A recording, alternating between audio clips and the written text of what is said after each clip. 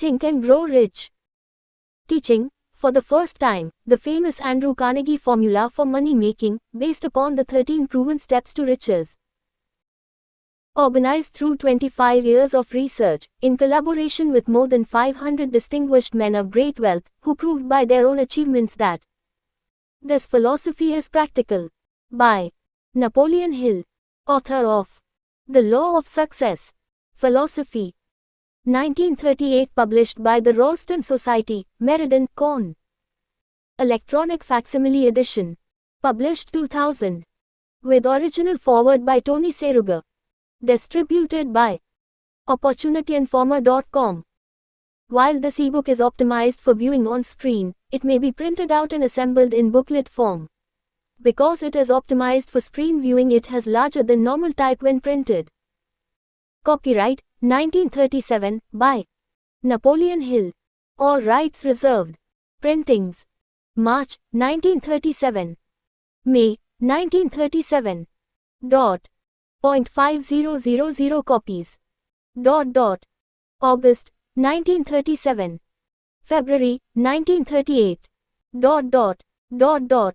10,000 copies. 20,000 copies. 20,000 copies.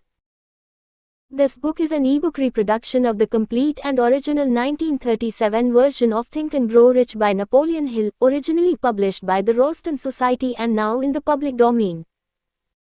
This ebook edition, published with an original cover design and an original foreword by Tony Seruga, is not sponsored or endorsed by, or otherwise affiliated with, Napoleon Hill or his family and heirs, the Napoleon Hill Foundation, the Royston Society, or any other person or entity. What do you want most? Is it money, fame, power, contentment, personality, peace of mind, happiness? The 13 steps to riches described in this book offer the shortest dependable philosophy of individual achievement ever presented for the benefit of the man or woman who is searching for a definite goal in life. Before beginning the book, you will profit greatly if you recognize the fact that the book was not written to entertain. You cannot digest the contents properly in a week or a month. After reading the book thoroughly, Drive. Miller Reese Hutchison, nationally known consulting engineer and longtime associate of Thomas A. Edison, said this is not a novel. It is a textbook on individual achievement that came directly from the experiences of hundreds of America's most successful men. It should be studied, digested, and meditated upon. No more than one chapter should be read in a single night. The reader should underline the sentences which impress him most. Later, he should go back to these marked lines and read them again. A real student will not merely read this book, he will absorb its contents and make them his own. This book should be adopted by all high schools, and no boy or girl should be permitted to graduate without having satisfactorily passed an examination on it. This philosophy will not take the place of the subjects taught in schools, but it will enable one to organize and apply the knowledge acquired, and convert it into useful service and adequate compensation without waste of time. Dr. John R. Turner, Dean of the College of the City of New York, after having read the book, said the very best example of the soundness of this philosophy is your own son, Blair, whose dramatic story you have outlined in the chapter on desire. Dr. Turner had reference to the author's son, who, born without normal hearing capacity, not only avoided becoming a deaf-mute, but actually converted his handicap into a priceless asset by applying the philosophy here described. After reading the story, starting on page 52, you will realize that you are about to come 5. Into possession of a philosophy which can be transmuted into material wealth, or serve as readily to bring you peace of mind, understanding, spiritual harmony, and in some instances, as in the case of the author's son, it can help you master physical affliction. The author discovered, through personally analyzing hundreds of successful men, that all of them followed the habit of exchanging ideas through what is commonly called conferences. When they had problems to be solved, they sat down together and talked freely until they discovered, from their joint contribution of ideas, a plan that would serve their purpose. You, who read this book, will get most out of it by putting into practice the mastermind principle described in the book. This you can do, as others are doing so successfully, by forming a study club, consisting of any desired number of people who are friendly and harmonious. The club should have a meeting at regular periods, as often as once each week. The procedure should consist of reading one chapter of the book at each meeting, after which the contents of the chapter should be freely discussed by all members. Each member should make notes, putting down all ideas of his own inspired by the discussion. Each member should carefully read and analyze each chapter several days prior to its open reading and joint discussion in the club. The reading at the club should be done by someone who reads well and understands how to put color and feeling into the lines. By following this plan, every reader will get from its pages, not only the sum total of the best knowledge organized from the experiences of hundreds of successful men, but more important by far, he will tap new sources of knowledge in his own mind as well as acquire knowledge of priceless value from every other person present. If you follow this plan persistently, you will be almost certain to uncover and appropriate the secret formula by which Andrew Carnegie acquired his huge fortune, as referred to in the author's introduction. 6. Tributes to the author from great American leaders. Think and Grow Rich was 25 years in the making. It is Napoleon Hill's newest book, based upon his famous Law of Success philosophy. His work and writings have been praised by great leaders in finance, education, politics, government. Supreme Court of the United States, Washington, D.C. Dear Mr. Hill, I have now had an opportunity to finish reading your Law of Success textbooks, and I wish to express my appreciation of the splendid work you have done in the organization of this philosophy. It would be helpful if every politician in the country would assimilate and apply the 17 principles upon which your lessons are based. It contains some very fine material which every leader in every walk of life should understand. I am happy to have had the privilege of rendering you some slight measure of help in the organization of this splendid course of common sense philosophy. Sincerely yours, former President and former Chief Justice of the United States, King of the 5 and 10 cent stores. By applying many of the 17 fundamentals of the Law of Success philosophy, we have built a great chain of successful stores. I presume it would be no exaggeration of fact if I said that the Woolworth building might properly be called a monument to the soundness of these principles. F. W. Woolworth. 7. A great steamship magnate. I feel greatly indebted for the privilege of reading your Law of Success. If I had had this philosophy 50 years ago, I suppose I could have accomplished all that I have done in less than half the time. I sincerely hope the world will discover and reward you. Robert Dollar, famous American labor leader. Mastery of the Law of Success philosophy is the equivalent of an insurance policy against failure. Samuel Gompers, a former President of the United States.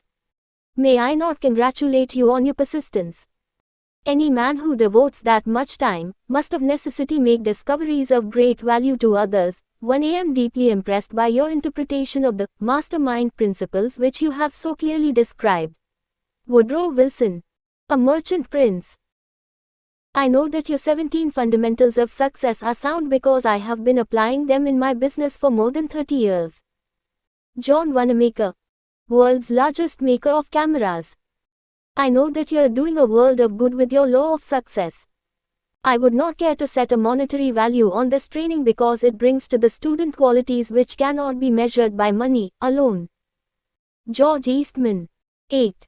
A nationally known business chief. Whatever success I may have attained, I owe entirely to the application of your 17 fundamental principles of the Law of Success. I believe I have the honor of being your first student. W.M. Wrigley, Jr. 9. Publisher's Preface. This book conveys the experience of more than 500 men of great wealth, who began at scratch, with nothing to give in return for riches except thoughts, ideas and organized plans. Here you have the entire philosophy of money-making, just as it was organized from the actual achievements of the most successful men known to the American people during the past 50 years. It describes what to do, also, how to do it. It presents complete instructions on how to sell your personal services. It provides you with a perfect system of self-analysis that will readily disclose what has been standing between you and the big money in the past. It describes the famous Andrew Carnegie formula of personal achievement by which he accumulated hundreds of millions of dollars for himself and made no fewer than a score of millionaires of men to whom he taught his secret. Perhaps you do not need all that is to be found in the book. No one of the 500 men from whose experiences it was written did, but you may need one idea, plan or suggestion to start you toward your goal. Somewhere in the book you will find this needed stimulus. The book was inspired by Andrew Carnegie, after he had made his millions and retired. It was written by the man to whom Carnegie disclosed the astounding secret of his riches, the same man to whom the 500 wealthy men revealed the source of their riches. In this volume will be found the 13 principles of money making essential to every person who accumulates sufficient money to guarantee financial independence. It is estimated that the research which went into the preparation, before the book was written, or could be written, research covering more than 25 years of continuous effort, could not be duplicated at a cost of less than $100,000.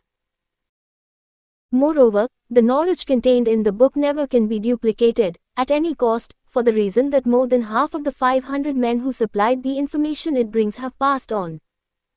Riches cannot always be measured in money. 10. Money and material things are essential for freedom of body and mind, but there are some who will feel that the greatest of all riches can be evaluated only in terms of lasting friendships, harmonious family relationships, sympathy and understanding between business associates, and introspective harmony which brings one peace of mind measurable only in spiritual values. All who read, understand and apply this philosophy will be better prepared to attract and enjoy these higher estates which always have been and always will be denied to all except those who are ready for them. Be prepared, therefore, when you expose yourself to the influence of this philosophy, to experience a changed life which may help you not only to negotiate your way through life with harmony and understanding, but also to prepare you for the accumulation of material riches in abundance. The Publisher. 11. Author's Preface. In every chapter of this book, mention has been made of the money-making secret which has made fortunes for more than 500 exceedingly wealthy men whom I have carefully analyzed over a long period of years. The secret was brought to my attention by Andrew Carnegie, more than a quarter of a century ago. The canny, lovable old Scotsman carelessly tossed it into my mind, when I was but a boy. Then he sat back in his chair, with a merry twinkle in his eyes, and watched carefully to see if I had brains enough to understand the full significance of what he had said to me. When he saw that I had grasped the idea, he asked if I would be willing to spend 20 years or more, preparing myself to take it to the world, to men and women who, without the secret, might go through life as failures. I said I would, and with Mr. Carnegie's cooperation, I have kept my promise. This book contains the secret, after having been put to a practical test by thousands of people, in almost every walk of life. It was Mr. Carnegie's idea that the magic formula, which gave him a stupendous fortune, ought to be placed within reach of people who do not have time to investigate how men make money, and it was his hope that I might test and demonstrate the soundness of the formula through the experience of men and women in every calling. He believed the formula should be taught in all public schools and colleges, and expressed the opinion that if it were properly taught it would so revolutionize the entire educational system that the time spent in school could be reduced to less than half. His experience with Charles M. Schwab, and other young men of Mr. Schwab's type, convinced Mr. Carnegie that much of that which is taught in the schools is of no value whatsoever in connection with the business of earning a living or accumulating riches. He had arrived at this decision, because he had taken into his business one young man after another, many of them with but little schooling, and by coaching them in the use of this formula, developed in them rare leadership. Moreover, his coaching made fortunes for every one of them who followed his instructions. In the chapter on faith, you will read the astounding story of the organization of the giant United States Steel Corporation, as it 12.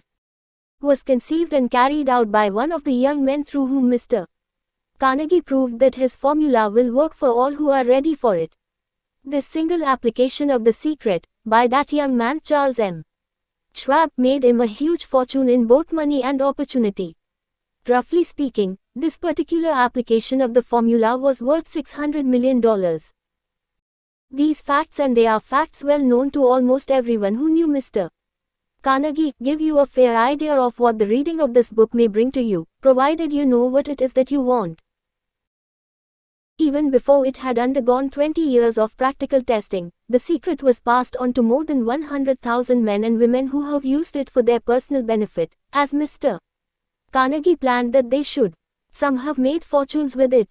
Others have used it successfully in creating harmony in their homes.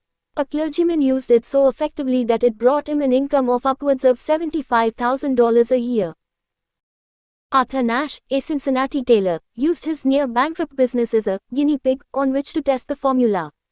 The business came to life and made a fortune for its owners. It is still thriving, although Mr. Nash has gone. The experiment was so unique that newspapers and magazines gave it more than $1 million worth of laudatory publicity. The secret was passed on to Stuart Austin Weir, of Dallas, Texas. He was ready for it, so ready that he gave up his profession and studied law. Did he succeed? That story is told too. I gave the secret to Jennings Randolph the day he graduated from college, and he has used it so successfully that he is now serving his third term as a member of Congress, with an excellent opportunity to keep on using it until it carries him to the White House. While serving as advertising manager of the LaSalle Extension University, when it was little more than a name, I had the privilege of seeing J.G. Chaplin, president of the university, use the formula so effectively that he has since made the LaSalle one of the great extension schools of the country. The secret to which I refer has been mentioned no fewer than 100 times throughout this book. It has not been directly named, for it seems to work more successfully when it is merely uncovered and left in sight, where those WHO are ready, and 13. Searching for it, may pick it up. That is why Mr. Carnegie tossed it to me so quietly, without giving me its specific name. If you are ready to put it to use, you will recognize the secret at least once in every chapter. I wish I might feel privileged to tell you how you will know if you are ready, but that would deprive you of much of the benefit you will receive when you make the discovery in your own way. While this book was being written, my own son, who was then finishing the last year of his college work, picked up the manuscript of Chapter 2, read it, and discovered the secret for himself. He used the information so effectively that he went directly into a responsible position at a beginning salary greater than the average man ever earns. His story has been briefly described in Chapter 2. When you read it, perhaps you will dismiss any feeling you may have had, at the beginning of the book, that it promised too much. And 2. If you have ever been discouraged, if you have had difficulties to surmount which took the very soul out of you, if you have tried and failed, if you were ever handicapped by illness or physical affliction, the story of my son's discovery and use of the Carnegie formula may prove to be the oasis in the desert of lost hope, for which you have been searching. This secret was extensively used by President Woodrow Wilson during the World War. It was passed on to every soldier who fought in the war, carefully wrapped in the training received before going to the front. President Wilson told me it was a strong factor in raising the funds needed for the war. More than 20 years ago, Hon. Manuel L. Quezon, then resident commissioner of the Philippine Islands, was inspired by the secret to gain freedom for his people. He has gained freedom for the Philippines, and is the first president of the Free State. A peculiar thing about this secret is that those who once acquire it and use it, find themselves literally swept onto success, with but little effort, and they never again submit to failure. If you doubt this, study the names of those who have used it, wherever they have been mentioned, check their records for yourself, and be convinced. There is no such thing as something for nothing. The secret to which I refer cannot be had without a price, although the price is far less than its value. It cannot be had at any price by those who are not intentionally searching for it. It cannot. 14. Be given away. It cannot be purchased for money, for the reason that it comes in two parts. One part is already in possession of those who are ready for it. The secret serves equally well all who are ready for it. Education has nothing to do with it. Long before I was born, the secret had found its way into the possession of Thomas A. Edison, and he used it so intelligently that he became the world's leading inventor, although he had but 3 months of schooling. The secret was passed on to a business associate of Mr. Edison. He used it so effectively that, although he was then making only $12,000 a year, he accumulated a great fortune and retired from active business while still a young man. You will find his story at the beginning of the first chapter. It should convince you that riches are not beyond your reach, that you can still be what you wish to be, that money, fame, recognition and happiness can be had by all who are ready and determined to have these blessings. How do I know these things? You should have the answer before you finish this book. You may find it in the very first chapter, or on the last page. While I was performing the 20-year task of research, which I had undertaken at Mr. Carnegie's request, I analyzed hundreds of well-known men, many of whom admitted that they had accumulated their vast fortunes through the aid of the Carnegie secret. Among these men were Henry Ford, William Wrigley Jr., John Wanamaker, James J. Hill, George S. Parker, E. M. Statler, Henry L. Doherty, Cyrus H. K. Curtis, George Eastman, Theodore Roosevelt, John W. Davis, Albert Hubbard, Wilbur Wright, William Jennings, Brian Drive, DMTID Star Jordan. 15. J. ODGE and Armour, Charles M. Schwab, Harris F. Williams, Dr. Frank G. UNSAULUS, Daniel Willard King, Gillette, Ralph A. Weeks, Judge Daniel T. Wright, John D. Rockefeller, Thomas A. Edison, Frank A. Wunderlip, F. W. Woolworth, Call, Robert A. Dollar, Edward A. Filene, Edwin C. Barnes, Arthur Brisbane, Woodrow Wilson, W. M. Howard Taft, Luther Burbank, Edward W. Bok, Frank A. Munsey, Albert H. Gary Drive, Alexander Graham Bell, John H. Patterson, Julius Rosen, Wald Stewart, Austin Wier Drive, Frank Crane, George M. Alexander J. G. Chappline, Horn, Jennings, Randolph, Arthur Nash, Clarence Darrow. These names represent but a small fraction of the hundreds of well-known Americans whose achievements, financially and otherwise, prove that those who understand and apply the Carnegie secret reach high stations in life. I have never known anyone who was inspired to use the secret who did not achieve noteworthy success in his chosen calling. I have never known any person to distinguish himself or to accumulate riches of any consequence. 16. Without possession of the secret. From these two facts I draw the conclusion that the secret is more important, as a part of the knowledge essential for self-determination, than any which one receives through what is popularly known as education. What is education, anyway? This has been answered in full detail. As far as schooling is concerned, many of these men had very little. John Wanamaker once told me that what little schooling he had, he acquired in very much the same manner as a modern locomotive takes on water, by scooping it up as it runs. Henry Ford never reached high school, let alone college. I am not attempting to minimize the value of schooling, but I am trying to express my earnest belief that those who master and apply the secret will reach high stations, accumulate riches, and bargain with life on their own terms, even if their schooling has been meager. Somewhere, as you read, the secret to which I refer will jump from the page and stand boldly before you, if you are ready for it. When it appears, you will recognize it. Whether you receive the sign in the first or the last chapter, stop for a moment when it presents itself, and turn down a glass, for that occasion will mark the most important turning point of your life. We pass now to chapter 1, and to the story of my very dear friend, who has generously acknowledged having seen the mystic sign, and whose business achievements are evidence enough that he turned down a glass. As you read his story, and the others, remember that they deal with the important problems of life, such as all men experience. The problems arising from one's endeavor to earn a living, to find hope, courage, contentment and peace of mind, to accumulate riches and to enjoy freedom of body and spirit. Remember, too, as you go through the book, that it deals with facts and not with fiction, its purpose being to convey a great universal truth through which all who are ready may learn, not only what to do, but also how to do it. And receive, as well, the needed stimulus to make a start. As a final word of preparation, before you begin the first chapter, may I offer one brief suggestion which may provide a clue by which the Carnegie secret may be recognized. It is this: all achievement, all earned riches, have their beginning in an idea. If you are ready for the secret, you already possess one. 17. Half of it, therefore, you will readily recognize the other half the moment it reaches your mind. The author. 18. Chapter 1.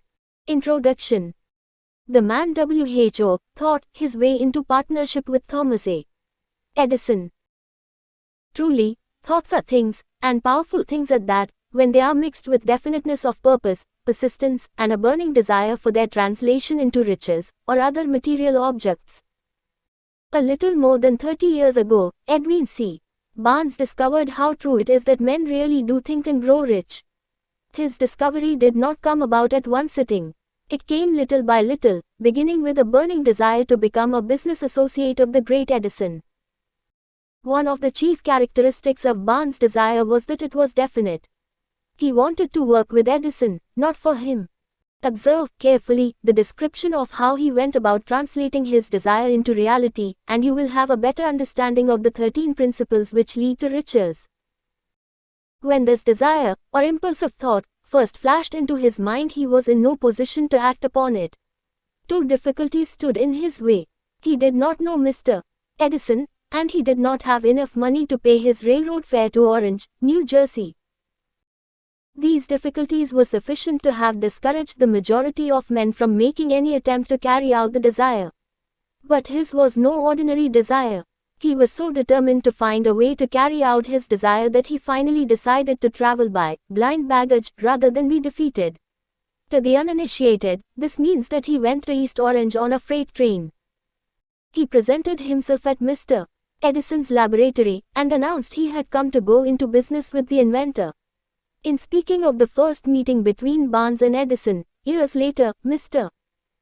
Edison said, "He stood there before me, looking like an ordinary tramp, but there was something in the expression of his face which conveyed the impression that he was determined to get what he had come after. I had learned, from years of experience with 19 men, that when a man really desires a thing so deeply that he is willing to stake his entire future on a single turn of the wheel in order to get it, he is sure to win. I gave him the opportunity he asked for, because I saw he had made up his mind to stand by until he succeeded. Subsequent events proved that no mistake was made. Just what young Barnes said to Mr. Edison on that occasion was far less important than that which he thought. Edison, himself, said so. It could not have been the young man's appearance which got him his start in the Edison office, for that was definitely against him. It was what he thought that counted. If the significance of this statement could be conveyed to every person who reads it, there would be no need for the remainder of this book. Barnes did not get his partnership with Edison on his first interview. He did get a chance to work in the Edison offices, at a very nominal wage, doing work that was unimportant to Edison, but most important to Barnes, because it gave him an opportunity to display his merchandise where his intended partner could see it. Months went by. Apparently nothing happened to bring the coveted goal which Barnes had set up in his mind as his definite major purpose. But something important was happening in Barnes' mind. He was constantly intensifying his desire to become the business associate of Edison. Psychologists have correctly said that, when one is truly ready for a thing, it puts in its appearance. Barnes was ready for a business association with Edison. Moreover, he was determined to remain ready until he got that which he was seeking. He did not say to himself, "Ah well, what's the use? I guess I'll change my mind and try for a salesman's job." But, he did say, "I came here to go into business with Edison, and I'll accomplish this end if it takes the remainder of my life." He meant it. What a different story men would have to tell if only they would adopt a definite purpose, and stand by that purpose until it had time to become an all-consuming obsession. Maybe young Barnes did not know it at the time, but his bulldog determination, his persistence in standing back of a single desire, was destined to mow down all opposition, and bring him 20. The opportunity he was seeking. When the opportunity came, it appeared in a different form, and from a different direction than Barnes had expected. That is one of the tricks of opportunity. It has a sly habit of slipping in by the back door, and often it comes disguised in the form of misfortune, or temporary defeat. Perhaps this is why so many fail to recognize opportunity. Mr. Edison had just perfected a new office device, known at that time as the Edison dictating machine, now the Ediphone. His salesmen were not enthusiastic over the machine. They did not believe it could be sold without great effort. Barnes saw his opportunity. It had crawled in quietly, hidden in a queer-looking machine which interested no one but Barnes and the inventor. Barnes knew he could sell the Edison dictating machine. He suggested this to Edison, and promptly got his chance. He did sell the machine. In fact, he sold it so successfully that Edison gave him a contract to distribute and market it all over the nation. Out of that business association grew the slogan, "Made by Edison and installed by Barnes." The business alliance has been in operation for more than 30 years. Out of it Barnes has made himself rich in money, but he has done something infinitely greater. He has proved that one really may think and grow rich. How much actual cash that original desire of Barnes has been worth to him, I have no way of knowing.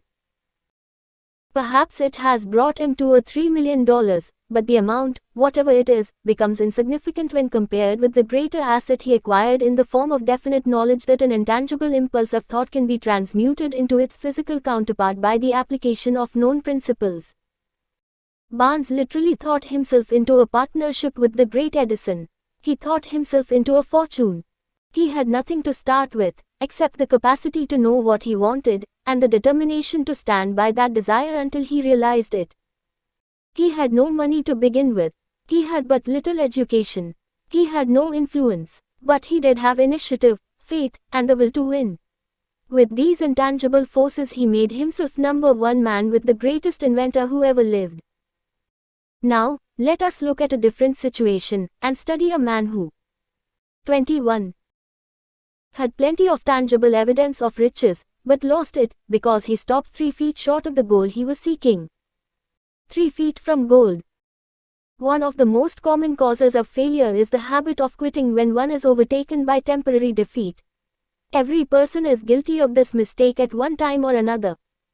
An uncle of R.U. Darby was caught by the gold fever in the gold rush days, and went west to dig and grow rich. He had never heard that more gold has been mined from the brains of men than has ever been taken from the earth. He staked a claim and went to work with pick and shovel. The going was hard, but his lust for gold was definite. After weeks of labor, he was rewarded by the discovery of the shining ore. He needed machinery to bring the ore to the surface. Quietly, he covered up the mine, retraced his footsteps to his home in Williamsburg, Maryland, told his relatives and a few neighbors of the strike. They got together money for the needed machinery, had it shipped. The uncle and Darby went back to work the mine.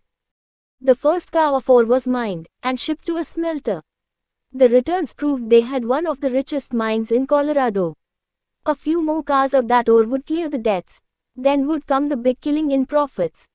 Down went the drills, up went the hopes of Darby and uncle. Then something happened. The vein of gold ore disappeared.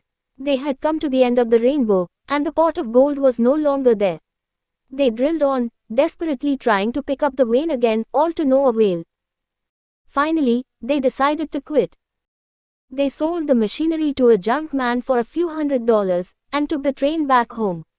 Some junk men are dumb, but not this one. He called in a mining engineer to look at the mine and do a little calculating. The engineer advised that the project had failed, because the owners were not familiar with fault lines. His calculations showed that the vein would be found just 3 feet from where the DARBYS had stopped drilling. That is exactly where it was found.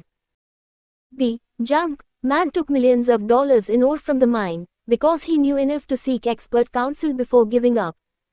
22. Most of the money which went into the machinery was procured through the efforts of R.U. Darby, who was then a very young man. The money came from his relatives and neighbors, because of their faith in him. He paid back every dollar of it, although he was years in doing so. Long afterward, Mr. Darby recouped his loss many times over, when he made the discovery that desire can be transmuted into gold. The discovery came after he went into the business of selling life insurance. Remembering that he lost a huge fortune, because he stopped 3 feet from gold, Darby profited by the experience in his chosen work, by the simple method of saying to himself, I stopped 3 feet from gold, but I will never stop because men say no when I ask them to buy insurance. Darby is one of a small group of fewer than 50 men who sell more than $1 million in life insurance annually. He owes his stickability to the lesson he learned from his quitability in the gold mining business. Before success comes in any man's life, he is sure to meet with much temporary defeat, and perhaps some failure. When defeat overtakes a man, the easiest and most logical thing to do is to quit. That is exactly what the majority of men do. More than 500 of the most successful men this country has ever known told the author their greatest success came just one step beyond the point at which defeat had overtaken them. Failure is a trickster with a keen sense of irony and cunning. It takes great delight in tripping one when success is almost within reach. A 50-cent lesson in persistence. Shortly after Mr. Darby received his degree from the University of Hard Knocks, and had decided to profit by his experience in the gold mining business, he had the good fortune to be present on an occasion that proved to him that no does not necessarily mean no. One afternoon he was helping his uncle grind wheat in an old-fashioned mill. The uncle operated a large farm on which a number of colored sharecrop farmers lived. Quietly, the door was opened, and a small colored child, the daughter of a tenant, walked in and 23. Took her place near the door. The uncle looked up, saw the child, and barked at her roughly. "What do you want?" Meekly, the child replied, "My mammy say send her 50 cents.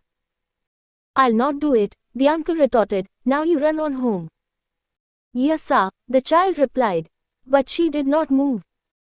The uncle went ahead with his work, so busily engaged that he did not pay enough attention to the child to observe that she did not leave. When he looked up and saw her still standing there, he yelled at her, "I told you to go on home. Now go, or I'll take a switch to you." The little girl said, "Yes sir," but she did not budge an inch. The uncle dropped a sack of grain he was about to pour into the mill hopper, picked up a barrel stave, and started toward the child with an expression on his face that indicated trouble. Darby held his breath. He was certain he was about to witness a murder. He knew his uncle had a fierce temper. He knew that colored children were not supposed to defy white people in that part of the country. When the uncle reached the spot where the child was standing, she quickly stepped forward one step, looked up into his eyes, and screamed at the top of her shrill voice, "My mammy's gotta have that 50 cents. The uncle stopped, looked at her for a minute, then slowly laid the barrel stave on the floor, put his hand in his pocket, took out $50, and gave it to her. The child took the money and slowly backed toward the door, never taking her eyes off the man whom she had just conquered. After she had gone, the uncle sat down on a box and looked out the window into space for more than 10 minutes. He was pondering, with awe, over the whipping he had just taken. Mr. Darby, too, was doing some thinking. That was the first time in all his experience that he had seen a colored child deliberately master an adult white person. How did she do it? What happened to his uncle that caused him to lose his fierceness and become as docile as a lamb? What strange power did this child use that made her master over her superior? These and other similar questions flashed into Darby's mind, but he did not find the answer until years later, when he told me the story. 24. Strangely, the story of this unusual experience was told to the author in the old mill, on the very spot where the uncle took his whipping.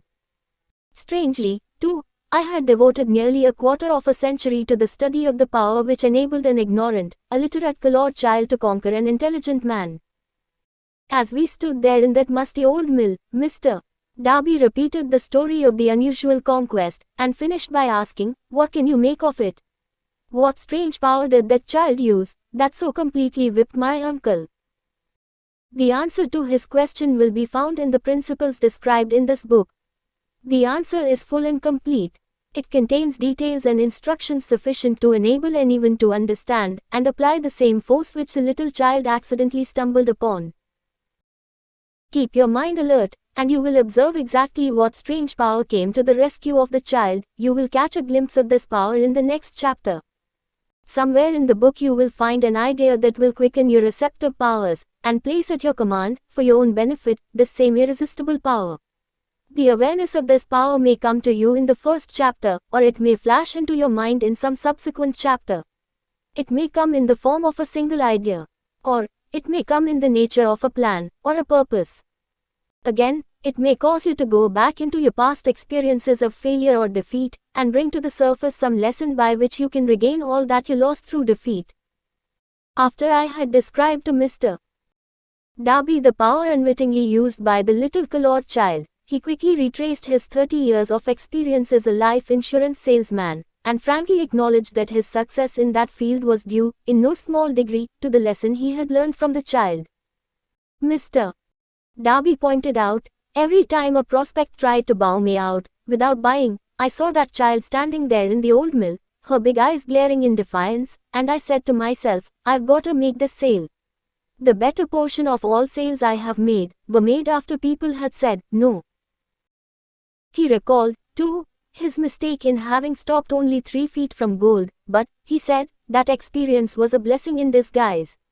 It taught me to keep on keeping on, no matter how hard the going may be, a lesson I needed to learn before I could succeed.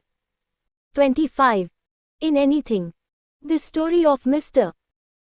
Darby and his uncle, the colored child and the gold mine, doubtless will be read by hundreds of men who make their living by selling life insurance, and to all of these, the author wishes to offer the suggestion that Darby owes to these 2 experiences his ability to sell more than $1 million of life insurance every year.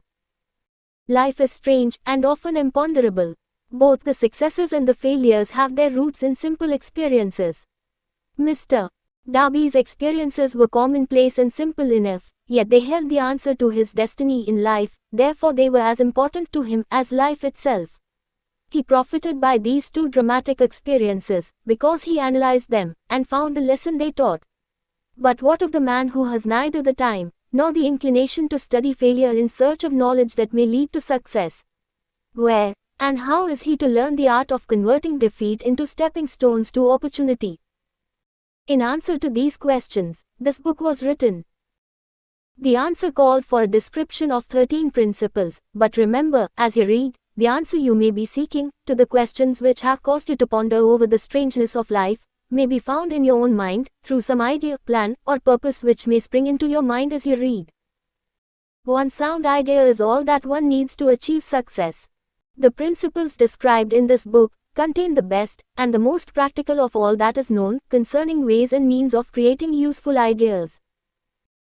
Before we go any further in our approach to the description of these principles, we believe you are entitled to receive this important suggestion. When riches begin to come, they come so quickly, in such great abundance, that one wonders where they have been hiding during all those lean years. This is an astounding statement, and all the more so, when we take into consideration the popular belief, that riches come only to those who work hard and long. When you begin to think and grow rich, you will observe that riches begin with a state of mind, with definiteness of purpose, with little or no hard work. You, and every other person, ought to be interested in knowing how to acquire that state of mind which will attract riches. I spent 25 years in research, analyzing more. 26. Then 25,000 people, because I, too, wanted to know how wealthy men become that way. Without that research, this book could not have been written. Here take notice of a very significant truth, viz., the business depression started in 1929, and continued on to an all-time record of destruction, until some time after President Roosevelt entered office. Then the depression began to fade into nothingness. Just as an electrician in a theater raises the light so gradually that darkness is transmuted into light before you realize it, so did the spell of fear in the minds of the people gradually fade away and become faith. Observe very closely, as soon as you master the principles of this philosophy, and begin to follow the instructions for applying those principles, your financial status will begin to improve, and everything you touch will begin to transmute itself into an asset for your benefit. Impossible? Not at all. One of the main weaknesses of mankind is the average man's familiarity with the word impossible. He knows all the rules which will not work. He knows all the things which cannot be done. This book was written for those who seek the rules which have made others successful, and are willing to stake everything on those rules. A great many years ago I purchased a fine dictionary. The first thing I did with it was to turn to the word impossible and neatly clip it out of the book. That would not be an unwise thing for you to do. Success comes to those who become success conscious. Failure comes to those who indifferently allow themselves to become failure conscious. The object of this book is to help all who seek it, to learn the art of changing their minds from failure consciousness to success consciousness. Another weakness found in altogether too many people is the habit of measuring everything and everyone by their own impressions and beliefs. Some who will read this will believe that no one can think and grow rich. They cannot think in terms of riches, because their thought habits have been steeped in poverty, want, misery, failure, and defeat. These unfortunate people remind me of a prominent Chinese, who came to America to be educated in American ways. He, 27, attended the University of Chicago. One day President Harper met this young Oriental on the campus, stopped to chat with him for a few minutes, and asked what had impressed him as being the most noticeable characteristic of the American people. "Why," the Chinaman exclaimed, "the queer slant of your eyes. Your eyes are off slant." What do we say about the Chinese? We refuse to believe that which we do not understand. We foolishly believe that our own limitations are the proper measure of limitations. Sure, the other fellow's eyes are off slant because they are not the same as our own. Millions of people look at the achievements of Henry Ford after he has arrived and envy him because of his good fortune, or luck, or genius, or whatever it is that they credit for Ford's fortune. Perhaps one person in every 100,000 knows the secret of Ford's success, and those who do know are too modest, or too reluctant, to speak of it because of its simplicity. A single transaction will illustrate the secret perfectly. A few years back, Ford decided to produce his now famous V8 motor. He chose to build an engine with the entire 8 cylinders cast in one block, and instructed his engineers to produce a design for the engine. The design was placed on paper, but the engineers agreed, to a man, that it was simply impossible to cast an 8-cylinder gas engine block in one piece. Ford said, "Produce it anyway." "But," they replied, "it's impossible." "Go ahead," Ford commanded, "and stay on the job until you succeed, no matter how much time is required." The engineers went ahead. There was nothing else for them to do, if they were to remain on the Ford staff. 6 months went by, nothing happened. Another 6 months passed, and still nothing happened. The engineers tried every conceivable plan to carry out the orders, but the thing seemed out of the question, impossible. At the end of the year, Ford checked with his engineers, and again they informed him they had found no way to carry out his orders. "Go right ahead," said Ford, "I want it, and I'll have it." They went ahead, and then, as if by a stroke of magic, the secret was discovered. The Ford determination had won once more. 28. This story may not be described with minute accuracy, but the sum and substance of it is correct. Deduce from it, you who wish to think and grow rich, the secret of the Ford millions, if you can. You'll not have to look very far. Henry Ford is a success, because he understands and applies the principles of success. One of these is desire, knowing what one wants. Remember this Ford story as you read, and pick out the lines in which the secret of his stupendous achievement have been described. If you can do this, if you can lay your finger on the particular group of principles which made Henry Ford rich, you can equal his achievements in almost any calling for which you are suited. You are the master of your fate, the captain of your soul, because when Henry wrote the prophetic lines, "I am the master of my fate, I am the captain of my soul," he should have informed us that we are the masters of our fate, the captains of our souls, because we have the power to control our thoughts. He should have told us that the ether in which this little earth floats, in which we move and have our being, is a form of energy moving at an inconceivably high rate of vibration, and that the ether is filled with a form of universal power which adapts itself to the nature of the thoughts we hold in our minds, and influences us, in natural ways, to transmute our thoughts into their physical equivalent. If the poet had told us of this great truth, we would know why it is that we are the masters of our fate, the captains of our souls. He should have told us, with great emphasis, that this power makes no attempt to discriminate between destructive thoughts and constructive thoughts, that it will urge us to translate into physical reality thoughts of poverty, just as quickly as it will influence us to act upon thoughts of riches. He should have told us, too, that our brains become magnetized with the dominating thoughts which we hold in our minds, and, by means with which no man is familiar, these magnets attract to us the forces, the people, the circumstances of life which harmonize with the nature of our dominating thoughts. He should have told us that before we can accumulate riches. 29. In great abundance, we must magnetize our minds with intense desire for riches, that we must become money conscious until the desire for money drives us to create definite plans for acquiring it. But, being a poet, and not a philosopher, Henry contented himself by stating a great truth in poetic form, leaving those who followed him to interpret the philosophical meaning of his lines.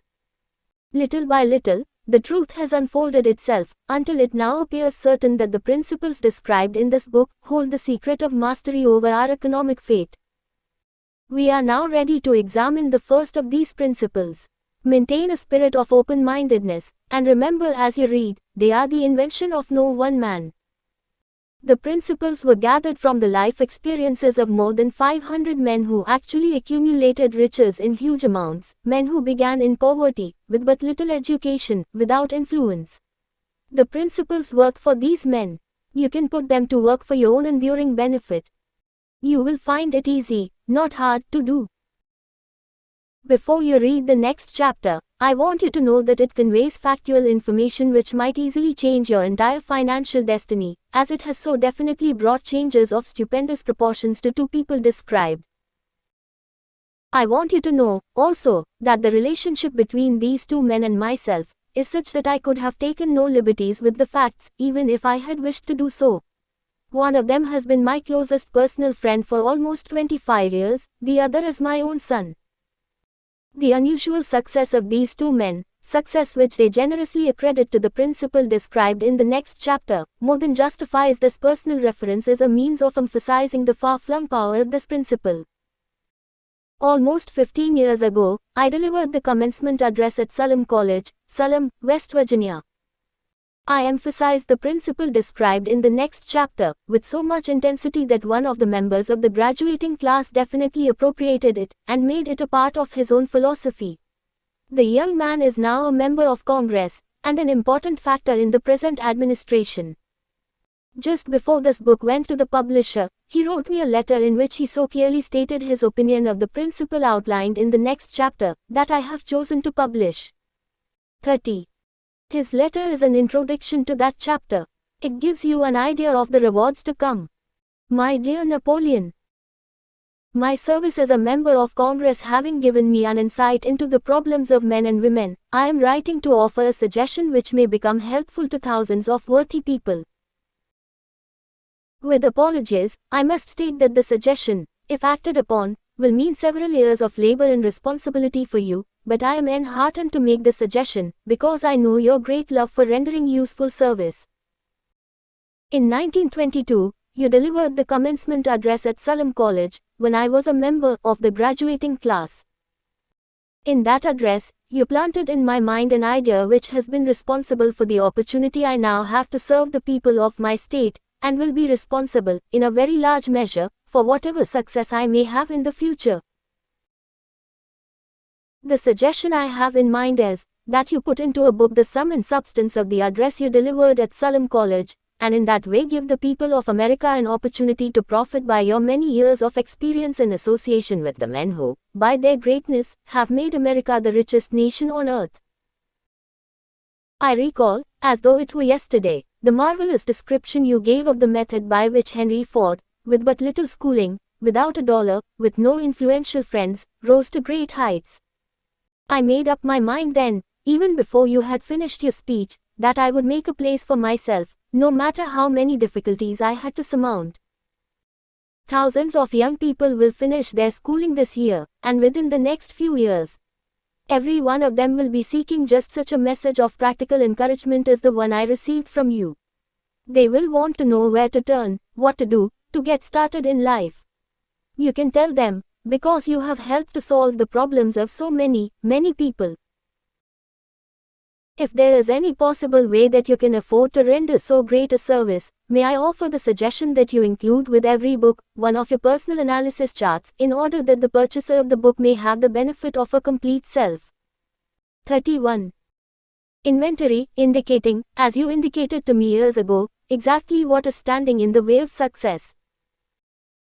Such a service as this, providing the readers of your book with a complete, unbiased picture of their faults and their virtues, would mean to them the difference between success and failure. The service would be priceless. Millions of people are now facing the problem of staging a comeback because of the depression, and I speak from personal experience when I say, I know these earnest people would welcome the opportunity to tell you their problems, and to receive your suggestions for the solution. You know the problems of those who face the necessity of beginning all over again. There are thousands of people in America today who would like to know how they can convert ideas into money, people who must start at scratch, without finances, and recoup their losses. If anyone can help them, you can. If you publish the book, I would like to own the first copy that comes from the press personally autographed by you. With best wishes, believe me. Cordially yours, Jennings Randolph. 32. Chapter 2. Desire. The starting point of all achievement. The first step toward riches. When Edwin C. Barnes climbed down from the freight train in Orange, N.J., more than 30 years ago, he may have resembled a tramp, but his thoughts were those of a king. As he made his way from the railroad tracks to Thomas A. Edison's office, his mind was at work. He saw himself standing in Edison's presence. He heard himself asking Mr. Edison for an opportunity to carry out the one consuming obsession of his life, a burning desire to become the business associate of the great inventor. Barnes' desire was not a hope. It was not a wish. It was a keen, pulsating desire, which transcended everything else. It was definite. The desire was not new when he approached Edison. It had been Barnes' dominating desire for a long time. In the beginning, when the desire first appeared in his mind, it may have been, probably was, only a wish, but it was no mere wish when he appeared before Edison with it. A few years later, Edwin C. Barnes again stood before Edison, in the same office where he first met the inventor. This time his desire had been translated into reality. He was in business with Edison. The dominating dream of his life had become a reality. Today, people who know Barnes envy him, because of the great life yielded him. They see him in the days of his triumph, without taking the trouble to investigate the cause of his success. Barnes succeeded because he chose a definite goal, placed all his energy, all his willpower, all his effort, everything back of that goal. He did not become the partner of Edison the day he arrived. He was content to start in the most menial work, as long as it provided an opportunity to take even one step toward his cherished goal. 5 years passed before the chance he had been seeking, 33, made its appearance. During all those years not one ray of hope, not one promise of attainment of his desire had been held out to him. To everyone, except himself, he appeared only another cog in the Edison business wheel, but in his own mind, he was the partner of Edison every minute of the time, from the very day that he first went to work there. It is a remarkable illustration of the power of a definite desire. Barnes won his goal, because he wanted to be a business associate of Mr. Edison, more than he wanted anything else. He created a plan by which to attain that purpose. But he burned all bridges behind him. He stood by his desire until it became the dominating obsession of his life, and finally, a fact. When he went to Orange, he did not say to himself, I will try to induce Edison to give me a job of some sort. He said, I will see Edison, and put him on notice that I have come to go into business with him. He did not say, I will work there for a few months, and if I get no encouragement, I will quit and get a job somewhere else. He did say, I will start anywhere. I will do anything Edison tells me to do, but before I am through, I will be his associate. He did not say, I will keep my eyes open for another opportunity, in case I fail to get what I want in the Edison organization. He said, there is but one thing in this world that I am determined to have, and that is a business association with Thomas A. Edison. I will burn all bridges behind me, and stake my entire future on my ability to get what I want. He left himself no possible way of retreat. He had to win or perish. That is all there is to the Barnes story of success. A long while ago, a great warrior faced a situation which made it necessary for him to make a decision which ensured his success on the battlefield. He was about to send his armies against a powerful foe, whose men outnumbered his own. He loaded his soldiers into boats, sailed to the enemy's country, unloaded soldiers and equipment, then gave the order to burn the ships that had carried them. Addressing his men before the first battle, he said, "You see the boats going up in smoke. That means that we cannot leave these shores alive unless we win. We now have no choice, we win, or we perish." They won. 34. Every person who wins in any undertaking must be willing to burn his ships and cut all sources of retreat. Only by so doing can one be sure of maintaining that state of mind known as a burning desire to win, essential to success. The morning after the Great Chicago Fire, a group of merchants stood on State Street, looking at the smoking remains of what had been their stores. They went into a conference to decide if they would try to rebuild, or leave Chicago and start over in a more promising section of the country. They reached a decision, all except one, to leave Chicago. The merchant who decided to stay and rebuild pointed a finger at the remains of his store, and said, "Gentlemen, on that very spot I will build the world's greatest store, no matter how many times it may burn down." That was more than 50 years ago. The store was built. It stands there today, a towering monument to the power of that state of mind known as a burning desire. The easy thing for Marshall Field to have done would have been exactly what his fellow merchants did. When the going was hard, and the future looked dismal, they pulled up and went where the going seemed easier. Mark well this difference between Marshall Field and the other merchants, because it is the same difference which distinguishes Edwin C. Barnes from thousands of other young men who have worked in the Edison organization. It is the same difference which distinguishes practically all who succeed from those who fail. Every human being who reaches the age of understanding of the purpose of money, wishes for it. Wishing will not bring riches. But desiring riches with a state of mind that becomes an obsession, then planning definite ways and means to acquire riches, and backing those plans with persistence which does not recognize failure, will bring riches. The method by which desire for riches can be transmuted into its financial equivalent consists of 6 definite, practical steps, viz. First, fix in your mind the exact amount of money you desire. It is not sufficient merely to say, "I want plenty of money." Be definite as to the amount. There is a psychological reason for definiteness which will be described in a subsequent chapter. 35. Second, determine exactly what you intend to give in return for the money you desire. There is no such reality as something for nothing. Third, establish a definite date when you intend to possess the money you desire. Fourth, create a definite plan for carrying out your desire, and begin at once, whether you are ready or not, to put this plan into action. Fifth, write out a clear, concise statement of the amount of money you intend to acquire, name the time limit for its acquisition, state what you intend to give in return for the money, and describe clearly the plan through which you intend to accumulate it. Sixth, read your written statement aloud, twice daily, once just before retiring at night, and once after arising in the morning. As you read, see and feel and believe yourself already in possession of the money. It is important that you follow the instructions described in these 6 steps. It is especially important that you observe and follow the instructions in the 6th paragraph. You may complain that it is impossible for you to see yourself in possession of money before you actually have it. Here is where a burning desire will come to your aid. If you truly desire money so keenly that your desire is an obsession, you will have no difficulty in convincing yourself that you will acquire it. The object is to want money, and to become so determined to have it that you convince yourself you will have it. Only those who become money conscious ever accumulate great riches. Money consciousness means that the mind has become so thoroughly saturated with the desire for money that one can see oneself already in possession of it. To the uninitiated, who has not been schooled in the working principles of the human mind, these instructions may appear impractical. It may be helpful to all who fail to recognize the soundness of the 6 steps to know that the information they 36.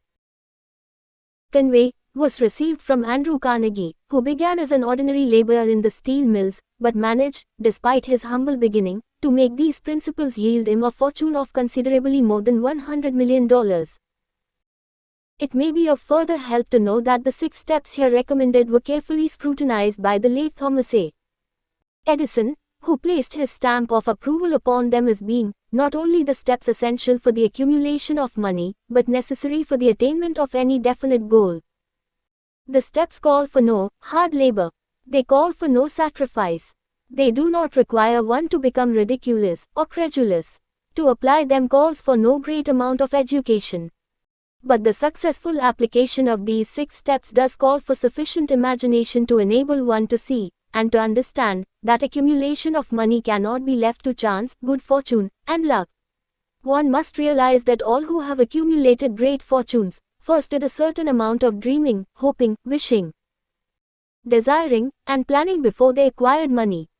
You may as well know, right here, that you can never have riches in great quantities, unless you can work yourself into a white heat of desire for money, and actually believe you will possess it. You may as well know, also, that every great leader, from the dawn of civilization down to the present, was a dreamer. Christianity is the greatest potential power in the world today, because its founder was an intense dreamer who had the vision and the imagination to see realities in their mental and spiritual form before they had been transmuted into physical form. If you do not see great riches in your imagination, you will never see them in your bank balance. Never, in the history of America, has there been so great an opportunity for practical dreamers as now exists. The 6-year economic collapse has reduced all men, substantially, to the same level. A new race is about to be run. The stakes represent huge fortunes which will be accumulated within the next 10 years. The rules of the race have changed, because we now live in a changed world that definitely favors the masses, those who had but little or no opportunity to win under the conditions existing during the Depression, when fear paralyzed growth and development. We who are in this race for riches, should be encouraged to 37. Know that this changed world in which we live is demanding new ideas, new ways of doing things, new leaders, new inventions, new methods of teaching, new methods of marketing, new books, new literature, new features for the radio, new ideas for moving pictures. Back of all this demand for new and better things, there is one quality which one must possess to win, and that is definiteness of purpose, the knowledge of what one wants, and a burning desire to possess it. The business depression marked the death of one age, and the birth of another. This changed world requires practical dreamers who can, and will put their dreams into action. The practical dreamers have always been, and always will be the pattern makers of civilization. We who desire to accumulate riches, should remember the real leaders of the world always have been men who harnessed, and put into practical use, the intangible, unseen forces of unborn opportunity, and have converted those forces, or impulses of thought, into skyscrapers, cities, factories, airplanes, automobiles, and every form of convenience that makes life more pleasant. Tolerance, and an open mind are practical necessities of the dreamer of today. Those who are afraid of new ideas are doomed before they start. Never has there been a time more favorable to pioneers than the present. True, there is no wild and woolly west to be conquered, as in the days of the covered wagon, but there is a vast business, financial, and industrial world to be remolded and redirected along new and better lines. In planning to acquire your share of the riches, let no one influence you to scorn the dreamer. To win the big stakes in this changed world, you must catch the spirit of the great pioneers of the past, whose dreams have given to civilization all that it has of value, the spirit which serves as the lifeblood of our own country, your opportunity and mine, to develop and market our talents. Let us not forget, Columbus dreamed of an unknown world, staked his life on the existence of such a world, and discovered it. Copernicus, the great astronomer, dreamed of a multiplicity of worlds, and revealed them.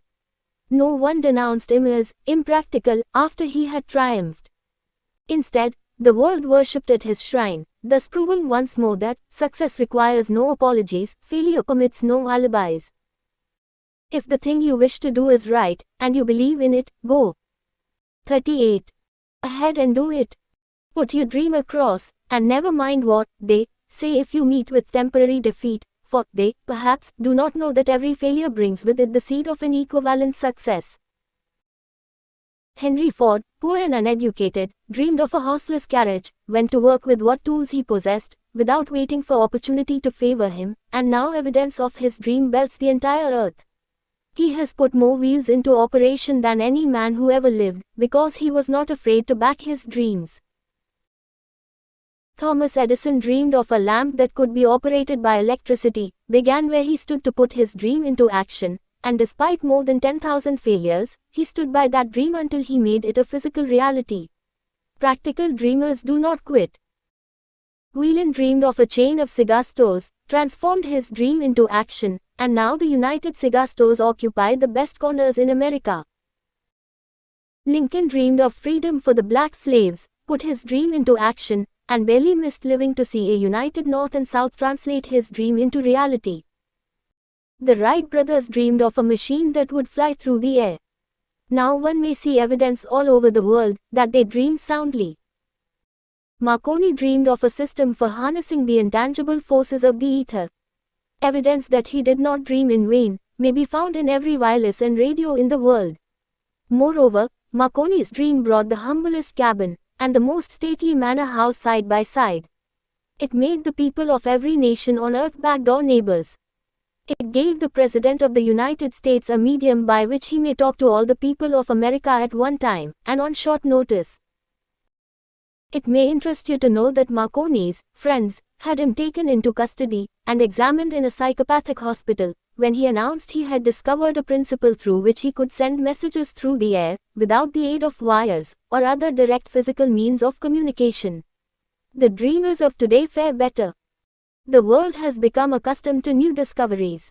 Nay, it has shown a willingness to reward the dreamer who gives the world a new idea. 39. The greatest achievement was, at first, and for a time, but a dream. The oak sleeps in the acorn. The bird waits in the egg, and in the highest vision of the soul, a waking angel stirs. Dreams are the seedlings of reality. Awake, arise, and assert yourself, you dreamers of the world. Your star is now in the ascendancy. The World Depression brought the opportunity you have been waiting for. It taught people humility, tolerance, and open-mindedness. The world is filled with an abundance of opportunity which the dreamers of the past never knew. A burning desire to be, and to do is the starting point from which the dreamer must take off. Dreams are not born of indifference, laziness, or lack of ambition.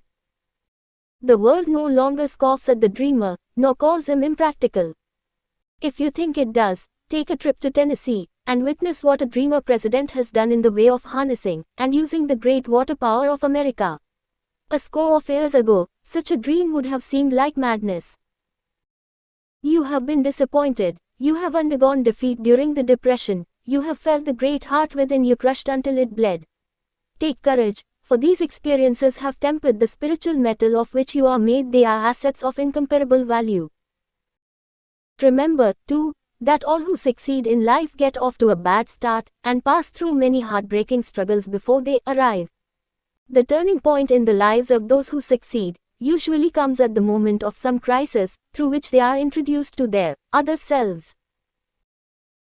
John Bunyan wrote The Pilgrim's Progress, which is among the finest of all English literature, after he had been confined in prison and sorely punished, because of his views on the subject of religion. 0. Henry discovered the genius which slept within his brain, after he had met with great misfortune, and was confined in a prison cell, in Columbus, Ohio. Being forced, through misfortune, to become acquainted with his other self, and to use his imagination, he discovered himself to be a great author instead of a miserable criminal and outcast. Strange and varied are the ways of life, and stranger still are the ways of infinite intelligence, through which men are sometimes forced to undergo 40. All sorts of punishment before discovering their own brains, and their own capacity to create useful ideas through imagination. Edison, the world's greatest inventor and scientist, was a tramp telegraph operator. He failed innumerable times before he was driven, finally, to the discovery of the genius which slept within his brain. Charles Dickens began by pasting labels on blacking pots. The tragedy of his first love penetrated the depths of his soul, and converted him into one of the world's truly great authors. That tragedy produced, First, David Copperfield, then a succession of other works that made this a richer and better world for all who read his books. Disappointment over love affairs generally has the effect of driving men to drink, and women to ruin, and this, because most people never learn the art of transmuting their strongest emotions into dreams of a constructive nature. Helen Keller became deaf, dumb, and blind shortly after birth. Despite her greatest misfortune, she has written her name indelibly in the pages of the history of the great. Her entire life has served as evidence that no one ever is defeated until defeat has been accepted as a reality. Robert Burns was an illiterate country lad. He was cursed by poverty, and grew up to be a drunkard in the bargain. The world was made better for his having lived, because he clothed beautiful thoughts in poetry, and thereby plucked a thorn and planted a rose in its place. Booker T. Washington was born in slavery, handicapped by race and color.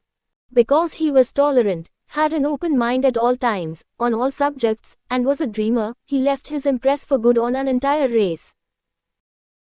Beethoven was deaf, Milton was blind, but their names will last as long as time endures, because they dreamed and translated their dreams into organized thought.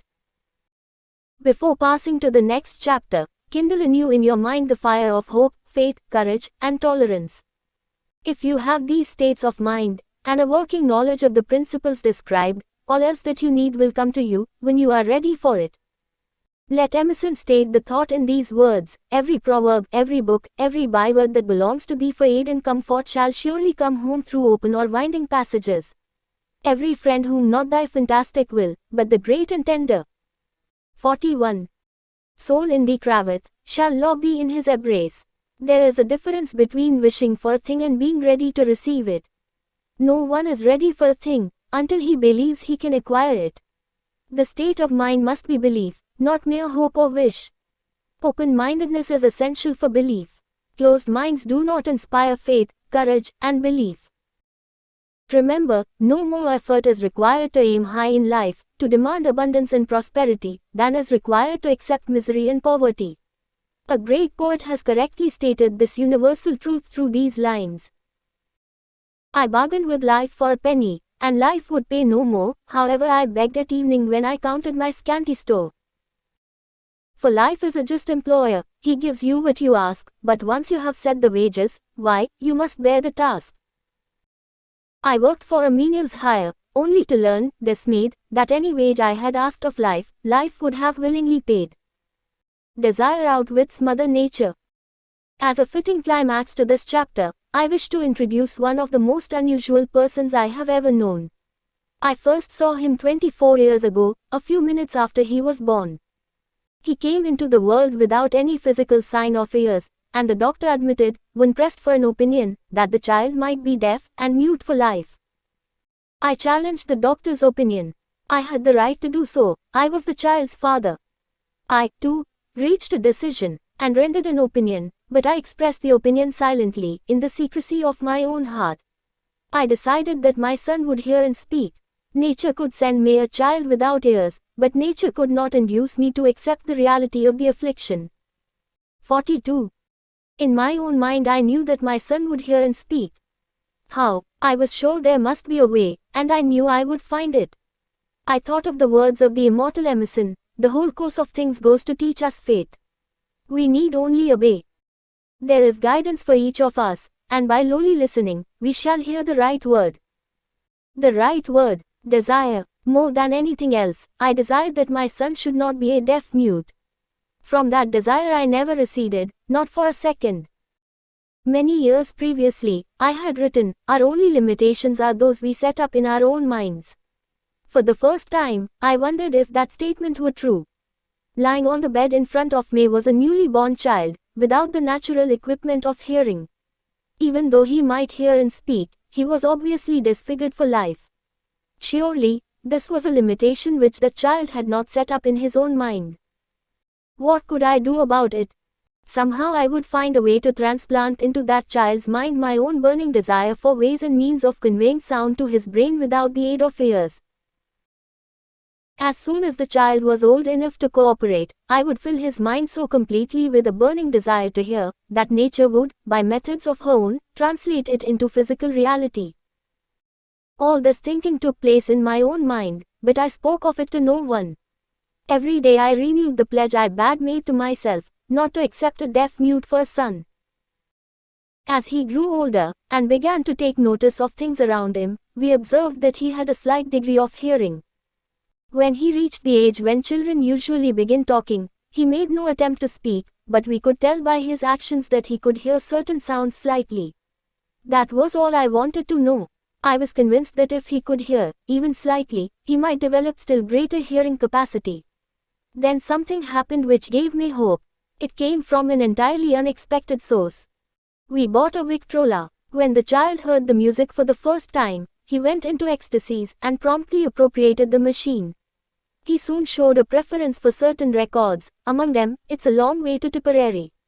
On one occasion, he played that piece over and over, for almost 2 hours, standing in front of 43.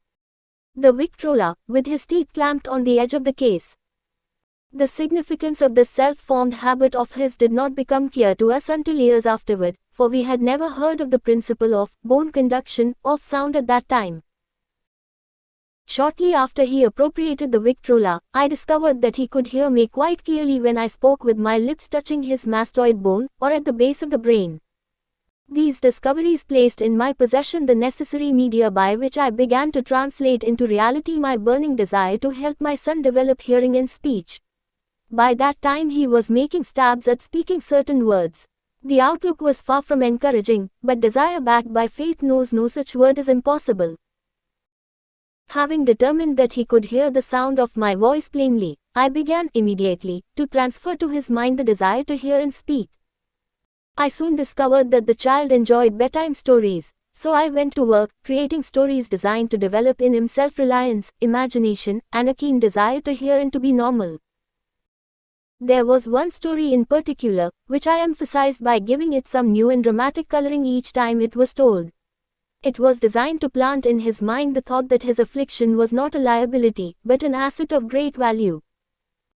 Despite the fact that all the philosophy I had examined clearly indicated that every adversity brings with it the seed of an equivalent advantage, I must confess that I had not the slightest idea how this affliction could ever become an asset. However, I continued my practice of wrapping that philosophy in bedtime stories, hoping the time would come when he would find some plan by which his handicap could be made to serve some useful purpose. Reason told me plainly that there was no adequate compensation for the lack of ears and natural hearing equipment. Desire backed by faith pushed reason aside and inspired me to carry on. As I analyze the experience in retrospect, I can see now that my son's faith in me had much to do with the astounding results. He did not question anything I told him. I sold him the idea that he had a distinct advantage over his older brother, and that this advantage would reflect itself in many ways. For example, the teachers in school would observe that he had no ears, and, because of this, they would show him special attention and treat him with 44.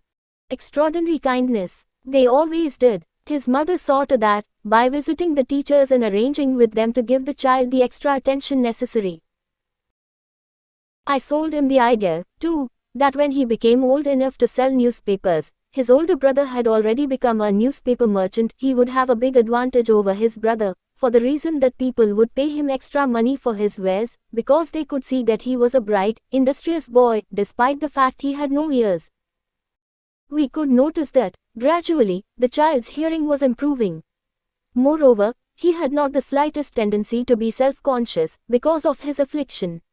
When he was about 7, he showed the first evidence that our method of servicing his mind was bearing fruit.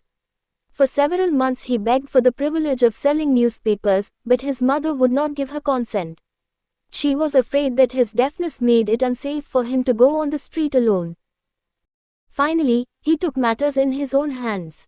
One afternoon, when he was left at home with the servants, he climbed through the kitchen window, shinnied to the ground, and set out on his own. He borrowed 6 cents in capital from the neighborhood shoemaker, invested it in papers, sold out, reinvested, and kept repeating until late in the evening. After balancing his accounts, and paying back the 6 cents he had borrowed from his banker, he had a net profit of 42 cents. When we got home that night, we found him in bed asleep, with the money tightly clenched in his hand.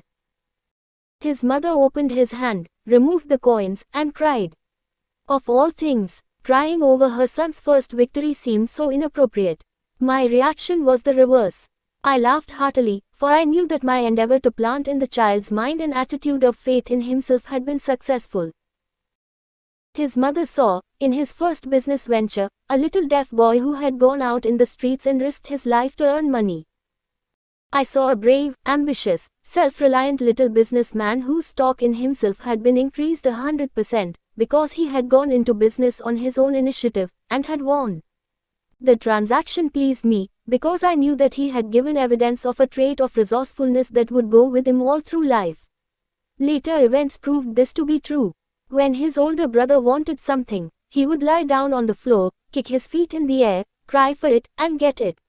When the little deaf boy wanted something, 45, he would plan a way to earn the money, then buy it for himself.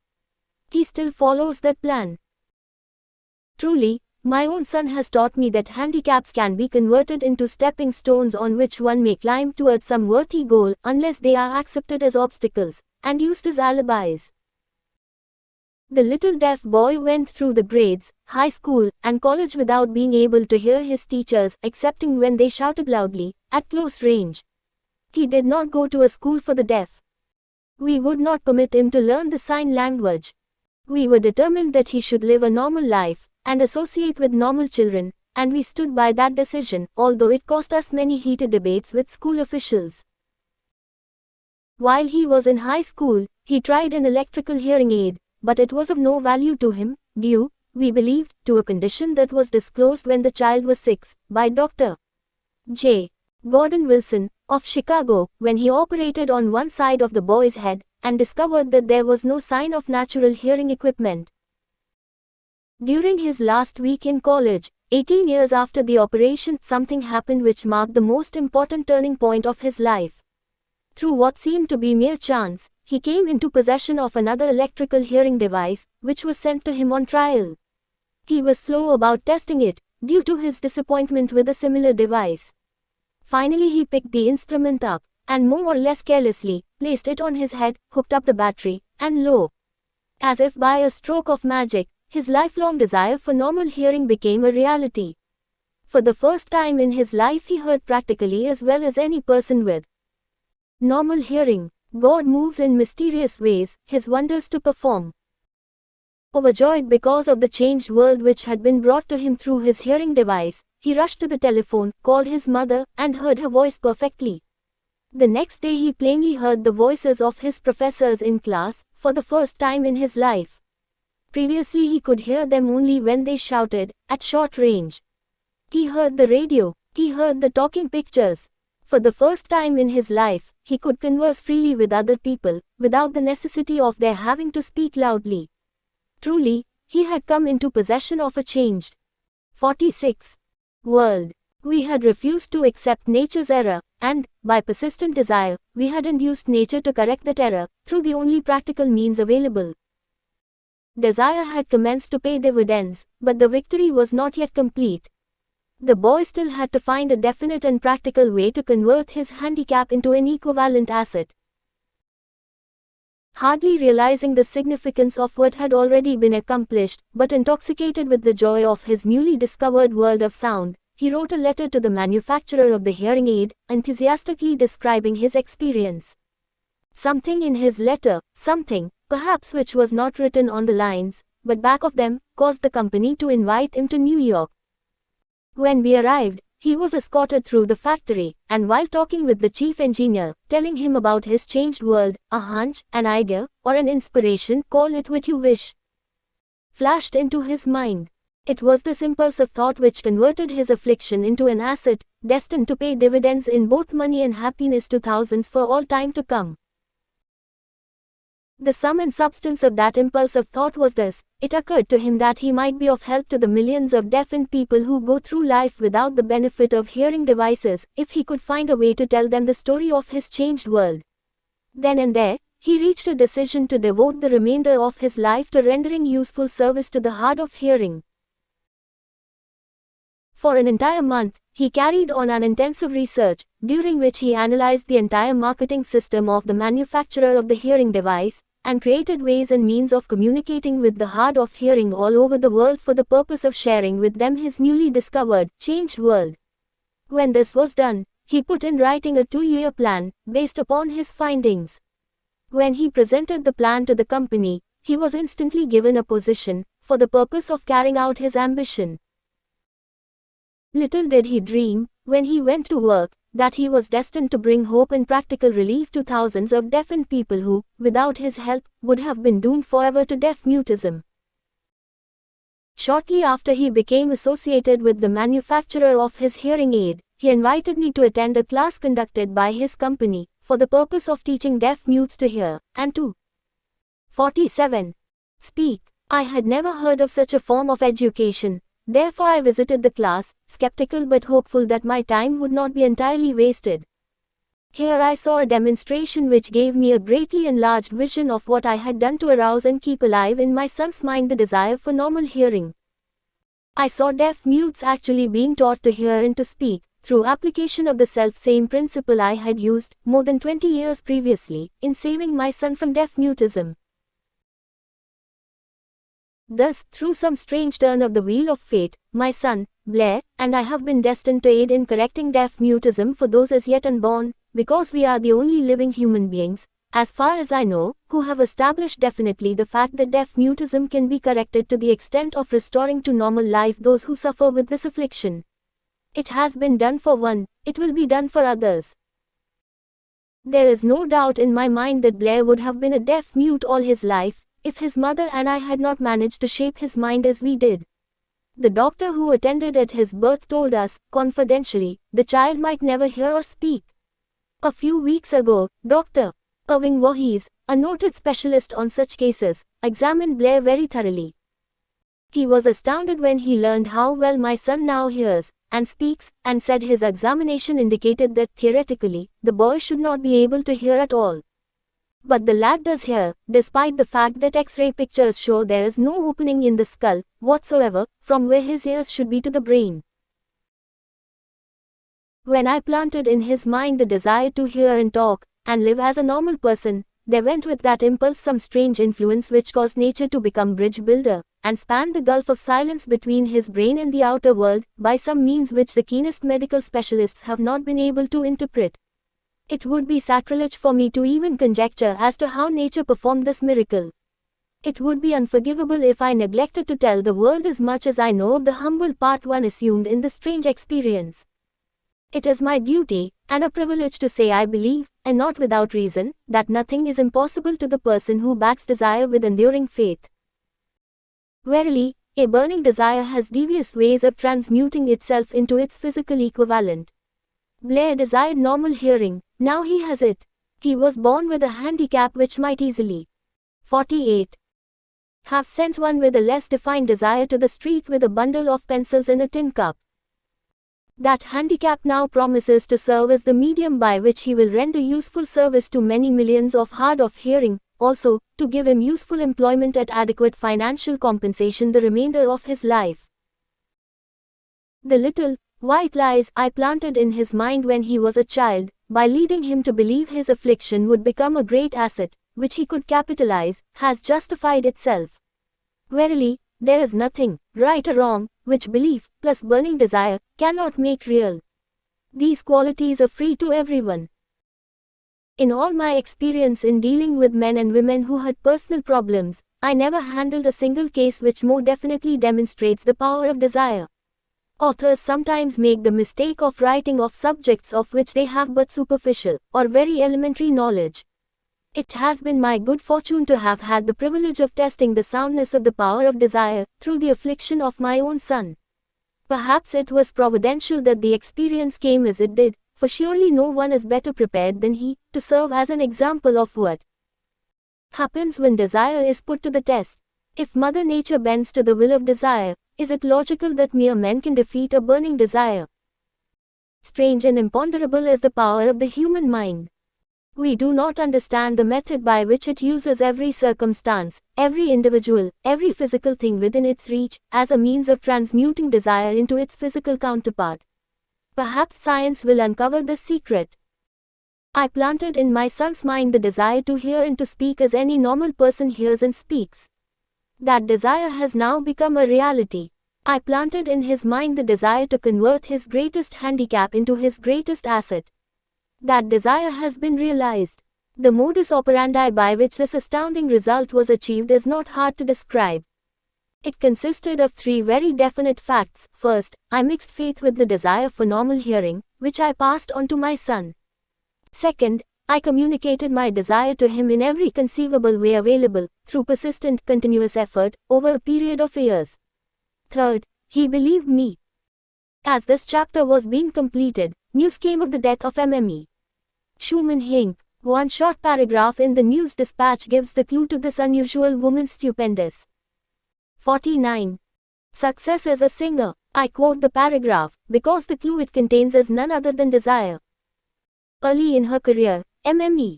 Schumann Heink visited the director of the Vienna Court Opera, to have him test her voice. But he did not test it. After taking one look at the awkward and poorly dressed girl, he exclaimed, none too gently, with such a face, and with no personality at all, how can you ever expect to succeed in opera? My good child, give up the idea. Buy a swing machine, and go to work. You can never be a singer. Never is a long time. The director of the Vienna Court Opera knew much about the technique of singing. He knew little about the power of desire, when it assumes the proportion of an obsession. If he had known more of that power, he would not have made the mistake of condemning genius without giving it an opportunity. Several years ago, one of my business associates became ill. He became worse as time went on, and finally was taken to the hospital for an operation. Just before he was wheeled into the operating room, I took a look at him, and wondered how anyone as thin and emaciated as he could possibly go through a major operation successfully. The doctor warned me that there was little if any chance of my ever seeing him alive again. But that was the doctor's opinion. It was not the opinion of the patient. Just before he was wheeled away, he whispered feebly, "Do not be disturbed, Chief, I will be out of here in a few days." The attending nurse looked at me with pity. But the patient did come through safely. After it was all over, his physician said, nothing but his own desire to live saved him. He never would have pulled through if he had not refused to accept the possibility of death. I believe in the power of desire backed by faith, because I have seen this power lift men from lowly beginnings to places of power and wealth. I have seen it rob the grave of its victims. I have seen it serve as the medium by which men staged a comeback after having been defeated in 100 different ways. I have seen it provide my own son with a normal, happy, successful life despite nature's having sent him into the world without ears. How can one harness and use the power of desire? This has been answered through this, and the subsequent chapters of this book. This message is going out to the world at the end of the longest, and perhaps, the most devastating depression America has ever known. It is reasonable to presume that the message may 50. Come to the attention of many who have been wounded by the depression, those who have lost their fortunes, others who have lost their positions, and great numbers who must reorganize their plans and stage a comeback. To all these I wish to convey the thought that all achievement, no matter what may be its nature, or its purpose, must begin with an intense, burning desire for something definite.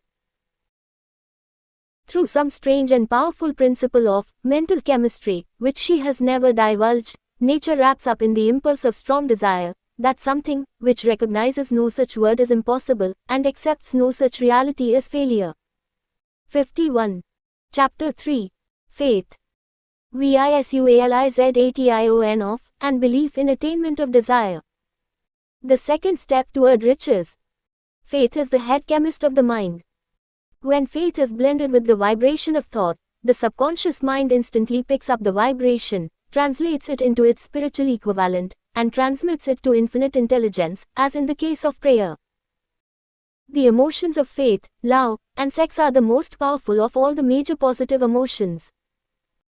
When the three are blended, they have the effect of coloring the vibration of thought in such a way that it instantly reaches the subconscious mind, where it is changed into its spiritual equivalent, the only form that induces a response from infinite intelligence. Love and faith are psychic, related to the spiritual side of man. Sex is purely biological and related only to the physical. The mixing, or blending, of these three emotions has the effect of opening a direct line of communication between the finite, thinking mind of man, and infinite intelligence. How to develop faith? There comes, now, a statement which will give a better understanding of the importance the principle of autosuggestion assumes in the transmutation of desire into its physical, or monetary equivalent, namely, faith is a state of mind which may be induced, or created, by affirmation or repeated instructions to the subconscious mind, through the principle of autosuggestion. As an illustration, consider the purpose for which you are, presumably, reading this book. The object is, naturally, to acquire the ability to transmute the intangible thought impulse of desire into its physical counterpart, money. By following the instructions laid down in the chapters on autosuggestion and the subconscious mind, as summarized in the chapter on auto. 52. Suggestion: you may convince the subconscious mind that you believe you will receive that for which you ask, and it will act upon that belief, which your subconscious mind passes back to you in the form of faith, followed by definite plans for procuring that which you desire.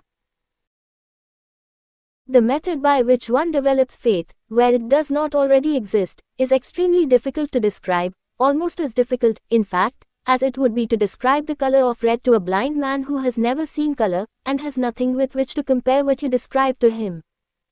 Faith is a state of mind which you may develop at will, after you have mastered the 13 principles, because it is a state of mind which develops voluntarily, through application and use of these principles.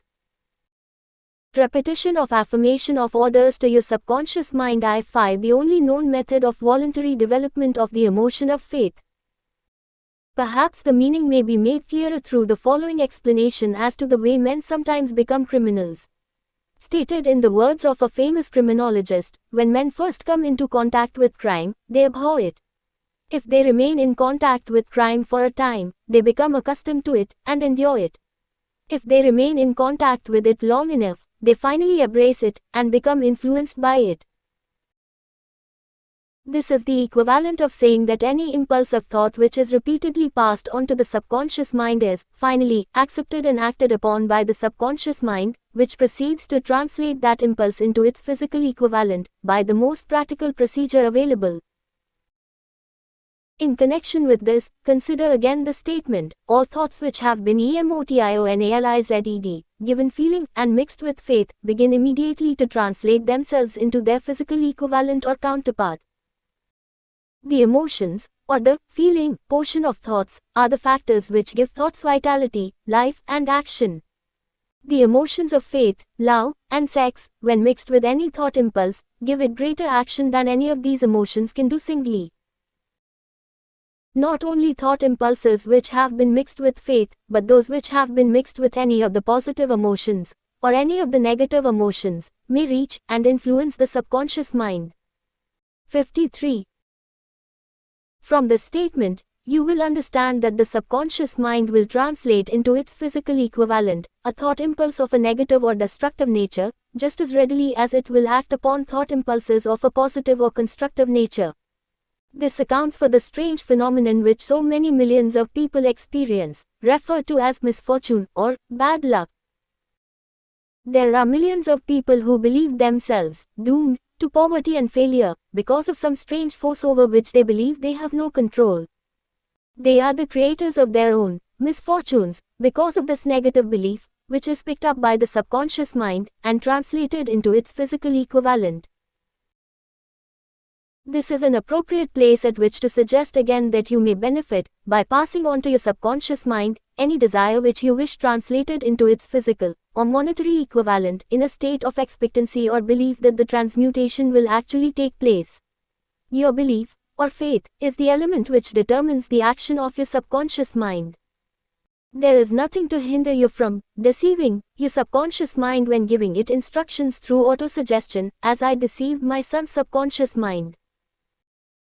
To make this deceit more realistic, conduct yourself just as you would if you were already in possession of the material thing which you are demanding, when you call upon your subconscious mind. The subconscious mind will transmute into its physical equivalent, by the most direct and practical media available, any order which is given to it in a state of belief, or faith that the order will be carried out. Surely, enough has been stated to give a starting point from which one may, through experiment and practice, acquire the ability to mix faith with any order given to the subconscious mind. Perfection will come through practice. It cannot come by merely reading instructions.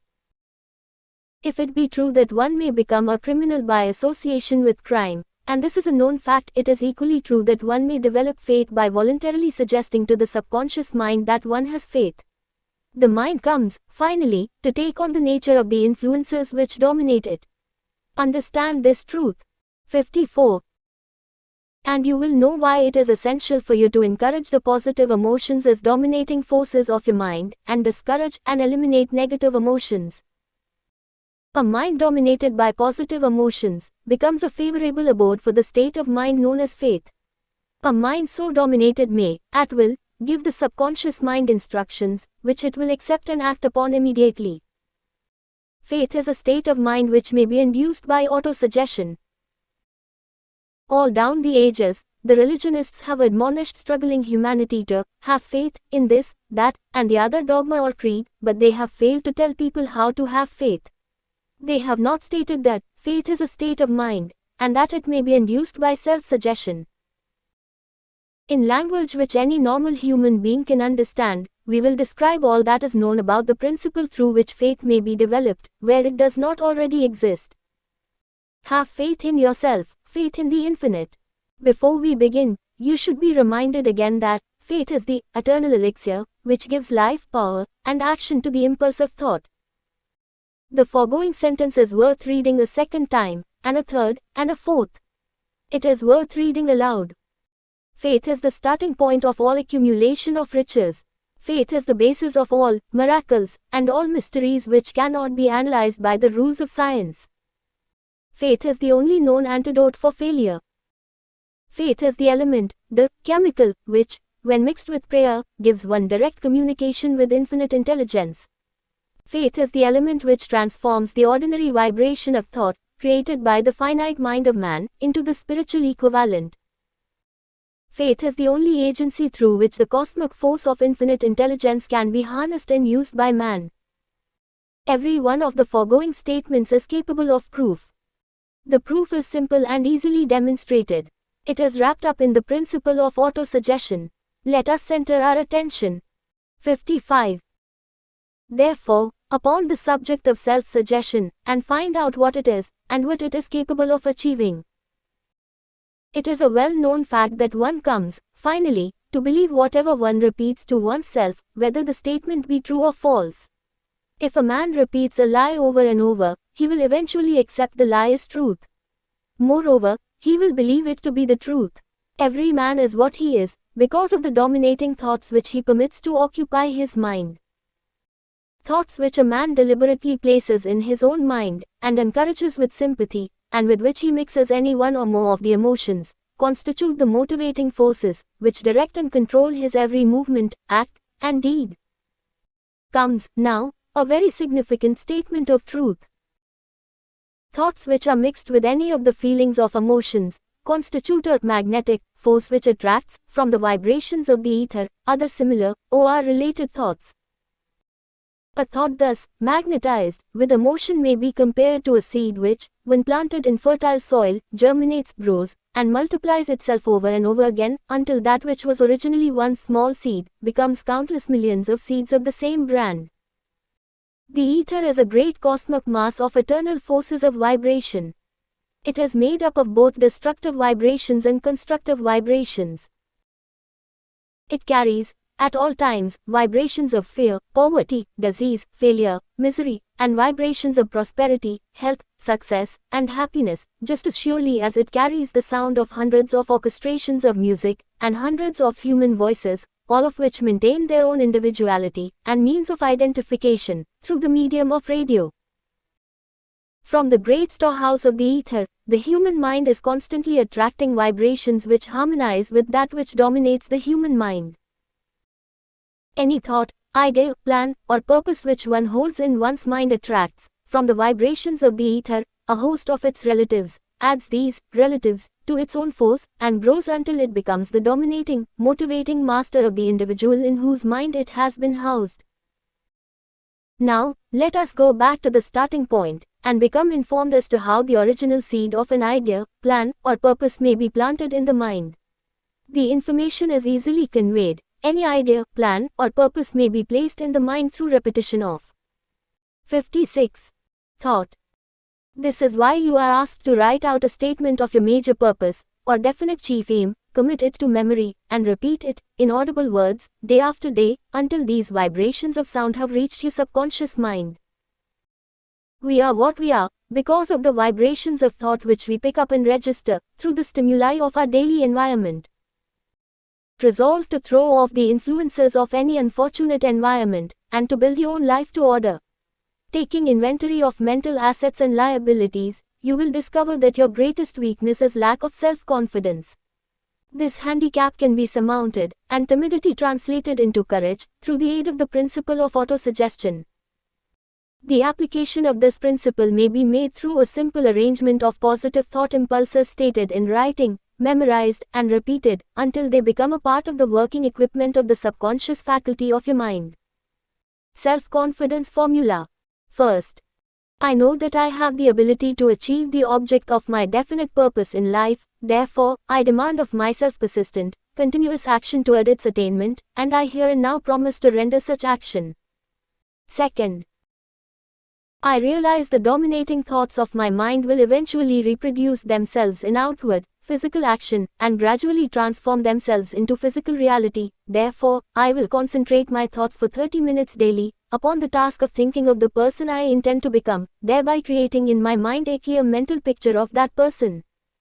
Third, I know through the principle of autosuggestion, any desire that I persistently hold in my mind will eventually seek expression through some practical means of attaining the object back of it. Therefore, I will devote 10 minutes daily to demanding of myself the development of.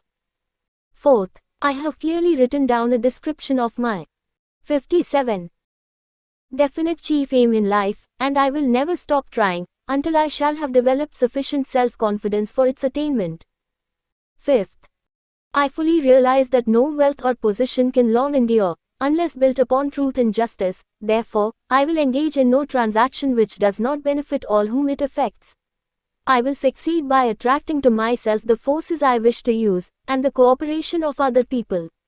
I will induce others to serve me, because of my willingness to serve others.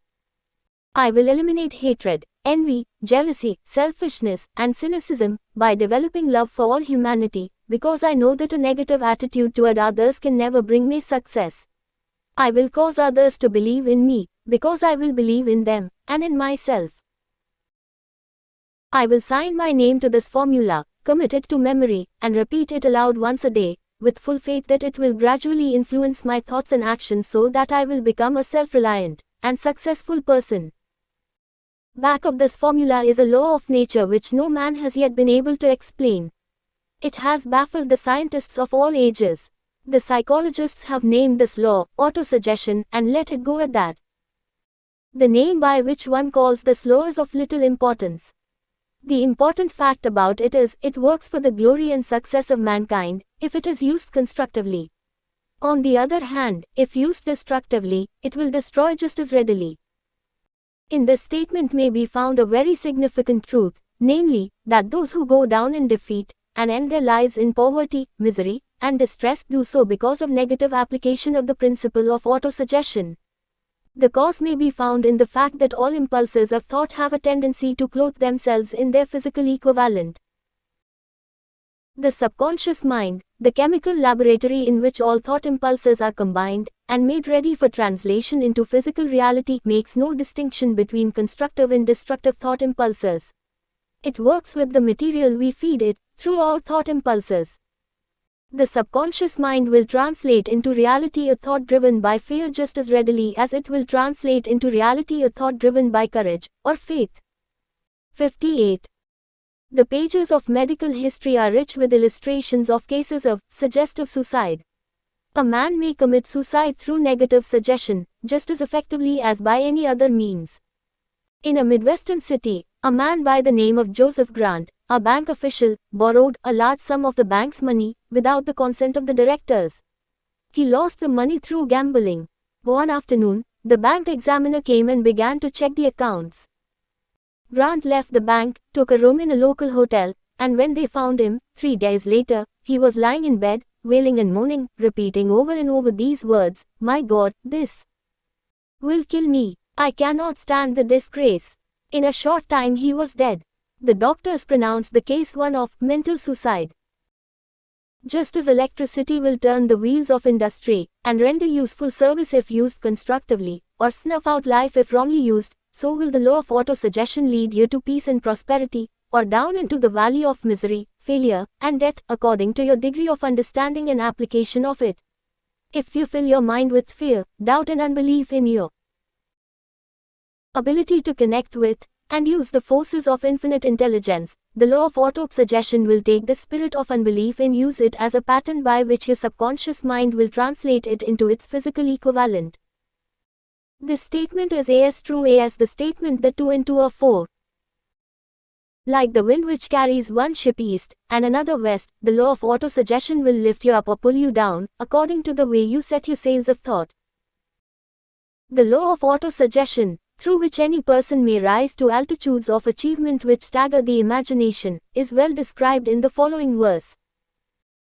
If you think you are beaten, you are. If you think you dare not, you don't. If you like to win, but you think you can't, it is almost certain you won't. If you think you'll lose, you're lost, for out of the world we find, success begins with a fellow's will, it's all in the state of mind. 59.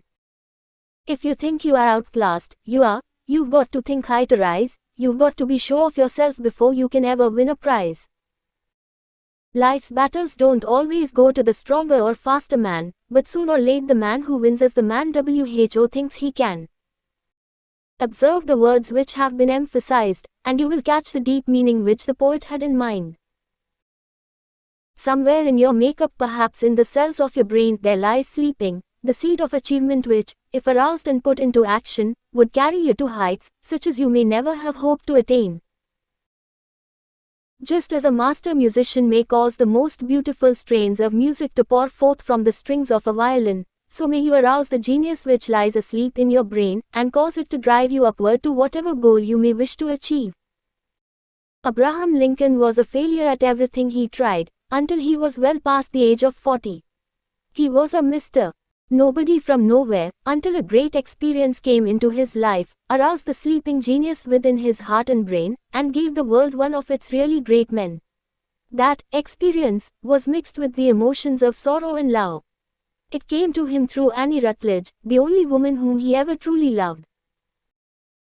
It is a known fact that the emotion of love is closely akin to the state of mind known as faith, and this for the reason that love comes very near to translating one's thought impulses into their spiritual equivalent.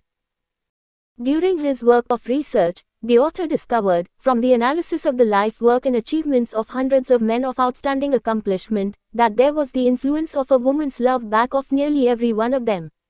The emotion of love, in the human heart and brain, creates a favorable field of magnetic attraction, which causes an influx of the higher and finer vibrations which are afloat in the ether. If you wish evidence of the power of faith, study the achievements of men and women who have employed it. At the head, 60, of the list comes the Nazarene. Christianity is the greatest single force which influences the minds of men.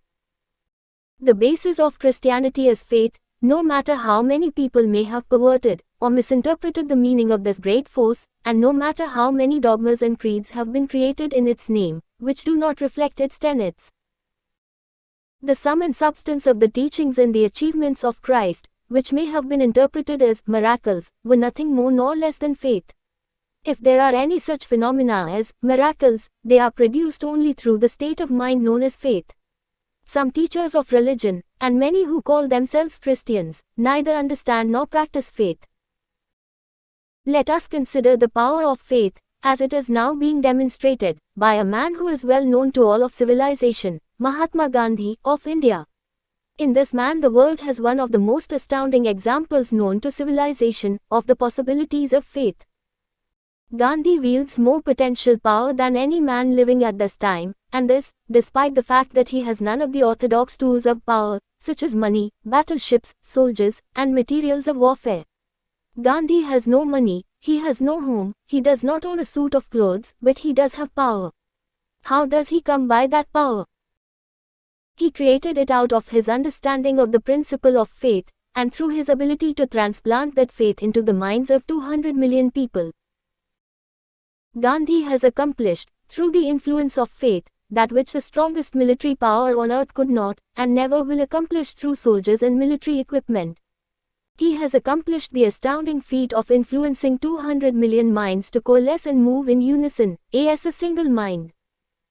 What other force on earth, except faith, could do as much? There will come a day when employees as well as employers will discover the possibilities of faith. That day is dawning. The whole world has had ample opportunity, during the recent business depression, to witness what the lack of faith will do to business. Surely, civilization has produced a sufficient number of intelligent human beings to make use of this great lesson which they. 61. Depression has taught the world. During this depression, the world had evidence in abundance that widespread fear will paralyze the wheels of industry and business. Out of this experience will arise leaders in business and industry who will profit by the example which Gandhi has set for the world, and they will apply to business the same tactics which he has used in building the greatest following known in the history of the world. These leaders will come from the rank and file of the unknown men, who now labor in the steel plants, the coal mines, the automobile factories, and in the small towns and cities of America. Business is due for a reform, make no mistake about this. The methods of the past, based upon economic combinations of force and fear, will be supplanted by the better principles of faith and cooperation. Men who labor will receive more than daily wages, they will receive dividends from the business, the same as those who supply the capital for business, but first they must give more to their employers and stop this bickering and bargaining by force, at the expense of the public. They must earn the right to dividends. Moreover, and this is the most important thing of all, they will be led by leaders who will understand and apply the principles employed by Mahatma Gandhi. Only in this way may leaders get from their followers the spirit of full cooperation which constitutes power in its highest and most enduring form. This stupendous machine age in which we live, and from which we are just emerging, has taken the soul out of men. Its leaders have driven men as though they were pieces of cold machinery. They were forced to do so by the employees who have bargained, at the expense of all concerned, to get and not to give. The watchword of the future will be human happiness and contentment, and when this state of mind shall have been attained, the production will take care of itself, more effectively than anything that has ever been accomplished where men did not, and could not mix faith and individual interest with their labor. Because of the need for faith and cooperation in operating business and industry, it will be both interesting and profitable to analyze an event which provides an excellent understanding of the method by which industrialists and businessmen accumulate great fortunes, by giving before they try to get. 62. The event chosen for this illustration dates back to 1900, when the United States Steel Corporation was being formed. As you read the story, keep in mind these fundamental facts and you will understand how ideas have been converted into huge fortunes. First, the huge United States Steel Corporation was born in the mind of Charles M. Schwab, in the form of an idea he created through his imagination. Second, he mixed faith with his idea. Third, he formulated a plan for the transformation of his idea into physical and financial reality. Fourth, he put his plan into action with his famous speech at the University Club. Fifth, he applied and followed through on his plan with persistence, and backed it with firm decision until it had been fully carried out. Sixth, he prepared the way for success by a burning desire for success. If you are one of those who have often wondered how great fortunes are accumulated, the story of the creation of the United States Steel Corporation will be enlightening. If you have any doubt that men can think and grow rich, the story should dispel that doubt, because you can plainly see in the story of the United States Steel, the application of a major portion of the 13 principles described in this book. This astounding description of the power of an idea was dramatically told by John Lowell, in the New York World Telegram, with whose courtesy it is here reprinted. A pretty after-dinner speech for $1 billion. 1. On the evening of December 12, 1900, some 80 of the nation's financial nobility gathered in the banquet hall of the University Club on Fifth Avenue to do honor to a young man from out of the West. Not half a dozen of the guests realized they were to witness the most significant episode in American industrial history. J. Edward Simmons and Charles Stewart Smith, their hearts full of gratitude for the lavish hospitality bestowed on them by Charles M. Schwab during a recent visit to Pittsburgh, had arranged the dinner to introduce the 38-year-old steel man to Eastern banking society. But they didn't expect him to stampede the convention. They warned him, in fact, that the bosoms within New York stuffed shirts would not be responsive to oratory, and that, if he didn't want to bother Stillmans and Harrimans and 63 Vanderbilts, he had better limit himself to 15 or 20 minutes of polite vaporings and let it go at that. Even John Pierpont Morgan, sitting on the right hand of Schwab as became his imperial dignity, intended to grace the banquet table with his presence only briefly. And so far as the press and public were concerned, the whole affair was of so little moment that no mention of it found its way into print the next day. So the two hosts and their distinguished guests ate their way through the usual 7 or 8 courses. There was little conversation, and what there was of it was restrained. Few of the bankers and brokers had met Schwab, whose career had flowered along the banks of the Monongahela, and none knew him well. But before the evening was over, they, and with them Money Master Morgan, were to be swept off their feet, and $1 billion baby, the United States Steel Corporation, was to be conceived. It is perhaps unfortunate, for the sake of history, that no record of Charlie Schwab's speech at the dinner ever was made. He repeated some parts of it at a later date during a similar meeting of Chicago bankers. And still later, when the government brought suit to dissolve the Steel Trust, he gave his own version, from the witness stand, of the remarks that stimulated Morgan into a frenzy of financial activity. It is probable, however, that it was a homely speech, somewhat ungrammatical, for the niceties of language never bothered Schwab, full of epigram and threaded with wit. But aside from that, it had a galvanic force and effect upon the 5 billions of estimated capital that was represented by the diners. After it was over and the gathering was still under its spell, although Schwab had talked for 90 minutes, Morgan led the orator to a recessed window where, dangling their legs from the high, uncomfortable seat, they talked for an hour more. The magic of the Schwab personality had been turned on, full force, but what was more important and lasting was the full-fledged, clear-cut program he laid down for the aggrandizement of steel.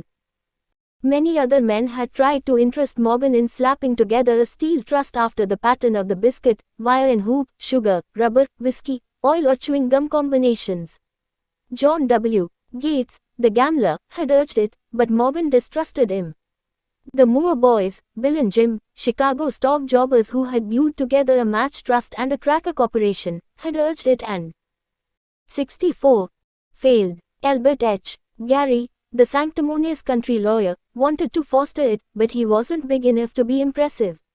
Until Schwab's eloquence took J.P. Morgan to the heights from which he could visualize the solid results of the most daring financial undertaking ever conceived, the project was regarded as a delirious dream of easy money crackpots. The financial magnetism that began, a generation ago, to attract thousands of small and sometimes inefficiently managed companies into large and competition-crushing combinations, had become operative in the steel world through the devices of that jovial business pirate, John W. Gates. Gates already had formed the American Steel and Wire Company out of a chain of small concerns, and together with Morgan had created the Federal Steel Company. The National Tube and American Bridge Companies were two more Morgan concerns, and the Moore brothers had forsaken the match and cookie business to form the American Group Tin Plate, Steel Hoop, Sheet Steel, and the National Steel Company. But by the side of Andrew Carnegie's gigantic vertical trust, a trust owned and operated by 53 partners, those other combinations were picayune. They might combine to their heart's content, but the whole lot of them couldn't make a dent in the Carnegie organization, and Morgan knew it. The eccentric old Scot knew it, too. From the magnificent heights of Skibo Castle he had viewed, first with amusement and then with resentment, the attempts of Morgan's smaller companies to cut into his business. When the attempts became too bold, Carnegie's temper was translated into anger and retaliation. He decided to duplicate every mill owned by his rivals. Hitherto, he hadn't been interested in wire, pipe hoops, or sheet. Instead, he was content to sell such companies the raw steel and let them work it into whatever shape they wanted. Now, with Schwab as his chief and able lieutenant, he planned to drive his enemies to the wall. So it was that in the speech of Charles M. Schwab, Morgan saw the answer to his problem of combination. A trust without Carnegie, giant of them all, would be no trust at all, a plum pudding, as one writer said, without the plums. Schwab's speech on the night of December 12, 1900, undoubtedly carried the inference, though not the pledge, that the vast Carnegie enterprise could be brought under the Morgan tent. He talked of the world future for steel, of reorganization for 65. Efficiency, of specialization, of the scrapping of unsuccessful mills and concentration of effort on the flourishing properties, of economies in the ore traffic, of economies in overhead and administrative departments, of capturing foreign markets. More than that, he told the buccaneers among them wherein lay the errors of their customary piracy. Their purposes, he inferred, had been to create monopolies, raise prices, and pay themselves fat dividends out of privilege. Schwab condemned the system in his heartiest manner. The short-sightedness of such a policy, he told his hearers, lay in the fact that it restricted the market in an era when everything cried for expansion. By cheapening the cost of steel, he argued, an ever-expanding market would be created, more uses for steel would be devised, and a goodly portion of the world trade could be captured. Actually, though he did not know it, Schwab was an apostle of modern mass production. So the dinner at the University Club came to an end. Morgan went home to think about Schwab's rosy predictions. Schwab went back to Pittsburgh to run the steel business for Andrew Carnegie, while Gary and the rest went back to their stock tickers to fiddle around in anticipation of the next move. It was not long coming. It took Morgan about 1 week to digest the feast of reason Schwab had placed before him. When he had assured himself that no financial indigestion was to result, he sent for Schwab and found that young man rather coy. Mr. Carnegie, Schwab indicated, might not like it if he found his trusted company president had been flirting with the Emperor of Wall Street, the street upon which Carnegie was resolved never to tread. Then it was suggested by John W. Gates, the go-between, that if Schwab happened to be in the Bellevue Hotel in Philadelphia, J.P. Morgan might also happen to be there. When Schwab arrived, however, Morgan was inconveniently ill at his New York home, and so, on the elder man's pressing invitation, Schwab went to New York and presented himself at the door of the financier's library. Now certain economic historians have professed the belief that from the beginning to the end of the drama, the stage was set by Andrew Carnegie, that the dinner to Schwab, the famous speech, the Sunday night conference between Schwab and the Money King, were events arranged by the canny Scot. The truth is exactly the opposite. When Schwab was called in to consummate the deal, he didn't even know whether the little boss, as Andrew 66 was called, would so much as listen to an offer to sell, particularly to a group of men whom Andrew regarded as being endowed with something less than holiness. But Schwab did take into the conference with him, in his own handwriting, 6 sheets of copperplate figures, representing to his mind the physical worth and the potential earning capacity of every steel company he regarded as an essential star in the new metal firmament. 4 men pondered over these figures all night. The chief, of course, was Morgan, steadfast in his belief in the divine right of money. With him was his aristocratic partner, Robert Bacon, a scholar and a gentleman. The third was John W. Gates, whom Morgan scorned as a gambler and used as a tool. The fourth was Schwab, who knew more about the processes of making and selling steel than any whole group of men then living. Throughout that conference, the Pittsburghers' figures were never questioned. If he said a company was worth so much, then it was worth that much and no more. He was insistent, too, upon including in the combination only those concerns he nominated. He had conceived a corporation in which there would be no duplication, not even to satisfy the greed of friends who wanted to unload their companies upon the broad Morgan shoulders. Thus he left out, by design, a number of the larger concerns upon which the walruses and carpenters of Wall Street had cast hungry eyes. When dawn came, Morgan rose and straightened his back. Only one question remained. "Do you think you can persuade Andrew Carnegie to sell?" he asked. "I can try," said Schwab. "If you can get him to sell, I will undertake the matter," said Morgan. So far so good, but would Carnegie sell? How much would he demand? Schwab thought about $320 million. What would he take payment in? Common or preferred stocks, bonds, cash? Nobody could raise $1/3 billion in cash. There was a golf game in January on the frost-cracking heat of the St. Andrews Links in Westchester, with Andrew bundled up in sweaters against the cold, and Charlie talking volubly, as usual, to keep his spirits up. But no word of business was mentioned until the pair sat down in the cozy warmth of the Carnegie cottage hard by. Then, with the same persuasiveness that had hypnotized 67 millionaires at the University Club, Schwab poured out the glittering promises of retirement in comfort, of untold millions to satisfy the old man's social caprices. Carnegie capitulated, wrote a figure on a slip of paper, handed it to Schwab and said, "All right, that's what we'll sell for." The figure was approximately $400 million, and was reached by taking the $320 million mentioned by Schwab as a basic figure, and adding to it $80 million to represent the increased capital value over the previous 2 years. Later, on the deck of a transatlantic liner, the Scotsman said ruefully to Morgan, "I wish I had asked you for $100 million more." "If you had asked for it, you'd have gotten it," Morgan told him cheerfully. Asterisk, asterisk, asterisk, asterisk. There was an uproar, of course. A British correspondent cabled that the foreign steel world was appalled by the gigantic combination. President Hadley, of Yale, declared that unless trusts were regulated, the country might expect an emperor in Washington within the next 25 years. But that able stock manipulator, Keene, went at his work of shoving the new stock at the public so vigorously that all the excess water, estimated by some at nearly $600 million, was absorbed in a twinkling. So Carnegie had his millions, and the Morgan Syndicate had $62 million for all its trouble, and all the boys, from Gates to Gary, had their millions. Asterisk, asterisk, asterisk, asterisk. The 38-year-old Schwab had his reward. He was made president of the new corporation and remained in control until 1930. The dramatic story of big business, which you have just finished, was included in this book, because it is a perfect illustration of the method by which desire can be transmuted into its physical equivalent. I imagine some readers will question the statement that a mere, intangible desire can be converted into its physical equivalent.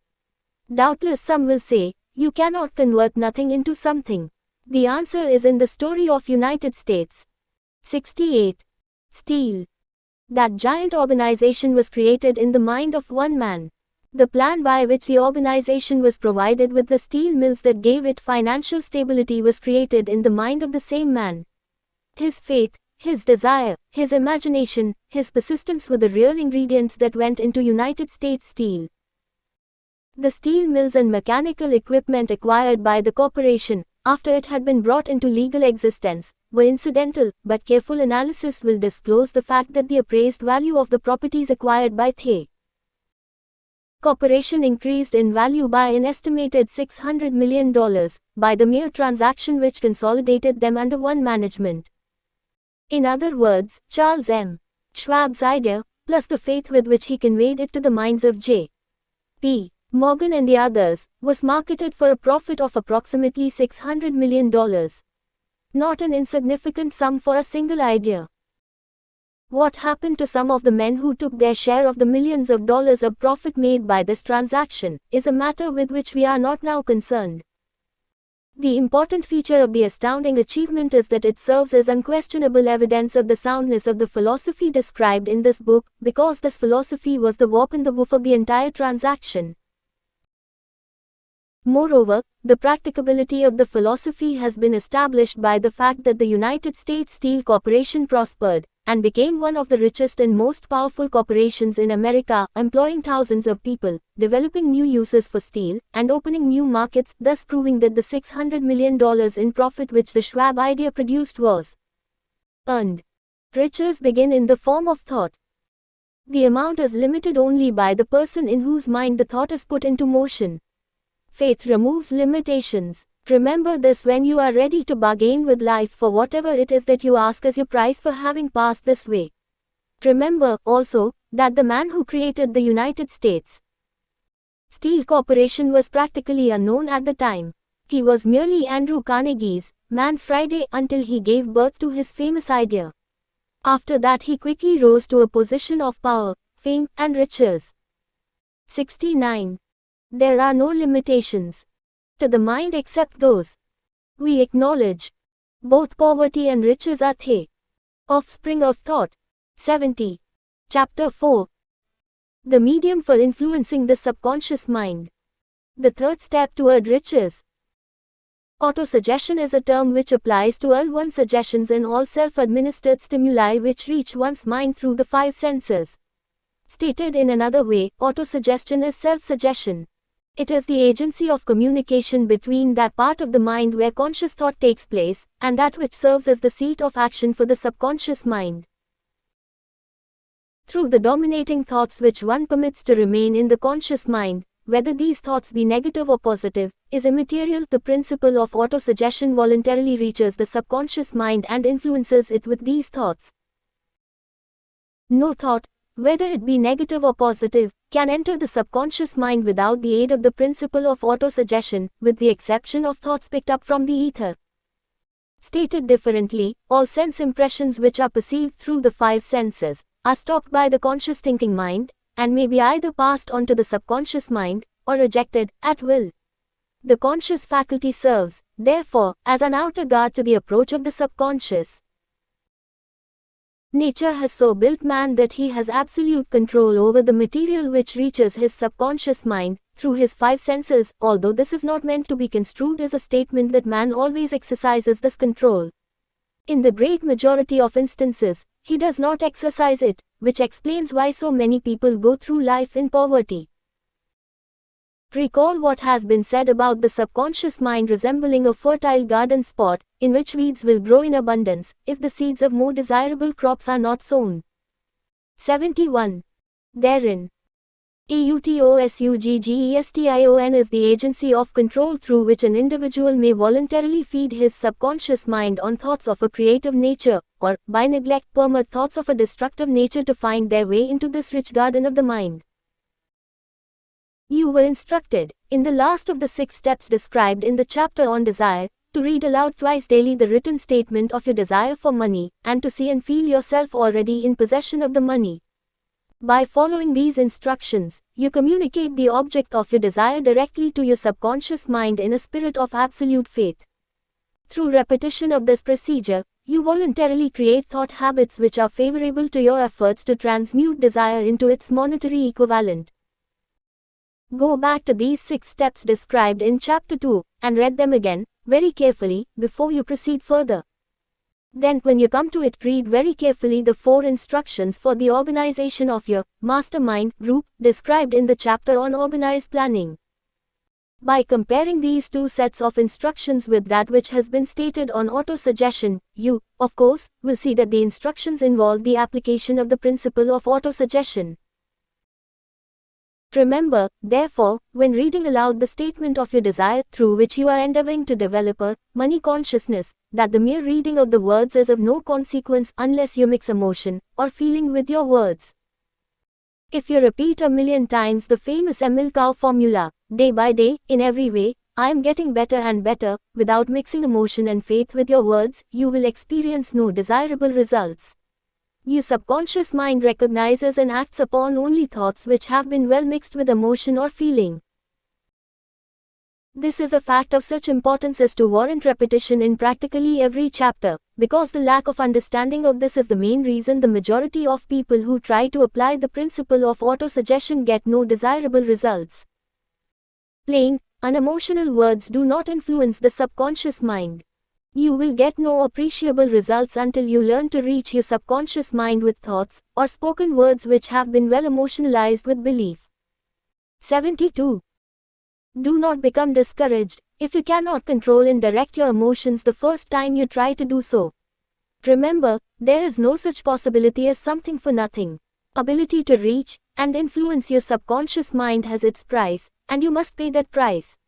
You cannot cheat, even if you desire to do so. The price of ability to influence your subconscious mind is everlasting persistence in applying the principles described here. You cannot develop the desired ability for a lower price.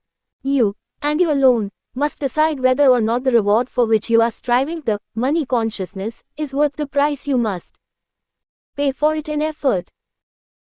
Wisdom and cleverness alone will not attract and retain money except in a few very rare instances, where the law of averages favors the attraction of money through these sources. The method of attracting money described here does not depend upon the law of averages. Moreover, the method plays no favorites. It will work for one person as effectively as it will for another. Where failure is experienced, it is the individual, not the method, which has failed. If you try and fail, make another effort, and still another, until you succeed. Your ability to use the principle of auto-suggestion will depend, very largely, upon your capacity to concentrate upon a given desire until that desire becomes a burning obsession. When you begin to carry out the instructions in connection with the 6 steps described in the 2nd chapter, it will be necessary for you to make use of the principle of concentration. Let us here offer suggestions for the effective use of concentration.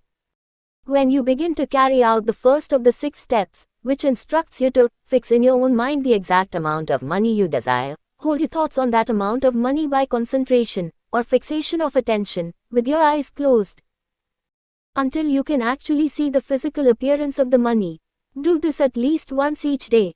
As you go through these exercises, follow the instructions given in the chapter on faith, and see yourself actually in possession of the money. Here is a most significant fact: the subconscious mind takes any orders given it in a spirit of absolute faith, and acts upon those orders, although the orders often have to be presented over and over again, through repetition, before they are interpreted by the subconscious mind. Following the preceding statement. 73.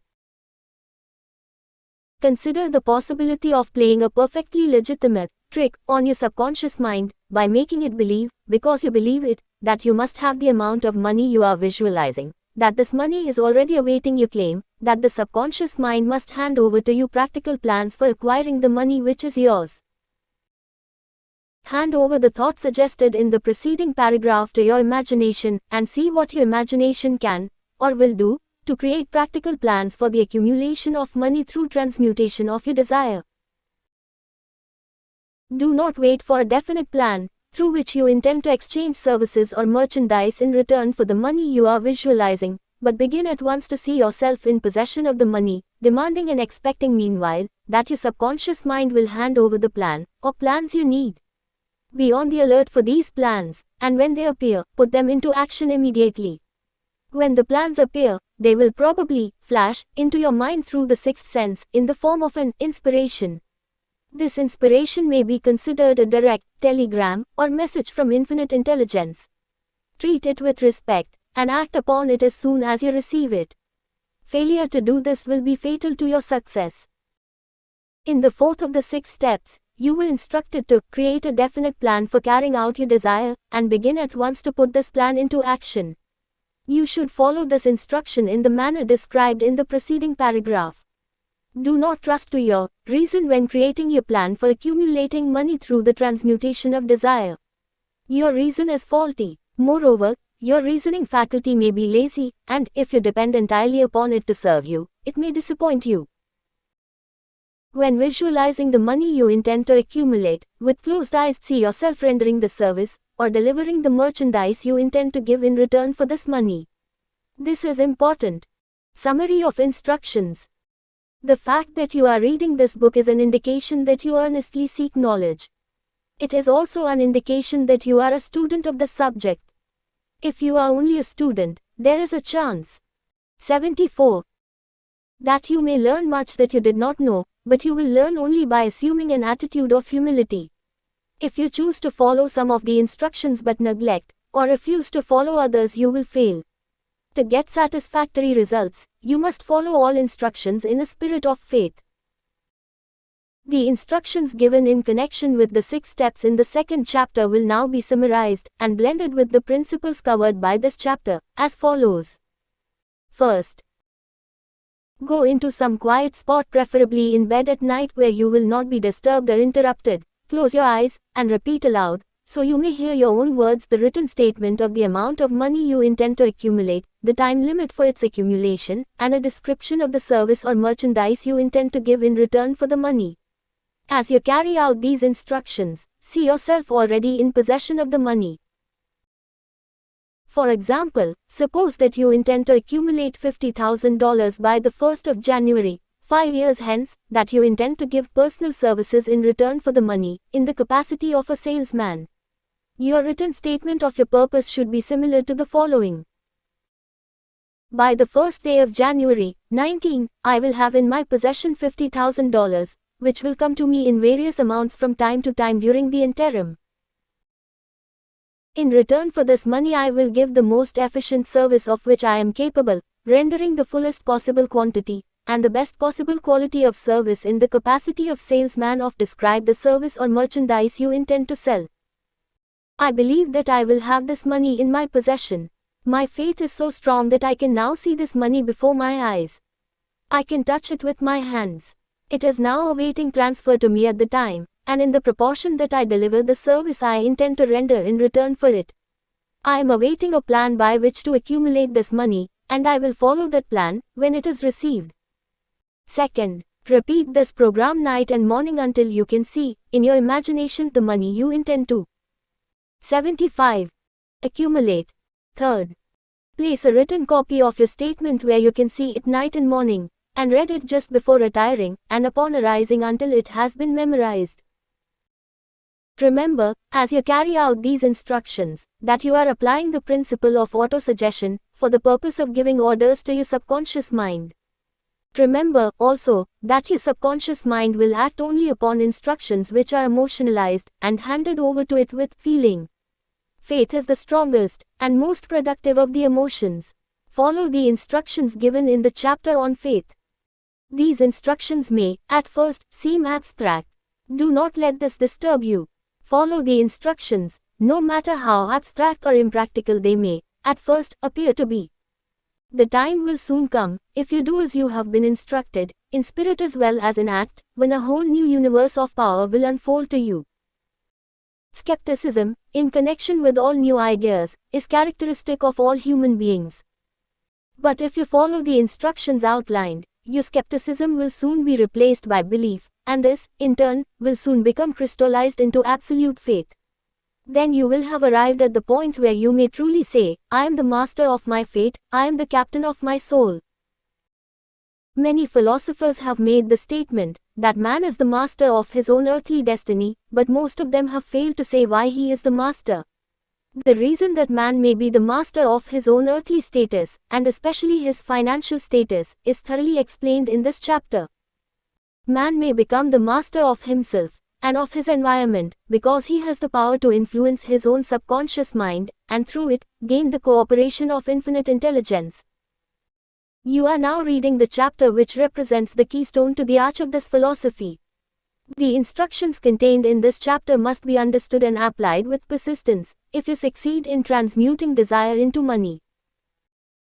The actual performance of transmuting desire into money involves the use of autosuggestion as an agency by which one may reach and influence the subconscious mind. The other principles are simply tools with which to apply autosuggestion. Keep this 76 thought in mind, and you will, at all times, be conscious of the important part the principle of autosuggestion is to play in your efforts to accumulate money through the methods described in this book. Carry out these instructions as though you were a small child. Inject into your efforts something of the faith of a child. The author has been most careful to see that no impractical instructions were included, because of his sincere desire to be helpful. After you have read the entire book, come back to this chapter, and follow in spirit, and in action, this instruction. Read the entire chapter aloud once every night, until you become thoroughly convinced that the principle of autosuggestion is sound, that it will accomplish for you all that has been claimed for it. As you read, Underscore with a pencil every sentence which impresses you favorably. Follow the foregoing instruction to the letter, and it will open the way for a complete understanding and mastery of the principles of success. 77. Chapter 5. Specialized Knowledge. Personal Experiences or Observations. The fourth step toward riches. There are two kinds of knowledge. One is general, the other is specialized. General knowledge, no matter how great in quantity or variety it may be, is of but little use in the accumulation of money. The faculties of the great universities possess, in the aggregate, practically every form of general knowledge known to civilization. Most of the professors have but little or no money. They specialize on teaching knowledge, but they do not specialize on the organization or the use of knowledge. Knowledge will not attract money unless it is organized and intelligently directed through practical plans of action to the definite end of accumulation of money. Lack of understanding of this fact has been the source of confusion to millions of people who falsely believe that knowledge is power. It is nothing of the sort. Knowledge is only potential power. It becomes power only when, and if, it is organized into definite plans of action and directed to a definite end. This missing link in all systems of education known to civilization today may be found in the failure of educational institutions to teach their students how to organize and use knowledge after they acquire it. Many people make the mistake of assuming that, because Henry Ford had but little schooling, he is not a man of education. Those who make this mistake do not know Henry Ford, nor do they understand the real meaning of the word educate. That word is derived from the Latin word educo, meaning to educe, to draw out, to develop from within. An educated man is not, necessarily, one who has an abundance of general or specialized knowledge. An educated man is one who has so developed the faculties of his mind that he may acquire anything he wants, or its equivalent, without violating the rights of others. Henry Ford comes well within the meaning of this. 78. Definition. During the World War, a Chicago newspaper published certain editorials in which, among other statements, Henry Ford was called an ignorant pacifist. Mr. Ford objected to the statements and brought suit against the paper for libeling him. When the suit was tried in the courts, the attorneys for the paper pleaded justification and placed Mr. Ford himself on the witness stand for the purpose of proving to the jury that he was ignorant. The attorneys asked Mr. Ford a great variety of questions, all of them intended to prove, by his own evidence, that, while he might possess considerable specialized knowledge pertaining to the manufacture of automobiles, he was, in the main, ignorant.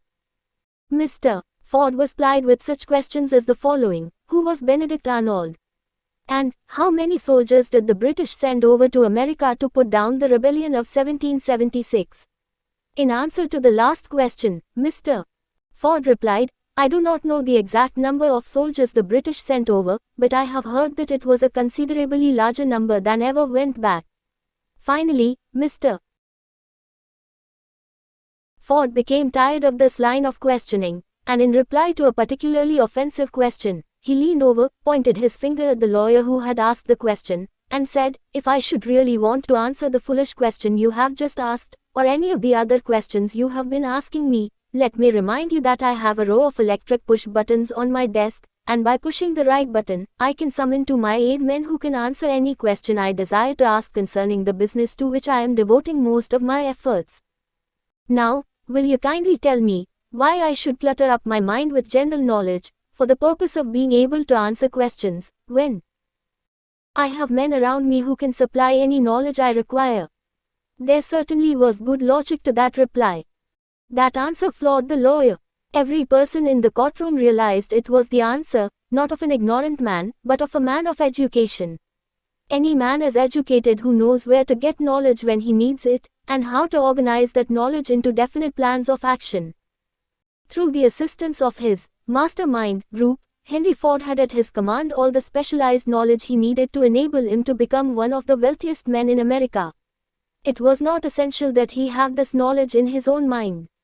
Surely no person who has sufficient inclination and 79. Intelligence to read a book of this nature can possibly miss the significance of this illustration. Before you can be sure of your ability to transmute desire into its monetary equivalent, you will require specialized knowledge of the service, merchandise, or profession which you intend to offer in return for fortune. Perhaps you may need much more specialized knowledge than you have the ability or the inclination to acquire, and if this should be true, you may bridge your weakness through the aid of your mastermind group. Andrew Carnegie stated that he, personally, knew nothing about the technical end of the steel business. Moreover, he did not particularly care to know anything about it. The specialized knowledge which he required for the manufacture and marketing of steel, he found available through the individual units of his mastermind group. The accumulation of great fortunes calls for power, and power is acquired through highly organized and intelligently directed specialized knowledge. But that knowledge does not, necessarily, have to be in the possession of the man who accumulates the fortune. The preceding paragraph should give hope and encouragement to the man with ambition to accumulate a fortune, who has not possessed himself of the necessary education to supply such specialized knowledge as he may require. Men sometimes go through life suffering from inferiority complexes because they are not men of education. The man who can organize and direct a mastermind group of men who possess knowledge useful in the accumulation of money is just as much a man of education as any man in the group.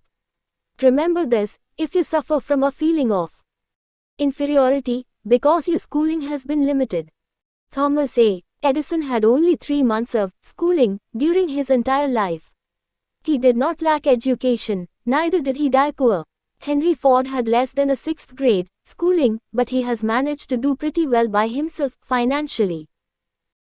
Specialized knowledge is among the most plentiful and the cheapest forms of service which may be had. If you doubt this, consult the payroll of any university. 80. It pays to know how to purchase knowledge. First of all, decide the sort of specialized knowledge you require and the purpose for which it is needed. To a large extent, your major purpose in life, the goal toward which you are working, will help determine what knowledge you need. With this question settled, your next move requires that you have accurate information concerning dependable sources of knowledge. The more important of these are A, B, C, D, A. One's own experience and education. Experience and education available through cooperation of others, Mastermind Alliance. Colleges and universities. Public libraries through books and periodicals in which may be found all the knowledge organized by civilization. Special training courses through night schools and home study schools in particular. As knowledge is acquired, it must be organized and put into use, for a definite purpose, through practical plans. Knowledge has no value except that which can be gained from its application towards some worthy end. This is one reason why college degrees are not valued more highly. They represent nothing but miscellaneous knowledge. If you contemplate taking additional schooling, first determine the purpose for which you want the knowledge you are seeking, then learn where this particular sort of knowledge can be obtained, from reliable sources. Successful men, in all callings, never stop acquiring specialized knowledge related to their major purpose, business, or profession. Those who are not successful usually make the mistake of believing that the knowledge acquiring period ends when one finishes school. The truth is that schooling does but little more than to put one in the way of learning how to acquire practical knowledge. With this changed world which began at the end of the economic collapse, came also astounding changes in educational requirements. The order of the day is specialization. This truth, 81, was emphasized by Robert P. Moore, Secretary of Appointments of Columbia University. Specialists most sought.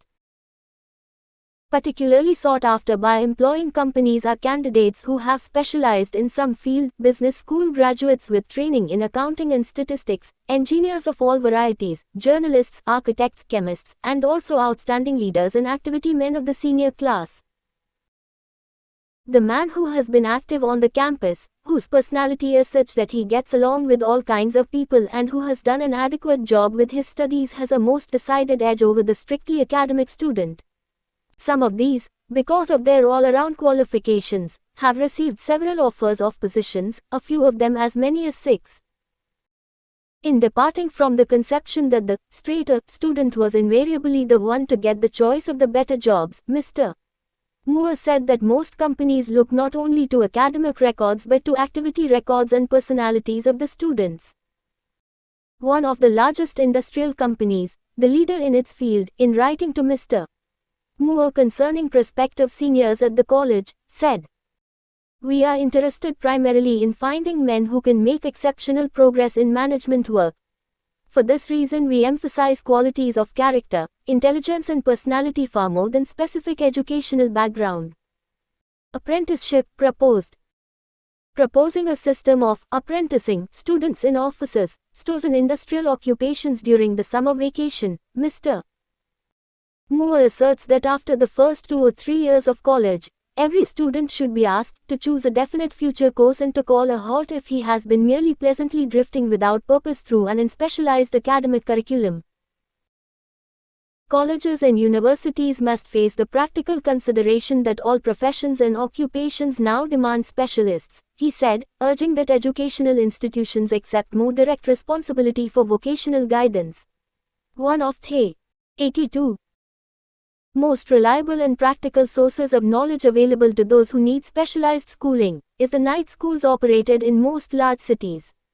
The correspondence schools give specialized training anywhere the U.S. males go, on all subjects that can be taught by the extension method. One advantage of home study training is the flexibility of the study program, which permits one to study during spare time. Another stupendous advantage of home study training, if the school is carefully chosen, is the fact that most courses offered by home study schools carry with them generous privileges of consultation, which can be of priceless value to those needing specialized knowledge. No matter where you live, you can share the benefits. Anything acquired without effort and without cost is generally unappreciated, often discredited. Perhaps this is why we get so little from our marvelous opportunity in public schools. The SELFDISCIPLINE one receives from a definite program of specialized study makes up to some extent for the wasted opportunity when knowledge was available without cost. Correspondence schools are highly organized business institutions. Their tuition fees are so low that they are forced to insist upon prompt payments. Being asked to pay, whether the student makes good grades or poor, has the effect of causing one to follow through with the course when he would otherwise drop it. The correspondence schools have not stressed this point sufficiently, for the truth is that their collection departments constitute the very finest sort of training on decision, promptness, action and the habit of finishing that which one begins. I learned this from experience, more than 25 years ago. I enrolled for a home study course in advertising. After completing 8 or 10 lessons I stopped studying, but the school did not stop sending me bills. Moreover, it insisted upon payment, whether I kept up my studies or not. I decided that if I had to pay for the course, which I had legally obligated myself to do, I should complete the lessons and get my money's worth. I felt, at the time, that the collection system of the school was somewhat too well organized, but I learned later in life that it was a valuable part of my training for which no charge had been made. Being forced to pay, I went ahead and completed the course. Later in life I discovered that the efficient collection system of that school had been worth much in the form of money earned because of the training in advertising I 83 had so reluctantly taken. We have in this country what is said to be the greatest public school system in the world. We have invested fabulous sums for fine buildings, we have provided convenient transportation for children living in the rural districts, so they may attend the best schools, but there is one astounding weakness to this marvelous system: it is free. One of the strange things about human beings is that they value only that which has a price. The free schools of America, and the free public libraries, do not impress people because they are free. This is the major reason why so many people find it necessary to acquire additional training after they quit school and go low work. It is also one of the major reasons why employers give greater consideration to employees who take home study courses. They have learned, from experience, that any person who has the ambition to give up a part of his spare time to studying at home has in him those qualities which make for leadership. This recognition is not a charitable gesture, it is sound business judgment upon the part of the employers. There is one weakness in people for which there is no remedy. It is the universal weakness of lack of ambition. Persons, especially salaried people, who schedule their spare time to provide for home study, seldom remain at the bottom very long. Their action opens the way for the upward climb, removes many obstacles from their path, and gains the friendly interest of those who have the power to put them in the way of opportunity. The home study method of training is especially suited to the needs of employed people who find, after leaving school, that they must acquire additional specialized knowledge, but cannot spare the time to go back to school. The changed economic conditions prevailing since the Depression have made it necessary for thousands of people to find additional or new sources of income. For the majority of these, the solution to their problem may be found only by acquiring specialized knowledge. Many will be forced to change their occupations entirely. When a merchant finds that a certain line of merchandise is not selling, he usually supplants it with another that is in demand. The person whose business is that of marketing personal services must also be an efficient merchant. If his services do not bring adequate returns in one occupation, he must change to another, where broader opportunities are available. 84. Stuart Austin Wire prepared himself as a construction engineer and followed this line of work until the Depression limited his market to where it did not give him the income he required. He took inventory of himself, decided to change his profession to law, went back to school and took special courses by which he prepared himself as a corporation lawyer. Despite the fact the Depression had not ended, he completed his training, passed the bar examination, and quickly built a lucrative law practice. In Dallas, Texas, in fact he is turning away clients. Just to keep the record straight, and to anticipate the alibis of those who will say, I couldn't go to school because I have a family to support, or I'm too old, I will add the information that Mr. Wire was past 40, and married when he went back to school. Moreover, by carefully selecting highly specialized courses, in colleges best prepared to teach the subjects chosen, Mr. Wire completed in 2 years the work for which the majority of law students require 4 years. It pays to know how to purchase knowledge. The person who stops studying merely because he has finished school is forever hopelessly doomed to mediocrity, no matter what may be his calling. The way of success is the way of continuous pursuit of knowledge. Let us consider a specific instance. During the Depression, a salesman in a grocery store found himself without a position. Having had some bookkeeping experience, he took a special course in accounting, familiarized himself with all the latest bookkeeping and office equipment, and went into business for himself. Starting with the grocer for whom he had formerly worked, he made contracts with more than 100 small merchants to keep their books, at a very nominal monthly fee. His idea was so practical that he soon found it necessary to set up a portable office in a light delivery truck, which he equipped with modern bookkeeping machinery. He now has a fleet of these bookkeeping offices, on wheels, and employs a large staff of assistants, thus providing small merchants with accounting service equal to the best that money can buy, at very nominal cost. Specialized knowledge, plus imagination, were the ingredients that went into this unique and successful business. Last year the owner of that business paid an income tax of almost 10 times as much as was paid by the merchant for whom he worked when the Depression forced upon him a temporary adversity which proved to 85. Be a blessing in disguise. The beginning of this successful business was an idea. Inasmuch as I had the privilege of supplying the unemployed salesman with that idea, I now assume the further privilege of suggesting another idea which has within it the possibility of even greater income. Also the possibility of rendering useful service to thousands of people who badly need that service. The idea was suggested by the salesman who gave up selling and went into the business of keeping books on a wholesale basis. When the plan was suggested as a solution of his unemployment problem, he quickly exclaimed, I like the idea, but I would not know how to turn it into cash. In other words, he complained he would not know how to market his bookkeeping knowledge after he acquired it. So, that brought up another problem which had to be solved. With the aid of a young woman typist, clever at hand lettering, and who could put the story together, a very attractive book was prepared, describing the advantages of the new system of bookkeeping. The pages were neatly typed and pasted in an ordinary scrapbook, which was used as a silent salesman with which the story of this new business was so effectively told that its owner soon had more accounts than he could handle.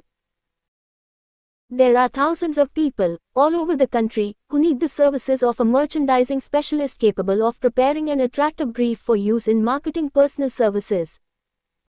The aggregate annual income from such a service might easily exceed that received by the largest employment agency, and the benefits of the service might be made far greater to the purchaser than any to be obtained from an employment agency.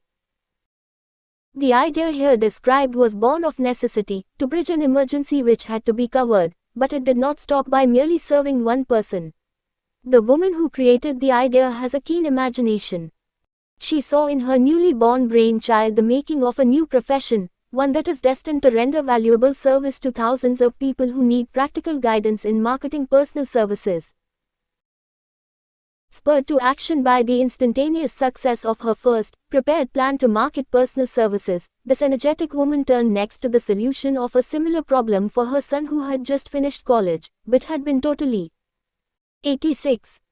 Unable to find a market for his services. The plan she originated for his use was the finest specimen of merchandising of personal services I have ever seen. When the plan book had been completed, it contained nearly 50 pages of beautifully typed, properly organized information, telling the story of her son's native ability, schooling, personal experiences, and a great variety of other information too extensive for description. The plan book also contained a complete description of the position her son desired, together with a marvelous word picture of the exact plan he would use in filling the position. The preparation of the plan book required several weeks' labor, during which time its creator sent her son to the public library almost daily, to procure data needed in selling his services to best advantage. She sent him, also, to all the competitors of his prospective employer, and gathered from them vital information concerning their business methods which was of great value in the formation of the plan he intended to use in filling the position he sought. When the plan had been finished, it contained more than half a dozen very fine suggestions for the use and benefit of the prospective employer. The suggestions were put into use by the company. One may be inclined to ask, why go to all this trouble to secure a job?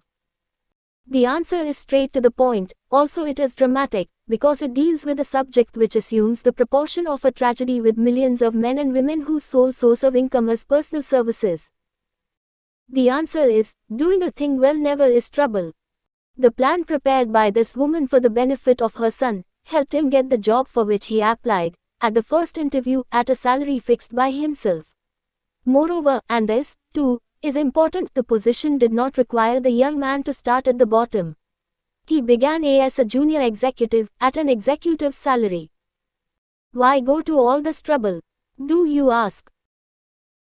Well, for one thing, the planned presentation of this young man's application for a position clipped off no less than 10 years of time he would have required to get to where he began, had he started at the bottom and worked his way up.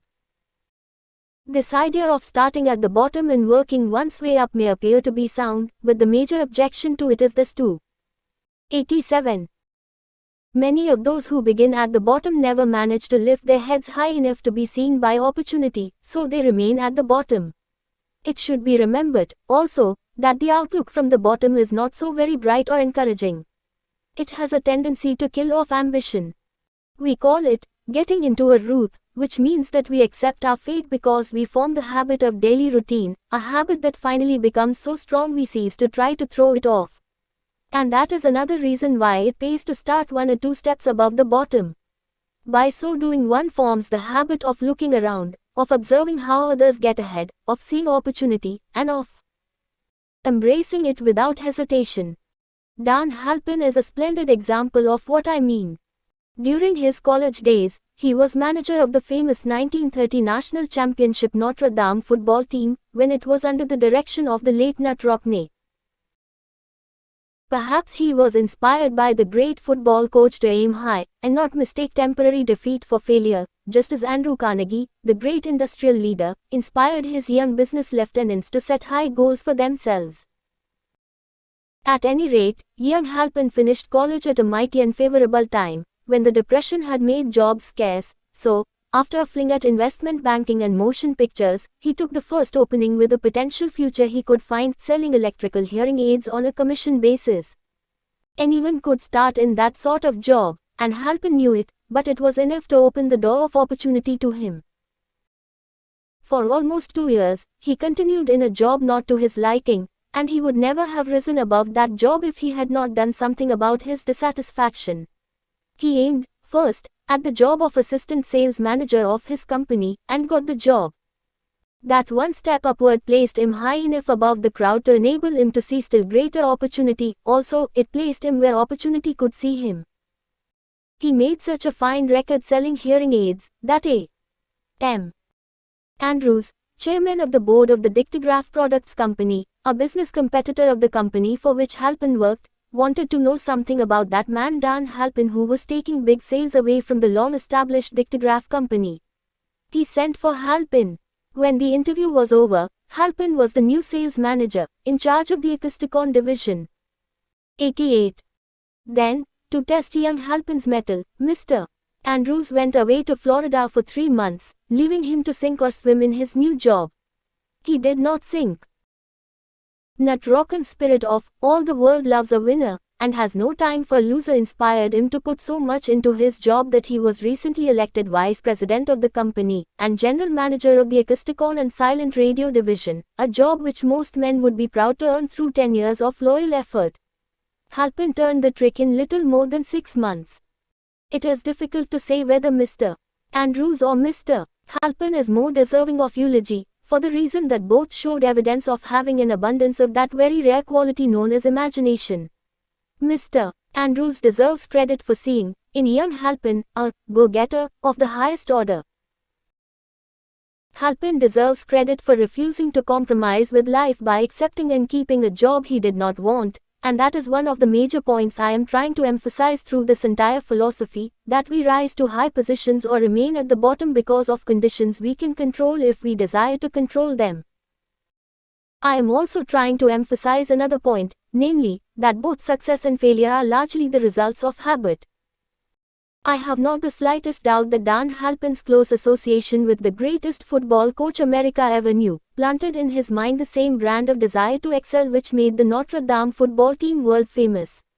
Truly, there is something to the idea that hero worship is helpful, provided one worships a winner. Halpin tells me that Rockne was one of the world's greatest leaders of men in all history. My belief in the theory that business associations are vital factors, both in failure and in success, was recently demonstrated, when my son Blair was negotiating with Dan Halpin for a position. Mr. Halpin offered him a beginning salary of about one-half what he could have gotten from a rival company. I brought parental pressure to bear, and induced him to accept the place with Mr. Halpin, because I believe that close association with one who refuses to compromise with circumstances he does not like, is an asset that can never be measured in terms of money. The bottom is a monotonous, dreary, unprofitable place for 89. Any person. That is why I have taken the time to describe how lowly beginnings may be circumvented by proper planning. Also, that is why so much space has been devoted to a description of this new profession, created by a woman who was inspired to do a fine job of planning because she wanted her son to have a favorable break. With the changed conditions ushered in by the world economic collapse, came also the need for newer and better ways of marketing personal services. It is hard to determine why someone had not previously discovered this stupendous need, in view of the fact that more money changes hands in return for personal services than for any other purpose.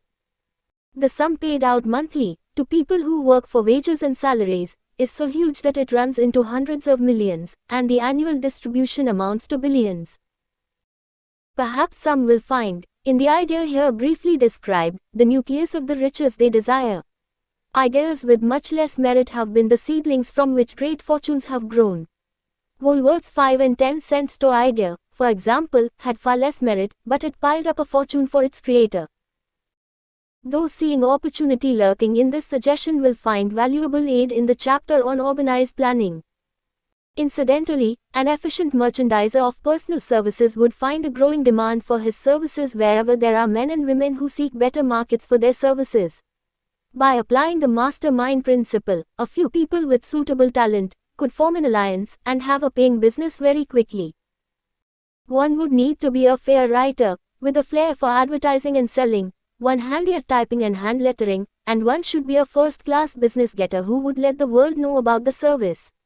If one person possessed all these abilities, he might carry on the business alone, until it outgrew him. The woman who prepared the personal service sales plan for her son now receives requests from all parts of the country for her cooperation in preparing similar plans for others who desire to market their personal services for more money. She has a staff of expert typists, artists, and writers who have the ability to dramatize the case history so effectively that one's personal services can be marketed for much more money than the prevailing wages for similar services. She is so confident of her ability that she accepts, as the major portion of her fee, a percentage of the increased pay. 90. She helps her clients to earn. It must not be supposed that her plan merely consists of clever salesmanship by which she helps men and women to demand and receive more money for the same services they formerly sold for less pay. She looks after the interests of the purchaser as well as the seller of personal services, and so prepares her plans that the employer receives full value for the additional money he pays. The method by which she accomplishes this astonishing result is a professional secret which she discloses to no one excepting her own clients.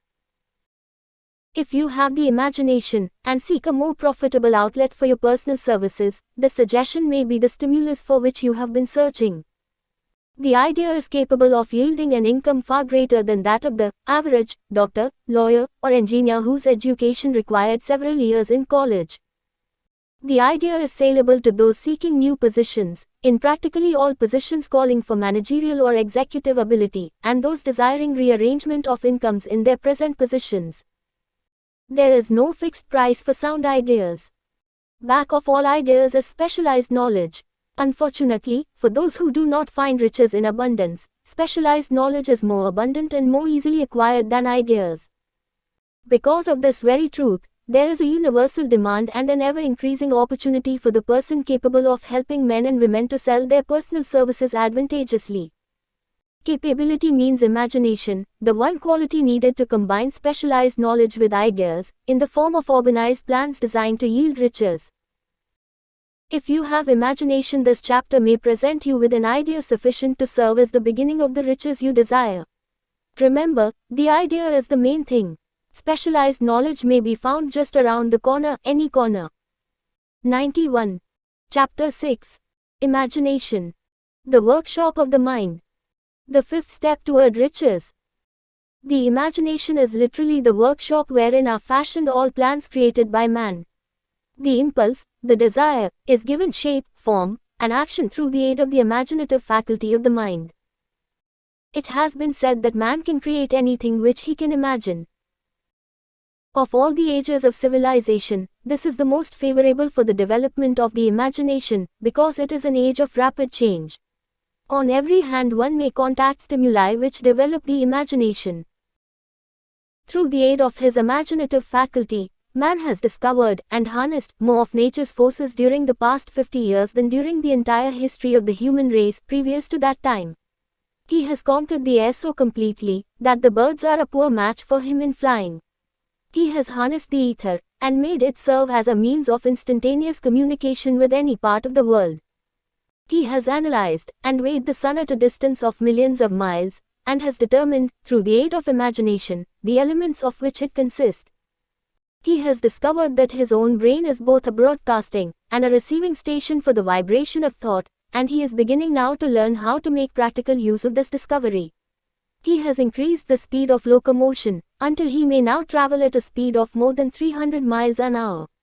The time will soon come when a man may breakfast in New York and lunch in San Francisco. Man's only limitation, within reason, lies in his development and use of his imagination. He has not yet reached the apex of development in the use of his imaginative faculty.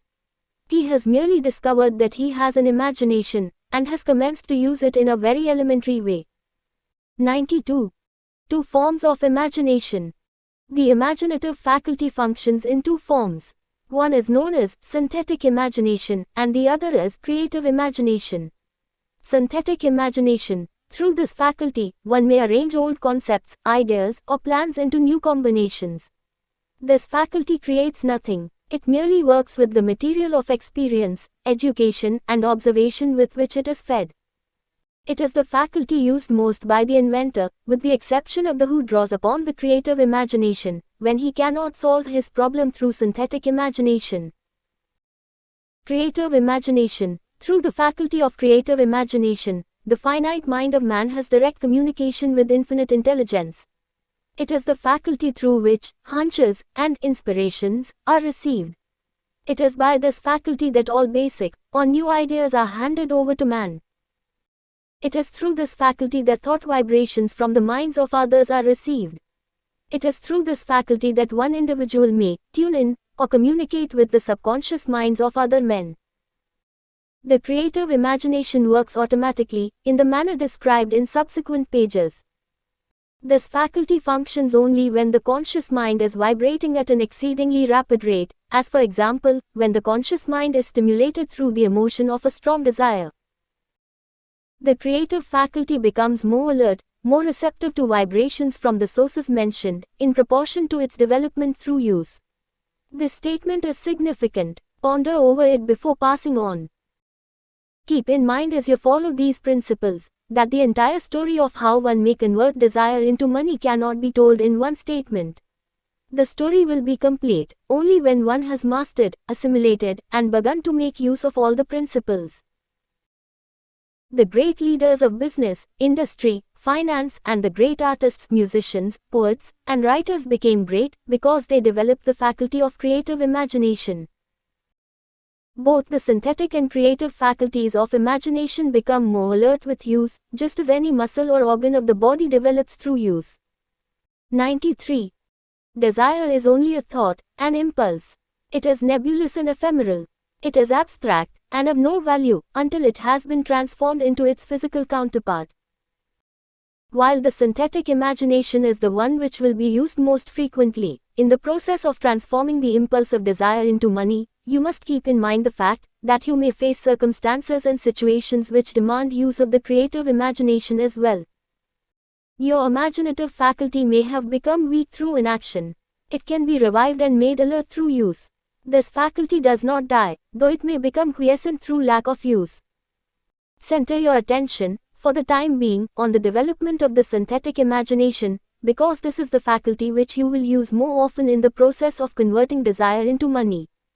Transformation of the intangible impulse, of desire, into the tangible reality, of money, calls for the use of a plan, or plans. These plans must be formed with the aid of the imagination, and mainly, with the synthetic faculty. Read the entire book through, then come back to this chapter, and begin at once to put your imagination to work on the building of a plan, or plans, for the transformation of your desire into money. Detailed instructions for the building of plans have been given in almost every chapter. Carry out the instructions best suited to your needs. Reduce your plan to writing, if you have not already done so. The moment you complete this, you will have definitely given concrete form to the intangible desire. Read the preceding sentence once more. Read it aloud, very slowly, and as you do so, remember that the moment you reduce the statement of your desire, and a plan for its realization, to writing, you have actually taken the first of a series of steps, which will enable you to convert the thought into its physical counterpart. The earth on which you live, you, yourself, and every other material thing are the result of evolutionary change, through which microscopic bits of matter have been organized and arranged in an orderly fashion. Moreover, and this statement is of stupendous importance, this earth, every one of the billions of individual cells of your body, and every atom of matter, began as an intangible form of energy. Desire is thought impulse. Thought impulses are forms of energy. When you begin with the thought impulse, desire, to accumulate money, you are drafting into your service the same 94 stuff that nature used in creating this earth, and every material form in the universe, including the body and brain in which the thought impulses function. As far as science has been able to determine, the entire universe consists of but two elements, matter and energy. Through the combination of energy and matter, has been created everything perceptible to man, from the largest star which floats in the heavens, down to, and including man himself. You are now engaged in the task of trying to profit by nature's method. You are sincerely and earnestly, we hope, trying to adapt yourself to nature's laws, by endeavoring to convert desire into its physical or monetary equivalent. You can do it. It has been done before. You can build a fortune through the aid of laws which are immutable. But, first, you must become familiar with these laws, and learn to use them. Through repetition, and by approaching the description of these principles from every conceivable angle, the author hopes to reveal to you the secret through which every great fortune has been accumulated. Strange and paradoxical as it may seem, the secret is not a secret. Nature herself advertises it in the earth on which we live, the stars, the planets suspended within our view, in the elements above and around us, in every blade of grass, and every form of life within our vision. Nature advertises this secret, in the terms of biology, in the conversion of a tiny cell, so small that it may be lost on the point of a pin, into the human being now reading this line. The conversion of desire into its physical equivalent is, certainly, no more miraculous. Do not become discouraged if you do not fully comprehend all that has been stated. Unless you have long been a student of the mind, it is not to be expected that you will assimilate all that is in this chapter upon a first reading. But you will, in time, make good progress. The principles which follow will open the way for understanding of imagination. Assimilate that which you understand, as you read this philosophy for the first time, then, when you reread and study it, you will discover that something has happened to clarify it, and give you a broader understanding of the whole. Above all, do not stop, nor hesitate in your study of these principles until you have read the book at least 3 times, 4. 95. Then, you will not want to stop.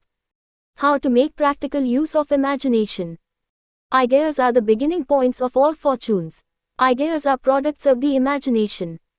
Let us examine a few well-known ideas which have yielded huge fortunes, with the hope that these illustrations will convey definite information concerning the method by which imagination may be used in accumulating riches. The Enchanted Kettle. 50 years ago, an old country doctor drove to town, hitched his horse, quietly slipped into a drug store by the back door, and began tinkering with the young drug clerk. His mission was destined to yield great wealth to many people.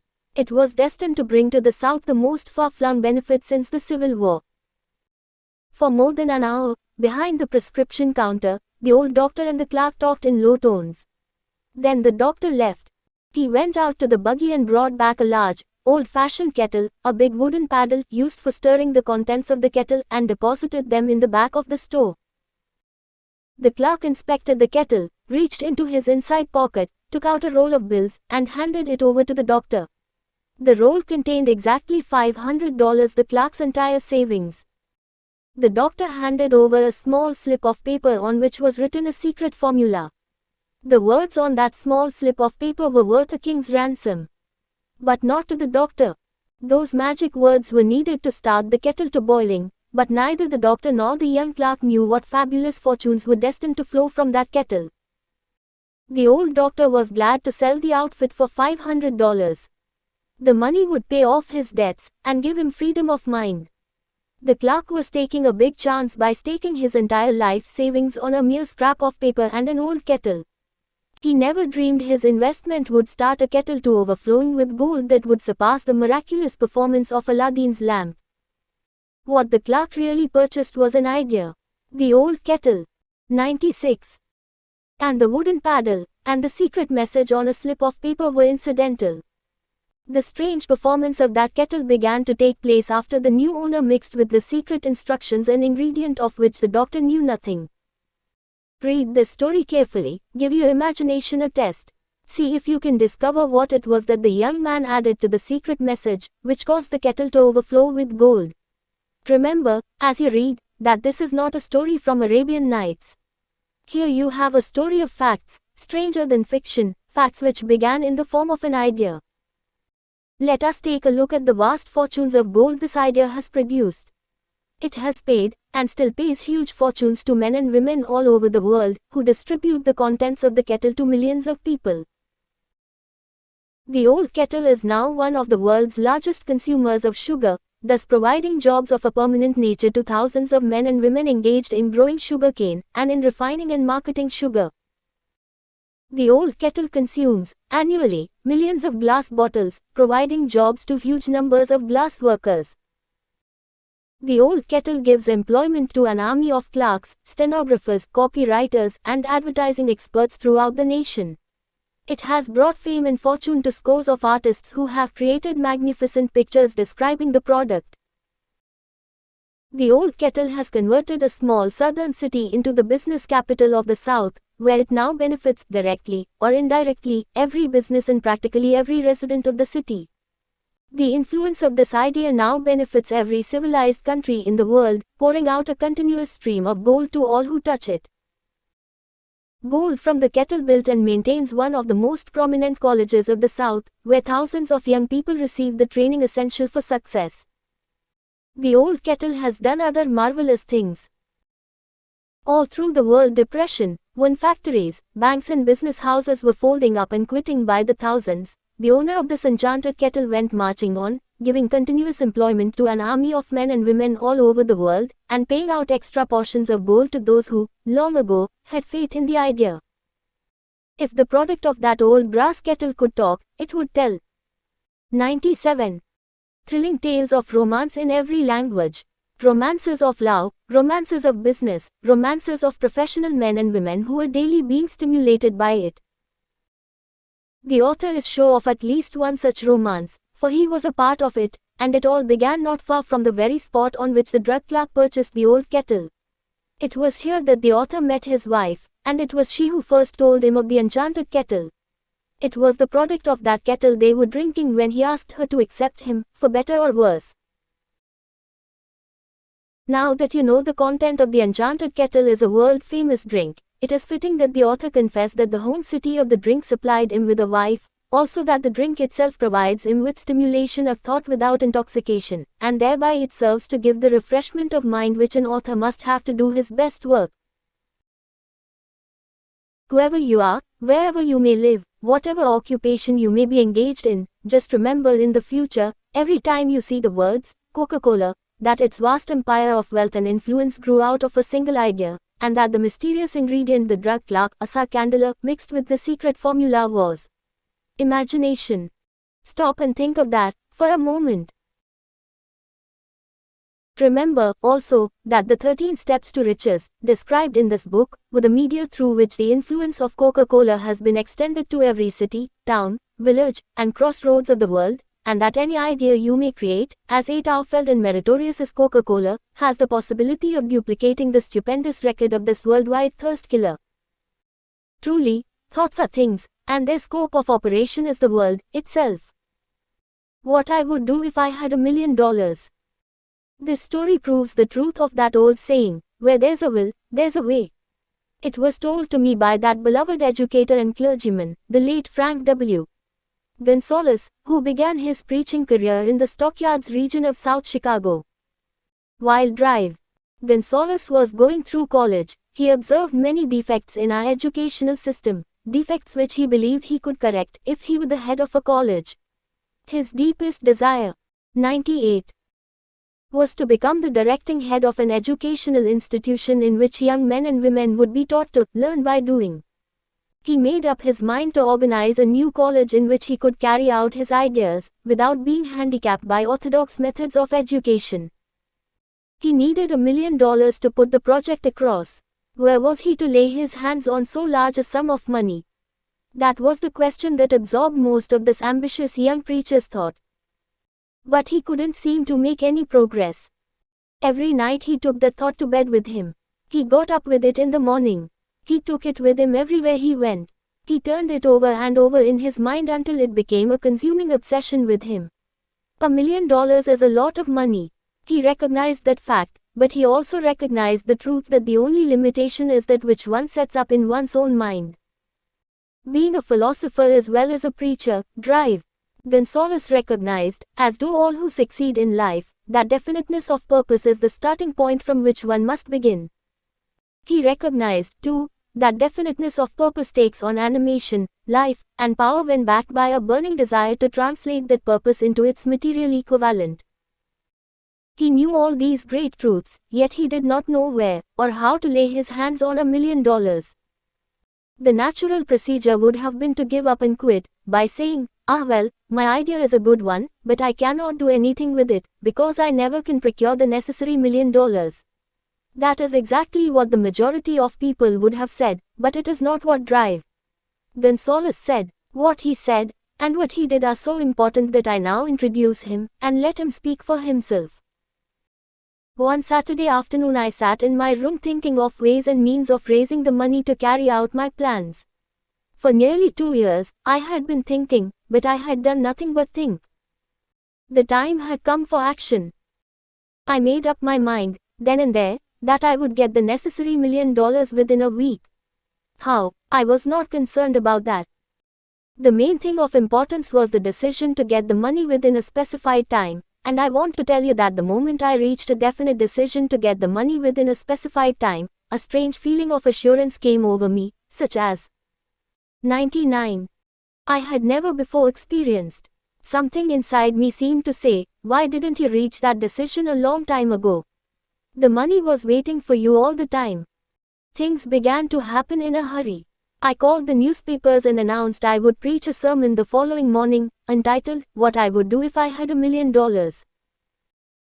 I went to work on the sermon immediately, but I must tell you, frankly, the task was not difficult, because I had been preparing that sermon for almost 2 years.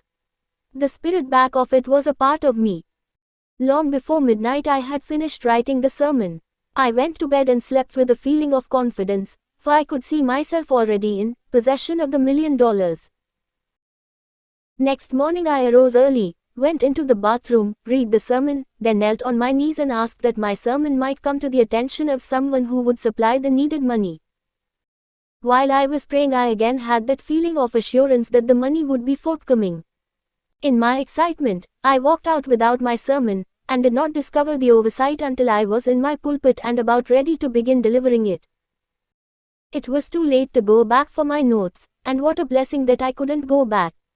Instead, my own subconscious mind yielded the material I needed. When I arose to begin my sermon, I closed my eyes, and spoke with all my heart and soul of my dreams. I not only talked to my audience, but I fancy I talked also to God. I told what I would do with $1 million if that amount were placed in my hands. I described the plan I had in mind for organizing a great educational institution, where young people would learn to do practical things, and at the same time develop their minds. When I had finished and sat down, a man slowly arose from his seat, about 3 rows from the rear, and made his way toward the pulpit. I wondered what he was going to do. He came into the pulpit, extended his hand, and said, Reverend, I liked your sermon. I believe you can do everything you said you would, if you had $1 million. To prove that I believe in you and your sermon, if you will come to my office tomorrow morning, I will give you the $1 million. My name is Philip D. Armour. Young Gonzalez went to Mr. Armour's office and the $1 million was presented to him. With the money, he founded the 100 Armour Institute of Technology. That is more money than the majority of preachers ever see in an entire lifetime, yet the thought impulse back of the money was created in the young preacher's mind in a fraction of a minute. The necessary $1 million came as a result of an idea. Back of the idea was a desire which young Gonzalez had been nursing in his mind for almost 2 years. Observe this important fact. He got the money within 36 hours after he reached a definite decision in his own mind to get it, and decided upon a definite plan for getting it. There was nothing new or unique about young Gonzalez's vague thinking about $1 million, and weakly hoping for it. Others before him, and many since his time, have had similar thoughts. But there was something very unique and different about the decision he reached on that memorable Saturday, when he put vagueness into the background, and definitely said, I will get that money within a week. God seems to throw himself on the side of the man who knows exactly what he wants, if he is determined to get just that. Moreover, the principle through which Dr. Gonzalez got his $1 million is still alive. It is available to you. This universal law is as workable today as it was when the young preacher made use of it so successfully. This book describes, step by step, the 13 elements of this great law, and suggests how they may be put to use. Observe that Asa Candler and Dr. Frank Gonzalez had one characteristic in common. Both knew the astounding truth that ideas can be transmuted into cash through the power of definite purpose, plus definite plans. If you are one of those who believe that hard work and honesty alone will bring riches, perish the thought. It is not true. Riches, when they come in huge quantities, are never the result of hard work. Riches come, if they come at all, in response to definite demands, based upon the application of definite principles, and not by chance or luck. Generally speaking, an idea is an impulse of thought that impels action, by an appeal to the imagination. All master salesmen know that ideas can be sold where merchandise cannot. Ordinary salesmen do not know this, that is why they are ordinary. 101. A publisher of books, which sell for a nickel, made a discovery that should be worth much to publishers generally. He learned that many people buy titles, and not contents of books. By merely changing the name of one book that was not moving, his sales on that book jumped upward more than 1 million copies. The inside of the book was not changed in any way. He merely ripped off the cover bearing the title that did not sell, and put on a new cover with a title that had box office value. That, as simple as it may seem, was an idea. It was imagination. There is no standard price on ideas. The creator of ideas makes his own price, and, if he is smart, gets it. The moving picture industry created a whole flock of millionaires. Most of them were men who couldn't create ideas, but they had the imagination to recognize ideas when they saw them. The next flock of millionaires will grow out of the radio business, which is new and not overburdened with men of keen imagination. The money will be made by those who discover or create new and more meritorious radio programs and have the imagination to recognize merit, and to give the radio listeners a chance to profit by it. The sponsor, that unfortunate victim who now pays the cost of all radio entertainment, soon will become idea conscious, and demand something for his money. The man who beats the sponsor to the draw, and supplies programs that render useful service, is the man who will become rich in this new industry. Crooners and light chatter artists who now pollute the air with wisecracks and silly giggles, will go the way of all light timbers, and their places will be taken by real artists who interpret carefully planned programs which have been designed to service the minds of men, as well as provide entertainment. Here is a wide open field of opportunity screaming its protest at the way it is being butchered, because of lack of imagination, and begging for rescue at any price. Above all, the thing that radio needs is new ideas.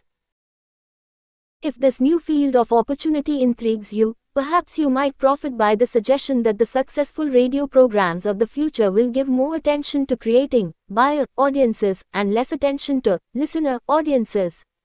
Stated. 102. More plainly, the builder of radio programs who succeeds in the future must find practical ways to convert listeners into buyers. Moreover, the successful producer of radio programs in the future must key his features so that he can definitely show its effect upon the audience. Sponsors are becoming a bit weary of buying glib selling talks, based upon statements grabbed out of thin air. They want, and in the future will demand, indisputable proof that the Woozit program not only gives millions of people the silliest giggle ever, but that the silly giggler can sell merchandise. Another thing that might as well be understood by those who contemplate entering this new field of opportunity, radio advertising is going to be handled by an entirely new group of advertising experts, separate and distinct from the old-time newspaper and magazine advertising agency men. The old-timers in the advertising game cannot read the modern radio scripts because they have been schooled to see ideas. The new radio technique demands men who can interpret ideas from a written manuscript in terms of sound. It cost the author a year of hard labor, and many thousands of dollars to learn this. Radio, right now, is about where the moving pictures were, when Mary Pickford and her curls first appeared on the screen. There is plenty of room in radio for those who can produce or recognize ideas. If the foregoing comment on the opportunities of radio has not started your idea factory to work, you had better forget it. Your opportunity is in some other field. If the comment intrigued you in the slightest degree, then go further into it, and you may find the one idea you need to round out your career. Never let it discourage you if you have no experience in radio.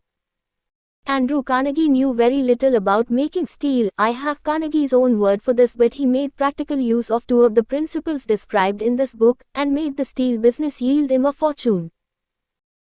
The story of practically every great fortune starts with the day when a creator of ideas and a seller of ideas got together and worked in harmony.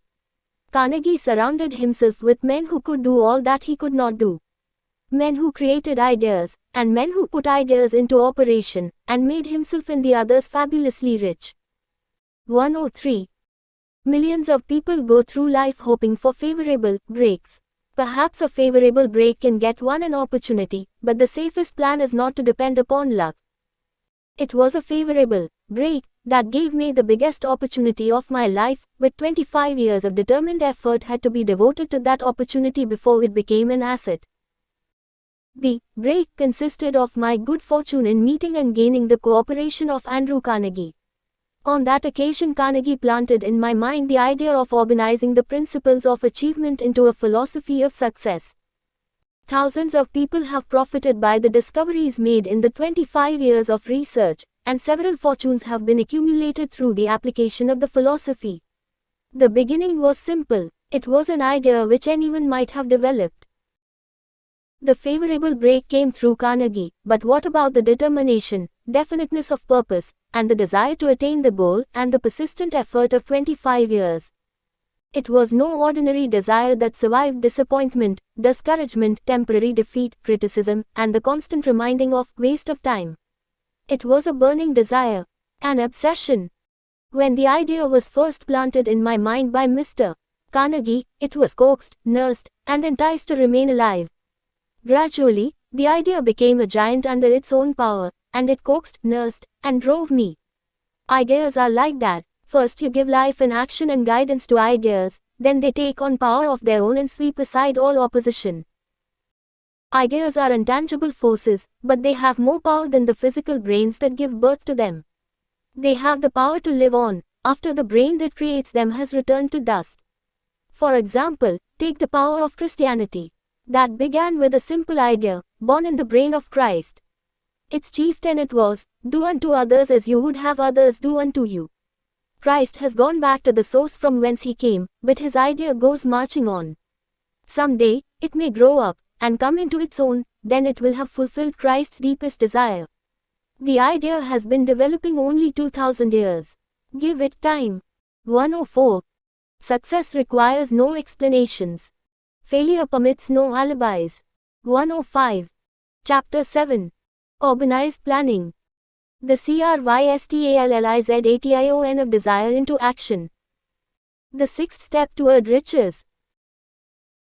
You have learned that everything man creates or acquires begins in the form of desire. That desire is taken on the first lap of its journey, from the abstract to the concrete, into the workshop of the imagination, where plans for its transition are created and organized. In Chapter 2, you were instructed to take 6 definite, practical steps as your first move in translating the desire for money into its monetary equivalent. One of these steps is the formation of a definite, practical plan, or plans, through which this transformation may be made. You will now be instructed how to build plans which will be practical, viz. A. Ally yourself with a group of as many people as you may need for the creation and carrying out of your plan, or plans for the accumulation of money, making use of the mastermind principle described in a later chapter. Compliance with this instruction is absolutely essential. Do not neglect it. B. Before forming your mastermind alliance, decide what advantages and benefits you may offer the individual members of your group in return for their cooperation. No one will work indefinitely without some form of compensation. No intelligent person will either request or expect another to work without adequate compensation, although this may not always be in the form of money. C. Arrange to meet with the members of your master mind group at least twice a week, and more often if possible, until you have jointly perfected the necessary plan or plans for the accumulation of money. 106. D. Maintain perfect harmony between yourself and every member of your mastermind group. If you fail to carry out this instruction to the letter, you may expect to meet with failure. The mastermind principle cannot obtain where perfect harmony does not prevail. Keep in mind these facts.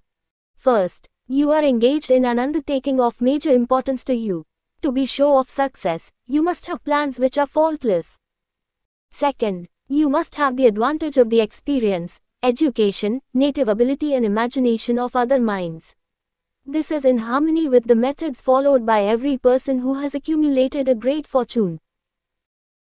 No individual has sufficient experience, education, native ability, and knowledge to ensure the accumulation of a great fortune, without the cooperation of other people.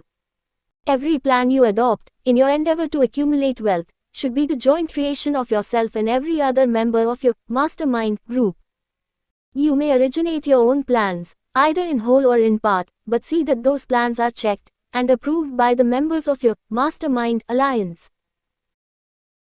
If the first plan which you adopt does not work successfully, replace it with a new plan. If this new plan fails to work, replace it, in turn with still another, and so on, until you find a plan which does work.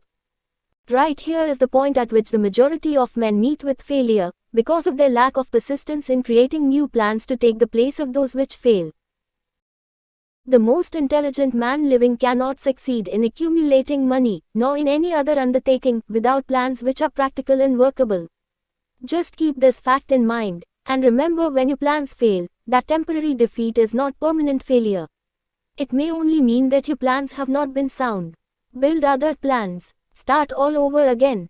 Thomas A. Edison failed 10,000 times before he perfected the incandescent electric light bulb. That is, he met with 107. Temporary defeat 10,000 times before his efforts were crowned with success.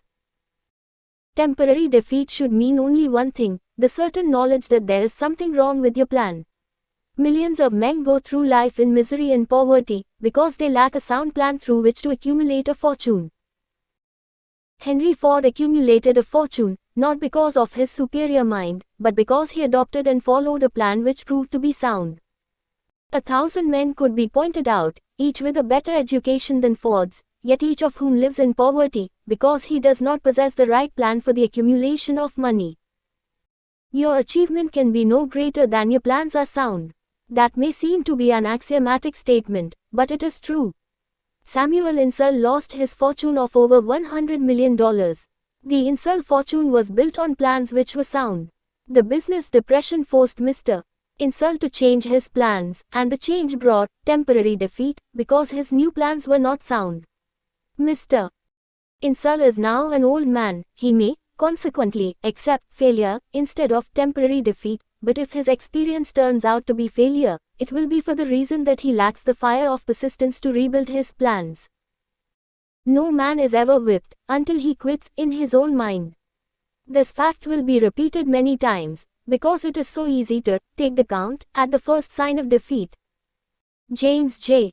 Hill met with temporary defeat when he first endeavored to raise the necessary capital to build a railroad from the east to the west, but he, too, turned defeat into victory through new plans. Henry Ford met with temporary defeat, not only at the beginning of his automobile career, but after he had gone far toward the top. He created new plans, and went marching on to financial victory. We see men who have accumulated great fortunes, but we often recognize only their triumph, overlooking the temporary defeats which they had to surmount before arriving. No follower of this philosophy can reasonably expect to accumulate a fortune without experiencing temporary defeat. When defeat comes, accept it as a signal that your plans are not sound, rebuild those plans, and set sail. 108. Once more toward your coveted goal. If you give up before your goal has been reached, you are a quitter. A quitter never wins and a winner never quits. Lift this sentence out, write it on a piece of paper in letters an inch high, and place it where you will see it every night before you go to sleep, and every morning before you go to work. When you begin to select members for your mastermind group, endeavor to select those who do not take defeat seriously. Some people foolishly believe that only money can make money.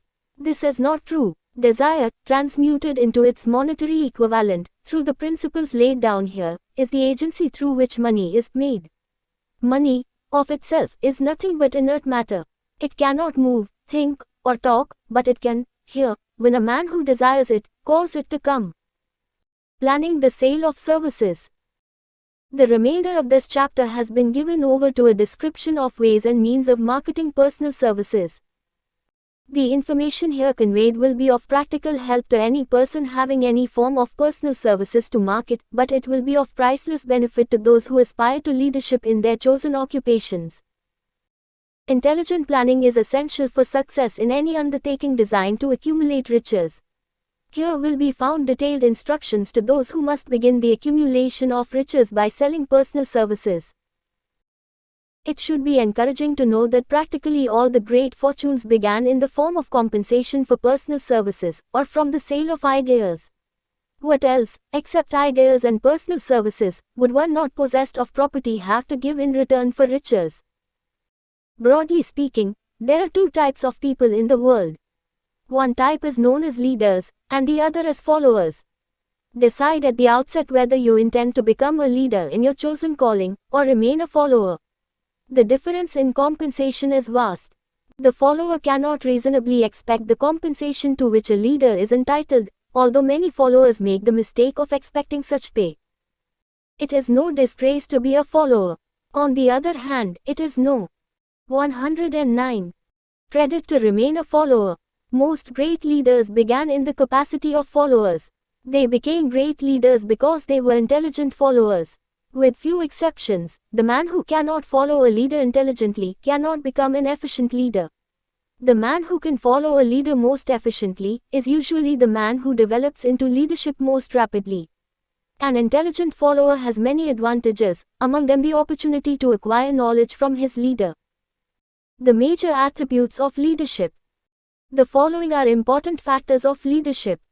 1. Unwavering courage based upon knowledge of self and of one's occupation.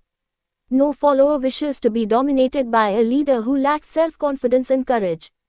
No intelligent follower will be dominated by such a leader very long. 2. Self-control. The man who cannot control himself can never control others. Self-control sets a mighty example for one's followers, which the more intelligent will emulate.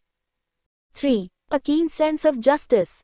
Without a sense of fairness and justice, no leader can command and retain the respect of his followers. 4. Definiteness of decision. The man who wavers in his decisions shows that he is not sure of himself. He cannot lead others successfully. 5. Definiteness of plans. The successful leader must plan his work and work his plan.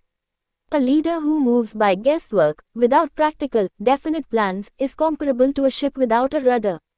Sooner or later he will land on the rocks. 6. The habit of doing more than paid for. One of the penalties of leadership is the necessity of willingness, upon the part of the leader, to do more than he requires of his followers. 110. 7. A pleasing personality. No slovenly, careless person can become a successful leader. Leadership calls for respect. Followers will not respect a leader who does not grade high on all of the factors of a pleasing personality. 8. Sympathy and understanding. The successful leader must be in sympathy with his followers. Moreover, he must understand them in their problems. 9. Mastery of detail. Successful leadership calls for mastery of details of the leader's position. 10. Willingness to assume full responsibility. The successful leader must be willing to assume responsibility for the mistakes and the shortcomings of his followers. If he tries to shift this responsibility, he will not remain the leader. If one of his followers makes a mistake and shows himself incompetent, the leader must consider that it is he who failed. 11. Cooperation. The successful leader must understand and apply the principle of cooperative effort and be able to induce his followers to do the same. Leadership calls for power, and power calls for cooperation. There are two forms of leadership. The first, and by far the most effective, is leadership by consent of, and with the sympathy of the followers. The second is leadership by force, without the consent and sympathy of the followers. History is filled with evidences that leadership by force cannot endure. The downfall and disappearance of dictators and kings is significant. It means that people will not follow forced leadership indefinitely. The world has just entered a new era of relationship between leaders and followers, which very clearly calls for new leaders, and a new brand of leadership in business and industry. Those who belong to the old school of leadership by force, must acquire an understanding of the new brand of leadership cooperation or be relegated to the rank and file of the followers. There is no other way out for them. 111. The relationship of employer and employee, or of leader and follower, in the future, will be one of mutual cooperation, based upon an equitable division of the profits of business. In the future, the relationship of employer and employee will be more like a partnership than it has been in the past. Napoleon, Kaiser Wilhelm of Germany, the Tsar of Russia, and the King of Spain were examples of leadership by force. Their leadership passed. Without much difficulty, one might point to the prototypes of these ex-leaders, among the business, financial, and labor leaders of America who have been dethroned or slated to go.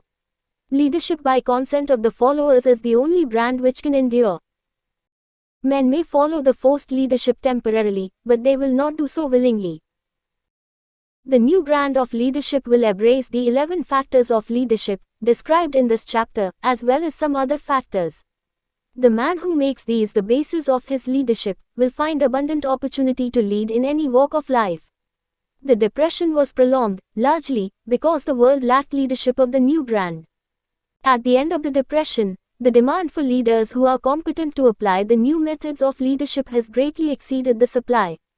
Some of the old type of leaders will reform and adapt themselves to the new brand of leadership, but generally speaking, the world will have to look for new timber for its leadership. This necessity may be your opportunity. The 10 major causes of failure in leadership. We come now to the major faults of leaders who fail, because it is just as essential to know what not to do as it is to know what to do. 1. Inability to organize details. Efficient leadership calls for ability to organize and to master details. No genuine leader is ever too busy to do anything which may be required of him in his capacity as leader. When a man, whether he is a leader or follower, admits that he is too busy to change his plans, or to give attention to any emergency, he admits his inefficiency. The successful leader must be the master of all. 112. Details connected with his position. That means, of course, that he must acquire the habit of relegating details to capable lieutenants. 2. Unwillingness to render humble service.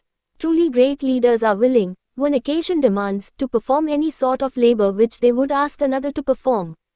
The greatest among ye shall be the servant of all, is a truth which all able leaders observe and respect. 3. Expectation of pay for what they know, instead of what they do with that which they know. The world does not pay men for that which they know. It pays them for what they do, or induce others to do. 4. Fear of competition from followers. The leader who fears that one of his followers may take his position is practically sure to realize that fear sooner or later. The able leader trains understudies to whom he may delegate, at will, any of the details of his position. Only in this way may a leader multiply himself and prepare himself to be at many places, and give attention to many things at one time. It is an eternal truth that men receive more pay for their ability to get others to perform, than they could possibly earn by their own efforts. An efficient leader may, through his knowledge of his job and the magnetism of his personality, greatly increase the efficiency of others, and induce them to render more service and better service than they could render without his aid. 5. Lack of imagination. Without imagination, the leader is incapable of meeting emergencies, and of creating plans by which to guide his followers efficiently. 6. Selfishness. The leader who claims all the honor for the work of his followers, is sure to be met by resentment. The really great leader claims none of the honors. He is contented to see the honors, when there are any, go to his followers, because he knows that most men will work harder for commendation and recognition than they will for money alone. 113. 7. Intemperance. Followers do not respect an intemperate leader. Moreover, intemperance in any of its various forms, destroys the endurance and the vitality of all who indulge in it. 8. Disloyalty. Perhaps this should have come at the head of the list. The leader who is not loyal to his trust, and to his associates, those above him, and those below him, cannot long maintain his leadership. Disloyalty marks one as being less than the dust of the earth, and brings down on one's head the contempt he deserves. Lack of loyalty is one of the major causes of failure in every walk of life. 9. Emphasis of the authority of leadership. The efficient leader leads by encouraging, and not by trying to instill fear in the hearts of his followers. The leader who tries to impress his followers with his authority comes within the category of leadership through force. If a leader is a real leader, he will have no need to advertise that fact except by his conduct, his sympathy, understanding, fairness, and a demonstration that he knows his job. 10. Emphasis of title. The competent leader requires no title to give him the respect of his followers. The man who makes too much over his title generally has little else to emphasize. The doors to the office of the real leader are open to all who wish to enter, and his working quarters are free from formality or ostentation. These are among the more common of the causes of failure in leadership. Any one of these faults is sufficient to induce failure. Study the list carefully if you aspire to leadership, and make sure that you are free of these faults. Some fertile fields in which new leadership will be required. Before leaving this chapter, your attention is called to a few of the fertile fields in which there has been a decline of leadership, and in which the new type of leader may find an abundance of. 114. Opportunity. First, in the field of politics there is a most insistent demand for new leaders, a demand which indicates nothing less than an emergency. The majority of politicians have, seemingly, become high-grade, legalized racketeers. They have increased taxes and debauched the machinery of industry and business until the people can no longer stand the burden. Second, the banking business is undergoing a reform. The leaders in this field have almost entirely lost the confidence of the public. Already the bankers have sensed the need of reform, and they have begun it. Third, industry calls for new leaders. The old type of leaders thought and moved in terms of dividends instead of thinking and moving in terms of human equations. The future leader in industry, to endure, must regard himself as a quasi-public official whose duty it is to manage his trust in such a way that it will work hardship on no individual, or group of individuals. Exploitation of working men is a thing of the past. Let the man who aspires to leadership in the field of business, industry, and labor remember this. Fourth, the religious leader of the future will be forced to give more attention to the temporal needs of his followers, in the solution of their economic and personal problems of the present, and less attention to the dead past, and the yet unborn future. Fifth, in the professions of law, medicine, and education, a new brand of leadership, and to some extent, new leaders will become a necessity. This is especially true in the field of education. The leader in that field must, in the future, find ways and means of teaching people how to apply the knowledge they receive in school. He must deal more with practice and less with theory. Sixth, new leaders will be required in the field of journalism. Newspapers of the future, to be conducted successfully, must be divorced from special privilege and 115. Relieved from the subsidy of advertising. They must cease to be organs of propaganda for the interests which patronize their advertising columns.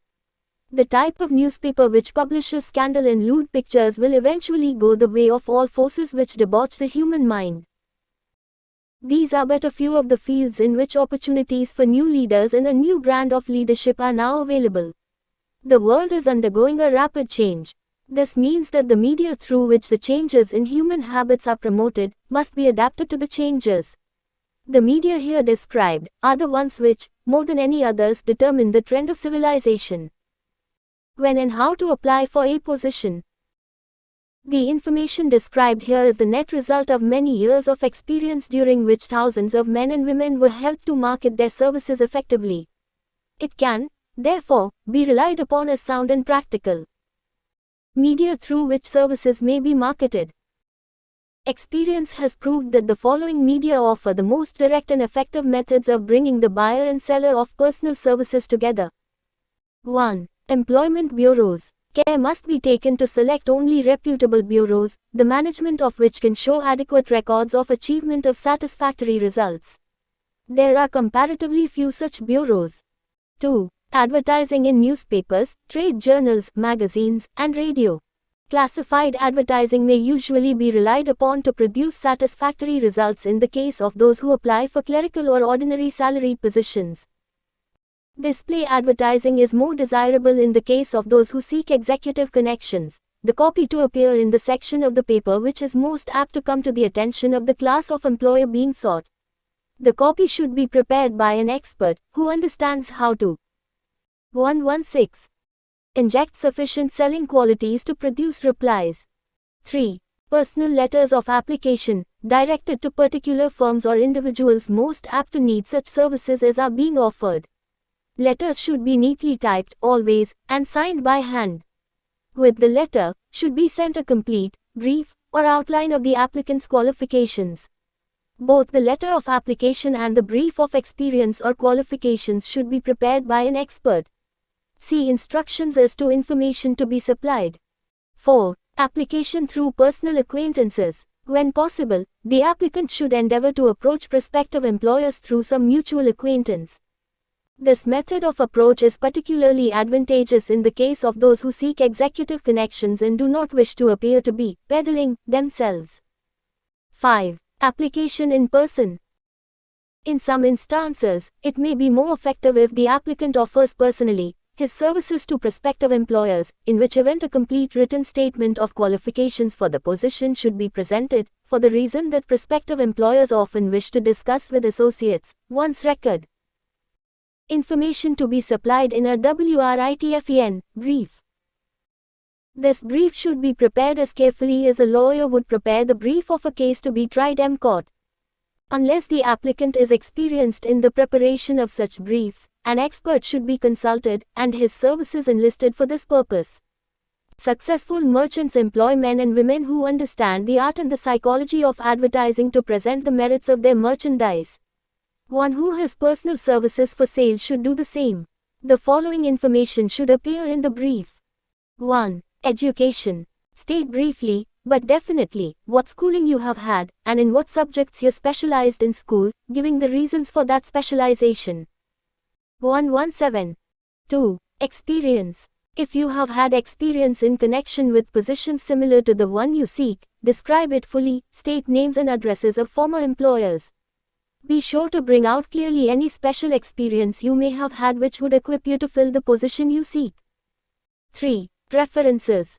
Practically every business firm desires to know all about the previous records, antecedents, etc., of prospective employees who seek positions of responsibility. Attach to your brief photostatic copies of letters from A. Former employers. B. Teachers under whom you studied. C. Prominent people whose judgment may be relied upon. 4. Photograph of self. Attach to your brief a recent, unmounted photograph of yourself. 5. Apply for a specific position. Avoid application for a position without describing exactly what particular position you seek. Never apply for just a position. That indicates you lack specialized qualifications. 6. State your qualifications for the particular position for which you apply. Give full details as to the reason you believe you are qualified for the particular position you seek. This is the application. It will determine, more than anything else, what consideration you receive. 7. Offer to go to work on probation. In the majority of instances, if you are determined to have the position for which you apply, it will be most effective if you offer to work for a week, or a month, or for a sufficient length of time to enable your prospective employer to judge your value without pay. This may appear to be a radical suggestion, but experience has proved that it seldom fails to win at least a trial. If you are sure of your qualifications, a trial is all you need. Incidentally, such an offer indicates that you have confidence in your ability to fill the position you seek. It is most convincing if your offer is 118 accepted, and you make good, more than likely you will be paid for your probation period. Make clear the fact that your offer is based upon A. Your confidence in your ability to fill the position. B. Your confidence in your prospective employer's decision to employ you after trial. C. Your determination to have the position you seek. 8. Knowledge of your prospective employer's business. Before applying for a position, Do sufficient research in connection with the business to familiarize yourself thoroughly with that business, and indicate in your brief the knowledge you have acquired in this field. This will be impressive, as it will indicate that you have imagination and a real interest in the position you seek. Remember that it is not the lawyer who knows the most law, but the one who best prepares his case, who wins. If your case is properly prepared and presented, your victory will have been more than half won at the outset. Do not be afraid of making your brief too long. Employers are just as much interested in purchasing the services of well-qualified applicants as you are in securing employment. In fact, the success of most successful employers is due, in the main, to their ability to select well-qualified lieutenants. They want all the information available. Remember another thing, neatness in the preparation of your brief will indicate that you are a painstaking person. I have helped to prepare briefs for clients which were so striking and out of the ordinary that they resulted in the employment of the applicant without a personal interview. When your brief has been completed, have it neatly bound by an experienced binder, and lettered by an artist or printer similar to the following. Brief of the qualifications of Robert K. Smith. Applying for the position of Private Secretary to the President of the Blank Company, Inc. 119. Change names each time brief is shown. This personal touch is sure to command attention. Have your brief neatly typed or mimeographed on the finest paper you can obtain, and bound with the heavy paper of the book cover variety, the binder to be changed, and the proper firm name to be inserted if it is to be shown to more than one company. Your photograph should be pasted on one of the pages of your brief. Follow these instructions to the letter, improving upon them wherever your imagination suggests. Successful salesmen groom themselves with care. They understand that first impressions are lasting. Your brief is your salesman. Give it a good suit of clothes, so it will stand out in bold contrast to anything your prospective employer ever saw, in the way of an application for a position. If the position you seek is worth having, it is worth going after with care. Moreover, if you sell yourself to an employer in a manner that impresses him with your individuality, you probably will receive more money for your services from the very start than you would if you applied for employment in the usual conventional way. If you seek employment through an advertising agency or an employment agency, have the agent use copies of your brief in marketing your services. This will help to gain preference for you, both with the agent and the prospective employers. How to get the exact position you desire. Everyone enjoys doing the kind of work for which he is best suited. An artist loves to work with paints, a craftsman with his hands, a writer loves to write. Those with less definite talents have their preferences for certain fields of business and industry. If America does anything well, it offers a full range of occupations, tilling the soil, manufacturing, marketing, and the professions. First, decide exactly what kind of a job you want. If the job doesn't already exist, perhaps you can create it. Second, choose the company or individual for whom you wish to work. 120. Third, study your prospective employer as to policies, personnel, and chances of advancement. Fourth, by analysis of yourself, your talents and capabilities, figure what you can offer, and plan ways and means of giving advantages, services, developments, ideas that you believe you can successfully deliver. Fifth, forget about a job. Forget whether or not there is an opening. Forget the usual routine of, have you got a job for me? Concentrate on what you can give.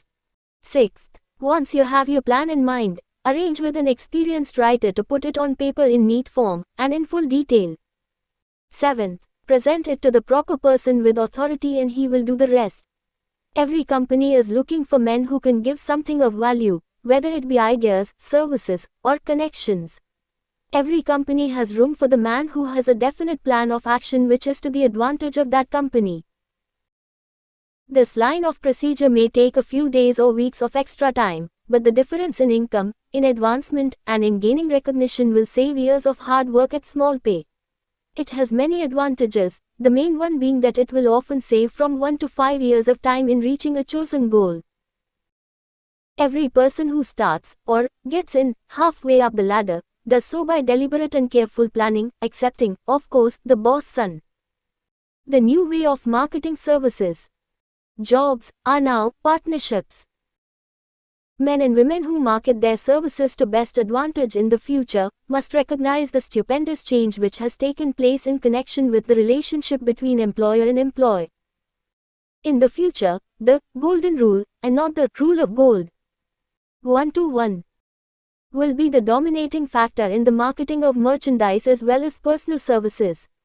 The future relationship between employers and their employees will be more in the nature of a partnership consisting of A. The employer, B. The employee, C. The public they serve.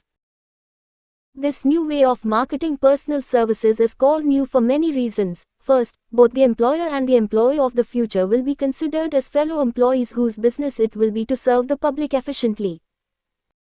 In times past, employers and employees have bartered among themselves, driving the best bargains they could with one another, not considering that in the final analysis they were, in reality, bargaining at the expense of the third party, the public they served. The Depression served as a mighty protest from an injured public, whose rights had been trampled upon in every direction by those who were clamoring for individual advantages and profits. When the debris of the Depression shall have been cleared away, and business shall have been once again restored to balance, both employers and employees will recognize that they are no longer privileged to drive bargains at the expense of those whom they serve. The real employer of the future will be the public. This should be kept uppermost in mind by every person seeking to market personal services effectively. Nearly every railroad in America is in financial difficulty. Who does not remember the day when, if a citizen inquired at the ticket office the time of departure of a train, he was abruptly referred to the bulletin board instead of being politely given the information? The streetcar companies have experienced a change of times also. There was a time not so very long ago when streetcar conductors took pride in giving argument to passengers. Many of the streetcar tracks have been removed and passengers ride on a bus, whose driver is the last word in politeness. All over the country streetcar tracks are rusting from abandonment, or have been taken up. Wherever streetcars are still in operation, passengers may now ride without argument, and one may even hail the car in the middle of the block, and the motorman will obligingly pick him up. How times have changed, that is just the point I am 1-2 trying to emphasize. Times have changed. Moreover, the change is reflected not merely in railroad offices and on streetcars, but in other walks of life as well. The public be damned policy is now passé. It has been supplanted by the we are obligingly at your service, sir policy. The bankers have learned a thing or two during this rapid change which has taken place during the past few years. Impoliteness on the part of a bank official or bank employee today is as rare as it was conspicuous a dozen years ago. In the years past, some bankers, not all of them, of course, carried an atmosphere of austerity which gave every would-be borrower a chill when he even thought of approaching his banker for a loan. The thousands of bank failures during the Depression had the effect of removing the mahogany doors behind which bankers formerly barricaded themselves. They now sit at desks in the open, where they may be seen and approached at will by any depositor, or by anyone who wishes to see them, and the whole atmosphere of the bank is one of courtesy and understanding. It used to be customary for customers to have to stand and wait at the corner grocery until the clerks were through passing the time of day with friends, and the proprietor had finished making up his bank deposit, before being waited upon. Chain stores, managed by courteous men who do everything in the way of service, short of shining the customer's shoes, have pushed the old-time merchants into the background. Time marches on. Courtesy and service are the watchwords of merchandising today, and apply to the person who is marketing personal services even more directly than to the employer whom he serves, because, in the final analysis, both the employer and his employee are employed by the public they serve. If they fail to serve well, they pay by the loss of their privilege of serving. We can all remember the time when the gas meter reader pounded on the door hard enough to break the panels. When the door was opened, he pushed his way in, uninvited, with a scowl on his face which plainly said, "What the hell did you keep me waiting for?" All that has undergone a change. The meter man now conducts himself as a gentleman who is delighted to be at your service, sir. Before the gas companies learned that their scowling meter men were accumulating liabilities never to be cleared away. 1-3. The polite salesman of oil burners came along and did a land office business. During the Depression, I spent several months in the anthracite coal region of Pennsylvania, studying conditions which all but destroyed the coal industry. Among several very significant discoveries, was the fact that greed on the part of operators and their employees was the chief cause of the loss of business for the operators and loss of jobs for the miners. Through the pressure of a group of overzealous labor leaders, representing the employees, and the greed for profits on the part of the operators, the anthracite business suddenly dwindled. The coal operators and their employees drove sharp bargains with one another, adding the cost of the bargaining to the price of the coal, until, finally, they discovered they had built up a wonderful business for the manufacturers of oil-burning outfits and the producers of crude oil. The wages of sin is death. Many have read this in the Bible, but few have discovered its meaning. Now, and for several years, the entire world has been listening by force to a sermon which might well be called, "Whatsoever a man soweth, that shall he also reap." Nothing as widespread and effective as the Depression could possibly be just a coincidence. Behind the Depression was a cause. Nothing ever happens without a cause. In the main, the cause of the Depression is traceable directly to the worldwide habit of trying to reap without sowing. This should not be mistaken to mean that the Depression represents a crop which the world is being forced to reap without having sown. The trouble is that the world sowed the wrong sort of seed. Any farmer knows he cannot sow the seed of thistles and reap a harvest of grain. Beginning at the outbreak of the World War, the people of the world began to sow the seed of service inadequate in both quality and quantity. Nearly everyone was engaged in the pastime of trying to get without giving. These illustrations are brought to the attention of those who have personal services to market, to show that we are where we are, and what we are, because of our own conduct. If there is a principle of cause and effect, which controls business, finance, and transportation, this same principle controls individuals and determines their economic status. 1 to 4. What is your QQS rating? The causes of success in marketing services effectively and permanently have been clearly described. Unless those causes are studied, analyzed, understood and applied, no man can market his services effectively and permanently. Every person must be his own salesman of personal services. The quality and the quantity of service rendered, and the spirit in which it is rendered, determine to a large extent the price and the duration of employment. To market personal services effectively, which means a permanent market, at a satisfactory price, under pleasant conditions, one must adopt and follow the QQS formula, which means that quality plus quantity plus the proper spirit of cooperation equals perfect salesmanship of service. Remember the QQS formula, but do more apply it as a habit. Let us analyze the formula to make sure we understand exactly what it means. 1. Quality of service shall be construed to mean the performance of every detail, in connection with your position, in the most efficient manner possible, with the object of greater efficiency always in mind. 2. Quantity of service shall be understood to mean the habit of rendering all the service of which you are capable, at all times, with the purpose of increasing the amount of service rendered as greater skill is developed through practice and experience. Emphasis is again placed on the word habit. 3. Spirit of service shall be construed to mean the habit of agreeable, harmonious conduct which will induce cooperation from associates and fellow employees. Adequacy of quality and quantity of service is not sufficient to maintain a permanent market for your services. The conduct, or the spirit in which you deliver service, is a strong determining factor in connection with both the price you receive and the duration of employment. Andrew Carnegie stressed this point more than others in connection with his description of the factors which lead to success in the marketing of personal services.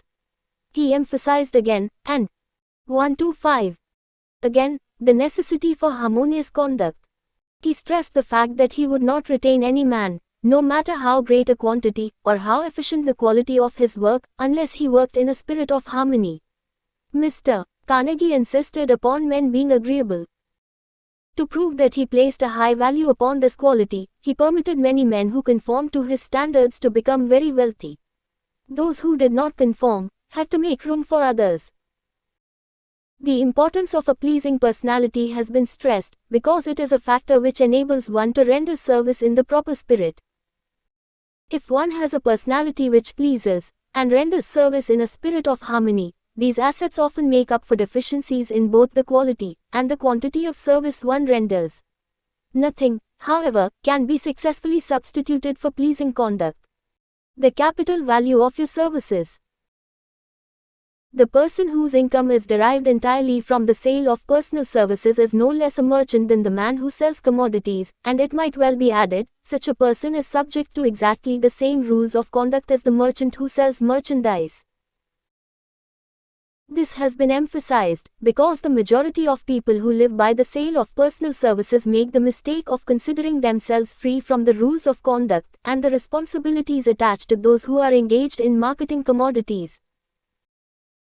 The new way of marketing services has practically forced both employer and employee into partnership alliances, through which both take into consideration the rights of the third party, the public they serve. The day of the go-getter has passed. He has been supplanted by the go-giver. High-pressure methods in business finally blew the lid off. There will never be the need to put the lid back on, because, in the future, business will be conducted by methods that will require no pressure.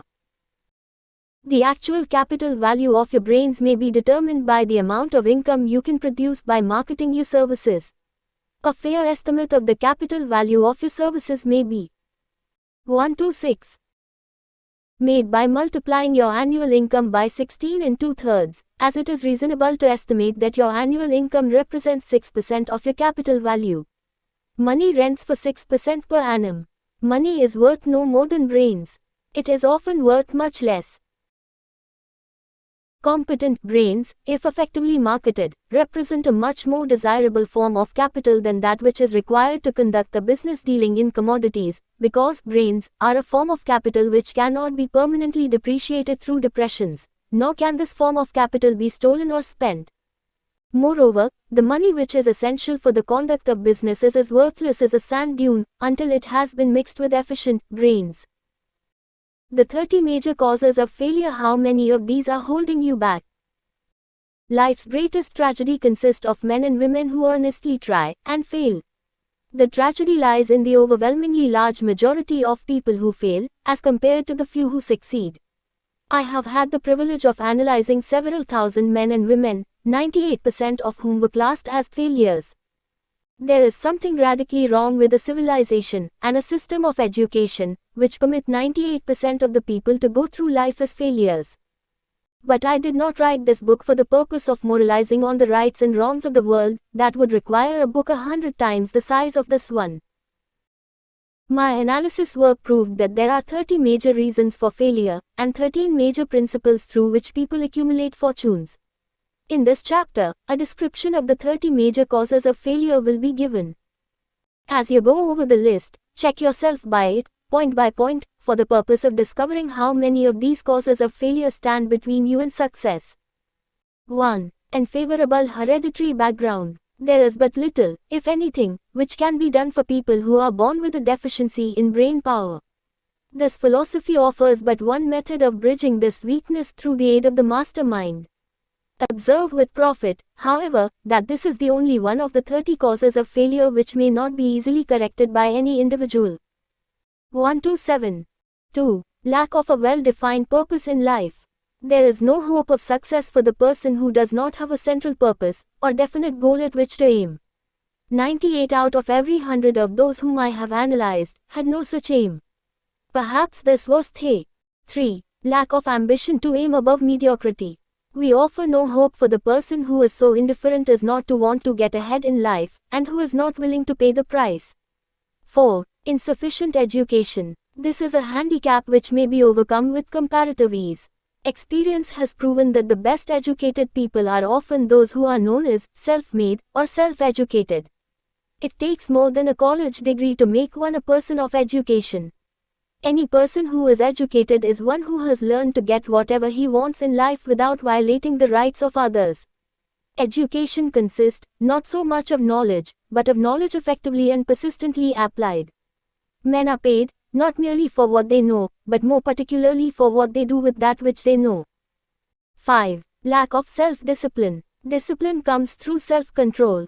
This means that one must control all negative qualities. Before you can control conditions, you must first control yourself. Self-mastery is the hardest job you will ever tackle. If you do not conquer self, you will be conquered by self. You may see at one and the same time both your best friend and your greatest enemy, by stepping in front of a mirror. 6. Ill health. No person may enjoy outstanding success without good health. Many of the causes of ill health are subject to mastery and control. These, in the main are, A. Overeating of foods not conducive to health. B. Wrong habits of thought, giving expression to negatives. C. Wrong use of, and overindulgence in sex. D. Lack of proper physical exercise. A. An inadequate supply of fresh air, due to improper breathing. 7. UNFAVORABLE. Environmental influences. During childhood, as the twig is bent, so shall the tree grow. Most people who have criminal tendencies acquire them as the result of bad environment and improper associates during 1 to 8. Childhood. 8. Procrastination. This is one of the most common causes of failure. Old man procrastination stands within the shadow of every human being, waiting his opportunity to spoil one's chances of success. Most of us go through life as failures, because we are waiting for the time to be right to start doing something worthwhile. Do not wait. The time will never be just right. Start where you stand, and work with whatever tools you may have at your command, and better tools will be found as you go along. 9. Lack of persistence. Most of us are good starters, but poor finishers of everything we begin. Moreover, people are prone to give up at the first signs of defeat. There is no substitute for persistence. The person who makes persistence his watchword discovers that old man failure, finally becomes tired, and makes his departure. Failure cannot cope with persistence. 10. Negative personality. There is no hope of success for the person who repels people through a negative personality. Success comes through the application of power, and power is attained through the cooperative efforts of other people. A negative personality will not induce cooperation. 11. Lack of controlled sexual urge. Sex energy is the most powerful of all the stimuli which move people into action. Because it is the most powerful of the emotions, it must be controlled through transmutation and converted into other channels. 12. Uncontrolled desire for something for nothing. The gambling instinct drives millions of people to failure. Evidence of this may be found in a study of the Wall Street crash of 29, during which millions of people tried to make money by gambling on stock margins. 13. Lack of a well-defined power of decision. Men who succeed reach decisions promptly, and change them, if at all, very slowly. Men who fail, reach decisions, if at all, very slowly, and change them frequently, and quickly. Indecision and procrastination are twin brothers. Where one is found, the other may usually be found also. Kill off this pair before they completely hog-tie you to the treadmill of failure. 14. One or more of the 6 basic fears. These fears, 1 to 9, have been analyzed for you in a later chapter. They must be mastered before you can market your services effectively. 15. Wrong selection of a mate in marriage. This is a most common cause of failure. The relationship of marriage brings people intimately into contact. Unless this relationship is harmonious, failure is likely to follow. Moreover, it will be a form of failure that is marked by misery and unhappiness, destroying all signs of ambition. 16. Overcaution. The person who takes no chances generally has to take whatever is left when others are through choosing. Overcaution is as bad as undercaution. Both are extremes to be guarded against. Life itself is filled with the element of chance. 17. Wrong selection of associates in business. This is one of the most common causes of failure in business. In marketing personal services, one should use great care to select an employer who will be an inspiration, and who is, himself, intelligent and successful. We emulate those with whom we associate most closely. Pick an employer who is worth emulating. 18. Superstition and prejudice. Superstition is a form of fear. It is also a sign of ignorance. Men who succeed keep open minds and are afraid of nothing. 19. Wrong selection of a vocation. No man can succeed in a line of endeavor which he does not like. The most essential step in the marketing of personal services is that of selecting an occupation into which you can throw yourself wholeheartedly. 20. Lack of concentration of effort. The jack of all trades seldom is good at any.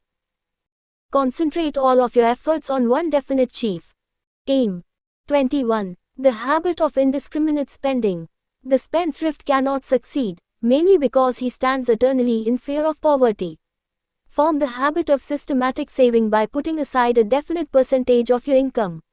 Money in the bank gives one a very safe foundation of courage when bargaining for the sale of personal services. Without money, one must take what one is offered, and be glad to get it. 22. Lack of enthusiasm. Without enthusiasm 130 cannot be convincing. Moreover, enthusiasm is contagious, and the person who has it under control is generally welcome in any group of people. 23. Intolerance. The person with a closed MMD on any subject seldom gets ahead. Intolerance means that one has stopped acquiring knowledge. The most damaging forms of intolerance are those connected with religious, racial, and political differences of opinion. 24. Intemperance. The most damaging forms of intemperance are connected with eating, strong drink, and sexual activities. Overindulgence in any of these is fatal to success. 25. Inability to cooperate with others.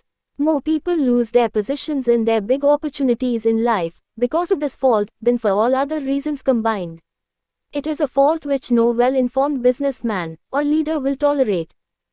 26. Possession of power that was not acquired through self-effort. Sons and daughters of wealthy men, and others who inherit money which they did not earn. Power in the hands of one who did not acquire it gradually, is often fatal to success. Quick riches are more dangerous than poverty. 27. Intentional dishonesty. There is no substitute for honesty. One may be temporarily dishonest by force of circumstances over which one has no control, without permanent damage. But there is no hope for the person who is dishonest by choice. Sooner or later, his deeds will catch up with him, and he will pay by loss of reputation, and perhaps even loss of liberty. 28. Egotism and vanity. These qualities serve as red lights which warn others to keep away. They are fatal to success. 29. Guessing instead of thinking. Most people are too indifferent or lazy to acquire facts with which to think accurately. They prefer to act on opinions created by guesswork or snap judgments. 30. Lack of capital. This is a common cause of failure among those who start out in business for the first time, without sufficient reserve of capital to absorb the shock of their mistakes, and to carry them over until they have established a 131. Reputation. 31. Under this, name any particular cause of failure from which you have suffered that has not been included in the foregoing list. In these 30 major causes of failure is found a description of the tragedy of life, which obtains for practically every person who tries and fails. It will be helpful if you can induce someone who knows you well to go over this list with you, and help to analyze you by the 30 causes of failure. It may be beneficial if you try this alone. Most people cannot see themselves as others see them. You may be one who cannot. The oldest of admonitions is, man, know thyself. If you market merchandise successfully, you must know the merchandise. The same is true in marketing personal services. You should know all of your weaknesses in order that you may either bridge them or eliminate them entirely. You should know your strength in order that you may call attention to it when selling your services. You can know yourself only through accurate analysis. The folly of ignorance in connection with self was displayed by a young man who applied to the manager of a well-known business for a position. He made a very good impression until the manager asked him what salary he expected. He replied that he had no fixed sum in mind, lack of a definite aim. The manager then said, "We will pay you all you are worth, alter we try you out for a week." "I will not accept it," the applicant replied, "because I am getting more than that where I am now employed." Before you even start to negotiate for a readjustment of your salary in your present position, or to seek employment elsewhere, be sure that you are worth more than you now receive. It is one thing to want money, everyone wants more, but it is something entirely different to be worth more. Many people mistake their wants for their just dues. Your financial requirements or wants have nothing whatever to do with your worth. Your value is established entirely by your ability to render useful service or your capacity to induce others to render such service. 132. Take inventory of yourself. 28 questions you should answer. Annual self-analysis is an essential in the effective marketing of personal services, as is annual inventory in merchandising. Moreover, the yearly analysis should disclose a decrease in faults and an increase in virtues. One goes ahead, stands still, or goes backward in life. One's object should be, of course, to go ahead. Annual self-analysis will disclose whether advancement has been made, and if so, how much. It will also disclose any backward steps one may have made. The effective marketing of personal services requires one to move forward even if the progress is slow. Your annual self-analysis should be made at the end of each year, so you can include in your New Year's resolutions any improvements which the analysis indicates should be made. Take this inventory by asking yourself the following questions, and by checking your answers with the aid of someone who will not permit you to deceive yourself as to their accuracy. Self-analysis questionnaire for personal inventory. 1, 2, 3, 4, 5, 6, 7. Have I attained the goal which I established as my objective for this year? You should work with a definite yearly objective to be attained as a part of your major life objective. Have I delivered service of the best possible quality of which I was capable, or could I have improved any part of the service? Have I delivered service in the greatest possible quantity of which I was capable? Has the spirit of my conduct been harmonious and cooperative at all times? Have I permitted the habit of procrastination to decrease my efficiency, and if so, to what extent? Have I improved my personality, and if so, in what ways? Have I been persistent in following my plans? 133. Through to completion. 8, 9, 10, 11, 12, 13, 14, 15, 16, 17, 18, 19, 20, 21, 22, 23, 24.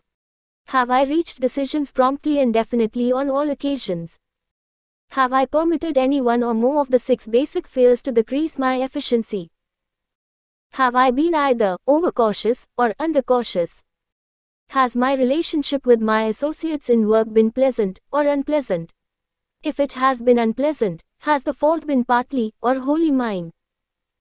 Have I dissipated any of my energy through lack of concentration of effort? Have I been open-minded and tolerant in connection with all subjects? In what way have I improved my ability to render service? Have I been intemperate in any of my habits? Have I expressed, either openly or secretly, any form of egotism? Has my conduct toward my associates been such that it has induced them to respect me? Have my opinions and decisions been based upon guesswork, or accuracy of analysis and thought? Have I followed the habit of budgeting my time, my expenses, and my income, and have I been conservative in these budgets? How much time have I devoted to unprofitable effort which I might have used to better advantage? How may I rebudget my time, and change my habits so I will be more efficient during the coming year? Have I been guilty of any conduct which was not approved by my conscience? In what ways have I rendered more service and better service than I was paid to render? Have I been unfair to anyone, and if so, in what way? 134, 25, 26, 27, 28. If I had been the purchaser of my own services for the year, would I be satisfied with my purchase? Am I in the right vocation, and if not, why not? Has the purchaser of my services been satisfied with the service I have rendered, and if not, why not? What is my present rating on the fundamental principles of success? Make this rating fairly and frankly, and have it checked by someone who is courageous enough to do it accurately. Having read and assimilated the information conveyed through this chapter, you are now ready to create a practical plan for marketing your personal services. In this chapter will be found an adequate description of every principle essential in planning the sale of personal services, including the major attributes of leadership, the most common causes of failure in leadership, a description of the fields of opportunity for leadership, the main causes of failure in all walks of life, and the important questions which should be used in self-analysis. This extensive and detailed presentation of accurate information has been included because it will be needed by all who must begin the accumulation of riches by marketing personal services. Those who have lost their fortunes, and those who are just beginning to earn money, have nothing but personal services to offer in return for riches. Therefore it is essential that they have available the practical information needed to market services to best advantage. The information contained in this chapter will be of great value to all who aspire to attain leadership in any calling. It will be particularly helpful to those aiming to market their services as business or industrial executives. Complete assimilation and understanding of the information here conveyed will be helpful in marketing one's own services, and it will also help one to become more analytical and capable of judging people. The information will be priceless to personnel directors, employment managers, and other executives charged with the selection of employees and the maintenance of efficient organizations. If you doubt the statement, test its soundness by answering in writing the 28 self-analysis questions. That might be both interesting and profitable, even though you do not. 135. Doubt the soundness of the statement. Where and how one may find opportunities to accumulate riches. Now that we have analyzed the principles by which riches may be accumulated, we naturally ask, where may one find favorable opportunities to apply these principles? Very well, let us take inventory and see what the United States of America offer the person seeking riches, great or small. To begin with, let us remember, all of us, that we live in a country where every law-abiding citizen enjoys freedom of thought and freedom of deed unequaled anywhere in the world. Most of us have never taken inventory of the advantages of this freedom. We have never compared our unlimited freedom with the curtailed freedom in other countries. Here we have freedom of thought, freedom in the choice and enjoyment of education, freedom in religion, freedom in politics, freedom in the choice of a business, profession or occupation, freedom to accumulate and own without molestation, all the property we can accumulate, freedom to choose our place of residence, freedom in marriage, freedom through equal opportunity to all races, freedom of travel from one state to another, freedom in our choice of foods, and freedom to aim for any station in life for which we have prepared ourselves, even for the presidency of the United States. We have other forms of freedom, but this list will give a bird's eye view of the most important, which constitute opportunity of the highest order. This advantage of freedom is all the more conspicuous because the United States is the only country guaranteeing to every citizen, whether native born or naturalized, so broad and varied a list of freedom. Next, let us recount some of the blessings which our widespread freedom has placed within our hands.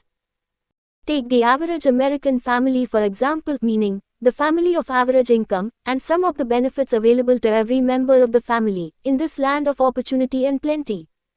A. Food. Next to freedom of thought and deed comes 136. Food, clothing, and shelter, the three basic necessities of life. Because of our universal freedom, the average American family has available, at its very door, the choicest selection of food to be found anywhere in the world, and at prices within its financial range. A family of two, living in the heart of Times Square district of New York City, far removed from the source of production of foods, took careful inventory of the cost of a simple breakfast, with this astonishing result. Articles of food. Cost at the breakfast table. Grapefruit juice, from Florida.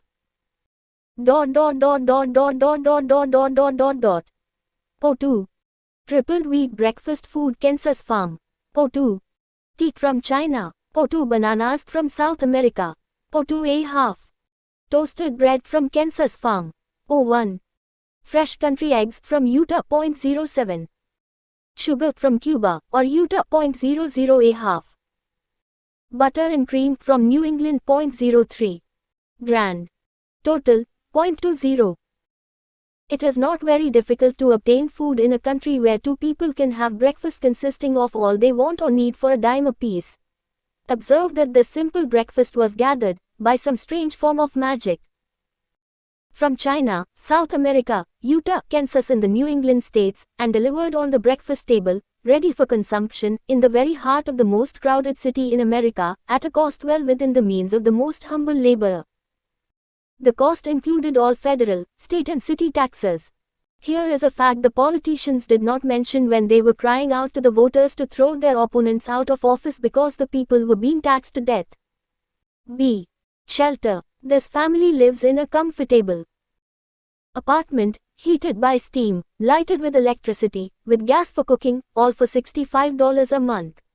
In a smaller city, or a more sparsely settled part of New York City, the same apartment could 137 be had for as low as $20 a month. The toast they had for breakfast in the food estimate was toasted on an electric toaster, which cost but a few dollars. The apartment is cleaned with a vacuum sweeper that is run by electricity. Hot and cold water is available, at all times, in the kitchen and the bathroom. The food is kept cool in a refrigerator that is run by electricity. The wife curls her hair, washes her clothes and irons them with easily operated electrical equipment, on power obtained by sticking a plug in the wall. The husband shaves with an electric shaver, and they receive entertainment from all over the world, 24 hours a day, if they want it, without cost, by merely turning the dial of their radio.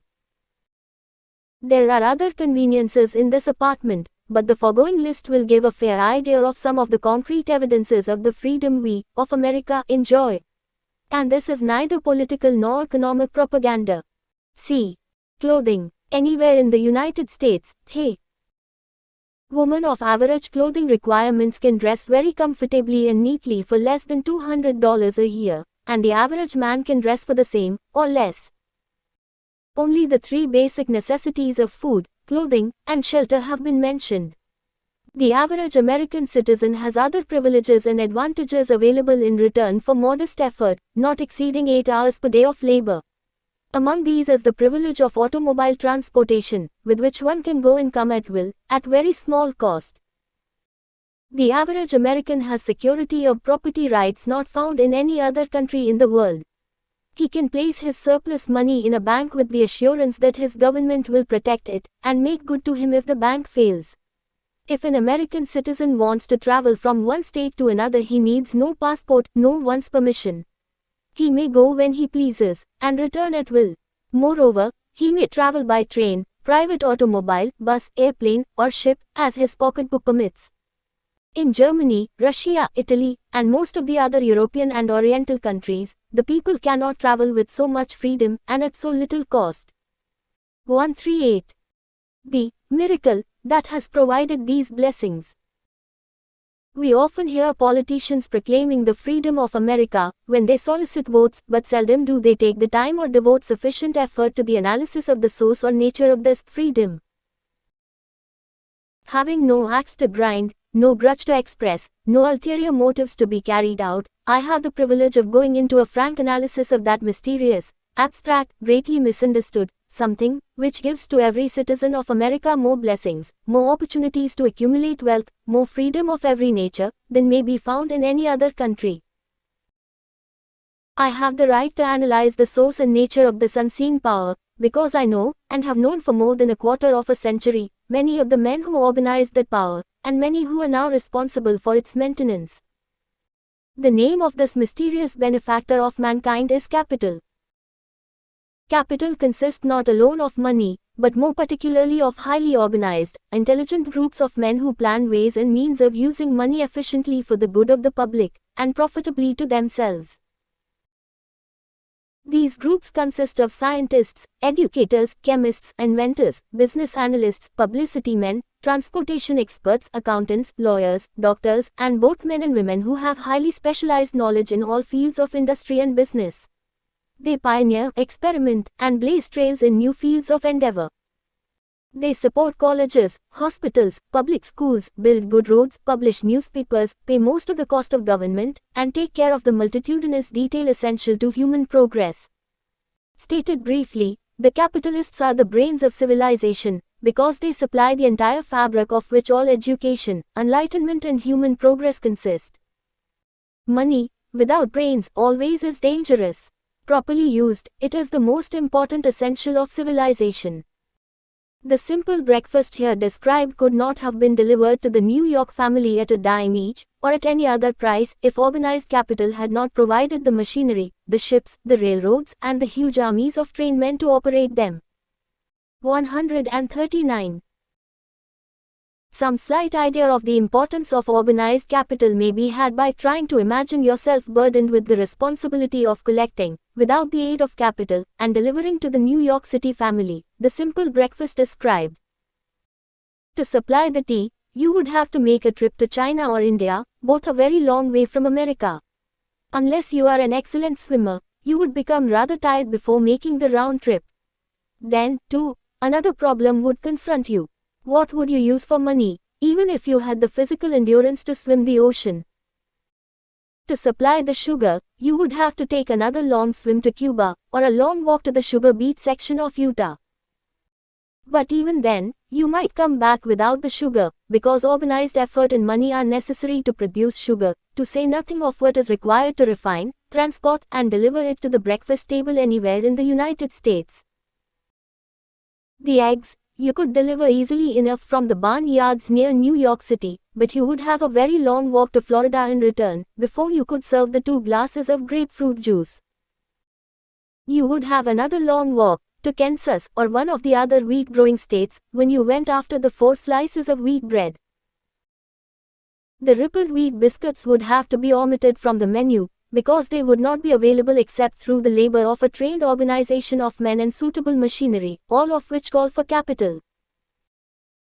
While resting, you could take off for another little swim down to South America, where you would pick up a couple of bananas, and on your return, you could take a short walk to the nearest farm having a dairy and pick up some butter and cream.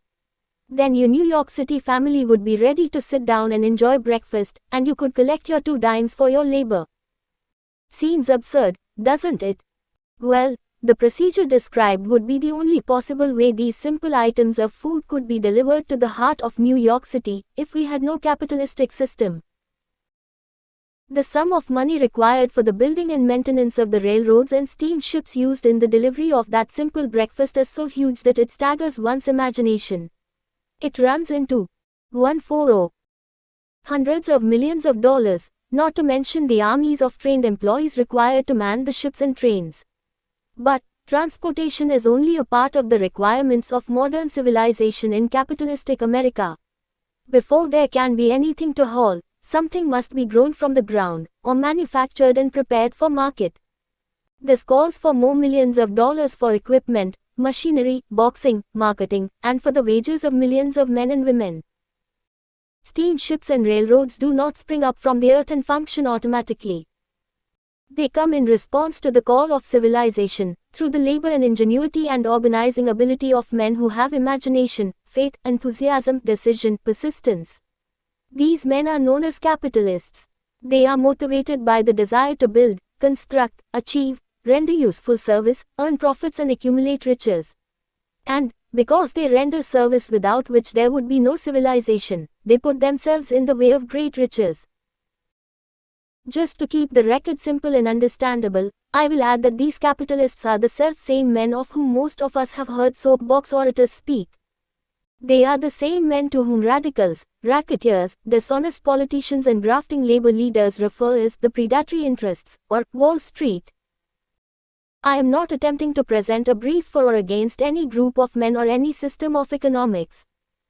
I am not attempting to condemn collective bargaining when I refer to grafting labor leaders, nor do I aim to give a clean bill of health to all individuals known as capitalists. The purpose of this book, a purpose to which I have faithfully devoted over a quarter of a century, is to present to all who want the knowledge, the most dependable philosophy through which individuals may accumulate riches in whatever amounts they desire. I have here analyzed the economic advantages of the capitalistic system for the twofold purpose of showing 1. That all who seek riches must recognize and adapt themselves to the system that controls all approaches to fortunes, large or small, and 2. to present the side of the picture opposite to that being shown by politicians and demagogues who deliberately becloud the issues. 141. They bring up, by referring to organized capital as if it was something poisonous. This is a capitalistic country. It was developed through the use of capital, and we who claim the right to partake of the blessings of freedom and opportunity, we who seek to accumulate riches here, may as well know that neither riches nor opportunity would be available to us if organized capital had not provided these benefits. For more than 20 years it has been a somewhat popular and growing pastime for radicals, self-seeking politicians, racketeers, crooked labor leaders, and on occasion religious leaders, to take pot shots at Wall Street, the money changers, and big business. The practice became so general that we witnessed during the business depression, the unbelievable sight of high government officials lining up with the cheap politicians and labor leaders, with the openly avowed purpose of throttling the system which has made industrial America the richest country on earth. The lineup was so general and so well organized that it prolonged the worst depression America has ever known. It cost millions of men their jobs, because those jobs were inseparably a part of the industrial and capitalistic system which formed the very backbone of the nation. During this unusual alliance of government officials and self-seeking individuals who were endeavoring to profit by declaring open season on the American system of industry, a certain type of labor leader joined forces with the politicians and offered to deliver voters in return for legislation designed to permit men to take riches away from industry by organized force of numbers, instead of the better method of giving a fair day's work for a fair day's pay. Millions of men and women throughout the nation are still engaged in this popular pastime of trying to get without giving. Some of them are lined up with labor unions, where they demand shorter hours and more pay. Others do not take the trouble to work at all. They demand government relief and are getting it. Their idea of their rights of freedom was demonstrated in New York City, where violent complaint was registered with the postmaster by a group of relief beneficiaries because the postman awakened them at 7:30 a.m. to deliver government relief. 142. Checks. They demanded that the time of delivery be set up to 10 o'clock.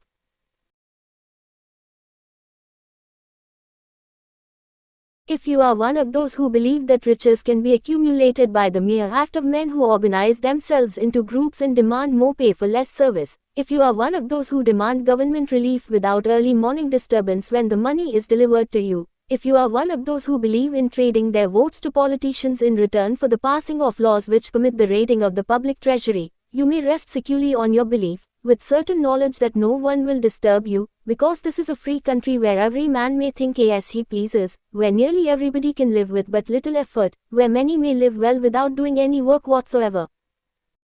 However, you should know the full truth concerning this freedom of which so many people boast, and so few understand. As great as it is, as far as it reaches, as many privileges as it provides, it does not, and cannot bring riches without effort. There is but one dependable method of accumulating and legally holding riches, and that is by rendering useful service. No system has ever been created by which men can legally acquire riches through mere force of numbers, or without giving in return an equivalent value of one form or another. There is a principle known as the law of economics. This is more than a theory. It is a law no man can beat. Mark well the name of the principle, and remember it, because it is far more powerful than all the politicians and political machines. It is above and beyond the control of all the labor unions. It cannot be swayed, nor influenced nor bribed by racketeers or self-appointed leaders in any calling. Moreover, it has an ALLSEINGI, and a perfect system of bookkeeping, in which it keeps an accurate account of the transactions of every human being engaged in the business of trying to get without giving. Sooner or later its auditors come around, look over the records of individuals both great and small, and demand an accounting. Wall Street, big business, capital, predatory interests, or whatever name you choose to give the system which has given us American freedom, represents a group of men who understand. 143. Respect and adapt themselves to this powerful law of economics. Their financial continuation depends upon their respecting the law.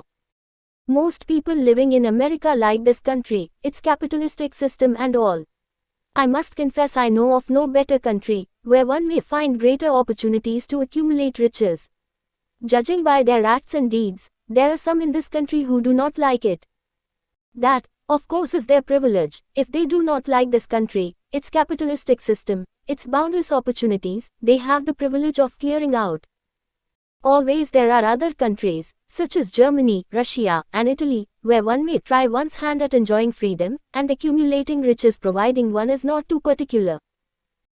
America provides all the freedom and all the opportunity to accumulate riches that any honest person may require. When one goes hunting for game, one selects hunting grounds where game is plentiful. When seeking riches, the same rule would naturally obtain. If it is riches you are seeking, do not overlook the possibilities of a country whose citizens are so rich that women, alone, spend over $200 million annually for lipsticks, rouge and cosmetics. Think twice, you who are seeking riches, before trying to destroy the capitalistic system of a country whose citizens spend over $50 million a year for greeting cards, with which to express their appreciation of their freedom. If it is money you are seeking, consider carefully a country that spends hundreds of millions of dollars annually for cigarettes, the bulk of the income from which goes to only 4 major companies engaged in supplying this national builder of nonchalance and quiet nerves.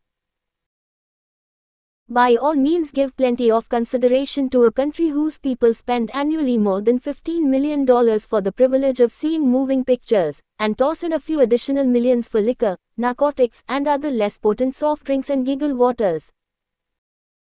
Do not be in too big a hurry to get away from a country whose people willingly, even eagerly, hand over millions of dollars annually for football, baseball, and prize fights. And, by all means, stick by a country whose inhabitants give up more than $1 million a year for chewing gum, and another $144 million for safety razor blades. Remember, also, that this is but the beginning of the available sources for the accumulation of wealth. Only a few of the luxuries and non-essentials have been mentioned. But, remember that the business of producing, transporting, and marketing these few items of merchandise gives regular employment to many millions of men and women, who receive for their services many millions of dollars monthly, and spend it freely for both the luxuries and the necessities. Especially remember, that back of all this exchange of merchandise and personal services may be found an abundance of opportunity to accumulate riches. Here our American freedom comes to one's aid. There is nothing to stop you, or anyone from engaging in any portion of the effort necessary to carry on these businesses. If one has superior talent, training, experience, one may accumulate riches in large amounts. Those not so fortunate may accumulate smaller amounts. Anyone may earn a living in return for a very nominal amount of labor. So, there you are. Opportunity has spread its wares before you. Step up to the front, select what you want, create your plan, put the plan into action, and follow through with persistence. Capitalistic America will do the rest. You can depend upon this much. Capitalistic America ensures every person the opportunity to render useful service, and to collect riches in proportion to the value of the service. The system denies no one this right, but it does not, and cannot promise something for nothing, because the system itself is irrevocably controlled by the law of economics, which neither recognizes nor tolerates for long, getting without giving. The law of economics was passed by nature. There is no Supreme Court to which violators of this law may appeal. The law hands out both penalties for its violation, and appropriate rewards for its observance, without interference or the possibility of interference by any human being. The law cannot be repealed. It is as fixed as the stars in the heavens, and subject to, and a part of the same system that controls the stars. May one refuse to adapt oneself to the law of economics? 145. Certainly, this is a free country, where all men are born with equal rights, including the privilege of ignoring the law of economics. What happens then? Well, nothing happens until large numbers of men join forces for the avowed purpose of ignoring the law, and taking what they want by force. Then comes the dictator, with well-organized firing squads and machine guns. We have not yet reached that stage in America, but we have heard all we want to know about how the system works. Perhaps we shall one be fortunate enough not to demand personal knowledge of so gruesome a reality. Doubtless we shall prefer to continue with our freedom of speech, freedom of deed, and freedom to render useful service in return for riches. The practice, by government officials, of extending to men and women the privilege of raiding the public treasury in return for votes, sometimes results in election, but as night follows day, the final payoff comes, when every penny wrongfully used, must be repaid with compound interest on compound interest. If those who make the grab are not forced to repay, the burden falls on their children, and their children's children, even unto the third and fourth generations. There is no way to avoid the debt. Men can, and sometimes do, form themselves into groups for the purpose of crowding wages up, and working hours down. There is a point beyond which they cannot go. It is the point at which the law of economics steps in, and the sheriff gets both the employer and the employees. For 6 years, from 1929 to 1935, the people of America, both rich and poor, barely missed seeing the old man economics hand over to the sheriff all the businesses, and industries and banks. It was not a pretty sight. It did not increase our respect for mob psychology, through which men cast reason to the winds and start trying to get without giving. We who went through those 6 discouraging years, when fear was in the saddle, and faith was on the ground, cannot forget how ruthlessly the law of economics exacted its toll from both rich and poor, weak and strong, old and young. We shall not wish to go through another such experience. These observations are not founded upon short time. 146. Experience. They are the result of 25 years of careful analysis of the methods of both the most successful and the most unsuccessful men America has known. 147. Chapter 8. Decision. The mastery of procrastination. The 7th step toward riches. Accurate analysis of over 25,000 men and women who had experienced failure disclosed the fact that lack of decision was near the head of the list of the 30 major causes of failure. This is no mere statement of a theory, it is a fact. Procrastination, the opposite of decision, is a common enemy which practically every man must conquer.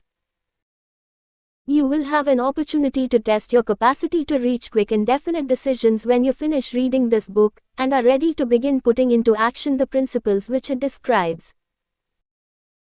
Analysis of several hundred people who had accumulated fortunes well beyond the $1 million mark disclosed the fact that every one of them had the habit of reaching decisions promptly, and of changing these decisions slowly, if and when they were changed.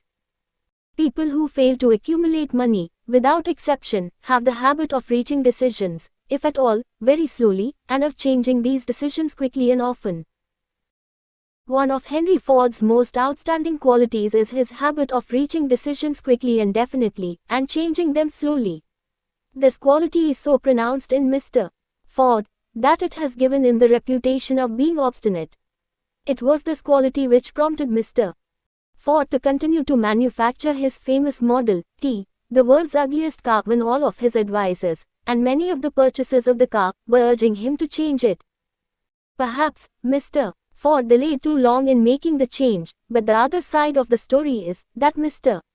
Ford's firmness of decision yielded a huge fortune before the change in model became necessary. There is but little doubt that Mr. Ford's habit of definiteness of decision assumes the proportion of obstinacy, but this quality is preferable to slowness in reaching decisions and quickness in changing them. The majority of people who fail to accumulate money sufficient 148 for their needs are, generally, easily influenced by the opinions of others. They permit the newspapers and the gossiping neighbors to do their thinking for them. Opinions are the cheapest commodities on earth. Everyone has a flock of opinions ready to be wished upon anyone who will accept them. If you are influenced by opinions, when you reach decisions, you will not succeed in any undertaking, much less in that of transmuting your own desire into money. If you are influenced by the opinions of others, you will have no desire of your own. Keep your own counsel when you begin to put into practice the principles described here, by reaching your own decisions and following them. Take no one into your confidence, except the members of your mastermind group, and be very sure in your selection of this group that you choose only those who will be in complete sympathy and harmony with your purpose. close friends and relatives, while not meaning to do so, often handicap one through opinions, and sometimes through ridicule, which is meant to be humorous. Thousands of men and women carry inferiority complexes with them all through life, because some well-meaning, but ignorant person destroyed their confidence through opinions or ridicule. You have a brain and mind of your own. Use it, and reach your own decisions. If you need facts or information from other people, to enable you to reach decisions, as you probably will in many instances, acquire these facts or secure the information you need quietly, without disclosing your purpose. It is characteristic of people who have but a smattering or a veneer of knowledge to try to give the impression that they have much knowledge. Such people generally do too much talking, and too little listening. Keep your eyes and ears wide open, and your mouth closed, if you wish to acquire the habit of prompt decision. Those who talk too much do little else. If you talk more than you listen, you not only deprive yourself of many opportunities to accumulate useful knowledge, but you also disclose your plans and purposes to people who will take great delight in defeating you, because they envy you. Remember, also, that every time you open your mouth in the presence of a person who has an abundance of knowledge, you display to that person your exact stock of knowledge, or your lack. 149. Of it, genuine wisdom is usually conspicuous through modesty and silence. Keep in mind the fact that every person with whom you associate is, like yourself, seeking the opportunity to accumulate money. If you talk about your plans too freely, you may be surprised when you learn that some other person has beaten you to your goal by putting into action ahead of you the plans of which you talked unwisely. Let one of your first decisions be to keep a closed mouth and open ears and eyes.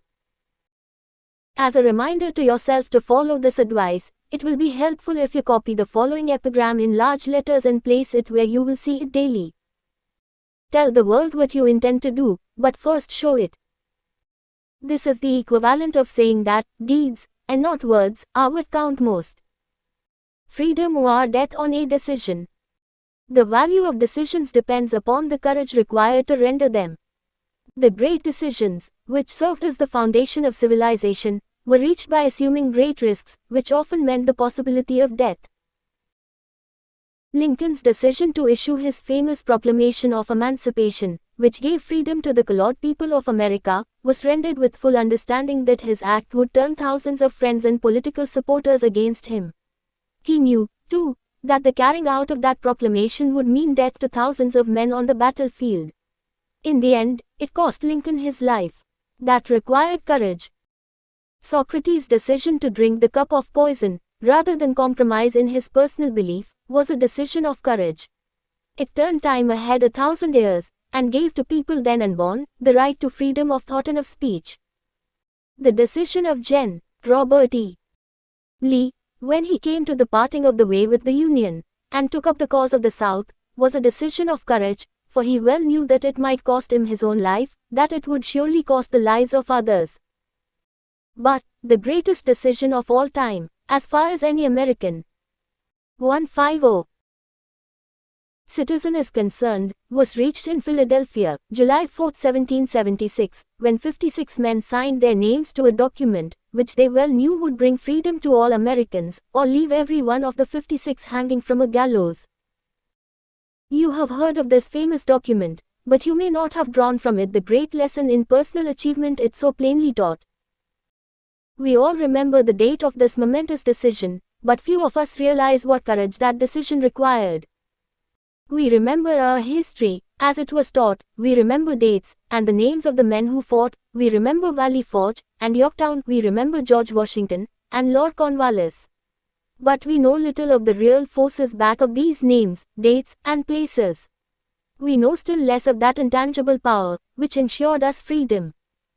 Long before Washington's armies reached Yorktown, we read the history of the Revolution, and falsely imagined that George Washington was the father of our country, that it was he who won our freedom, while the truth is Washington was only an accessory after the fact, because victory for his armies had been ensured long before Lord Cornwallis surrendered. This is not intended to rob Washington of any of the glory he so richly merited. Its purpose, rather, is to give greater attention to the astounding power that was the real cause of his victory. It is nothing short of tragedy that the writers of history have missed entirely even the slightest reference to the irresistible power which gave birth and freedom to the nation destined to set up new standards of independence for all the peoples of the earth. I say it is a tragedy, because it is the self-same power which must be used by every individual who surmounts the difficulties of life, and forces life to pay the price asked. Let us briefly review the events which gave birth to this power. The story begins with an incident in Boston, March 5, 1770. British soldiers were patrolling the streets, by their presence openly threatening the citizens. The colonists resented armed men marching in their midst. They began to express their resentment openly, hurling stones as well as epithets at the marching soldiers until the commanding officer gave orders, "Fix bayonets. Charge."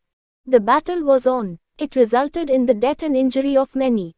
The incident aroused such resentment that the provincial 151 Assembly, made up of prominent colonists, called a meeting for the purpose of taking definite action. Two of the members of that assembly were John Hancock and Samuel Adams. Long live their names. They spoke up courageously and declared that a move must be made to eject all British soldiers from Boston.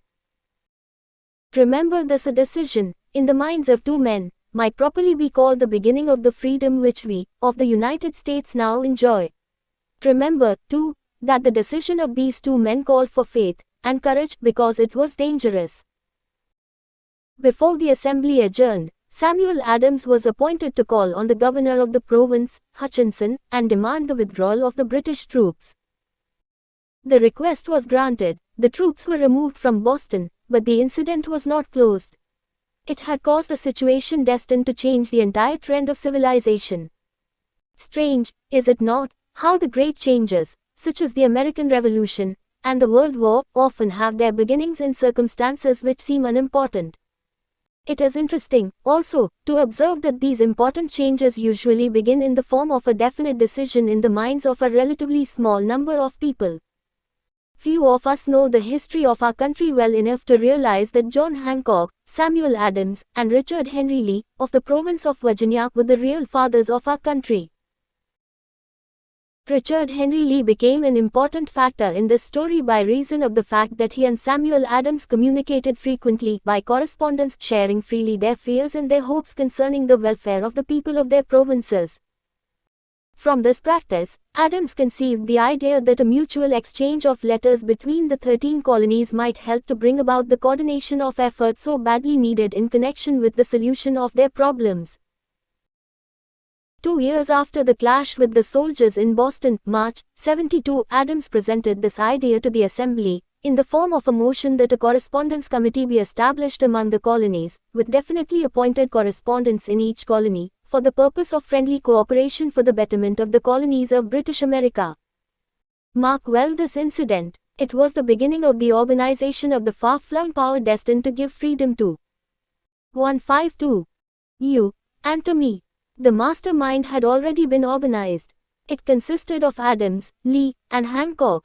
I tell you further, that if two of you agree upon the earth concerning anything for which you ask, it will come to you from my Father, who is in heaven. The Committee of Correspondence was organized. Observe that this move provided the way for increasing the power of the mastermind by adding to it men from all the colonies. Take notice that this procedure constituted the first organized planning of the disgruntled colonists. In union there is strength. The citizens of the colonies had been waging disorganized warfare against the British soldiers, through incidents similar to the Boston riot, but nothing of benefit had been accomplished. Their individual grievances had not been consolidated under one mastermind. No group of individuals had put their hearts, minds, souls, and bodies together in one definite decision to settle their difficulty with the British once and for all, until Adams, Hancock, and Lee got together. Meanwhile, the British were not idle. They, too, were doing some planning and masterminding on their own account, with the advantage of having back of them money and organized soldiery. The Crown appointed Gage to supplant Hutchinson as the governor of Massachusetts. One of the new governor's first acts was to send a messenger to call on Samuel Adams, for the purpose of endeavoring to stop his opposition by fear. We can best understand the spirit of what happened by quoting the conversation between call. Fenton, the messenger sent by Gage and Adams. Call. Fenton, I have been authorized by Governor Gage to assure you, Mr. Adams, that the governor has been empowered to confer upon you such benefits as would be satisfactory. Endeavor to win Adams by promise of bribes upon the condition that you engage to cease in your opposition to the measures of the government. It is the governor's advice to you, sir, not to incur the further displeasure of His Majesty. Your conduct has been such as makes you liable to penalties of an mount of Henry VIII, by which persons can be sent to England for trial for treason, or misprision of treason, at the discretion of a governor of a province. But, by changing your political course, you will not only receive great personal advantages, but you will make your peace with the 153. King Samuel Adams had the choice of two decisions. He could seize his opposition, and receive personal bribes, or he could continue, and run the risk of being hanged. Clearly, the time had come when Adams was forced to reach instantly a decision which could have cost his life. The majority of men would have found it difficult to reach such a decision. The majority would have sent back an evasive reply, but not Adams. He insisted upon Col. Fenton's word of honor, that the colonel would deliver to the governor the answer exactly as Adams would give it to him.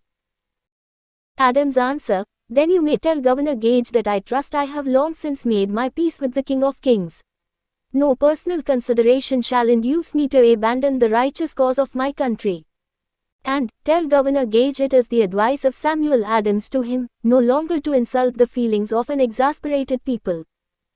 Comment as to the character of this man seems unnecessary. It must be obvious to all who read this astounding message that its sender possessed loyalty of the highest order. This is important. Racketeers and dishonest politicians have prostituted the honor for which such men as Adams died. When Governor Gage received Adams' caustic reply, he flew into a rage and issued a proclamation which read, I do, hereby, in His Majesty's name, offer and promise His most gracious pardon to all persons who shall forthwith lay down their arms, and return to the duties of peaceable subjects, accepting only from the benefit of such pardon, Samuel Adams and John Hancock, whose offences are of too flagitious a nature to admit of any other consideration but that of condign punishment. As one might say, in modern slang, Adams and Hancock were on the spot. The threat of the irate governor forced the two men to reach another decision, equally as dangerous. They hurriedly called a secret meeting of their staunchest followers. Here the mastermind began to take on momentum. After the meeting had been called to order, Adams locked the door, placed the key in his pocket, and informed all present that it was imperative that a congress of the colonists be organized, and that no man should leave the room until the decision for such a congress had been reached. 154. Great excitement followed. Some weighed the possible consequences of such radicalism. Old man fear. Some expressed grave doubt as to the wisdom of so definite a decision in defiance of the crown. Locked in that room were two men immune to fear, blind to the possibility of failure. Hancock and Adams. Through the influence of their minds, the others were induced to agree that, through the Correspondence Committee, arrangements should be made for a meeting of the First Continental Congress, to be held in Philadelphia, September 5, 1774. Remember this date. It is more important than July 4, 1776. If there had been no decision to hold a Continental Congress, there could have been no signing of the Declaration of Independence. Before the first meeting of the new Congress, another leader, in a different section of the country, was deep in the throes of publishing a summary view of the rights of British America.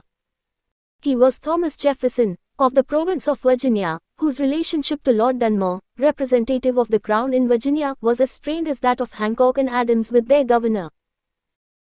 Shortly after his famous Summary of Rights was published, Jefferson was informed that he was subject to prosecution for high treason against His Majesty's government.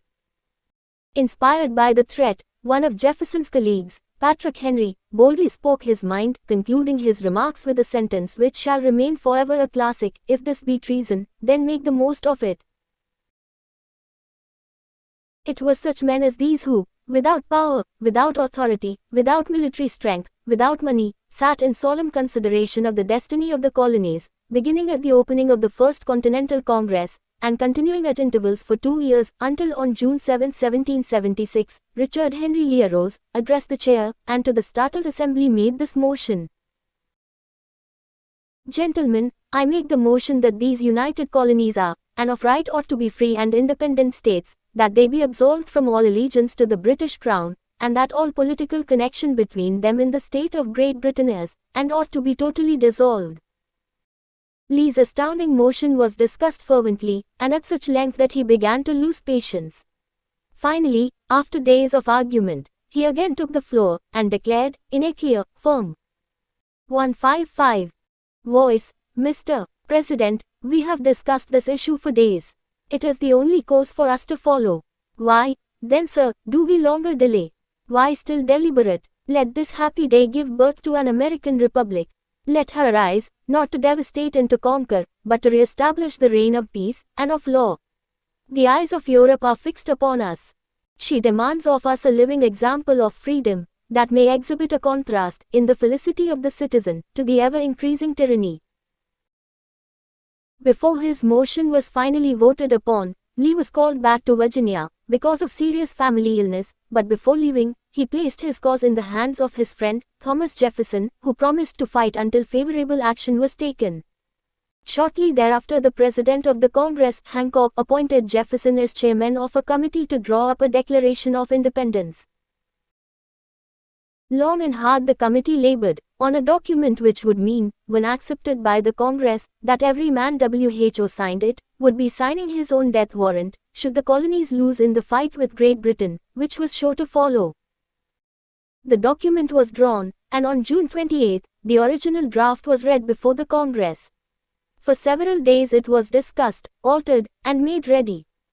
On July 4, 1776, Thomas Jefferson stood before the Assembly, and fearlessly read the most momentous decision ever placed upon paper.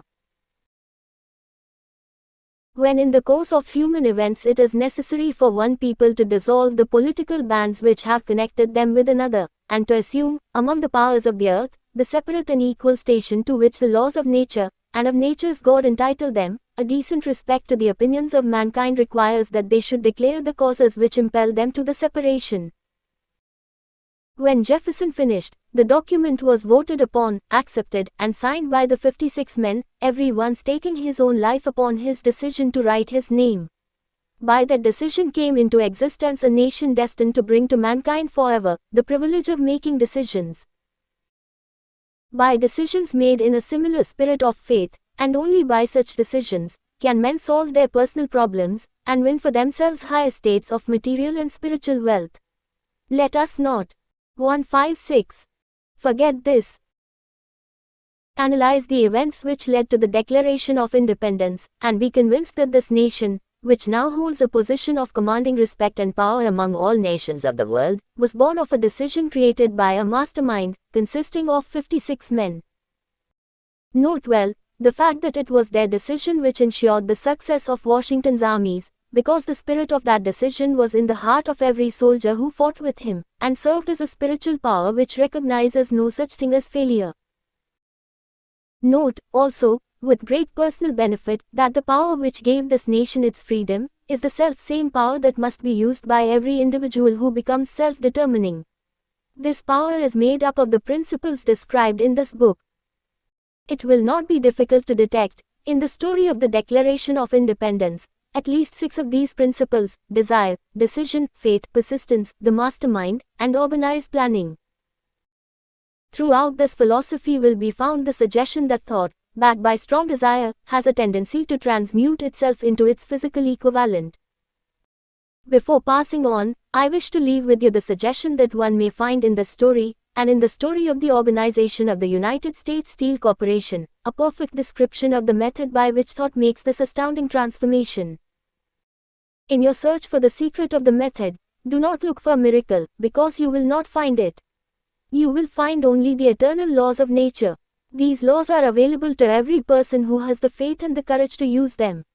They may be used to bring freedom to a nation, or to accumulate riches. There is no charge save the time necessary to understand and appropriate them. Those who reach decisions promptly and definitely, know what they want, and generally get it. The leaders in every walk of life decide quickly, and firmly. That is the major reason why they are leaders. The world has the habit of making room for the man whose words and actions show that he knows where he is going. Indecision is a habit which usually begins in youth. The habit takes on permanency as the youth goes through graded school, high school, and even through college, without 157. Definiteness of purpose. The major weakness of all educational systems is that they neither teach nor encourage the habit of definite decision. It would be beneficial if no college would permit the enrollment of any student, unless and until the student declared his major purpose in matriculating. It would be of still greater benefit if every student who enters the graded schools were compelled to accept training in the habit of decision, and forced to pass a satisfactory examination on this subject before being permitted to advance in the grades. The habit of indecision acquired because of the deficiencies of our school systems goes with the student into the occupation he chooses. If, in fact, he chooses his occupation. Generally, the youth just out of school seeks any job that can be found. He takes the first place he finds, because he has fallen into the habit of indecision. 98 out of every 100 people working for wages today are in the positions they hold, because they lack the definiteness of decision to plan a definite position, and the knowledge of how to choose an employer. Definiteness of decision always requires courage, sometimes very great courage. The 56 men who signed the Declaration of Independence staked their lives on the decision to affix their signatures to that document. The person who reaches a definite decision to procure the particular job, and make life pay the price he asks, does not stake his life on that decision, he stakes his economic freedom. Financial independence, riches, desirable business and professional positions are not within reach of the person who neglects or refuses to expect, plan, and demand these things. The person who desires riches in the same spirit that Samuel Adams desired freedom for the colonies, is sure to accumulate wealth. In the chapter on organized planning, you will find complete instructions for marketing every type of personal services. You will find also detailed information on how to choose the employer you prefer, and the particular job you desire. These instructions will be of no value to you unless you definitely decide to organize them into a plan of action. 158. Chapter 9. Persistence. The sustained effort necessary to induce faith. The 8th step toward riches. Persistence is an essential factor in the procedure of transmuting desire into its monetary equivalent. The basis of persistence is the power of will. Willpower and desire, when properly combined, make an irresistible pair. Men who accumulate great fortunes are generally known as cold-blooded and sometimes ruthless. Often they are misunderstood. What they have is willpower, which they mix with persistence, and place back of their desires to ensure the attainment of their objectives. Henry Ford has been generally misunderstood to be ruthless and cold-blooded. This misconception grew out of Ford's habit of following through in all of his plans with persistence. The majority of people are ready to throw their aims and purposes overboard, and give up at the first sign of opposition or misfortune. A few carry on despite all opposition, until they attain their goal. These few are the Fords, Carnegies, Rockefellers, and Edisons. There may be no heroic connotation to the word persistence, but the quality is to the character of man what carbon is to steel. The building of a fortune, generally, involves the application of the entire 13 factors of this philosophy. These principles must be understood, they must be applied with persistence by all who accumulate money. If you are following this book with the intention of applying the knowledge it conveys, your first test as to your persistence will come when you begin to follow the 6 steps described in the 2nd chapter. Unless you are one of the 2 out of every 100 who already have a definite goal at which you are aiming, and a definite plan for its attainment, you may read the instructions and then pass on with your daily routine, and never comply with those instructions. 159. The author is checking you up at this point, because lack of persistence is one of the major causes of failure. Moreover, experience with thousands of people has proved that lack of persistence is a weakness common to the majority of men. It is a weakness which may be overcome by effort. The ease with which lack of persistence may be conquered will depend entirely upon the intensity of one's desire. The starting point of all achievement is desire. Keep this constantly in mind. Weak desires bring weak results, just as a small amount of fire makes a small amount of heat. If you find yourself lacking in persistence, this weakness may be remedied by building a stronger fire under your desires. Continue to read through to the end, then go back to chapter 2, and start immediately to carry out the instructions given in connection with the 6 steps. The eagerness with which you follow these instructions will indicate clearly how much or how little you really desire to accumulate money. If you find that you are indifferent, you may be sure that you have not yet acquired the money consciousness which you must possess before you can be sure of accumulating a fortune. Fortunes gravitate to men whose minds have been prepared to attract them, just as surely as water gravitates to the ocean. In this book may be found all the stimuli necessary to attune any normal mind to the vibrations which will attract the object of one's desires. If you find you are weak in persistence, center your attention upon the instructions contained in the chapter on power, surround yourself with a mastermind group, and through the cooperative efforts of the members of this group, you can develop persistence. You will find additional instructions for the development of persistence in the chapters on autosuggestion and the subconscious mind. Follow the instructions outlined in these chapters until your habit nature hands over to your subconscious mind a clear picture of the object of your desire. From that point on, you will not be handicapped by lack of persistence. Your subconscious mind works continuously, while you are awake and while you are asleep. Spasmodic or occasional effort to apply the rules will be of no value to you. To get results, you must apply all of the rules until their application becomes a fixed habit with you. In no other way. 160. Can you develop the necessary money consciousness? Poverty is attracted to the one whose mind is favorable to it, as money is attracted to him whose mind has been deliberately prepared to attract it, and through the same laws. Poverty consciousness will voluntarily seize the mind which is not occupied with the money consciousness.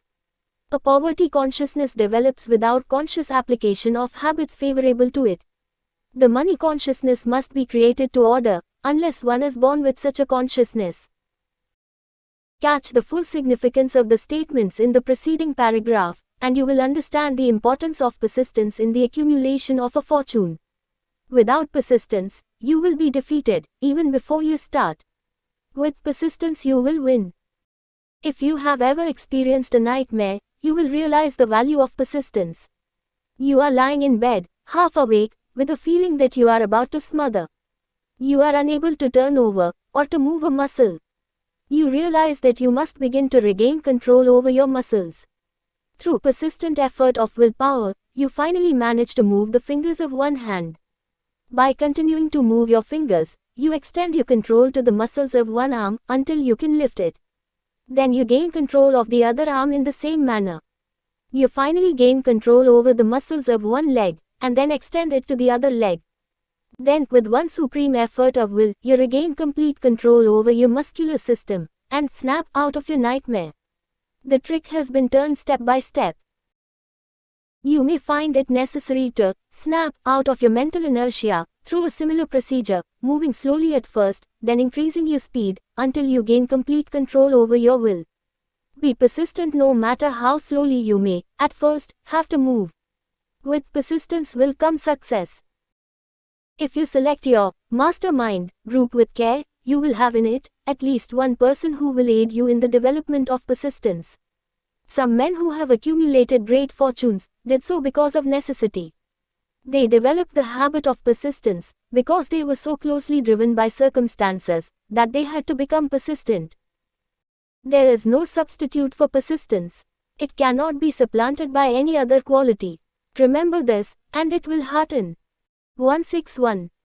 In the beginning, when the going may seem difficult and slow, those who have cultivated the habit of persistence seem to enjoy insurance against failure.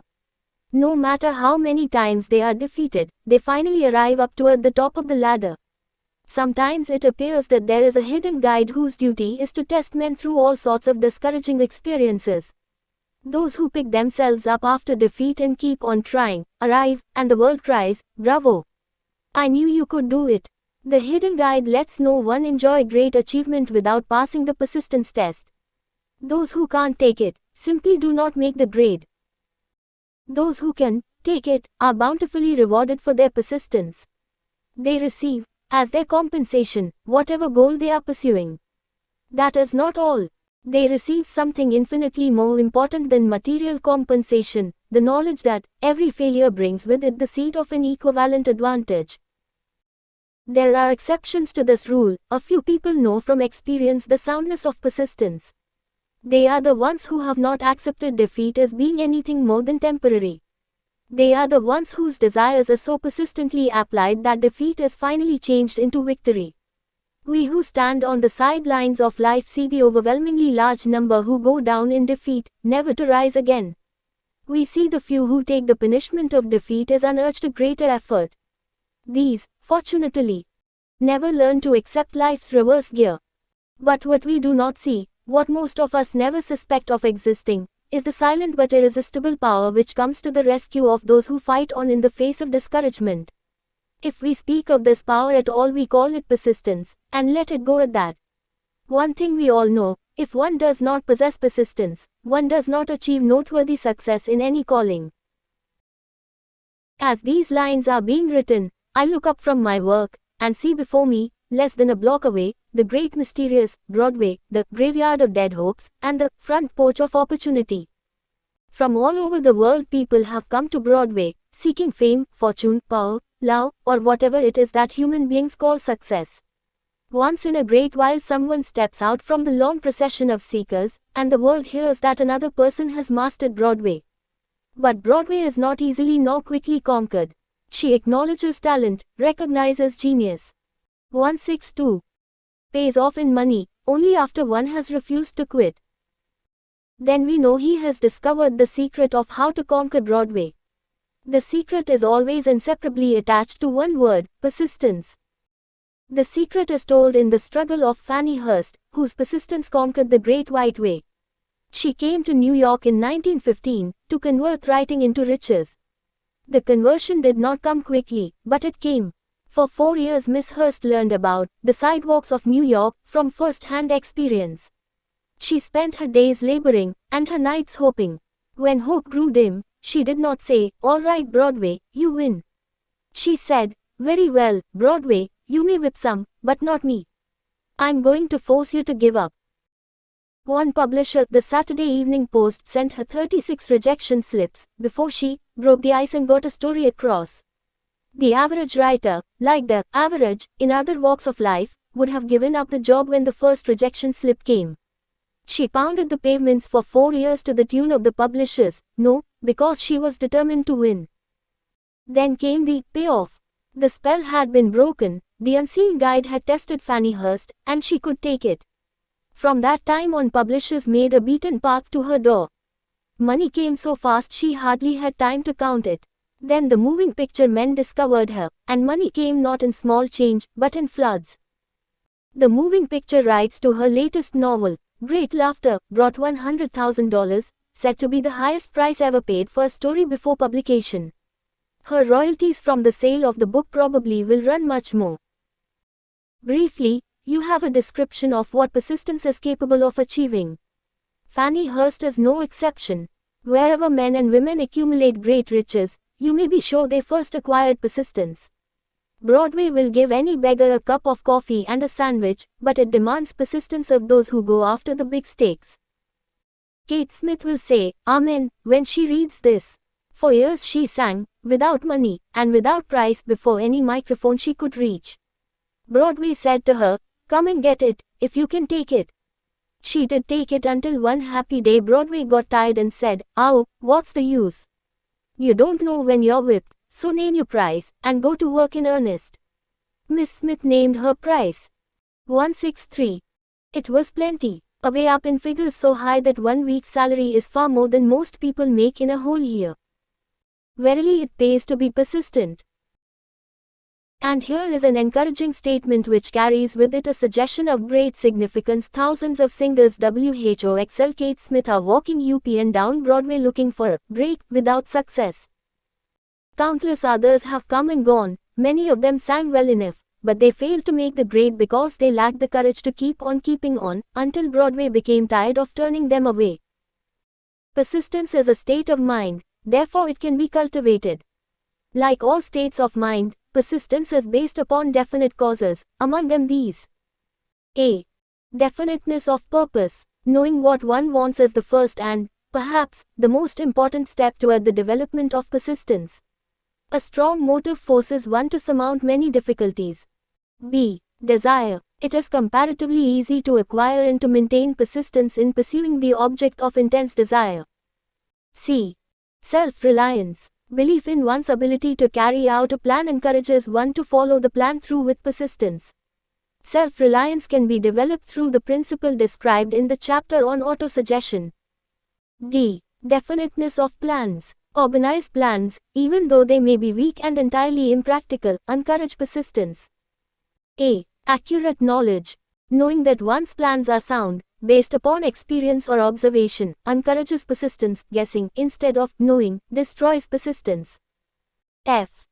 Cooperation. Sympathy, understanding, and harmonious cooperation with others tend to develop persistence. G. Willpower. The habit of concentrating one's thoughts upon the building of plans for the attainment of a definite 164. Purpose leads to persistence. H. Habit. Persistence is the direct result of habit.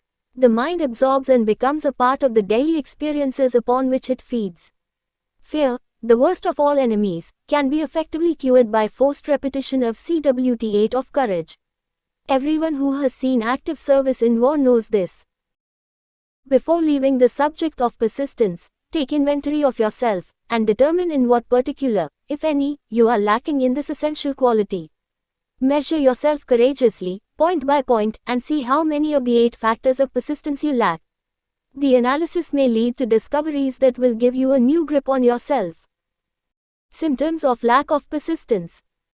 Here you will find the real enemies which stand between you and noteworthy achievement. Here you will find not only the symptoms indicating weakness of persistence, but also the deeply seated subconscious causes of this weakness. Study the list carefully, and face yourself squarely if you really wish to know who you are, and what you are capable of doing. These are the weaknesses which must be mastered by all who accumulate riches. 1. Failure to recognize and to clearly define exactly what one wants. 2. Procrastination, with or without cause, usually backed up with a formidable array of alibis and excuses. 3. Lack of interest in acquiring specialized knowledge. 4. Indecision, the habit of passing the buck on all occasions instead of facing issues squarely, also backed by alibis. 5. The habit of relying upon alibis instead of creating definite plans for the solution of problems. 6. Self-satisfaction. There is but little remedy for this affliction, and no hope for those who suffer from it. 7. Indifference, usually reflected in one's readiness to compromise on all occasions, rather than meet opposition. And 165. Fight it. 8. The habit of blaming others for one's mistakes, and accepting unfavorable circumstances as being unavoidable. 9. Weakness of desire, due to neglect in the choice of motives that impel action. 10. Willingness, even eagerness, to quit at the first sign of defeat, based upon one or more of the 6 basic fears. 11. Lack of organized plans, placed in writing where they may be analyzed. 12. The habit of neglecting to move on ideas, or to grasp opportunity when it presents itself. 13. Wishing instead of willing. 14. The habit of compromising with poverty instead of aiming at riches. General absence of ambition to be, to do, and to own. 15. Searching for all the shortcuts to riches, trying to get without giving a fair equivalent, usually reflected in the habit of gambling, endeavoring to drive sharp bargains. 16. Fear of criticism, failure to create plans and to put them into action, because of what other people will think, do, or say. This enemy belongs at the head of the list, because it generally exists in one's subconscious mind, where its presence is not recognized. See the 6 basic fears in a later chapter. Let us examine some of the symptoms of the fear of criticism. The majority of people permit relatives, friends, and the public at large to so influence them that they cannot live their own lives because they fear criticism. Huge numbers of people make mistakes in marriage, stand by the bargain, and go through life miserable and unhappy because they fear criticism which may follow if they correct the mistake. Anyone who has submitted to this form of fear knows the irreparable damage it does, by destroying ambition, self-reliance, and the desire to achieve. Millions of people neglect to acquire belated educations, after having left school, because they fear criticism. Countless numbers of men and women, both young and old, permit relatives to wreck their lives in the name of duty, because they fear criticism. Duty does not require any person to submit to the destruction of his personal ambitions in the right to live his 166 own life in his own way. People refuse to take chances in business, because they fear the criticism which may follow if they fail. The fear of criticism, in such cases, is stronger than the desire for success. Too many people refuse to set high goals for themselves, or even neglect selecting a career, because they fear the criticism of relatives and friends, who may say, "Don't aim so high, people will think you are crazy." When Andrew Carnegie suggested that I devote 20 years to the organization of a philosophy of individual achievement, my first impulse of thought was fear of what people might say. The suggestion set up a goal for me, far out of proportion to any I had ever conceived. As quick as a flash, my mind began to create alibis and excuses, all of them traceable to the inherent fear of criticism. Something inside of me said, "You can't do it, the job is too big, and requires too much time. What will your relatives think of you? How will you earn a living? No one has ever organized a philosophy of success. What right have you to believe you can do it? Who are you, anyway, to aim so high? Remember your humble birth. What do you know about philosophy? People will think you are crazy, and they did. Why hasn't some other person done this before now?" These, and many other questions flashed into my mind, and demanded attention. It seemed as if the whole world had suddenly turned its attention to me with the purpose of ridiculing me into giving up all desire to carry out Mr. Carnegie's suggestion. I had a fine opportunity, then and there, to kill off ambition before it gained control of me. Later in life, after having analyzed thousands of people, I discovered that most ideas are stillborn, and need the breath of life injected into them through definite plans of immediate action. The time to nurse an idea is at the time of its birth. Every minute it lives, gives it a better chance of surviving. The fear of criticism is at the bottom of the destruction of most ideas which never reach the planning and action stage. Many people believe that material success is the result of favorable breaks. There is an element of ground for the belief, but those depending entirely upon luck are nearly always disappointed, because they overlook another important factor which must be present before one can be sure of success. It is the knowledge with 167 which favorable breaks can be made to order. During the Depression, W.C. Fields, the comedian, lost all his money and found himself without income, without a job, and his means of earning a living vaudeville no longer existed. Moreover, he was past 60, when many men consider themselves old. He was so eager to stage a comeback that he offered to work without pay in a new field, movies. In addition to his other troubles, he fell and injured his neck. To many that would have been the place to give up and quit. But Fields was persistent. He knew that if he carried on he would get the breaks, sooner or later, and he did get them, but not by chance. Mary Dressler found herself down and out, with her money gone, with no job, when she was about 60. She, too, went after the breaks, and got them. Her persistence brought an astounding triumph late in life, long beyond the age when most men and women are done with ambition to achieve. Eddie Cantor lost his money in the 1929 stock crash, but he still had his persistence and his courage. With these, plus two prominent eyes, he exploited himself back into an income of $10,000 a week. Verily, if one has persistence, one can get along very well without many other qualities. The only break anyone can afford to rely upon is a self-made break. These come through the application of persistence. The starting point is definiteness of purpose. Examine the first 100 people you meet, ask them what they want most in life, and 98 of them will not be able to tell you. If you press them for an answer, some will say security, many will say money, a few will say happiness, others will say fame and power, and still others will say social recognition, ease in living, ability to sing, dance, or write, but none of them will be able to define these terms, or give the slightest indication of a plan by which they hope to attain these vaguely expressed wishes. Riches do not respond to wishes. They respond only to definite plans, backed by definite desires, through constant persistence. How to develop persistence? There are 4 simple steps which lead to the habit of persistence.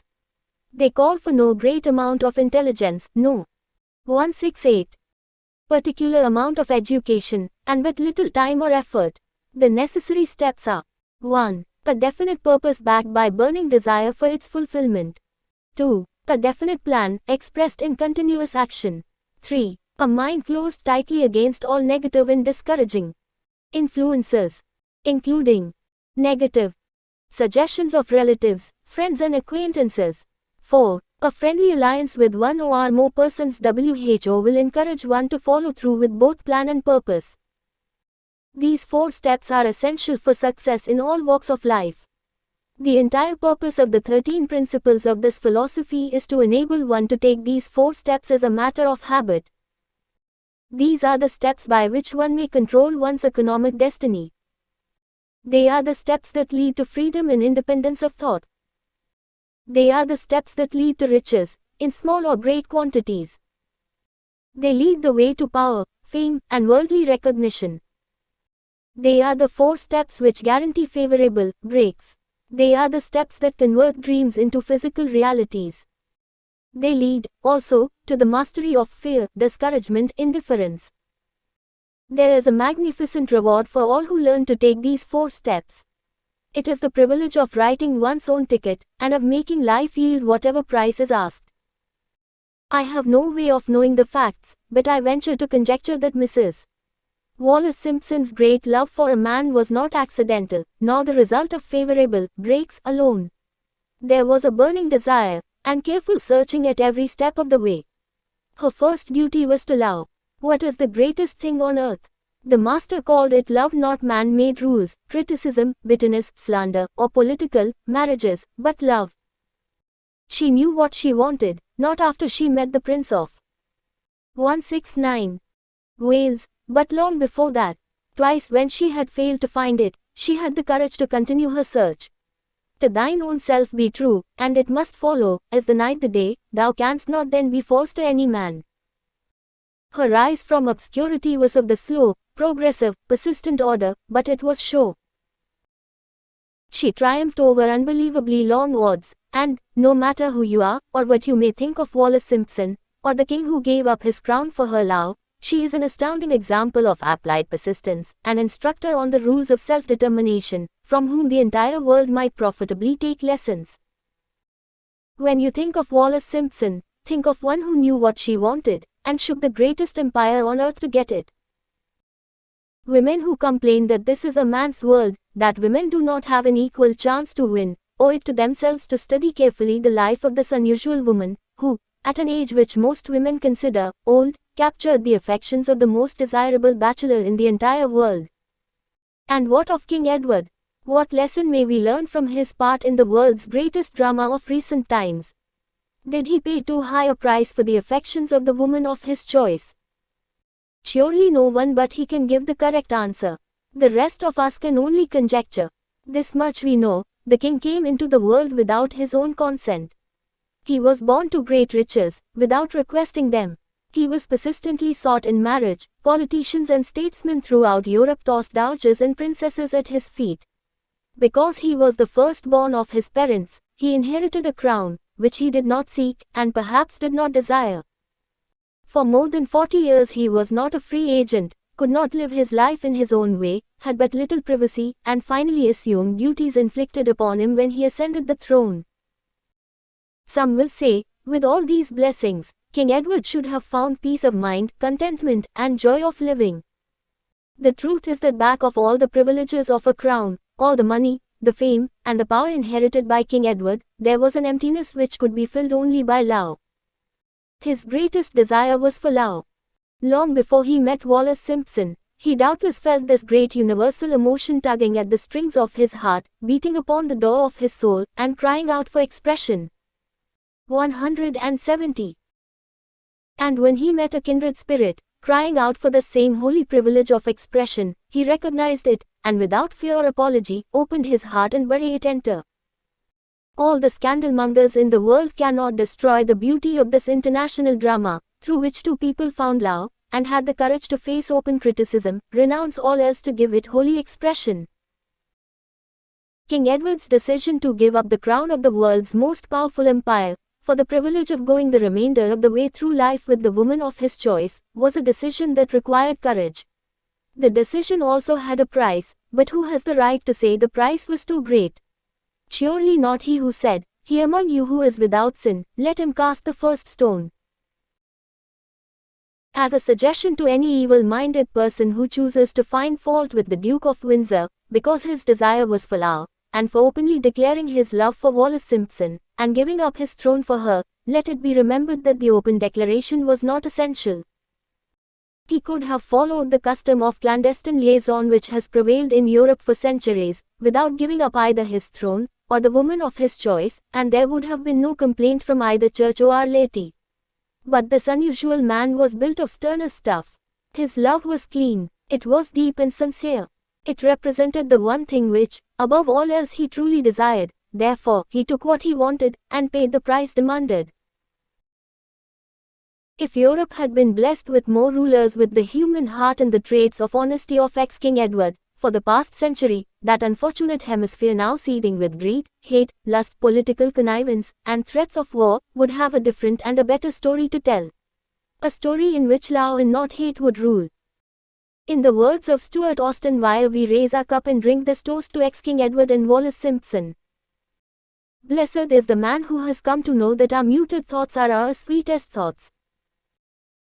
Blessed is the man who, from the blackest depths, can see the luminous figure of love, and sing, and singing, say, "Sweeter far than uttered lays are the thoughts I have of you." 171. In these words would we pay tribute to the two people who, more than all others of modern times, have been the victims of criticism and the recipients of abuse, because they found life's greatest treasure, and claimed it. Mrs. Simpson read and approved this analysis.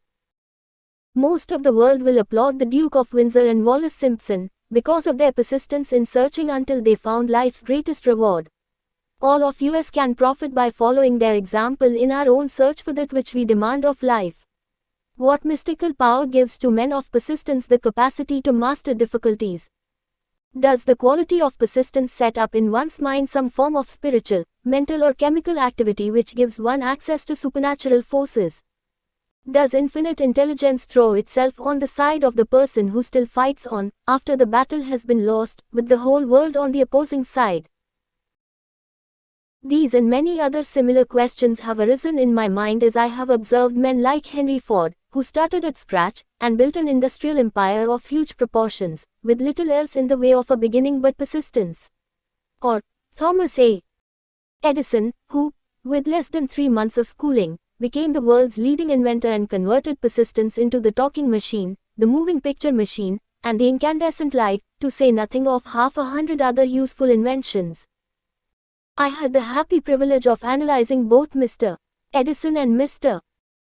Ford, year by year, over a long period of years, and therefore, the opportunity to study them at close range, so I speak from actual knowledge when I say that I found no quality save persistence, in either of them, that even remotely suggested the major source of their stupendous achievements. As one makes an impartial study of the prophets, philosophers, miracle men, and religious leaders of the past, one is drawn to the inevitable conclusion that persistence, concentration of effort, and definiteness of purpose were the major sources of their achievements. Consider, for example, the strange and fascinating story of Muhammad, analyze his life, compare him with men of achievement in this modern age of industry and finance, and observe how they have one outstanding trait in common: persistence. If you are keenly interested in studying this strange power, 172, which gives potency to persistence, read a biography of Muhammad, especially the one by Asad Bey. This brief review of that book, by Thomas Sugru, in the Herald Tribune, will provide a preview of the rare treat in store for those who take the time to read the entire story of one of the most astounding examples of the power of persistence known to civilization. The last great prophet. Reviewed by Thomas Sugru. Muhammad was a prophet, but he never performed a miracle. He was not a mystic. He had no formal schooling. He did not begin his mission until he was 40. When he announced that he was the messenger of God, bringing word of the true religion, he was ridiculed and labeled a lunatic. Children tripped him and women threw filth upon him. He was banished from his native city, Makkah, and his followers were stripped of their worldly goods and sent into the desert after him. When he had been preaching 10 years, he had nothing to show for it but banishment, poverty and ridicule. Yet before another 10 years had passed, he was dictator of all Arabia, ruler of Makkah, and the head of a new world religion which was to sweep to the Danube and the Pyrenees before exhausting the impetus he gave it. That impetus was threefold: the power of words, the efficacy of prayer, and man's kinship with God. His career never made sense. Muhammad was born to impoverished members of a leading family of Makkah. Because Makkah, the crossroads of the world, home of the magic stone called the Kaaba, great city of trade and the center of trade routes, was unsanitary, its children were sent to be raised in the desert by Bedouins. Muhammad was thus nurtured, drawing strength and health from the milk of nomad, vicarious mothers. He tended sheep and soon hired out to a rich widow as leader of her caravans. He traveled to all parts of the Eastern world, talked with many men of diverse beliefs, and observed the decline of Christianity into warring sects. When he was 28, Khadija, the widow, looked upon him with favor, and married him. Her father would have objected to such a marriage, so she got him drunk and held him up while he gave the paternal blessing. For the next 12 years Muhammad lived as a rich and respected and very shrewd trader.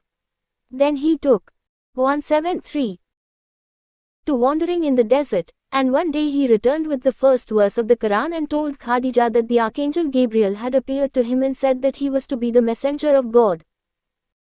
The Quran, the revealed word of God, was the closest thing to a miracle in Muhammad's life. He had not been a poet, he had no gift of words. Yet the verses of the Quran, as he received them and recited them to the faithful, were better than any verses which the professional poets of the tribes could produce. This, to the Arabs, was a miracle. To them the gift of words was the greatest gift, the poet was all-powerful. In addition, the Quran said that all men were equal before God, that the world should be a democratic state, Islam. It was this political heresy, plus Muhammad's desire to destroy all the 360 idols in the courtyard of the Kaaba, which brought about his banishment. The idols brought the desert tribes to Makkah, and that meant trade. So the businessmen of Makkah, the capitalists, of which he had been one, set upon Muhammad. Then he retreated to the desert and demanded sovereignty over the world. The rise of Islam began. Out of the desert came a flame which would not be extinguished, a democratic army fighting as a unit and prepared to die without wincing. Muhammad had invited the Jews and Christians to join him, for he was not building a new religion. He was calling all who believed in one God to join in a single faith. If the Jews and Christians had accepted his invitation, Islam would have conquered the world.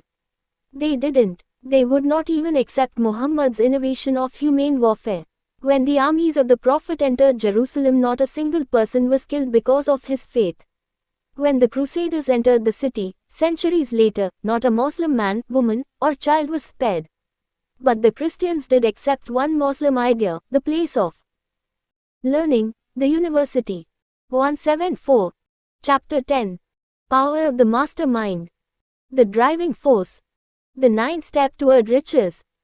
Power is essential for success in the accumulation of money. Plans are inert and useless, without sufficient power to translate them into action. This chapter will describe the method by which an individual may attain and apply power. Power may be defined as organized and intelligently directed knowledge. Power, as the term is here used, refers to organized effort, sufficient to enable an individual to transmute desire into its monetary equivalent. Organized effort is produced through the coordination of effort of two or more people, who work toward a definite end, in a spirit of harmony. Power is required for the accumulation of money. Power is necessary for the retention of money after it has been accumulated. Let us ascertain how power may be acquired. If power is organized knowledge, let us examine the sources of knowledge. A. Infinite intelligence. This source of knowledge may be contacted through the procedure described in another chapter, with the aid of creative imagination. B. Accumulated experience. The accumulated experience of man, or that portion of it which has been organized and recorded, may be found in any well-equipped public library. An important part of this accumulated experience is taught in public schools and colleges, where it has been classified and organized. C. Experiment and research. In the field of science, and in practically every other walk of life, men are gathering, classifying, and organizing new facts daily. This is the source to which one must turn when knowledge is not available through accumulated experience. Here, too, the creative imagination must often be used. 175. Knowledge may be acquired from any of the foregoing sources.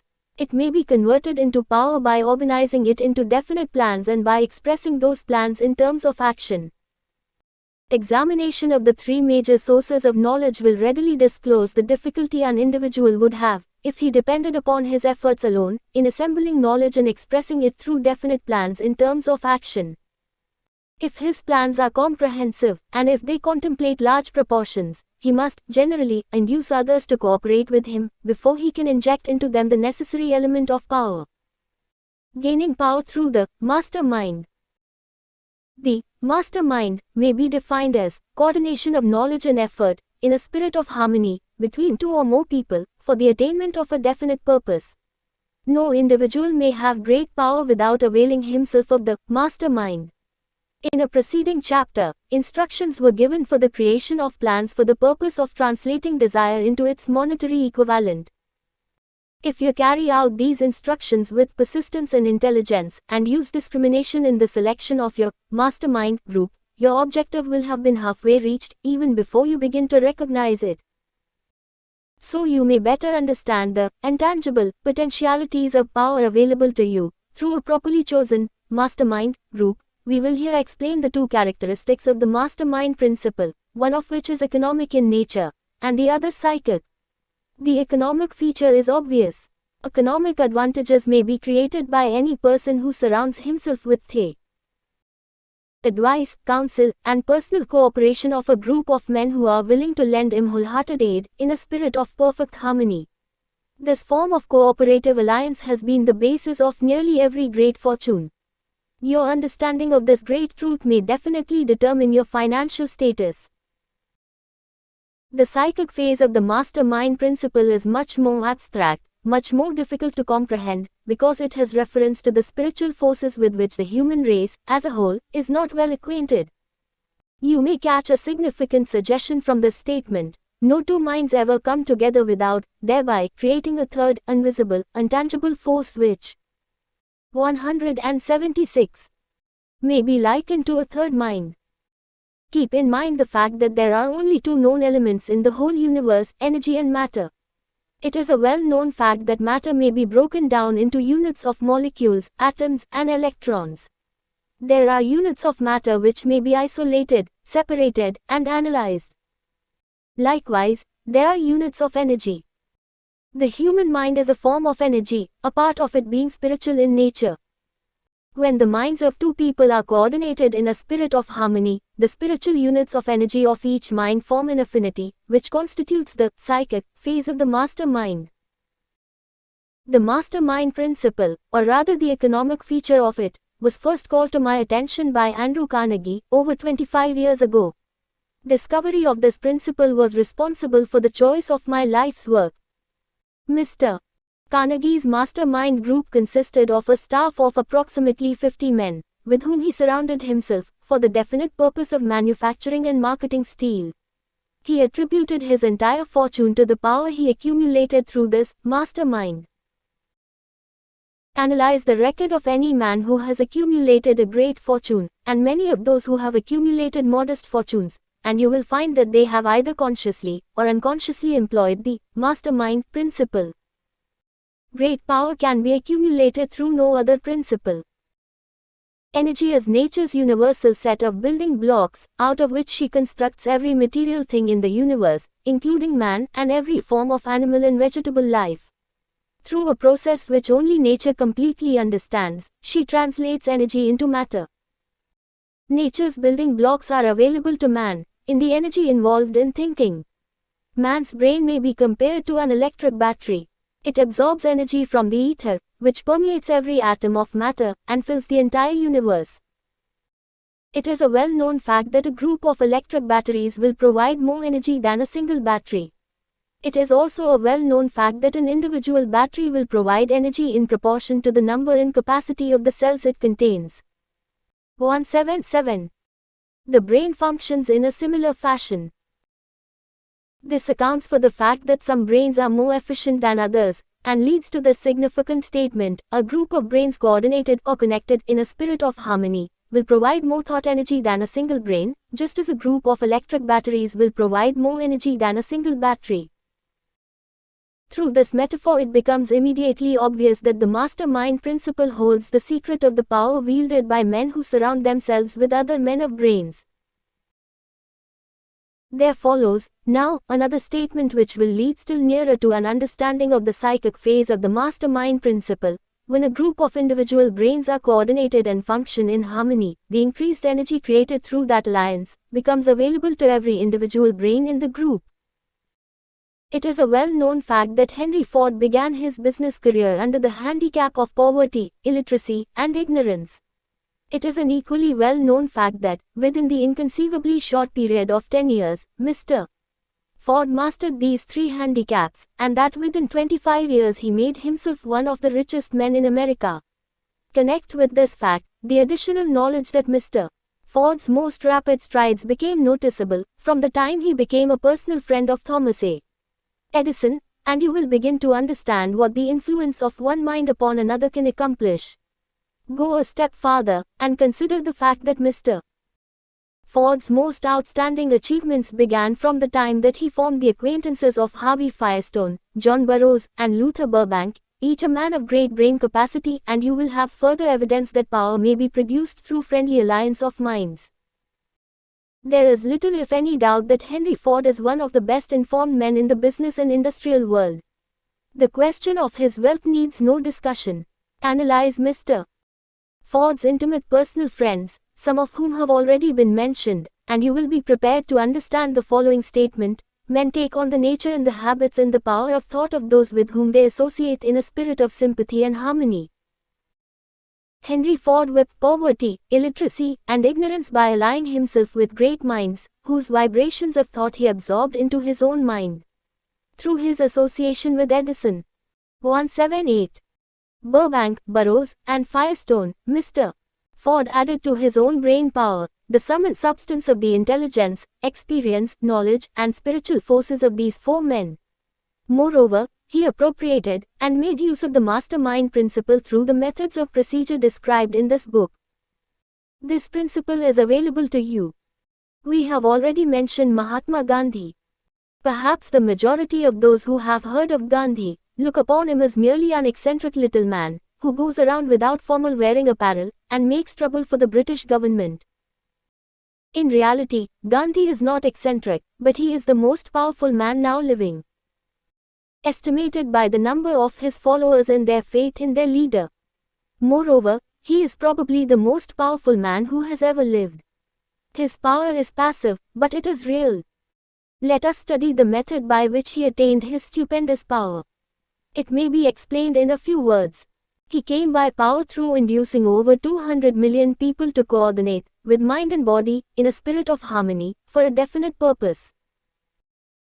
In brief, Gandhi has accomplished a miracle, for it is a miracle when 200 million people can be induced, not forced, to cooperate in a spirit of harmony, for a limitless time. If you doubt that this is a miracle, try to induce any two people to cooperate in a spirit of harmony for any length of time. Every man who manages a business knows what a difficult matter it is to get employees to work together in a spirit even remotely resembling harmony. The list of the chief sources from which power may be attained is, as you have seen, headed by infinite intelligence. When two or more people coordinate in a spirit of harmony, and work toward a definite objective, they place themselves in position, through that alliance, to absorb power directly from the great universal storehouse of infinite intelligence. This is the greatest of all sources of power. It is the source to which the genius turns. It is the source to which every great leader turns, whether he may be conscious of the fact or not. The other two major sources from which the knowledge, necessary for the accumulation of power, may be obtained are no more reliable than the 5 senses of man. The senses are not 179. Always reliable. Infinite intelligence does not err. In subsequent chapters, the methods by which infinite intelligence may be most readily contacted will be adequately described. This is not a course on religion.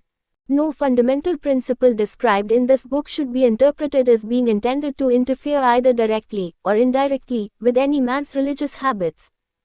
This book has been confined exclusively to instructing the reader how to transmute the definite purpose of desire for money into its monetary equivalent. Read, think, and meditate as you read. Soon, the entire subject will unfold, and you will see it in perspective. You are now seeing the detail of the individual chapters. Money is as shy and elusive as the old-time maiden. It must be wooed and won by methods not unlike those used by a determined lover in pursuit of the girl of his choice. And, coincidental as it is, the power used in the wooing of money is not greatly different from that used in wooing a maiden. That power, when successfully used in the pursuit of money, must be mixed with faith. It must be mixed with desire. It must be mixed with persistence. It must be applied through a plan, and that plan must be set into action. When money comes in quantities known as the big money, it flows to the one who accumulates it, as easily as water flows downhill. There exists a great unseen stream of power, which may be compared to a river, except that one side flows in one direction, carrying all who get into that side of the stream, onward and upward to wealth, and the other side flows in the opposite direction, carrying all who are unfortunate enough to get into it and not able to extricate themselves from it downward to misery and poverty. Every man who has accumulated a great fortune has recognized the existence of the stream of life. It consists of one's thinking process. The positive emotions of thought form the side of the stream which carries one to fortune. The negative emotions form the side which carries one down to poverty. This carries a thought of stupendous importance to the person who is following this book with the object of accumulating a fortune. If you are in the side of the stream of power which leads to 180. Poverty, this may serve as an oar, by which you may propel yourself over into the other side of the stream. It can serve you only through application and use. Merely reading, and passing judgment on it, either one way or another, will in no way benefit you. Some people undergo the experience of alternating between the positive and negative sides of the stream, being at times on the positive side, and at times on the negative side. The Wall Street crash of '29 swept millions of people from the positive to the negative side of the stream. These millions are struggling, some of them in desperation and fear, to get back to the positive side of the stream. This book was written especially for those millions. Poverty and riches often change places. The crash taught the world this truth, although the world will not long remember the lesson. Poverty may, and generally does, voluntarily take the place of riches. When riches take the place of poverty, the change is usually brought about through well-conceived and carefully executed plans. Poverty needs no plan, it needs no one to aid it, because it is bold and ruthless. Riches are shy and timid. They have to be attracted. Anybody can wish for riches, and most people do, but only a few know that a definite plan, plus a burning desire for wealth, are the only dependable means of accumulating wealth. 181. Chapter 11. The Mystery of Sex Transmutation. The 10th step toward riches. The meaning of the word transmute is, in simple language, the changing, or transferring of one element, or form of energy, into another. The emotion of sex brings into being a state of mind. Because of ignorance on the subject, the state of mind is generally associated with the physical, and because of improper influences, to which most people have been subjected, in acquiring knowledge of sex, things essentially physical have highly biased the mind. The emotion of sex has back of it the possibility of 3 constructive potentialities. They are: 1. The perpetuation of mankind. 2. The maintenance of health. As a therapeutic agency, it has no equal. 3. The transformation of mediocrity into genius through transmutation. Sex transmutation is simple and easily explained. It means the switching of the mind from thoughts of physical expression to thoughts of some other nature.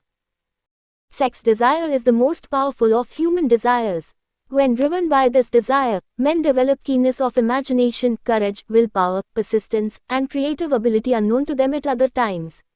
So strong and impelling is the desire for sexual contact that men freely run the risk of life and reputation to indulge it. When harnessed and redirected along other lines, this motivating force maintains all of its attributes of keenness of imagination, courage, etc., which may be used as powerful creative forces in literature, art, or in any other profession or calling, including, of course, the accumulation of riches. The transmutation of sex energy calls for the exercise of willpower, to be sure, but the reward is worth the effort. The desire for 182. Sexual expression is inborn and natural. The desire cannot, and should not be submerged or eliminated. But it should be given an outlet through forms of expression which enrich the body, mind, and spirit of man. If not given this form of outlet, through transmutation, it will seek outlets through purely physical channels. A river may be dammed, and its water controlled for a time, but eventually, it will force an outlet. The same is true of the emotion of sex. It may be submerged and controlled for a time, but its very nature causes it to be ever seeking means of expression. If it is not transmuted into some creative effort, it will find a less worthy outlet. Fortunate, indeed, is the person who has discovered how to give sex emotion an outlet through some form of creative effort, for he has, by that discovery, lifted himself to the status of a genius. Scientific research has disclosed these significant facts. 1. The men of greatest achievement are men with highly developed sex natures, men who have learned the art of sex transmutation. 2. The men who have accumulated great fortunes and achieved outstanding recognition in literature, art, industry, architecture, and the professions, were motivated by the influence of a woman. The research from which these astounding discoveries were made went back through the pages of biography and history for more than 2000 years. Wherever there was evidence available in connection with the lives of men and women of great achievement, it indicated most convincingly that they possessed highly developed sex natures. The emotion of sex is an irresistible force, against which there can be no such opposition as an immovable body. When driven by this emotion, men become gifted with a superpower for action. Understand this truth, and you will catch the significance of the statement that sex transmutation will lift one to the status of a genius. The emotion of sex contains the secret of creative ability. Destroy the sex glands, whether in man or beast, and you have removed the major source of action. For proof of this, observe what happens to any animal after it has been castrated. A bull becomes as docile as a cow after it has been altered sexually. Sex alteration. 183. Takes out of the male, whether man or beast, all the fight that was in him. Sex alteration of the female has the same effect. The 10 mind stimuli. The human mind responds to stimuli, through which it may be keyed up to high rates of vibration, known as enthusiasm, creative imagination, intense desire, etc. The stimuli to which the mind responds most freely are 1. The desire for sex expression. 2. Love. 3. A burning desire for fame, power, or financial gain, money. 4. Music. 5. Friendship between either those of the same sex, or those of the opposite sex. 6. A mastermind alliance based upon the harmony of 2 or more people who ally themselves for spiritual or temporal advancement. 7. Mutual suffering, such as that experienced by people who are persecuted. 8. Autosuggestion. 9. Fear. 10. Narcotics and alcohol. The desire for sex expression comes at the head of the list of stimuli, which most effectively step up the vibrations of the mind and start the wheels of physical action. 8 of these stimuli are natural and constructive. 2 are destructive. The list is here presented for the purpose of enabling you to make a comparative study of the major sources of mind stimulation. From this study, it will be readily seen that the emotion of sex is, by great odds, the most intense and powerful of all mind stimuli. This comparison is necessary as a foundation for proof of the statement that transmutation of sex energy may lift one to the status of a genius. Let us find out what constitutes a genius. Some Visica has said that a genius is a man who wears long hair, eats queer food, lives alone, and serves as a target for the joke makers. A better definition of a genius is a man who has discovered how to increase the vibrations of thought to the point where 184. He can freely communicate with sources of knowledge not available through the ordinary rate of vibration of thought. The person who thinks will want to ask some questions concerning this definition of genius. The first question will be, how may one communicate with sources of knowledge which are not available through the ordinary rate of vibration of thought? The next question will be, are there known sources of knowledge which are available only to genii, and if so, what are these sources, and exactly how may they be reached? We shall offer proof of the soundness of some of the more important statements made in this book, or at least we shall offer evidence through which you may secure your own proof through experimentation, and in doing so, we shall answer both of these questions. Genius is developed through the sixth sense. The reality of our sixth sense has been fairly well established. This sixth sense is creative imagination. The faculty of creative imagination is one which the majority of people never use during an entire lifetime, and if used at all, it usually happens by mere accident. A relatively small number of people use, with deliberation and purpose of forethought, the faculty of creative imagination. Those who use this faculty voluntarily, and with understanding of its functions, are genii. The faculty of creative imagination is the direct link between the finite mind of man and infinite intelligence. All so-called revelations, referred to in the realm of religion, and all discoveries of basic or new principles in the field of invention, take place through the faculty of creative imagination. When ideas or concepts flash into one's mind, through what is popularly called a hunch, they come from one or more of the following sources. 1. Infinite intelligence. 2. One's subconscious mind, wherein is stored every sense impression and thought impulse which ever reached the brain through any of the five senses. 3. From the mind of some other person who has just released. 185. The thought, or picture of the idea or concept, through conscious thought, or 4. From the other person's subconscious storehouse. There are no other known sources from which inspired ideas or hunches may be received. The creative imagination functions best when the mind is vibrating due to some form of mind stimulation at an exceedingly high rate. That is, when the mind is functioning at a rate of vibration higher than that of ordinary, normal thought. When brain action has been stimulated, through one or more of the 10 mind stimulants, it has the effect of lifting the individual far above the horizon of ordinary thought, and permits him to envision distance, scope, and quality of thoughts not available on the lower plane, such as that occupied while one is engaged in the solution of the problems of business and professional routine.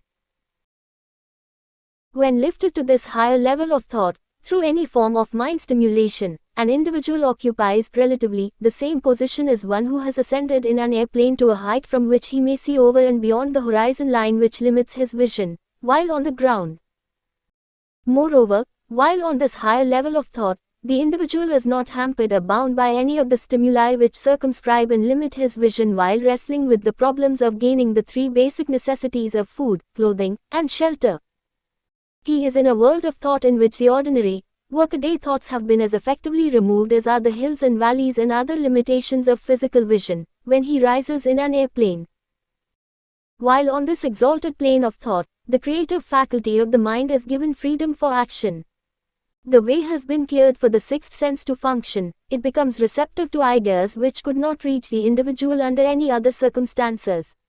The sixth sense is the faculty which marks the difference between a genius and an ordinary individual. The creative faculty becomes more alert and receptive to vibrations, originating outside the individual's subconscious mind, the more this faculty is used, and the more the individual relies upon it, and makes demands upon it for thought impulses. This faculty can be cultivated and developed only through use. That which is known as one's conscience operates entirely. 186. Through the faculty of the sixth sense. The great artists, writers, musicians, and poets become great because they acquire the habit of relying upon the still small voice which speaks from within, through the faculty of creative imagination. It is a fact well known to people who have keen imaginations that their best ideas come through so-called hunches. There is a great orator who does not attain to greatness until he closes his eyes and begins to rely entirely upon the faculty of creative imagination. When asked why he closed his eyes just before the climaxes of his oratory, he replied, "I do it because then I speak through ideas which come to me from within." One of America's most successful and best-known financiers followed the habit of closing his eyes for 2 or 3 minutes before making a decision. When asked why he did this, he replied, "With my eyes closed, I am able to draw upon a source of superior intelligence." The late Drive, Elmer R. Gates, of Chevy Chase, Maryland, created more than 200 useful patents, many of them basic, through the process of cultivating and using the creative faculty. His method is both significant and interesting to one interested in attaining to the status of genius, in which category Drive Gates unquestionably belonged. Dr. Gates was one of the really great, though less publicized scientists of the world. In his laboratory, he had what he called his personal communication room. It was practically soundproof, and so arranged that all light could be shut out. It was equipped with a small table, on which he kept a pad of writing paper. In front of the table, on the wall, was an electric push button, which controlled the lights. When Dr.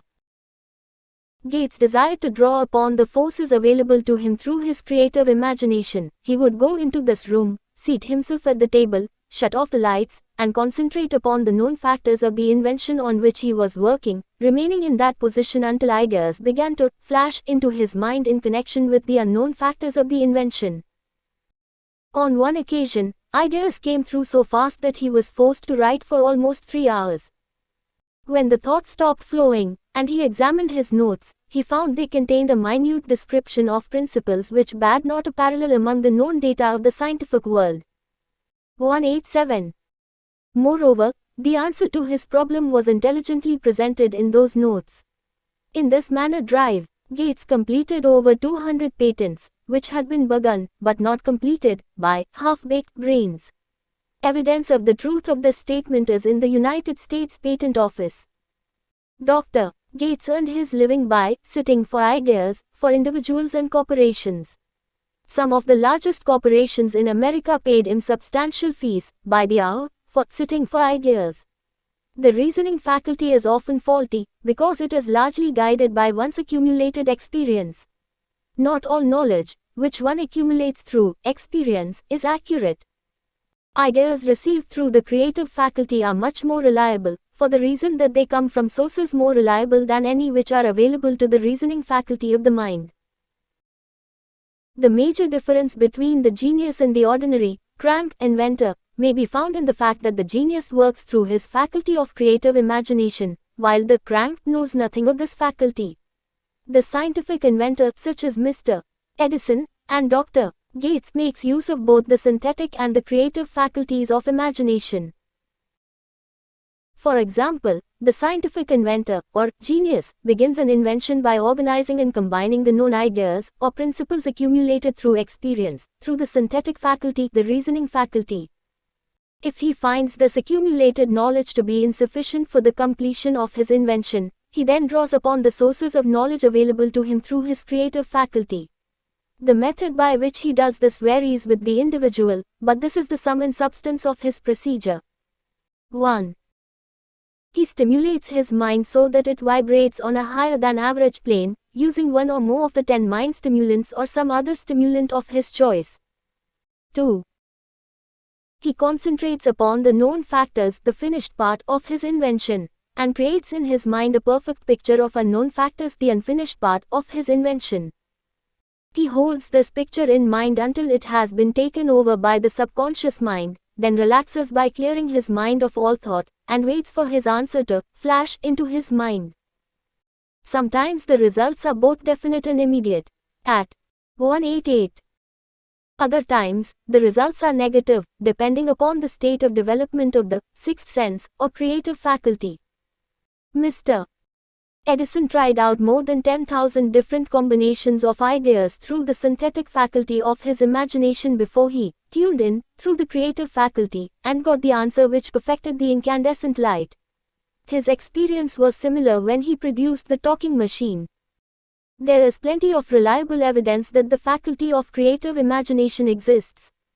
This evidence is available through accurate analysis of men who have become leaders in their respective callings, without having had extensive educations. Lincoln was a notable example of a great leader who achieved greatness through the discovery and use of his faculty of creative imagination. He discovered and began to use this faculty as the result of the stimulation of love which he experienced after he met Annie Rutledge, a statement of the highest significance in connection with the study of the source of genius. The pages of history are filled with the records of great leaders whose achievements may be traced directly to the influence of women who aroused the creative faculties of their minds through the stimulation of sex desire.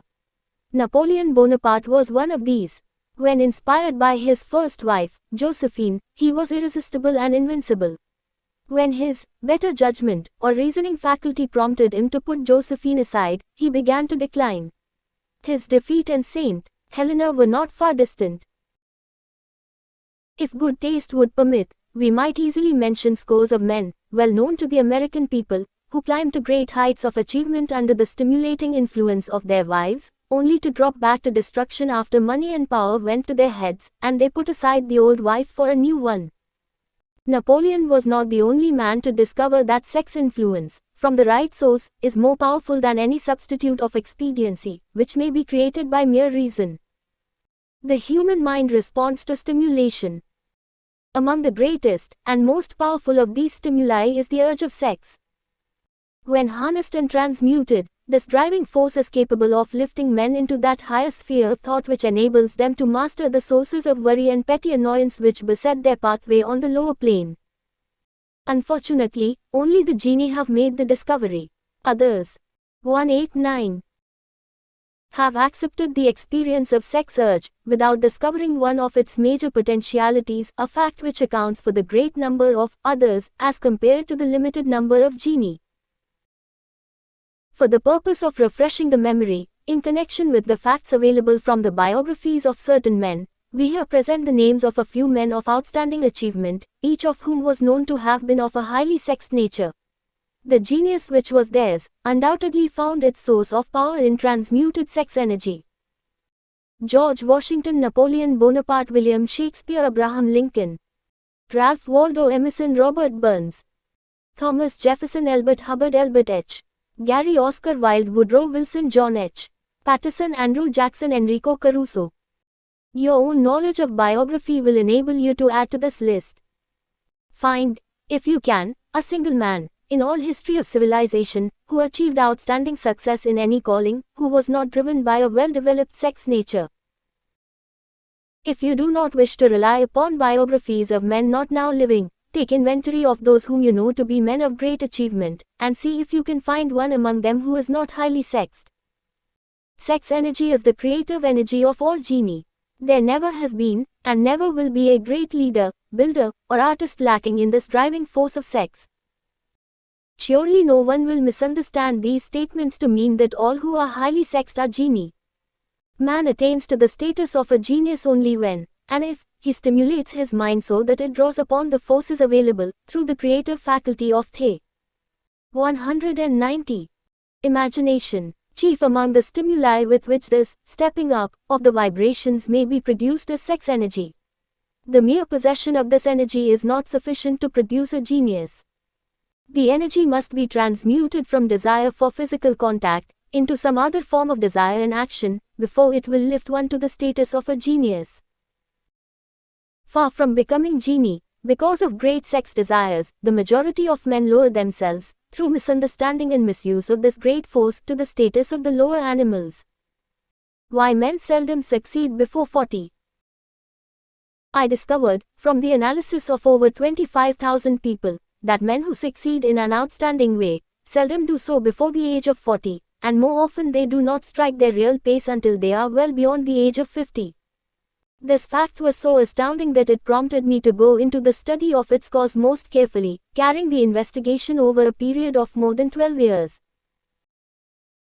This study disclosed the fact that the major reason why the majority of men who succeed do not begin to do so before the age of 40 to 50 is their tendency to dissipate their energies through overindulgence in physical expression of the emotion of sex. The majority of men never learn that the urge of sex has other possibilities, which far transcend in importance, that of mere physical expression. The majority of those who make this discovery do so after having wasted many years at a period when the sex energy is at its height, prior to the age of 45 to 50. This usually is followed by noteworthy achievement. The lives of many men after, and sometimes well past the age of 40, reflect a continued dissipation of energies, which could have been more profitably turned into better channels. Their finer and more powerful emotions are sown wildly to the four winds. Out of this habit of the male, grew the term, sowing his wild oats. The desire for sexual expression is by far the strongest and most impelling of all the human emotions, and for this very reason this desire, when harnessed and transmuted into action, other than that of physical expression, may raise one to the status of a genius.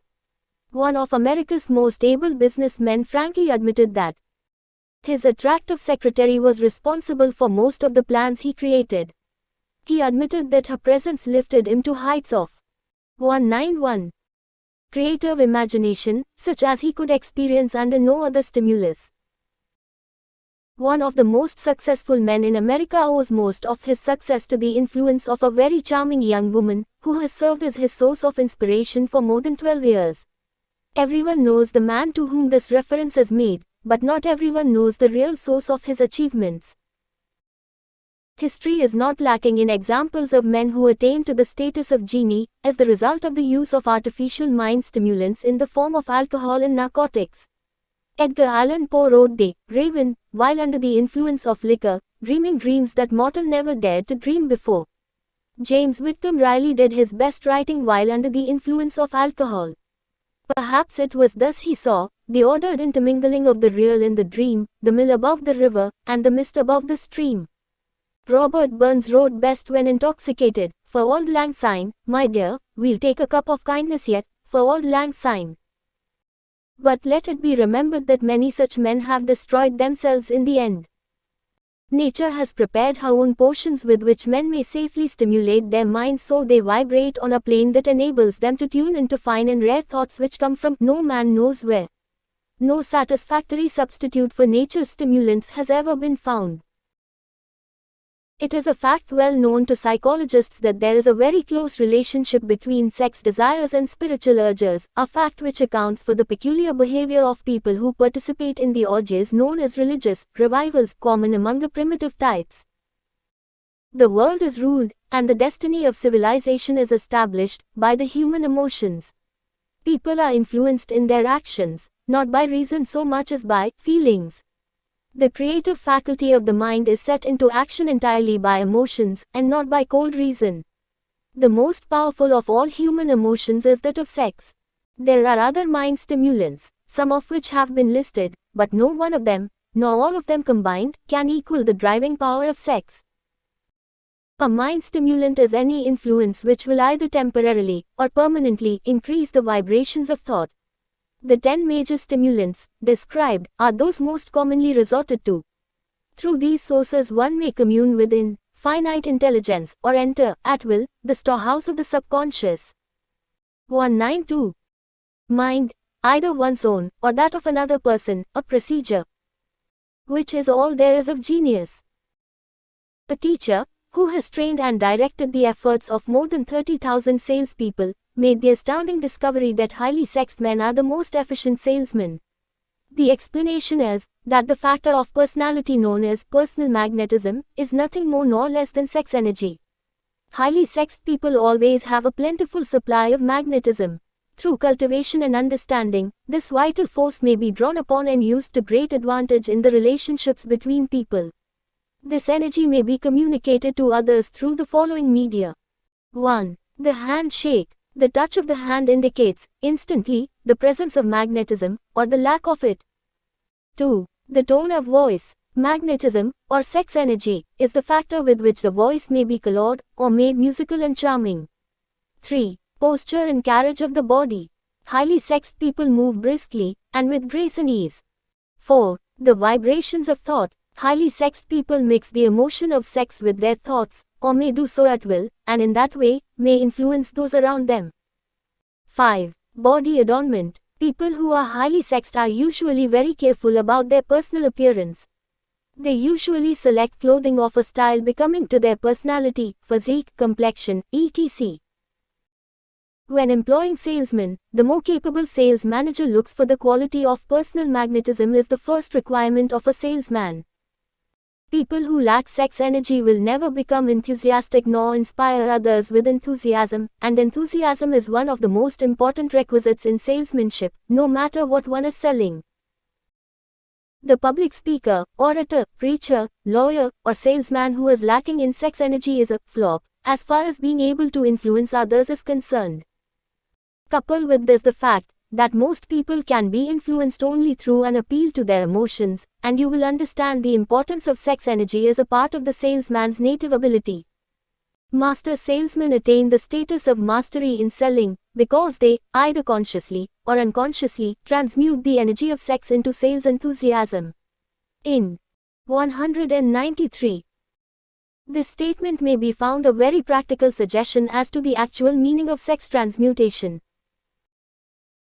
The salesman who knows how to take his mind off the subject of sex, and direct it in sales effort with as much enthusiasm and determination as he would apply to its original purpose, has acquired the art of sex transmutation, whether he knows it or not. The majority of salesmen who transmute their sex energy do so without being in the least aware of what they are doing, or how they are doing it. Transmutation of sex energy calls for more willpower than the average person cares to use for this purpose. Those who find it difficult to summon willpower sufficient for transmutation may gradually acquire this ability. Though this requires willpower, the reward for the practice is more than worth the effort. The entire subject of sex is one with which the majority of people appear to be unpardonably ignorant. The urge of sex has been grossly misunderstood, slandered, and burlesqued by the ignorant and the evil-minded, for so long that the very word sex is seldom used in polite society. Men and women who are known to be blessed, yes, blessed with highly sexed natures, are usually looked upon as being people who will bear watching. Instead of being called blessed, they are usually called cursed. Millions of people, even in this age of enlightenment, have inferiority complexes which they develop because of this false belief that a highly sexed nature is a curse. These statements, of the virtue of sex energy, should not be construed as justification for the libertine. The emotion of sex is a virtue only when used intelligently, and with discrimination. It may be misused, and often is, to such an extent that it debases, instead of enriches, both body and mind. The better use of this power is the burden of this chapter. It seemed quite significant to the author, when he made the discovery that practically every great leader, whom he had the privilege of analyzing, was a man whose achievements were largely inspired by a woman. In many instances, the woman in the case was a modest, self-denying wife, of whom the public had heard but little or nothing. In a few instances, the source of inspiration has been traced to the other woman. Perhaps such cases may not be entirely unknown to you. Intemperance in sex habits is just as detrimental as 194. Intemperance in habits of drinking and eating. In this age in which we live, an age which began with the World War, intemperance in habits of sex is common. This orgy of indulgence may account for the shortage of great leaders. No man can avail himself of the forces of his creative imagination, while dissipating them. Man is the only creature on earth which violates nature's purpose in this connection. Every other animal indulges its sex nature in moderation, and with purpose which harmonizes with the laws of nature. Every other animal responds to the call of sex only in season. Man's inclination is to declare open season. Every intelligent person knows that stimulation in excess, through alcoholic drink and narcotics, is a form of intemperance which destroys the vital organs of the body, including the brain. Not every person knows, however, that overindulgence in sex expression may become a habit as destructive and as detrimental to creative effort as narcotics or liquor. A sex madman is not essentially different than a dope madman. Both have lost control over their faculties of reason and willpower. Sexual overindulgence may not only destroy reason and willpower, but it may also lead to either temporary or permanent insanity. Many cases of hypochondria, imaginary illness, grow out of habits developed in ignorance of the true function of sex. From these brief references to the subject, it may be readily seen that ignorance on the subject of sex transmutation forces stupendous penalties upon the ignorant on the one hand, and withholds from them equally stupendous benefits on the other. Widespread ignorance on the subject of sex is due to the fact that the subject has been surrounded with mystery and beclouded by dark silence. The conspiracy of mystery and silence has had the same effect upon the minds of young people that the psychology of prohibition had. The result has been increased curiosity and desire to acquire more knowledge on this forbidden subject, and to the shame of all lawmakers and most physicians, by training best qualified to educate youth on that subject, information has not been easily available. Seldom does an individual enter upon highly creative effort in any field of endeavor before the age of 40. The average man reaches the period of his greatest capacity to create between 40 and 60. These statements are based upon analysis of thousands of men and women who have been carefully observed. They should 195 be encouraging to those who fail to arrive before the age of 40, and to those who become frightened at the approach of old age around the 40-year mark. The years between 40 and 50 are, as a rule, the most fruitful. Man should approach this age, not with fear and trembling, but with hope and eager anticipation. If you want evidence that most men do not begin to do their best work before the age of 40, study the records of the most successful men known to the American people, and you will find it. Henry Ford had not hit his pace of achievement until he had passed the age of 40. Andrew Carnegie was well past 40 before he began to reap the reward of his efforts. James J. Hill was still running a telegraph key at the age of 40. His stupendous achievements took place after that age. Biographies of American industrialists and financiers are filled with evidence that the period from 40 to 60 is the most productive age of man. Between the ages of 30 and 40, man begins to learn, if he ever learns, the art of sex transmutation.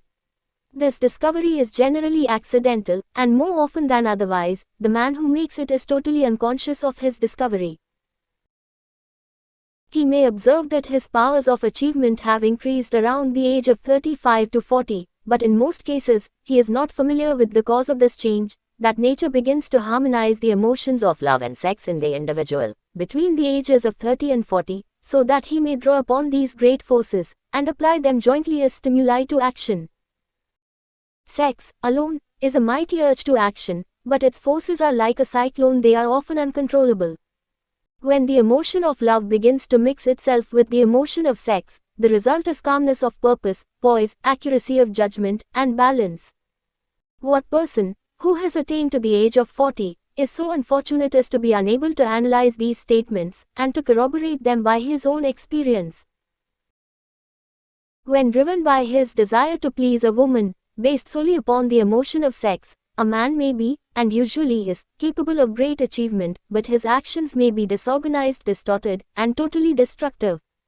When driven by his desire to please a woman, based upon the motive of sex alone, a man may steal, cheat, and even commit murder. But when the emotion of love is mixed with the emotion of sex, that same man will guide his actions with more sanity, balance, and reason. 196. Criminologists have discovered that the most hardened criminals can be reformed through the influence of a woman's love. There is no record of a criminal having been reformed solely through the sex influence. These facts are well known, but their cause is not. Reformation comes, if at all, through the heart, or the emotional side of man, not through his head, or reasoning side. Reformation means a change of heart. It does not mean a change of head. A man may, because of reason, make certain changes in his personal conduct to avoid the consequences of undesirable effects, but genuine reformation comes only through a change of heart, through a desire to change. Love, romance, and sex are all emotions capable of driving men to heights of superachievement.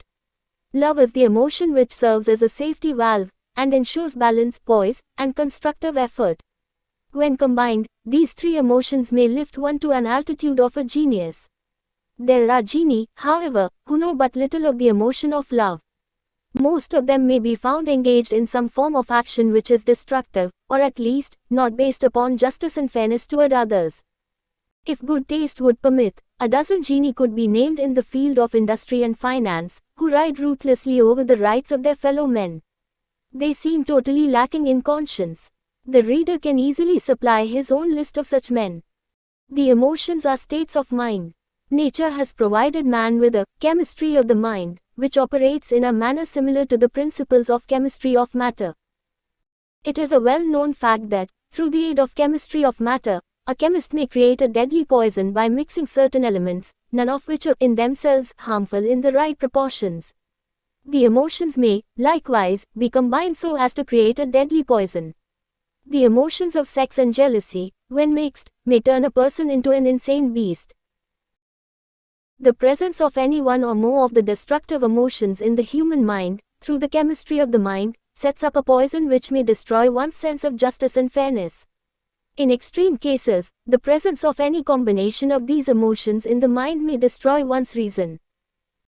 The road to genius consists of the development, control, and use of sex, love, and romance. Briefly, the process may be stated as follows. 197. Encourage the presence of these emotions as the dominating thoughts in one's mind, and discourage the presence of all the destructive emotions. The mind is a creature of habit. It thrives upon the dominating thoughts fed it. Through the faculty of willpower, one may discourage the presence of any emotion, and encourage the presence of any other. Control of the mind, through the power of will, is not difficult. Control comes from persistence and habit. The secret of control lies in understanding the process of transmutation. When any negative emotion presents itself in one's mind, it can be transmuted into a positive or constructive emotion by the simple procedure of changing one's thoughts. There is no other road to genius than through voluntary self-effort. A man may attain to great heights of financial or business achievement solely by the driving force of sex energy, but history is filled with evidence that he may, and usually does, carry with him certain traits of character which rob him of the ability to either hold or enjoy his fortune. This is worthy of analysis, thought, and meditation, for it states a truth, the knowledge of which may be helpful to women as well as men. Ignorance of this has cost thousands of people their privilege of happiness, even though they possessed riches. The emotions of love and sex leave their unmistakable marks upon the features. Moreover, these signs are so visible that all who wish may read them. The man who is driven by the storm of passion, based upon sex desires alone, plainly advertises that fact to the entire world by the expression of his eyes and the lines of his face. The emotion of love, when mixed with the emotion of sex, softens, modifies, and beautifies the facial expression. No character analyst is needed to tell you this, you may observe it for yourself. The emotion of love brings out, and develops, the artistic and the aesthetic nature of man. It leaves its impress upon one's very soul, even after the fire has been subdued by time and circumstance. Memories of love never pass. They linger, guide, and influence long after the source of stimulation has faded. There is nothing new in this. Every person, who has been moved by genuine love, knows that it leaves enduring traces upon the human heart. The effect of love endures, because love is spiritual in nature. The man who cannot be stimulated to great heights of achievement by love, is hopeless. He is dead, though he may seem to live. 198. Even the memories of love are sufficient to lift one to a high plane of creative effort.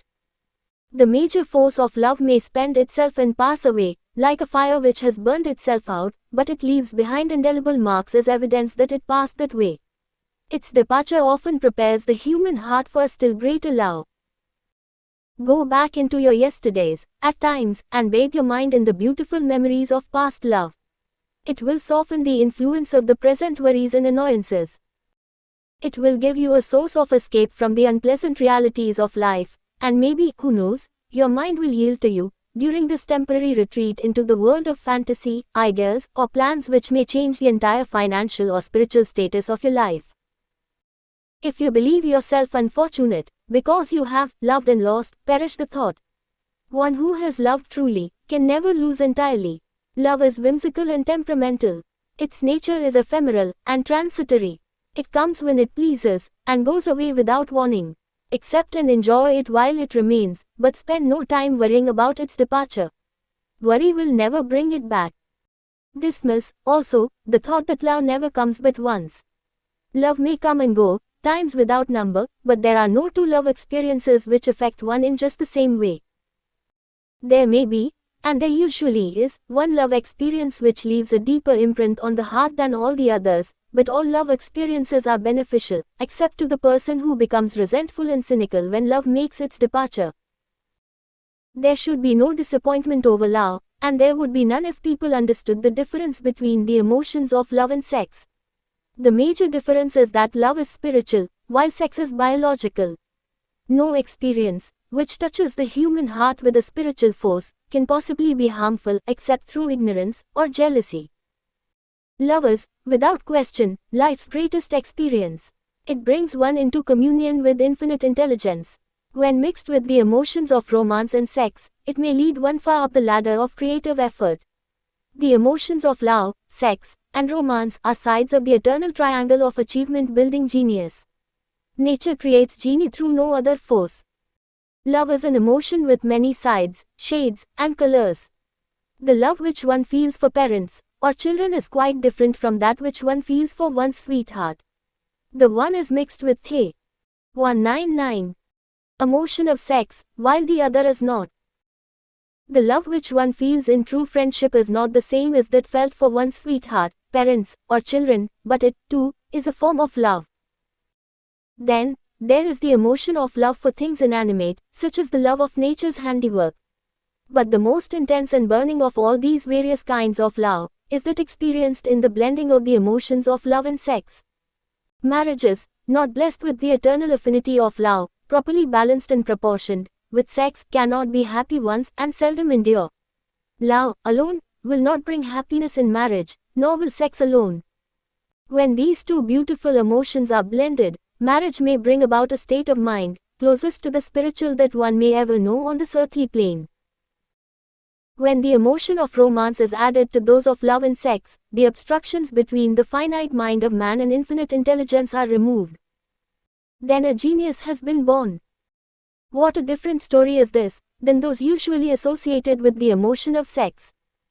Here is an interpretation of the emotion which lifts it out of the commonplace, and makes of it potter's clay in the hands of God, from which he fashions all that is beautiful and inspiring.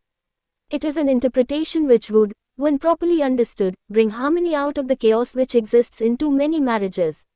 The disharmonies often expressed in the form of nagging may usually be traced to lack of knowledge on the subject of sex. Where love, romance and the proper understanding of the emotion and function of sex abide, there is no disharmony between married people. Fortunate is the husband whose wife understands the true relationship between the emotions of love, sex, and romance.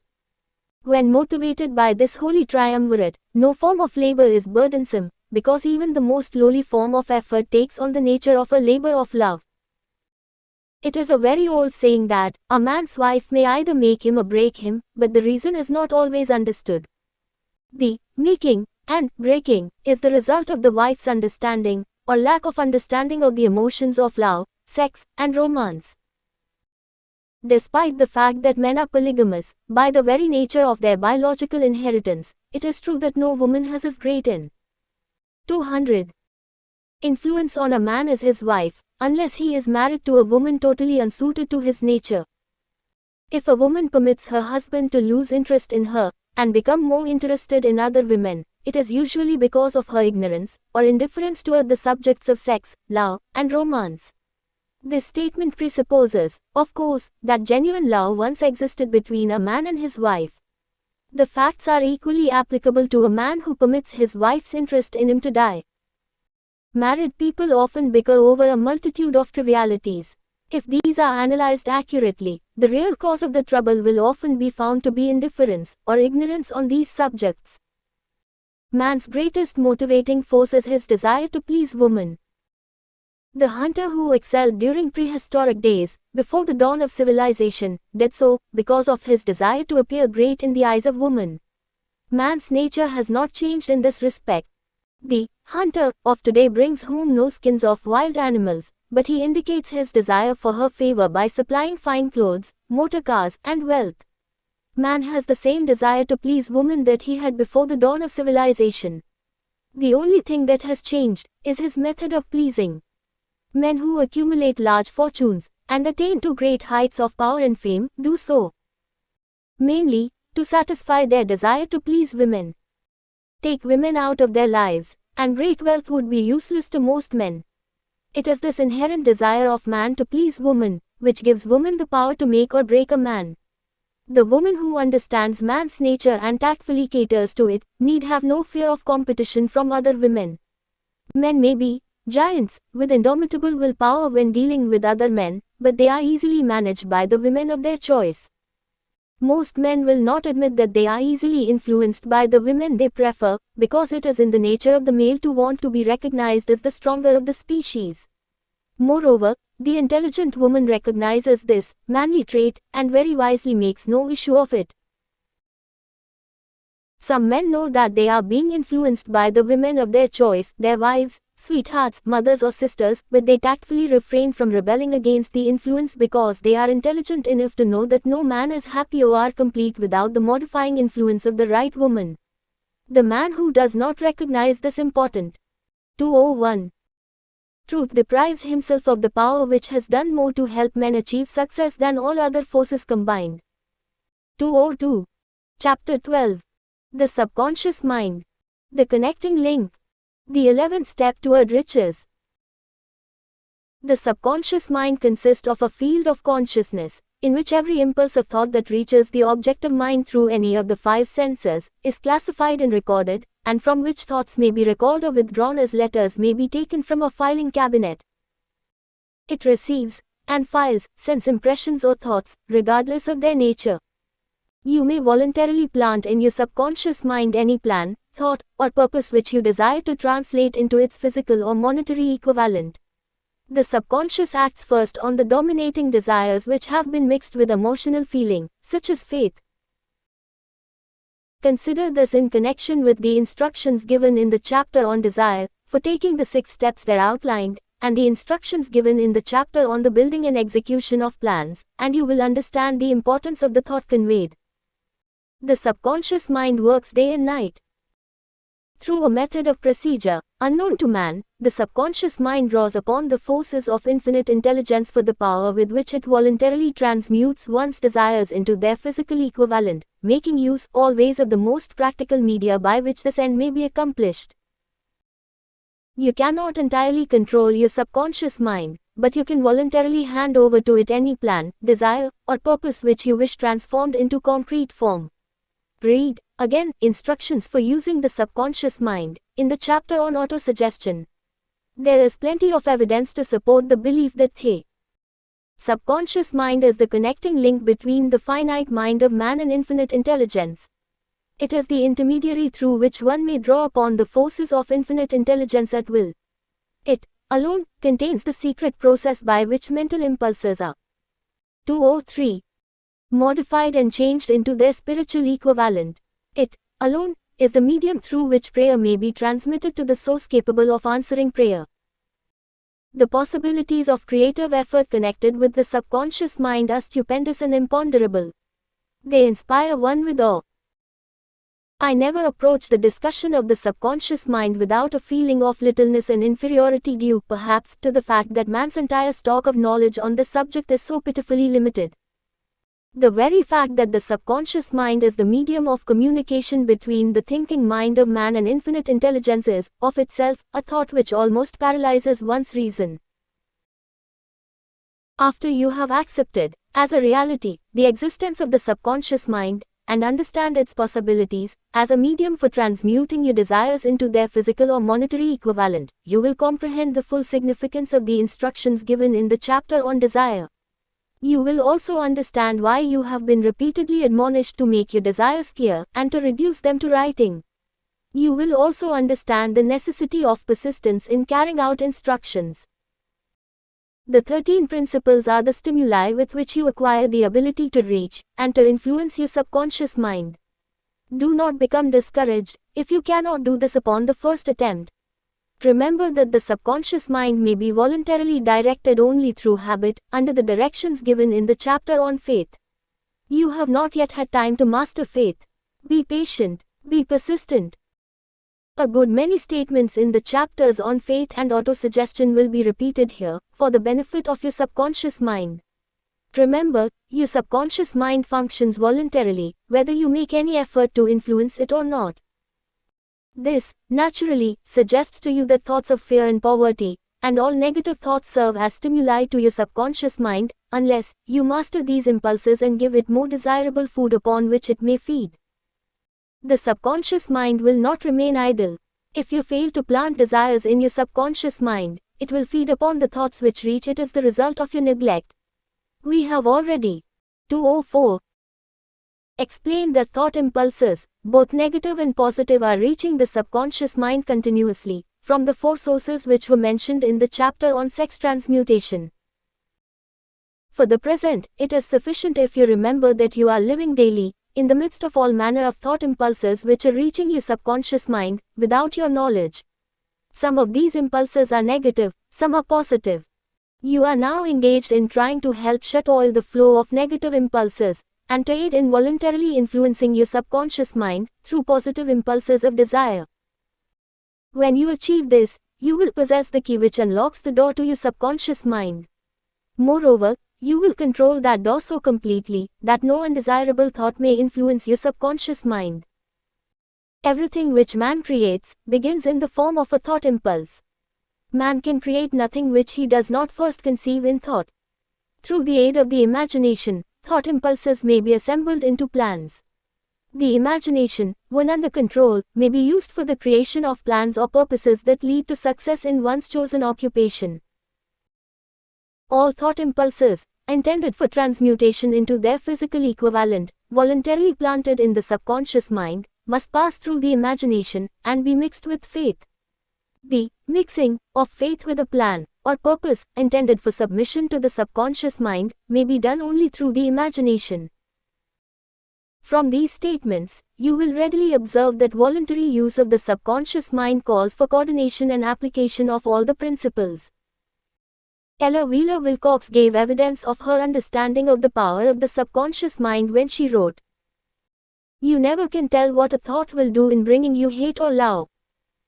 For thoughts are things, and their airy wings are swifter than carrier doves. They follow the law of the universe, each thing creates its kind, and they speed over the track to bring you back." 205. Whatever went out from your mind.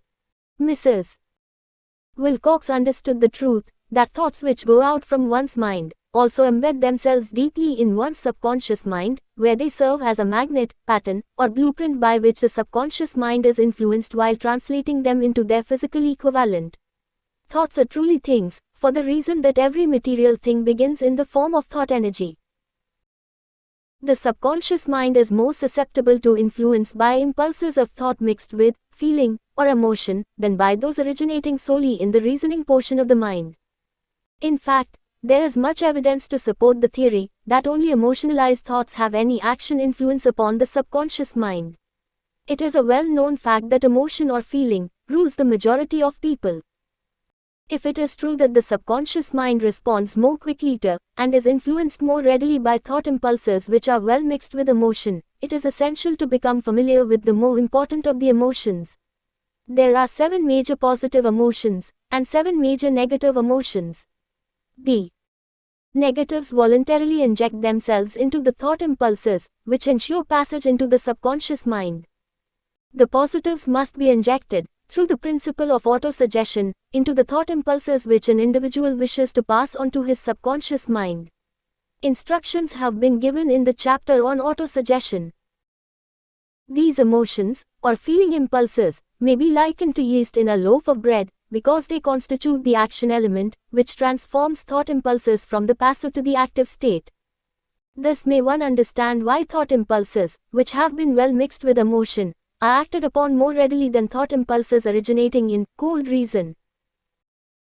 You are preparing yourself to influence and control the inner audience of your subconscious mind in order to hand over to it the desire for money, which you wish transmuted into its monetary equivalent. It is essential, therefore, that you understand the method of approach to this inner audience. You must speak its language, or it will not heed your call. It understands best the language of emotion or feeling. Let us, therefore, describe here the 7 major positive emotions, and the 7 major negative. 206. Emotions, so that you may draw upon the positives, and avoid the negatives, when giving instructions to your subconscious mind. The 7 major positive emotions. The emotion of desire, the emotion of faith, the emotion of love, the emotion of sex. The emotion of enthusiasm, the emotion of romance, the emotion of hope. There are other positive emotions, but these are the 7 most powerful, and the ones most commonly used in creative effort. Master these 7 emotions, they can be mastered only by use, and the other positive emotions will be at your command when you need them. Remember, in this connection, that you are studying a book which is intended to help you develop a money consciousness by filling your mind with positive emotions. One does not become money conscious by filling one's mind with negative emotions. The 7 major negative emotions to be avoided. The emotion of fear. The emotion of jealousy, the emotion of hatred, the emotion of revenge, the emotion of greed. The emotion of superstition, the emotion of anger. Positive and negative emotions cannot occupy the mind at the same time. One or the other must dominate. It is your responsibility to make sure that positive emotions constitute the dominating influence of your mind. Here the law of habit will come to your aid. Form the habit of applying and using the positive emotions. Eventually, they will dominate your mind so completely that they 207. Negatives cannot enter it. Only by following these instructions literally and continuously can you gain control over your subconscious mind. The presence of a single negative in your conscious mind is sufficient to destroy all chances of constructive aid from your subconscious mind. If you are an observing person, you must have noticed that most people resort to prayer only after everything else has failed. Or else they pray by a ritual of meaningless words. And, because it is a fact that most people who pray do so only after everything else has failed, they go to prayer with their minds filled with fear and doubt, which are the emotions the subconscious mind acts upon, and passes on to infinite intelligence. Likewise, that is the emotion which infinite intelligence receives, and acts upon.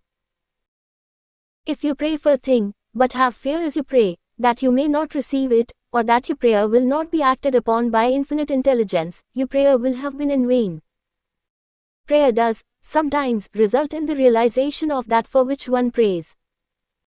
If you have ever had the experience of receiving that for which you prayed, go back in your memory, and recall your actual state of mind, while you were praying, and you will know, for sure, that the theory here described is more than a theory.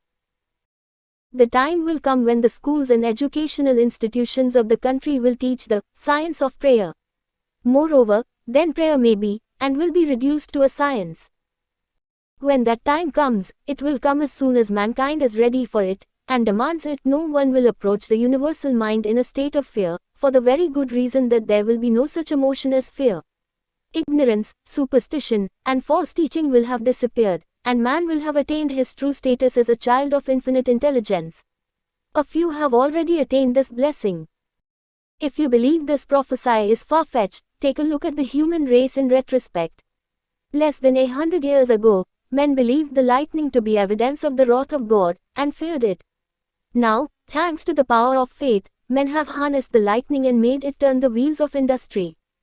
Much less than 100 years ago, men believed the space between the planets to be nothing but a great void, a stretch of dead nothingness. Now, 208. Thanks to the same power of faith, men know that far from being either dead or a void, the space between the planets is very much alive, that it is the highest form of vibration known, excepting, perhaps, the vibration of thought. Moreover, men know that this living, pulsating, vibratory energy which permeates every atom of matter, and fills every niche of space, connects every human brain with every other human brain. What reason have men to believe that the same energy does not connect every human brain with infinite intelligence? There are no toll gates between the finite mind of man and infinite intelligence. The communication costs nothing except patience, faith, persistence, understanding, and a sincere desire to communicate. Moreover, the approach can be made only by the individual himself. Paid prayers are worthless. Infinite intelligence does no business by proxy. You either go direct, or you do not communicate. You may buy prayer books and repeat them until the day of your doom, without avail. Thoughts which you wish to communicate to infinite intelligence must undergo transformation, such as can be given only through your own subconscious mind. The method by which you may communicate with infinite intelligence is very similar to that through which the vibration of sound is communicated by radio. If you understand the working principle of radio, you of course know that sound cannot be communicated through the ether until it has been stepped up or changed into a rate of vibration which the human ear cannot detect. The radio sending station picks up the sound of the human voice and scrambles or modifies it by stepping up the vibration millions of times. Only in this way can the vibration of sound be communicated through the ether. After this transformation has taken place, the ether picks up the energy which originally was in the form of vibrations of sound, carries that energy to radio receiving stations, and these receiving sets step that energy back down to its original rate of vibration, so it is recognized as sound. The subconscious mind is the intermediary, which translates one's prayers into terms which infinite intelligence can recognize, presents the message, and brings back the answer in the form of a definite plan or idea for procuring the object of the prayer. Understand this principle, and you will know why mere words read from a prayer book cannot, and will never serve as an agency of 209. Communication between the mind of man and infinite intelligence. Before your prayer will reach infinite intelligence, a statement of the author's theory only, it probably is transformed from its original thought vibration into terms of spiritual vibration.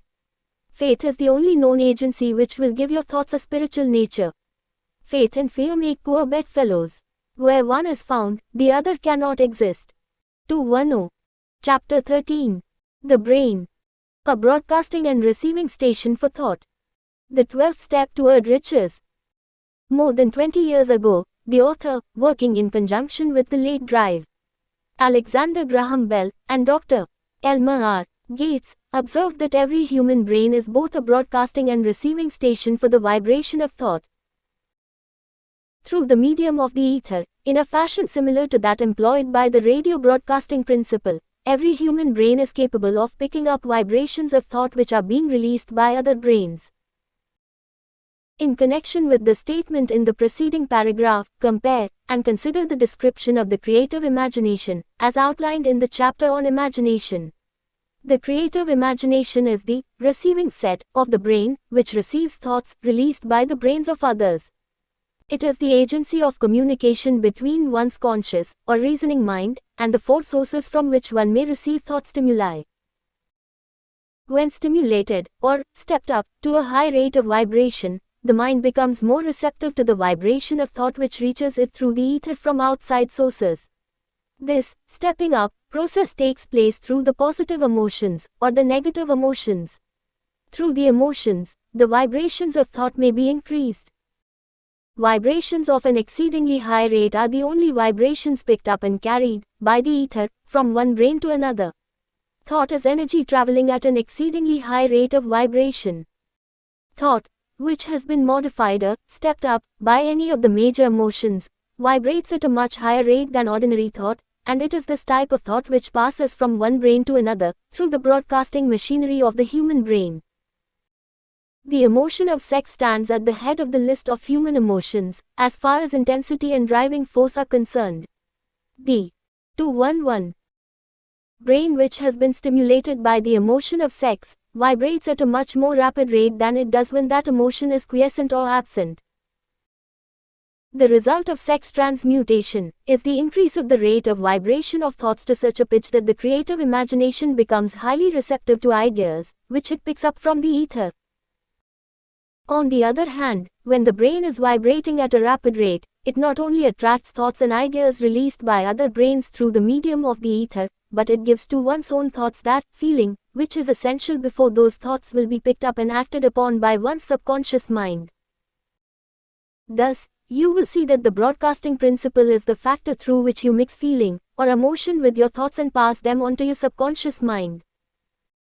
The subconscious mind is the sending station of the brain through which vibrations of thought are broadcast. The creative imagination is the receiving set through which the vibrations of thought are picked up from the ether. Along with the important factors of the subconscious mind and the faculty of the creative imagination, which constitute the sending and receiving sets of your mental broadcasting machinery, consider now the principle of autosuggestion, which is the medium by which you may put into operation your broadcasting station. Through the instructions described in the chapter on autosuggestion, you were definitely informed of the method by which desire may be transmuted into its monetary equivalent. Operation of your mental broadcasting station is a comparatively simple procedure. You have but 3 principles to bear in mind and to apply when you wish to use your broadcasting station: the subconscious mind, creative imagination, and autosuggestion. The stimuli through which you put these 3 principles into action have been described. The procedure begins with desire. The greatest forces are intangible. The Depression brought the world to the very borderline of understanding of the forces which are intangible and unseen. Through the ages which have passed, man has depended too much upon his physical senses and has limited his knowledge to physical. To things which he could see, touch, weigh, and measure. We are now entering the most marvelous of all ages, an age which will teach us something of the intangible forces of the world about us. Perhaps we shall learn, as we pass through this age, that the other self is more powerful than the physical self we see when we look into a mirror. Sometimes men speak lightly of the intangibles, the things which they cannot perceive through any of their 5 senses, and when we hear them, it should remind us that all of us are controlled by forces which are unseen and intangible. The whole of mankind has not the power to cope with, nor to control the intangible force wrapped up in the rolling waves of the oceans. Man has not the capacity to understand the intangible force of gravity, which keeps this little earth suspended in mid-air, and keeps man from falling from it, much less the power to control that force. Man is entirely subservient to the intangible force which comes with a thunderstorm, and he is just as helpless in the presence of the intangible force of electricity. Nay, he does not even know what electricity is, where it comes from, or what is its purpose. Nor is this by any means the end of man's ignorance in connection with things unseen and intangible. He does not understand the intangible force and intelligence wrapped up in the soil of the earth, the force which provides him with every morsel of food he eats, every article of clothing he wears, every dollar he carries in his pockets. The dramatic story of the brain. Last, but not least, man, with all of his boasted culture and education, understands little or nothing of the intangible force, the greatest of all the intangibles, of thought. He knows but little concerning the physical brain, and its vast network of intricate machinery through which the power of thought is translated into its material equivalent, but he is now entering an age which shall yield enlightenment on the subject.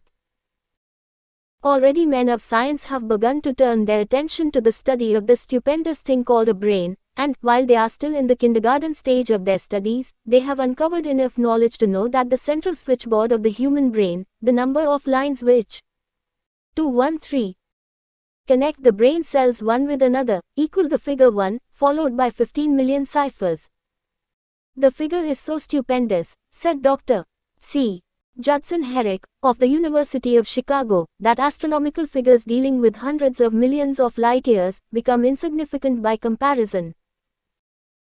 It has been determined that there are from 10 billion to 14 billion nerve cells in the human cerebral cortex, and we know that these are arranged in definite patterns. These arrangements are not haphazard. They are orderly.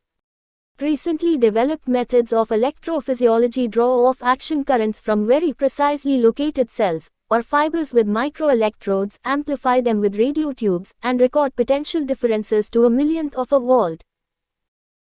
It is inconceivable that such a network of intricate machinery should be in existence for the sole purpose of carrying on the physical functions incidental to growth and maintenance of the physical body. Is it not likely that the same system, which gives billions of brain cells the media for communication one with another, provides also the means of communication with other intangible forces?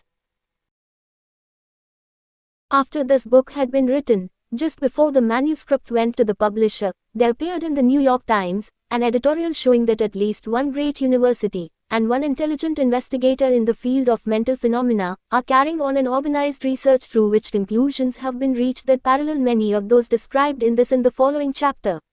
The editorial briefly analyzed the work carried on by Dr. Riche and his associates at Duke University, viz., what is telepathy? A month ago we cited on this page some of the remarkable results achieved by Professor Riche and his associates in Duke University from more than 100,000 tests to determine the existence of telepathy and clairvoyance. These results were summarized in the first two articles in Harper's Magazine. In the second, which has now appeared, the author, E.H. Riche, attempts to summarize what has been learned, or what it seems reasonable to infer, regarding the exact nature of these extrasensory modes of perception. The actual existence of telepathy and clairvoyance now seems 214. To some scientists enormously probable is the result of Riche's experiments. Various recipients were asked to name as many cards in a special pack as they could without looking at them and without other sensory access to them. About a score of men and women were discovered who could regularly name so many of the cards correctly that there was not one chance in many a million of their having done their feats by luck or accident. But how did they do them? These powers, assuming that they exist, do not seem to be sensory. There is no known organ for them. The experiments worked just as well at distances of several hundred miles as they did in the same room. These facts also dispose, in Mr. Riche's opinion, of the attempt to explain telepathy or clairvoyance through any physical theory of radiation. All known forms of radiant energy decline inversely as the square of the distance traversed. Telepathy and clairvoyance do not, but they do vary through physical causes as our other mental powers do. Contrary to widespread opinion, they do not improve when the percipient is asleep or half asleep, but, on the contrary, when he is most wide awake and alert. Riche discovered that a narcotic will invariably lower a percipient's score, while a stimulant will always send it higher. The most reliable performer apparently cannot make a good score unless he tries to do his best. One conclusion that Riche draws with some confidence is that telepathy and clairvoyance are really one and the same gift. That is, the faculty that sees a card face down on a table seems to be exactly the same one that reads a thought residing only in another mind. There are several grounds for believing this. So far, for example, the two gifts have been found in every person who enjoys either of them. In every one so far the two have been of equal vigor, almost exactly. Screens, walls, distances, have no effect at all on either. Riche advances from this conclusion to express what he puts forward as no more than the mere hunch that other extrasensory experiences, prophetic dreams, premonitions of disaster, and the like, may also prove to be part of the same faculty. The reader is not asked to accept any of these conclusions unless he finds it necessary, but the evidence that Riche has piled up must remain impressive. In view of Dr. Riche's announcement in connection with the conditions under which the mind responds to what he terms extrasensory modes of perception, I now feel privileged to add 215. His testimony by stating that my associates and I have discovered what we believe to be the ideal conditions under which the mind can be stimulated so that the sixth sense described in the next chapter can be made to function in a practical way. The conditions to which I refer consist of a close working alliance between myself and two members of my staff. Through experimentation and practice, we have discovered how to stimulate our minds by applying the principle used in connection with the invisible counselors, described in the next chapter, so that we can, by a process of blending our three minds into one, find the solution to a great variety of personal problems which are submitted by my clients. The procedure is very simple. We sit down at a conference table, clearly state the nature of the problem we have under consideration, then begin discussing it. Each contributes whatever thoughts that may occur. The strange thing about this method of mind stimulation is that it places each participant in communication with unknown sources of knowledge definitely outside his own experience. If you understand the principle described in the chapter on the mastermind, you of course recognize the round table procedure here described as being a practical application of the mastermind. This method of mind stimulation, through harmonious discussion of definite subjects, between three people, illustrates the simplest and most practical use of the mastermind. By adopting and following a similar plan, any student of this philosophy may come into possession of the famous Carnegie formula briefly described in the introduction. If it means nothing to you at this time, mark this page and read it again after you have finished the last chapter. The Depression was a blessing in disguise. It reduced the whole world to a new starting point that gives everyone a new opportunity. 216. Chapter 14. The Sixth Sense. The door to the Temple of Wisdom. The 13th step toward riches. The 13th principle is known as the sixth sense, through which infinite intelligence may, and will communicate voluntarily, without any effort from, or demands by, the individual. This principle is the apex of the philosophy. It can be assimilated, understood, and applied only by first mastering the other 12 principles. The sixth sense is that portion of the subconscious mind which has been referred to as the creative imagination. It has also been referred to as the receiving set, through which ideas, plans, and thoughts flash into the mind. The flashes are sometimes called hunches or inspirations. The sixth sense defies description. It cannot be described to a person who has not mastered the other principles of this philosophy, because such a person has no knowledge and no experience with which the sixth sense may be compared. Understanding of the sixth sense comes only by meditation through mind development from within. The sixth sense probably is the medium of contact between the finite mind of man and infinite intelligence, and for this reason, it is a mixture of both the mental and the spiritual. It is believed to be the point at which the mind of man contacts the universal mind. After you have mastered the principles described in this book, you will be prepared to accept as truth a statement which may, otherwise, be incredible to you, namely, through the aid of the sixth sense, you will be warned of impending dangers in time to avoid them, and notified of opportunities in time to embrace them. There comes to your aid, and to do your bidding, with the development of the sixth sense, a guardian angel, who will open to you at all times the door to the Temple of Wisdom. 217. Whether or not this is a statement of truth, you will never know, except by following the instructions described in the pages of this book, or some similar method of procedure. The author is not a believer in, nor an advocate of, miracles, for the reason that he has enough knowledge of nature to understand that nature never deviates from her established laws. Some of her laws are so incomprehensible that they produce what appear to be miracles. The sixth sense comes as near to being a miracle as anything I have ever experienced, and it appears so, only because I do not understand the method by which this principle is operated. This much the author does know, that there is a power, or a first cause, or an intelligence, which permeates every atom of matter, and embraces every unit of energy perceptible to man, that this infinite intelligence converts acorns into oak trees, causes water to flow downhill in response to the law of gravity, follows night with day, and winter with summer, each maintaining its proper place and relationship to the other. This intelligence may, through the principles of this philosophy, be induced to aid in transmuting desires into concrete, or material form. The author has this knowledge, because he has experimented with it, and has experienced it. Step by step, through the preceding chapters, you have been led to this, the last principle. If you have mastered each of the preceding principles, you are now prepared to accept, without being skeptical, the stupendous claims made here. If you have not mastered the other principles, you must do so before you may determine, definitely, whether or not the claims made in this chapter are fact or fiction. While I was passing through the age of hero worship, I found myself trying to imitate those whom I most admired. Moreover, I discovered that the element of faith, with which I endeavored to imitate my idols, gave me great capacity to do so quite successfully. I have never entirely divested myself of this habit of hero worship, although I have passed the age commonly given over to such. My experience has taught me that the next best thing to being truly great is to emulate the great by feeling and action as nearly as possible. Long before I had ever written a line for publication or endeavored to deliver a speech in public, I followed the habit of 218. Reshaping my own character by trying to imitate the 9 men whose lives and life works had been most impressive to me.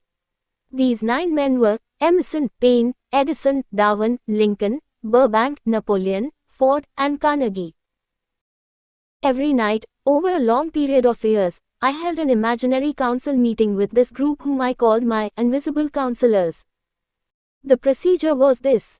Just before going to sleep at night, I would shut my eyes and see, in my imagination, this group of men seated with me around my council table. Here I had not only an opportunity to sit among those whom I considered to be great, but I actually dominated the group by serving as the chairman. I had a very definite purpose in indulging my imagination through these nightly meetings. My purpose was to rebuild my own character so it would represent a composite of the characters of my imaginary counselors. Realizing, as I did, early in life, that I had to overcome the handicap of birth in an environment of ignorance and superstition, I deliberately assigned myself the task of voluntary rebirth through the method here described. Building character through autosuggestion.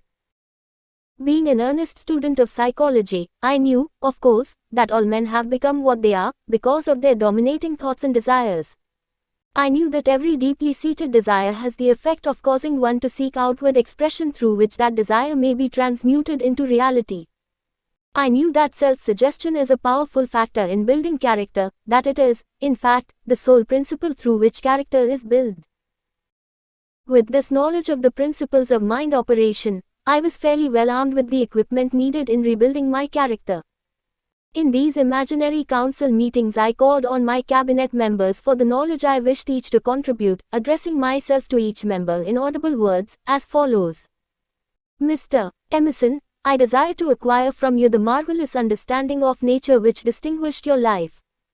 I ask that you make an impress upon my subconscious mind, of whatever qualities you possessed, which enabled you to understand and adapt yourself to the laws of nature. I ask that you assist me in reaching and drawing upon whatever sources of knowledge are 219 available to this end. Mr. Burbank, I request that you pass on to me the knowledge which enabled you to so harmonize the laws of nature that you caused the cactus to shed its thorns and become an edible food. Give me access to the knowledge which enabled you to make 2 blades of grass grow where but one grew before, and helped you to blend the coloring of the flowers with more splendor and harmony, for you, alone, have successfully gilded the lily. Napoleon, I desire to acquire from you, by emulation, the marvelous ability you possessed to inspire men, and to arouse them to greater and more determined spirit of action. Also to acquire the spirit of enduring faith, which enabled you to turn defeat into victory, and to surmount staggering obstacles. Emperor of fate, king of chance, man of destiny, I salute you. Mr. Paine, I desire to acquire from you the freedom of thought and the courage and clarity with which to express convictions, which so distinguished you. Mr. Darwin, I wish to acquire from you the marvelous patience and ability to study cause and effect, without bias or prejudice, so exemplified by you in the field of natural science. Mr. Lincoln, I desire to build into my own character the keen sense of justice, the untiring spirit of patience, the sense of humor, the human understanding, and the tolerance, which were your distinguishing characteristics. Mr. Carnegie, I am already indebted to you for my choice of a life work, which has brought me great happiness and peace of mind. I wish to acquire a thorough understanding of the principles of organized effort, which you used so effectively in the building of a great industrial enterprise. Mr. Ford, you have been among the most helpful of the men who have supplied much of the material essential to my work. I wish to acquire your spirit of persistence, the determination, poise, and self-confidence which have enabled you to master poverty, organize, unify, and simplify human effort, so I may help others to follow in your footsteps. Mr. Edison, I have seated you nearest to me, at my right, because of the personal cooperation you have given me, during my research into the causes of success and failure. I wish to acquire from you the marvelous spirit of faith, with which you have uncovered so many of nature's secrets, the spirit of unremitting toil. 220. With which you have so often wrested victory from defeat. My method of addressing the members of the imaginary cabinet would vary, according to the traits of character in which I was, for the moment, most interested in acquiring. I studied the records of their lives with painstaking care. After some months of this nightly procedure, I was astounded by the discovery that these imaginary figures became, apparently real. Each of these 9 men developed individual characteristics, which surprised me. For example, Lincoln developed the habit of always being late, then walking around in solemn parade. When he came, he walked very slowly, with his hands clasped behind him, and once in a while, he would stop as he passed, and rest his hand, momentarily, upon my shoulder. He always wore an expression of seriousness upon his face. Rarely did I see him smile. The cares of a sundered nation made him grave. That was not true of the others. Burbank and Payne often indulged in witty repartee which seemed, at times, to shock the other members of the cabinet. One night Payne suggested that I prepare a lecture on the Age of Reason, and deliver it from the pulpit of a church which I formerly attended. Many around the table laughed heartily at the suggestion. Not Napoleon. He drew his mouth down at the corners and groaned so loudly that all turned and looked at him with amazement. To him the church was but a pawn of the state, not to be reformed, but to be used as a convenient inciter to mass activity by the people. On one occasion Burbank was late. When he came, he was excited with enthusiasm, and explained that he had been late, because of an experiment he was making, through which he hoped to be able to grow apples on any sort of tree. Payne chided him by reminding him that it was an apple which started all the trouble between man and woman. Darwin chuckled heartily as he suggested that Payne should watch out for little serpents, when he went into the forest to gather apples, as they had the habit of growing into big snakes. Emerson observed, "No serpents, no apples," and Napoleon remarked, "No apples, no state." Lincoln developed the habit of always being the last one to leave the table after each meeting. On one occasion, he leaned across the end of the table, his arms folded, and remained in that position for many minutes. I made no attempt to disturb him. Finally, he lifted his head slowly, got up and walked to the door. 221. Then turned around, came back, and laid his hand on my shoulder and said, "My boy, you will need much courage if you remain steadfast in carrying out your purpose in life. But remember, when difficulties overtake you, the common people have common sense. Adversity will develop it." One evening Edison arrived ahead of all the others.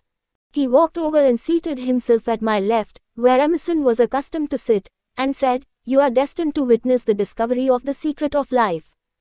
When the time comes, you will observe that life consists of great swarms of energy, or entities, each as intelligent as human beings think themselves to be.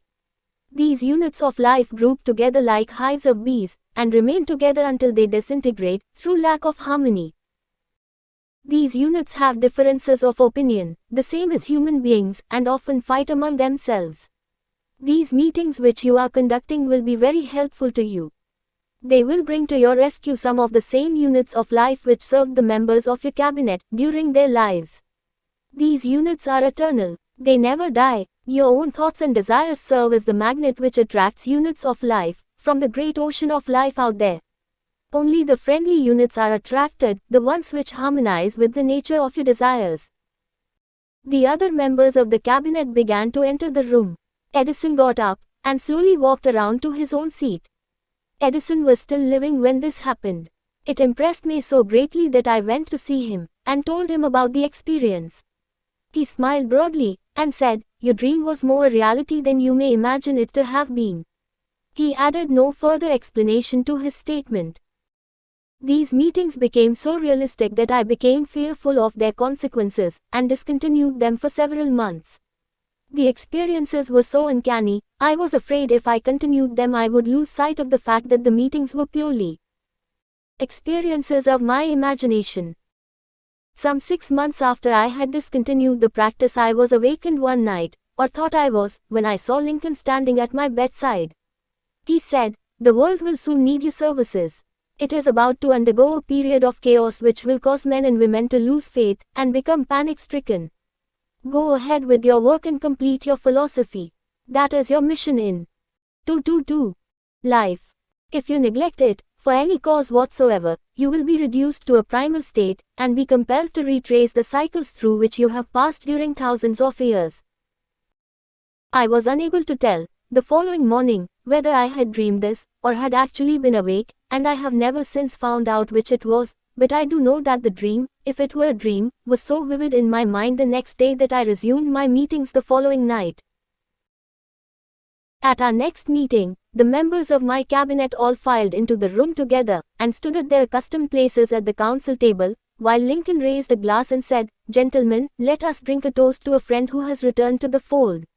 After that, I began to add new members to my cabinet, until now it consists of more than 50, among them Christ Street. Paul, Galileo, Copernicus, Aristotle, Plato, Socrates, Homer, Voltaire, Bruno, Spinoza, Drummond, Kant, Schopenhauer, Newton, Confucius, Albert Hubbard, Brand, Ingersoll, Wilson, and William James. This is the first time that I have had the courage to mention this. Heretofore, I have remained quiet on the subject, because I knew, from my own attitude in connection with such matters, that I would be misunderstood if I described my unusual experience. I have been emboldened now to reduce my experience to the printed page, because I am now less concerned about what they say than I was in the years that have passed. One of the blessings of maturity is that it sometimes brings one greater courage to be truthful, regardless of what those who do not understand may think or say.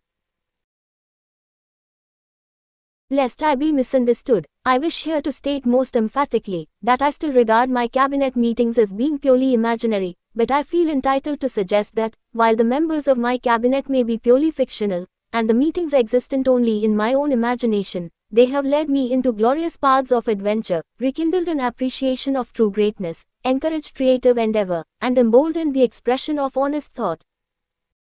Somewhere in the cell structure of the brain is located an organ which receives vibrations of thought ordinarily called hunches. So far, science has not discovered where this organ of the sixth sense is located, but this is not important. The fact 223 remains that human beings do receive accurate knowledge through sources other than the physical senses. Such knowledge, generally, is received when the mind is under the influence of extraordinary stimulation. Any emergency which arouses the emotions and causes the heart to beat more rapidly than normal may, and generally does, bring the sixth sense into action. Anyone who has experienced a near accident while driving knows that on such occasions, the sixth sense often comes to one's rescue and aids by split seconds in avoiding the accident. These facts are mentioned preliminary to a statement of fact which I shall now make, namely, that during my meetings with the invisible counselors, I find my mind most receptive to ideas, thoughts, and knowledge which reach me through the sixth sense. I can truthfully say that I owe entirely to my invisible counselors full credit for such ideas, facts, or knowledge as I received through inspiration. On scores of occasions, when I have faced emergencies, some of them so grave that my life was in jeopardy, I have been miraculously guided past these difficulties through the influence of my invisible counselors. My original purpose in conducting council meetings with imaginary beings was solely that of impressing my own subconscious mind, through the principle of autosuggestion, with certain characteristics which I desired to acquire. In more recent years, my experimentation has taken on an entirely different trend. I now go to my imaginary counselors with every difficult problem which confronts me and my clients. The results are often astonishing, although I do not depend entirely on this form of counsel. You, of course, have recognized that this chapter covers a subject with which a majority of people are not familiar. The sixth sense is a subject that will be of great interest and benefit to the person whose aim is to accumulate vast wealth, but it need not claim the attention of those whose desires are more modest. Henry Ford undoubtedly understands and makes practical use of the sixth sense. His vast business and financial operations make it necessary for him to understand and use this principle. The late Thomas A. Edison understood and used the sixth sense in connection with the development of inventions, especially those involving basic patents, in connection with which he had no human experience and no accumulated knowledge to guide him, as was the 224 case while he was working on the talking machine and the moving picture machine. Nearly all great leaders, such as Napoleon, Bismarck, Joan of Arc, Christ, Buddha, Confucius, and Muhammad, understood and probably made use of the sixth sense almost continuously. The major portion of their greatness consisted of their knowledge of this principle. The sixth sense is not something that one can take off and put on at will. Ability to use this great power comes slowly, through application of the other principles outlined in this book. Seldom does any individual come into workable knowledge of the sixth sense before the age of 40. More often the knowledge is not available until one is well past 50, and this, for the reason that the spiritual forces, with which the sixth sense is so closely related, do not mature and become usable except through years of meditation, self-examination, and serious thought. No matter who you are, or what may have been your purpose in reading this book, you can profit by it without understanding the principle described in this chapter. This is especially true if your major purpose is that of accumulation of money or other material things. The chapter on the sixth sense was included because the book is designed for the purpose of presenting a complete philosophy by which individuals may unerringly guide themselves in attaining whatever they ask of life. The starting point of all achievement is desire. The finishing point is that brand of knowledge which leads to understanding of self, understanding of others, understanding of the laws of nature, recognition and understanding of happiness. This sort of understanding comes in its fullness only through familiarity with and use of the principle of the sixth sense, hence that principle had to be included as a part of this philosophy, for the benefit of those who demand more than money. Having read the chapter, you must have observed that while reading it, you were lifted to a high level of mental stimulation. Splendid! Come back to this again a month from now, read it once more, and observe that your mind will soar to a still higher level of stimulation. Repeat this experience from time to time, giving no concern as to how much or how little you learn at the time, and eventually you will find yourself in possession of a power that will 225. Enable you to throw off discouragement, master fear, overcome procrastination, and draw freely upon your imagination.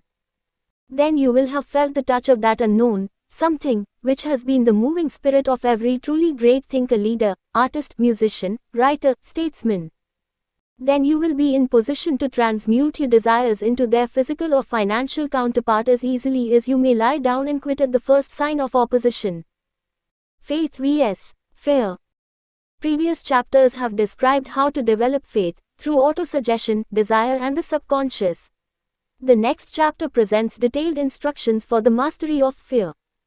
Here will be found a full description of the 6 fears which are the cause of all discouragement, timidity, procrastination, indifference, indecision, and the lack of ambition, self-reliance, initiative, self-control, and enthusiasm. Search yourself carefully as you study these 6 enemies, as they may exist only in your subconscious mind, where their presence will be hard to detect. Remember, too, as you analyze the 6 ghosts of fear, that they are nothing but ghosts because they exist only in one's mind. Remember, also, that ghosts, creations of uncontrolled imagination, have caused most of the damage people have done to their own minds. Therefore, ghosts can be as dangerous as if they lived and walked on the earth in physical bodies. The ghost of the fear of poverty, which seized the minds of millions of people in 1929, was so real that it caused the worst business depression this country has ever known. Moreover, this particular ghost still frightens some of us out of our wits. 226. Chapter 15. How to outwit the 6 ghosts of fear. Take inventory of yourself, as you read this closing chapter, and find out how many of the ghosts are standing in your way. Before you can put any portion of this philosophy into successful use, your mind must be prepared to receive it. The preparation is not difficult. It begins with study, analysis, and understanding of 3 enemies which you shall have to clear out. These are indecision, doubt, and fear. The 6th sense will never function while these 3 negatives, or any of them, remain in your mind. The members of this unholy trio are closely related. Where one is found, the other 2 are close at hand. Indecision is the seedling of fear. Remember this, as you read. Indecision crystallizes into doubt, the 2 blend and become fear. The blending process often is slow. This is one reason why these 3 enemies are so dangerous. They germinate and grow, without their presence being observed.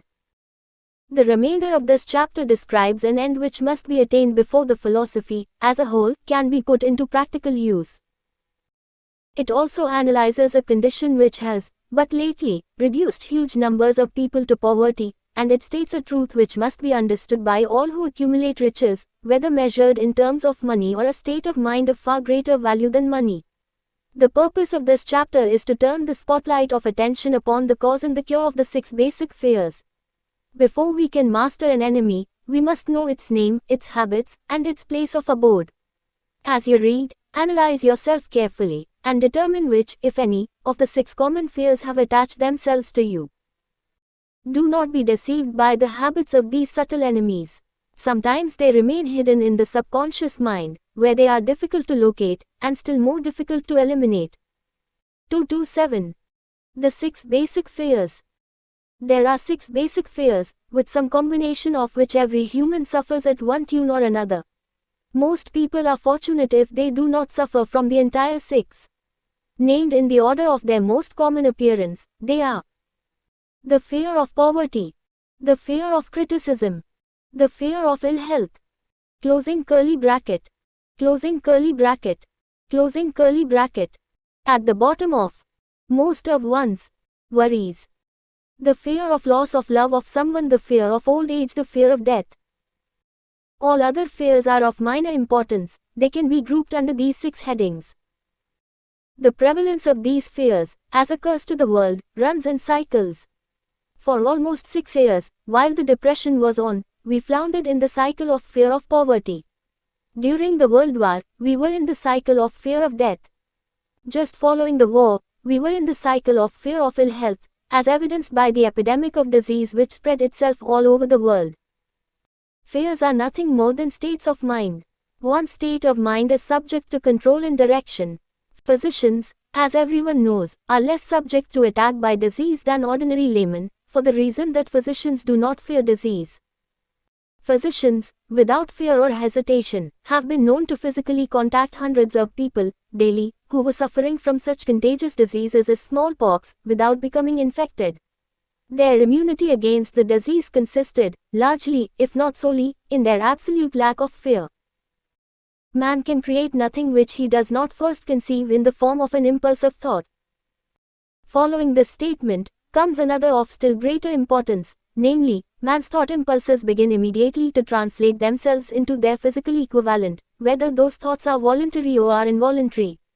Thought impulses which are picked up through the ether, by mere chance thoughts which have been released by other minds may determine. 228. One's financial, business, professional, or social destiny just as surely is do the thought impulses which one creates by intent and design. We are here laying the foundation for the presentation of a fact of great importance to the person who does not understand why some people appear to be lucky, while others of equal or greater ability, training, experience, and brain capacity seem destined to ride with misfortune. This fact may be explained by the statement that every human being has the ability to completely control his own mind. And with this control, obviously, every person may open his mind to the tramp thought impulses which are being released by other brains, or close the doors tightly and admit only thought impulses of his own choice. Nature has endowed man with absolute control over but one thing, and that is thought. This fact, coupled with the additional fact that everything which man creates, begins in the form of a thought, leads one very near to the principle by which fear may be mastered.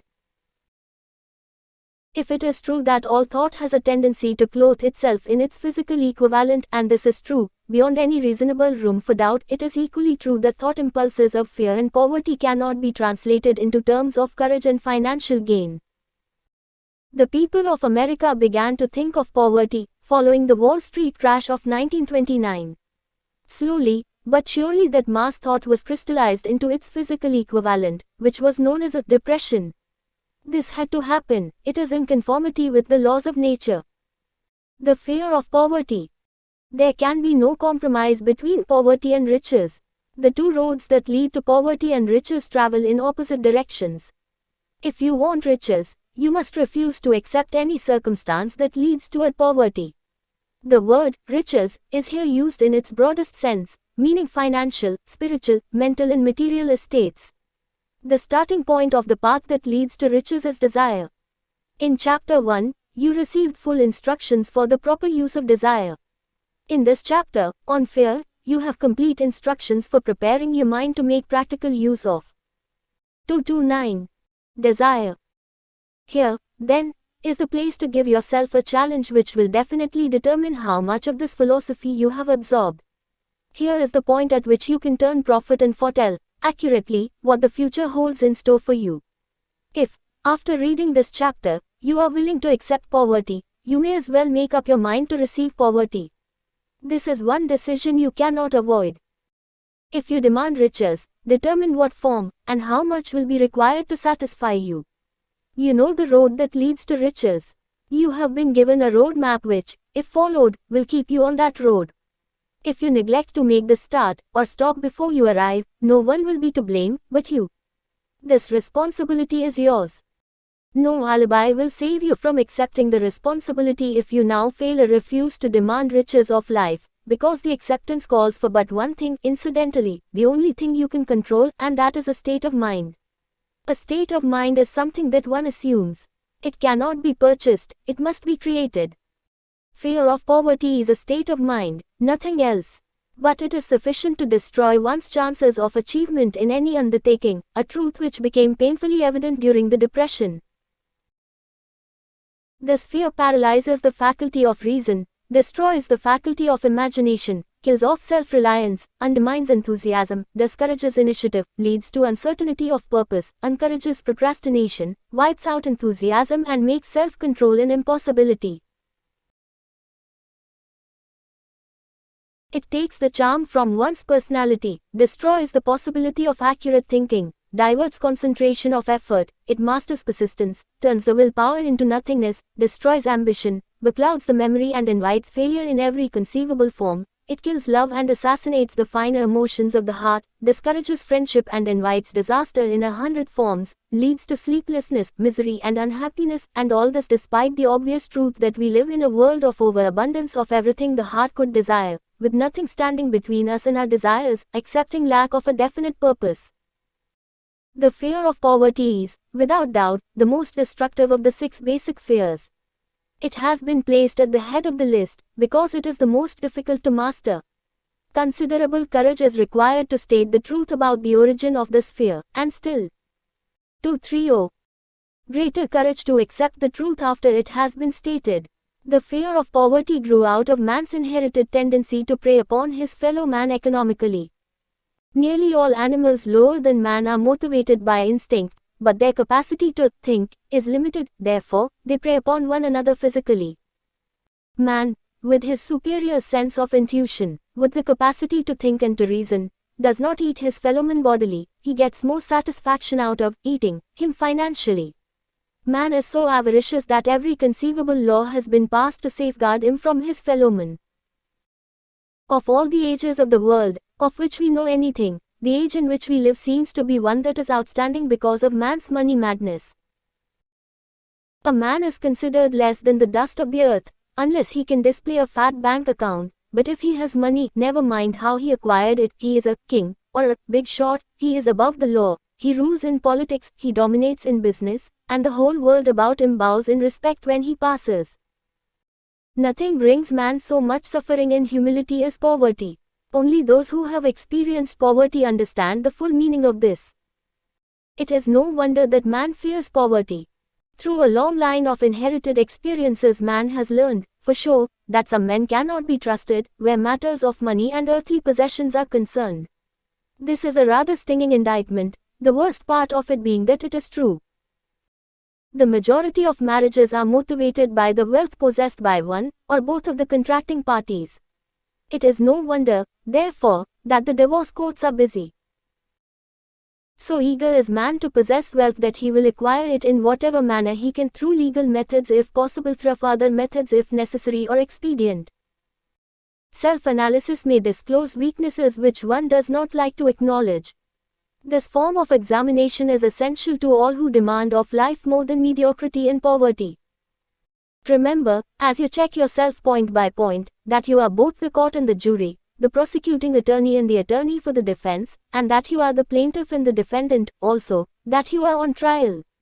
Face the facts squarely, ask yourself definite questions and demand direct replies. When the examination is over, you will know.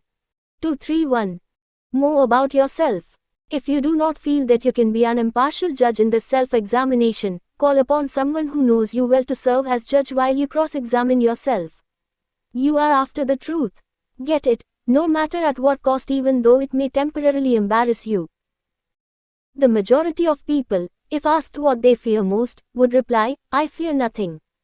The reply would be inaccurate, because few people realize that they are bound, handicapped, whipped spiritually and physically through some form of fear. So subtle and deeply seated is the emotion of fear that one may go through life burdened with it, never recognizing its presence. Only a courageous analysis will disclose the presence of this universal enemy. When you begin such an analysis, search deeply into your character. Here is a list of the symptoms for which you should look. Symptoms of the fear of poverty. Indifference. Commonly expressed through lack of ambition, willingness to tolerate poverty, acceptance of whatever compensation life may offer without protest, mental and physical laziness, lack of initiative, imagination, enthusiasm and self-control. Indecision. The habit of permitting others to do one's thinking. Staying on the fence. Doubt. Generally expressed through alibis and excuses designed to cover up, explain away, or apologize for one's failures, sometimes expressed in the form of envy of those who are successful, or by criticizing them. Worry. Usually expressed by finding fault with others, a tendency to spend beyond one's income, neglect of personal appearance, scowling and frowning, intemperance in the use of alcoholic drink, sometimes through the use of narcotics, nervousness, lack of poise, self-consciousness and lack of self-reliance. Overcaution. The habit of looking for the negative side of every circumstance, thinking and talking of possible failure instead of concentrating upon the means of succeeding. Knowing all the roads to disaster, but never searching for the plans to avoid failure. Wait. 232. Ing for the right time to begin putting ideas and plans into action, until the waiting becomes a permanent habit. Remembering those who have failed, and forgetting those who have succeeded. Seeing the hole in the donut, but overlooking the donut. Pessimism, leading to indigestion, poor elimination, auto-intoxication, bad breath and bad disposition. Procrastination, the habit of putting off until tomorrow that which should have been done last year. Spending enough time in creating alibis and excuses to have done the job. This symptom is closely related to overcaution, doubt and worry. Refusal to accept responsibility when it can be avoided. Willingness to compromise rather than put up a stiff fight.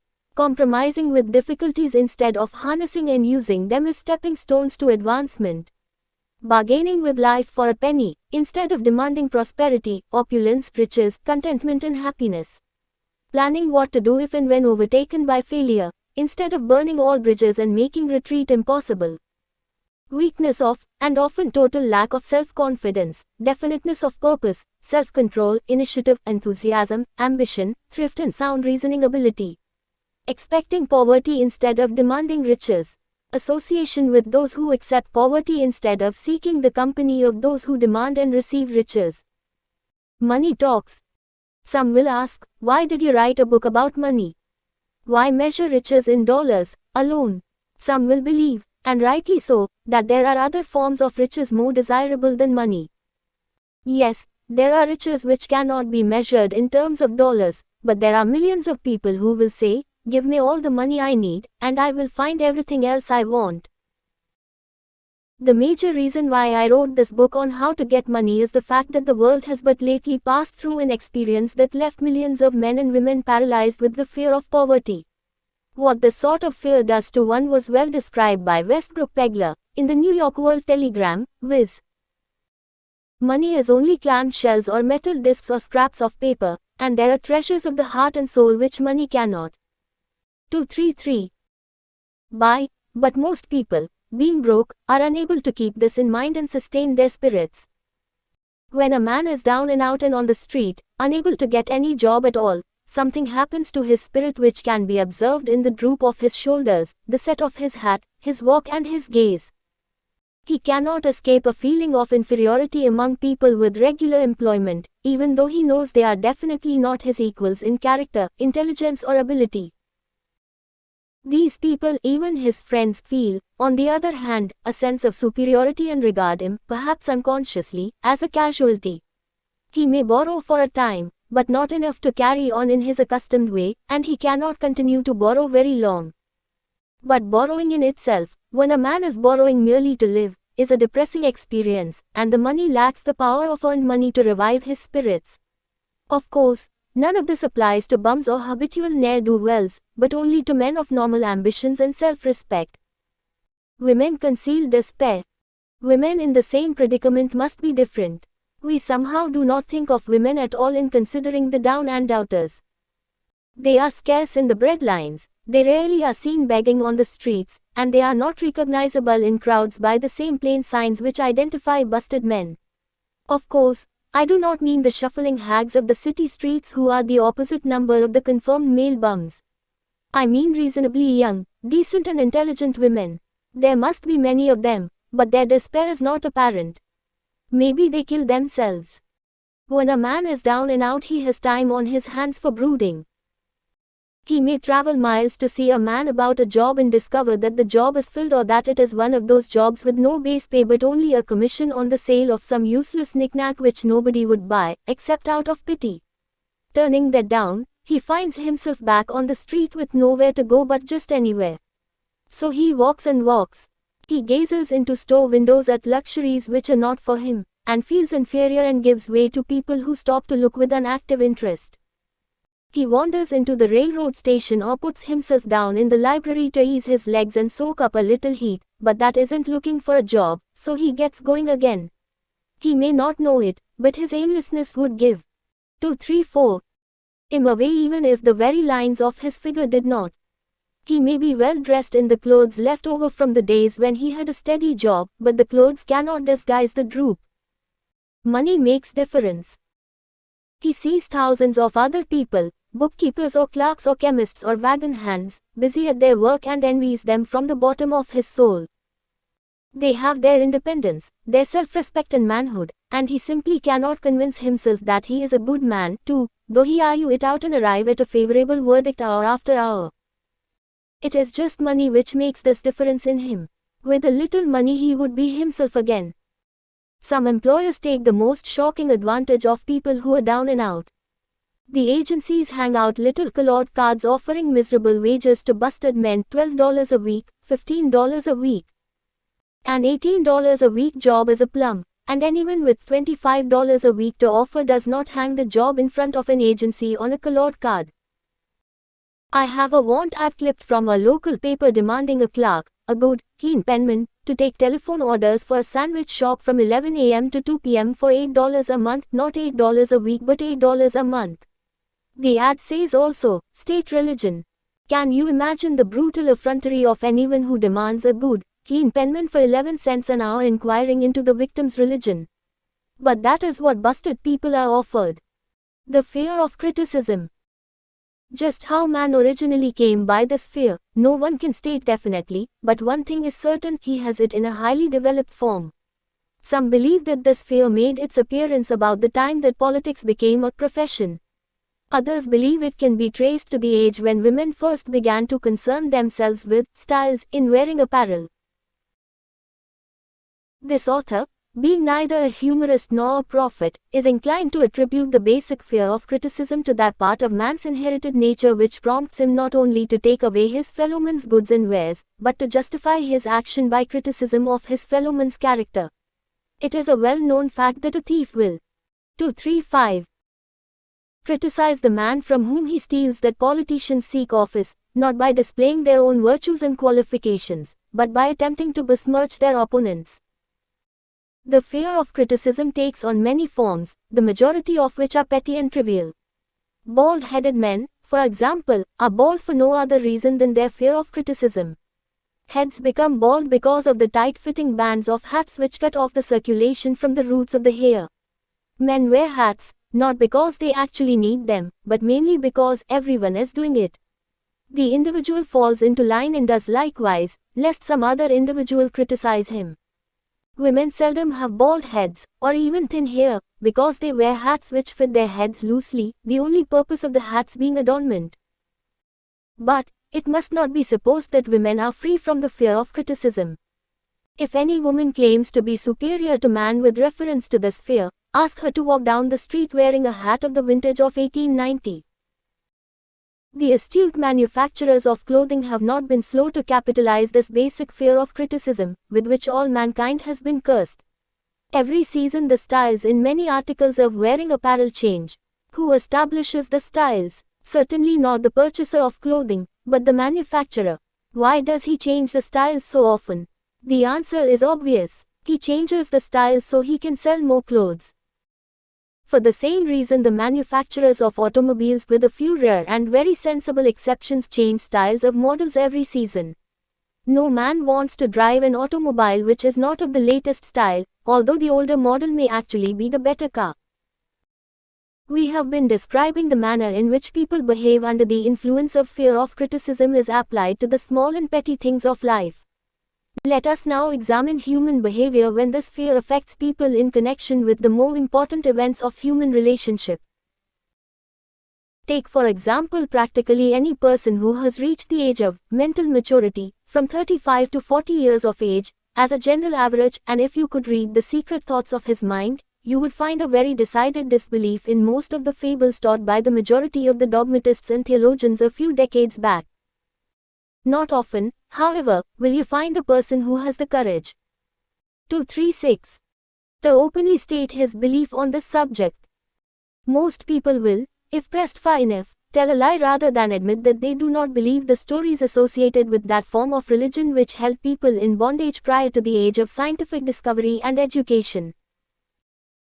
Why does the average person, even in this day of enlightenment, shy away from denying his belief in the fables which were the basis of most of the religions a few decades ago?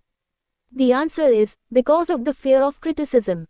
Men and women have been burned at the stake for daring to express disbelief in ghosts. It is no wonder we have inherited a consciousness which makes us fear criticism. The time was, and not so far in the past, when criticism carried severe punishments. It still does in some countries. The fear of criticism robs man of his initiative, destroys his power of imagination, limits his individuality, takes away his self-reliance, and does him damage in 100 other ways. Parents often do their children irreparable injury by criticizing them. The mother of one of my boyhood chums used to punish him with a switch almost daily, always completing the job with the statement, "You'll land in the penitentiary before you are 20. He was sent to a reformatory at the age of 17. Criticism is the one form of service, of which everyone has too much. Everyone has a stock of it which is handed out, gratis, whether called for or not. One's nearest relatives often are the worst offenders. It should be recognized as a crime. In reality, it is a crime of the worst nature for any parent to build inferiority complexes in the mind of a child through unnecessary criticism. Employers who understand human nature get the best there is in men, not by criticism, but by constructive suggestion. Parents may accomplish the same results with their children. Criticism will plant fear in the human heart or resentment, but it will not build love or affection. Symptoms of the fear of criticism. This fear is almost as universal as the fear of poverty, and its effects are just as fatal to personal achievement, mainly because this fear destroys initiative and discourages the use of imagination. The major symptoms of the fear are self-consciousness, generally expressed through nervousness, timidity in conversation and in meeting strangers. 2-3-7. Awkward movement of the hands and limbs, shifting of the eyes. Lack of poise, expressed through lack of voice control, nervousness in the presence of others, poor posture of body, poor memory. Personality, lacking in firmness of decision, personal charm, and ability to express opinions definitely. The habit of sidestepping issues instead of meeting them squarely. Agreeing with others without careful examination of their opinions. Inferiority complex, the habit of expressing self-approval by word of mouth and by actions, as a means of covering up a feeling of inferiority. Using big words to impress others, often without knowing the real meaning of the words. Imitating others in dress, speech and manners. Boasting of imaginary achievements. This sometimes gives a surface appearance of a feeling of superiority. Extravagance, the habit of trying to keep up with the Joneses, spending beyond one's income. Lack of initiative. failure to embrace opportunities for self-advancement, fear to express opinions, lack of confidence in one's own ideas, giving evasive answers to questions asked by superiors, hesitancy of manner and speech, deceit in both words and deeds, lack of ambition, mental and physical laziness, lack of self-assertion, slowness in reaching decisions, easily influenced by others, the habit of criticizing others behind their backs and flattering them to their faces, the habit of accepting defeat without protest, quitting an undertaking when opposed by others, suspicious of other people without cause, lacking in tactfulness of manner and speech, unwillingness to accept the blame for mistakes. The fear of ill health. This fear may be traced to both physical and social heredity. It 238 is closely associated, as to its origin, with the causes of fear of old age and the fear of death, because it leads one closely to the border of terrible worlds, of which man knows not, but concerning which he has been taught some discomforting stories. The opinion is somewhat general, also, that certain unethical people engaged in the business of selling health have had not a little to do with keeping alive the fear of ill health.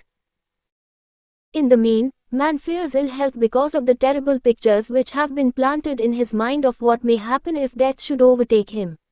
He also fears it because of the economic toll which it may claim. A reputable physician estimated that 75% of all people who visit physicians for professional service are suffering with hypochondria, imaginary illness. It has been shown most convincingly that the fear of disease, even where there is not the slightest cause for fear, often produces the physical symptoms of the disease feared. Powerful and mighty is the human mind. It builds or it destroys. Playing upon this common weakness of fear of ill health, dispensers of patent medicines have reaped fortunes. This form of imposition upon credulous humanity became so prevalent some 20 years ago that Collier's Weekly magazine conducted a bitter campaign against some of the worst offenders in the patent medicine business. During the flu epidemic which broke out during the World War, the mayor of New York City took drastic steps to check the damage which people were doing themselves through their inherent fear of ill health. He called in the newspaper men and said to them, "Gentlemen, I feel it necessary to ask you not to publish any scare headlines concerning the flu epidemic. Unless you cooperate with me, we will have a situation which we cannot control." The newspapers quit publishing stories about the flu, and within 1 month the epidemic had been successfully checked. Through a series of experiments conducted some years ago, it was proved that people may be made ill by suggestion. We conducted this experiment by causing 3 acquaintances to visit the victims, each of whom asked the question, "What ails you? You look terribly ill." The first questioner usually provoked a grin, and a nonchalant, "Oh, nothing, I'm all right," from the victim.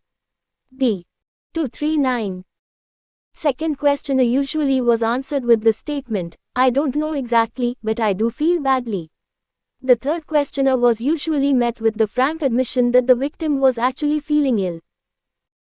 Try this on an acquaintance if you doubt that it will make him uncomfortable, but do not carry the experiment too far. There is a certain religious sect whose members take vengeance upon their enemies by the hexing method. They call it placing a spell on the victim. There is overwhelming evidence that disease sometimes begins in the form of negative thought impulse. Such an impulse may be passed from one mind to another, by suggestion, or created by an individual in his own mind.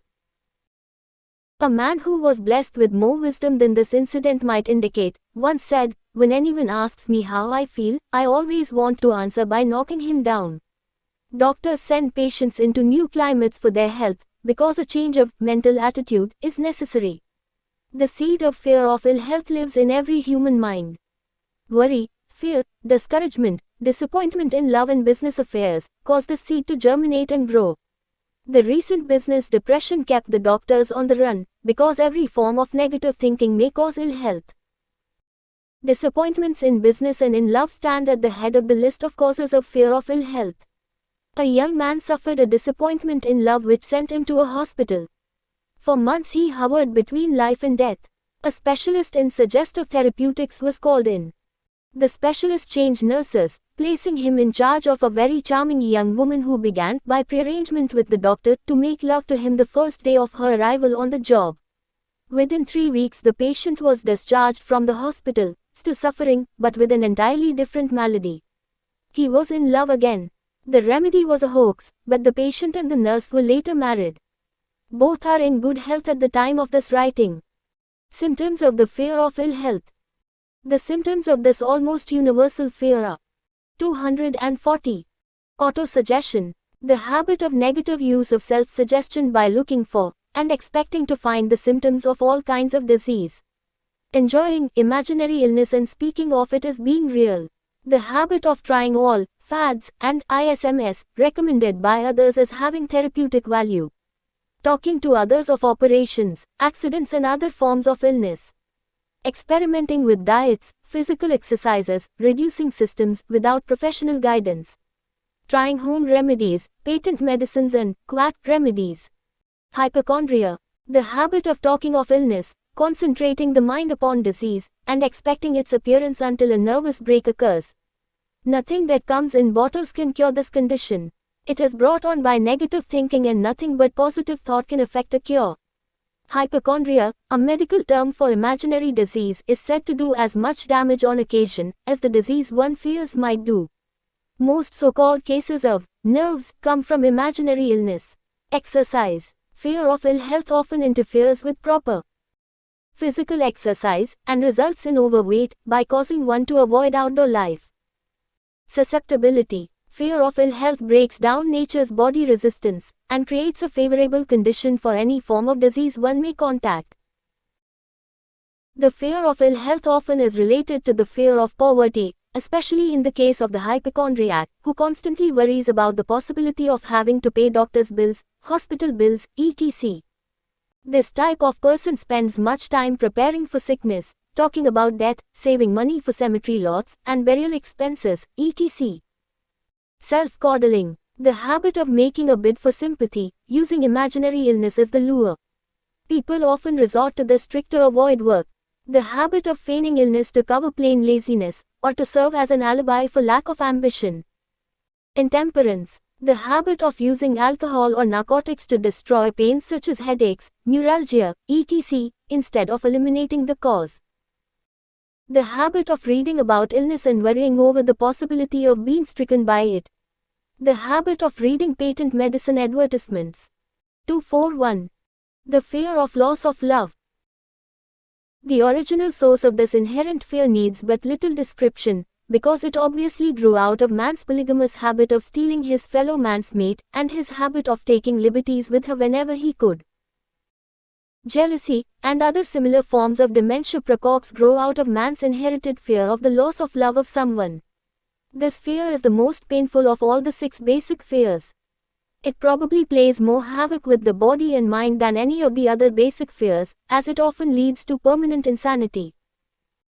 The fear of the loss of love probably dates back to the Stone Age, when men stole women by brute force. They continue to steal females, but their technique has changed. Instead of force, they now use persuasion, the promise of pretty clothes, motor cars, and other bait, much more effective than physical force. Man's habits are the same as they were at the dawn of civilization, but he expresses them differently. Careful analysis has shown that women are more susceptible to this fear than men. This fact is easily explained. Women have learned, from experience, that men are polygamous by nature, that they are not to be trusted in the hands of rivals. Symptoms of the fear of loss of love. The distinguishing symptoms of this fear are jealousy, the habit of being suspicious of friends and loved ones without any reasonable evidence of sufficient grounds. Jealousy is a form of dementia praecox which sometimes becomes violent without the slightest cause. The habit of accusing wife or husband of infidelity without grounds. General suspicion of everyone, absolute faith in no one. Fault finding. The habit of finding fault with friends, relatives, business associates and loved ones upon the slightest provocation, or without any cause whatsoever. Gambling. The habit of gambling, stealing, cheating, and otherwise taking hazardous chances to provide money for loved. 242. Once, with the belief that love can be bought. The habit of spending beyond one's means, or incurring debts to provide gifts for loved ones, with the object of making a favorable showing. Insomnia, nervousness, lack of persistence, weakness of will, lack of self-control, lack of self-reliance, bad temper. The fear of old age. In the main, this fear grows out of two sources. First, the thought that old age may bring with it poverty. Secondly, and by far the most common source of origin, from false and cruel teachings of the past which have been too well mixed with fire and brimstone and other bogies cunningly designed to enslave man through fear. In the basic fear of old age, man has two very sound reasons for his apprehension, one growing out of his distrust of his fellow man, who may seize whatever worldly goods he may possess, and the other arising from the terrible pictures of the world beyond, which were planted in his mind, through social heredity before he came into full possession of his mind. The possibility of ill health, which is more common as people grow older, is also a contributing cause of this common fear of old age. Eroticism also enters into the cause of the fear of old age, as no man cherishes the thought of diminishing sex attraction. The most common cause of fear of old age is associated with the possibility of poverty. Poorhouse is not a pretty word. It throws a chill into the mind of every person who faces the possibility of having to spend his declining years on a poor farm. Another contributing cause of the fear of old age is the possibility of loss of freedom and independence, as old age may bring with it the loss of both physical and economic freedom. Symptoms of the fear of old age. The commonest symptoms of this fear are the tendency to slow down and develop an inferiority complex at the age of mental maturity, around the age of 40, falsely believing oneself to be slipping because of age. The truth is that man's most useful years, mentally and spiritually, 243, are those between 40 and 60. The habit of speaking apologetically of oneself as being old, merely because one has reached the age of 40 or 50, instead of reversing the rule and expressing gratitude for having reached the age of wisdom and understanding. The habit of killing off initiative, imagination, and self-reliance by falsely believing oneself too old to exercise these qualities. The habit of the man or woman of 40 dressing with the aim of trying to appear much younger, and affecting mannerisms of youth, thereby inspiring ridicule by both friends and strangers. The fear of death. To some, this is the cruelest of all the basic fears. The reason is obvious. The terrible pangs of fear associated with the thought of death, in the majority of cases, may be charged directly to religious fanaticism. So-called heathen are less afraid of death than the more civilized. For hundreds of millions of years man has been asking the still unanswered questions, whence and whither? Where did I come from, and where am I going? During the darker ages of the past, the more cunning and crafty were not slow to offer the answer to these questions, for a price. Witness, now, the major source of origin of the fear of death. Come into my tent, embrace my faith, accept my dogmas, and I will give you a ticket that will admit you straightway into heaven when you die, cries a leader of sectarianism. Remain out of my tent, says the same leader, and may the devil take you and burn you throughout eternity. Eternity is a long time. Fire is a terrible thing. The thought of eternal punishment, with fire, not only causes man to fear death, it often causes him to lose his reason. It destroys interest in life and makes happiness impossible. During my research, I reviewed a book entitled, A Catalogue of the Gods, in which were listed the 30,000 gods which man has worshipped. Think of it, 30,000 of them, represented by everything from a crawfish to a man. It is little wonder that men have become frightened at the approach of death. While the religious leader may not be able to provide safe 244 conduct into heaven, nor, by lack of such provision, allow the unfortunate to descend into hell, the possibility of the latter seems so terrible that the very thought of it lays hold of the imagination in such a realistic way that it paralyzes reason, and sets up the fear of death. In truth, no man knows, and no man has ever known, what heaven or hell is like, nor does any man know if either place actually exists. This very lack of positive knowledge opens the door of the human mind to the charlatan so he may enter and control that mind with his stock of legerdemain and various brands of pious fraud and trickery. The fear of death is not as common now as it was during the age when there were no great colleges and universities. Men of science have turned the spotlight of truth upon the world, and this truth is rapidly freeing men and women from this terrible fear of death. The young men and young women who attend the colleges and universities are not easily impressed by fire and brimstone. Through the aid of biology, astronomy, geology, and other related sciences, the fears of the Dark Ages which gripped the minds of men and destroyed their reason have been dispelled. Insane asylums are filled with men and women who have gone mad because of the fear of death. This fear is useless. Death will come, no matter what anyone may think about it. Accept it as a necessity, and pass the thought out of your mind. It must be a necessity, or it would not come to all. Perhaps it is not as bad as it has been pictured. The entire world is made up of only two things, energy and matter. In elementary physics we learn that neither matter nor energy, the only two realities known to man, can be created nor destroyed. Both matter and energy can be transformed, but neither can be destroyed. Life is energy, if it is anything. If neither energy nor matter can be destroyed, of course life cannot be destroyed. Life, like other forms of energy, may be passed through various processes of transition, or changed, but it cannot be destroyed. Death is mere transition. If death is not mere change, or transition, then nothing comes after death except a long, eternal, peaceful sleep, and sleep is nothing to be feared. Thus you may wipe out, forever, the fear of death. 245. Symptoms of the fear of death. The general symptoms of this fear are the habit of thinking about dying instead of making the most of life, due, generally, to lack of purpose, or lack of a suitable occupation. This fear is more prevalent among the aged, but sometimes the more youthful are victims of it. The greatest of all remedies for the fear of death is a burning desire for achievement, backed by useful service to others. A busy person seldom has time to think about dying. He finds life too thrilling to worry about death. Sometimes the fear of death is closely associated with the fear of poverty, where one's death would leave loved ones poverty-stricken. In other cases, the fear of death is caused by illness and the consequent breaking down of physical body resistance.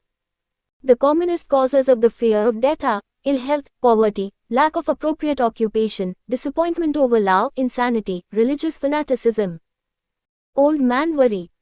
Worry is a state of mind based upon fear. It works slowly, but persistently. It is insidious and subtle. Step by step it digs itself in, until it paralyzes one's reasoning faculty, destroys self-confidence and initiative. Worry is a form of sustained fear caused by indecision, therefore it is a state of mind which can be controlled. An unsettled mind is helpless. Indecision makes an unsettled mind. Most individuals lack the willpower to reach decisions promptly, and to stand by them after they have been made, even during normal business conditions. During periods of economic unrest such as the world recently experienced, the individual is handicapped, not alone by his inherent nature to be slow at reaching decisions, but he is influenced by the indecision of others around him who have created a state of mass indecision. During the Depression, the whole atmosphere, all over the world, was filled with influenza and periitis, the two mental disease germs which began to spread themselves after the Wall Street frenzy in 1929. There is only one known antidote for these germs. It is the habit of prompt and firm decision. Moreover, it is 246. An antidote which every individual must apply for himself. We do not worry over conditions, once we have reached a decision to follow a definite line of action. I once interviewed a man who was to be electrocuted 2 hours later. The condemned man was the calmest of some 8 men who were in the death cell with him. His calmness prompted me to ask him how it felt to know that he was going into eternity in a short while. With a smile of confidence on his face, he said, "It feels fine.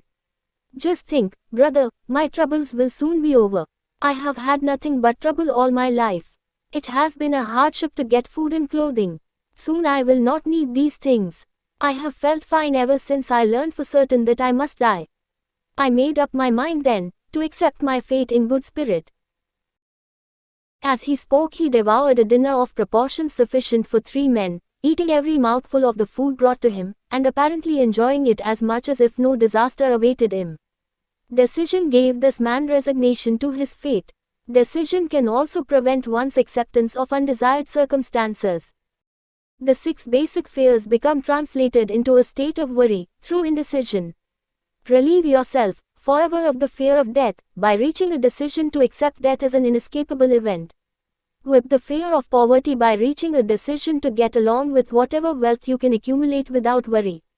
Put your foot upon the neck of the fear of criticism by reaching a decision not to worry about what other people think, do, or say. Eliminate the fear of old age by reaching a decision to accept it, not as a handicap, but as a great blessing which carries with it wisdom, self-control, and understanding not known to youth. Acquit yourself of the fear of ill health by the decision to forget symptoms. Master the fear of loss of love by reaching a decision to get along without love, if that is necessary. Kill the habit of worry, in all its forms, by reaching a general, blanket decision that nothing which life has to offer is worth the price of worry. With this decision will come poise, peace of mind, and calmness of thought which will bring happiness. A man whose mind is filled with fear not only destroys his own chances of intelligent action, but he transmits these destructive vibrations to the minds of all who come into contact with him, and destroys also their chances. Even a dog or a horse knows when its master lacks courage. 247. Moreover, a dog or a horse will pick up the vibrations of fear thrown off by its master, and behave accordingly. Lower down the line of intelligence in the animal kingdom, one finds the same capacity to pick up the vibrations of fear. A honeybee immediately senses fear in the mind of a person, for reasons unknown. A bee will sting the person whose mind is releasing vibrations of fear, much more readily than it will molest the person whose mind registers no fear. The vibrations of fear pass from one mind to another just as quickly and as surely as the sound of the human voice passes from the broadcasting station to the receiving set of a radio, and by the self-same medium. Mental telepathy is a reality.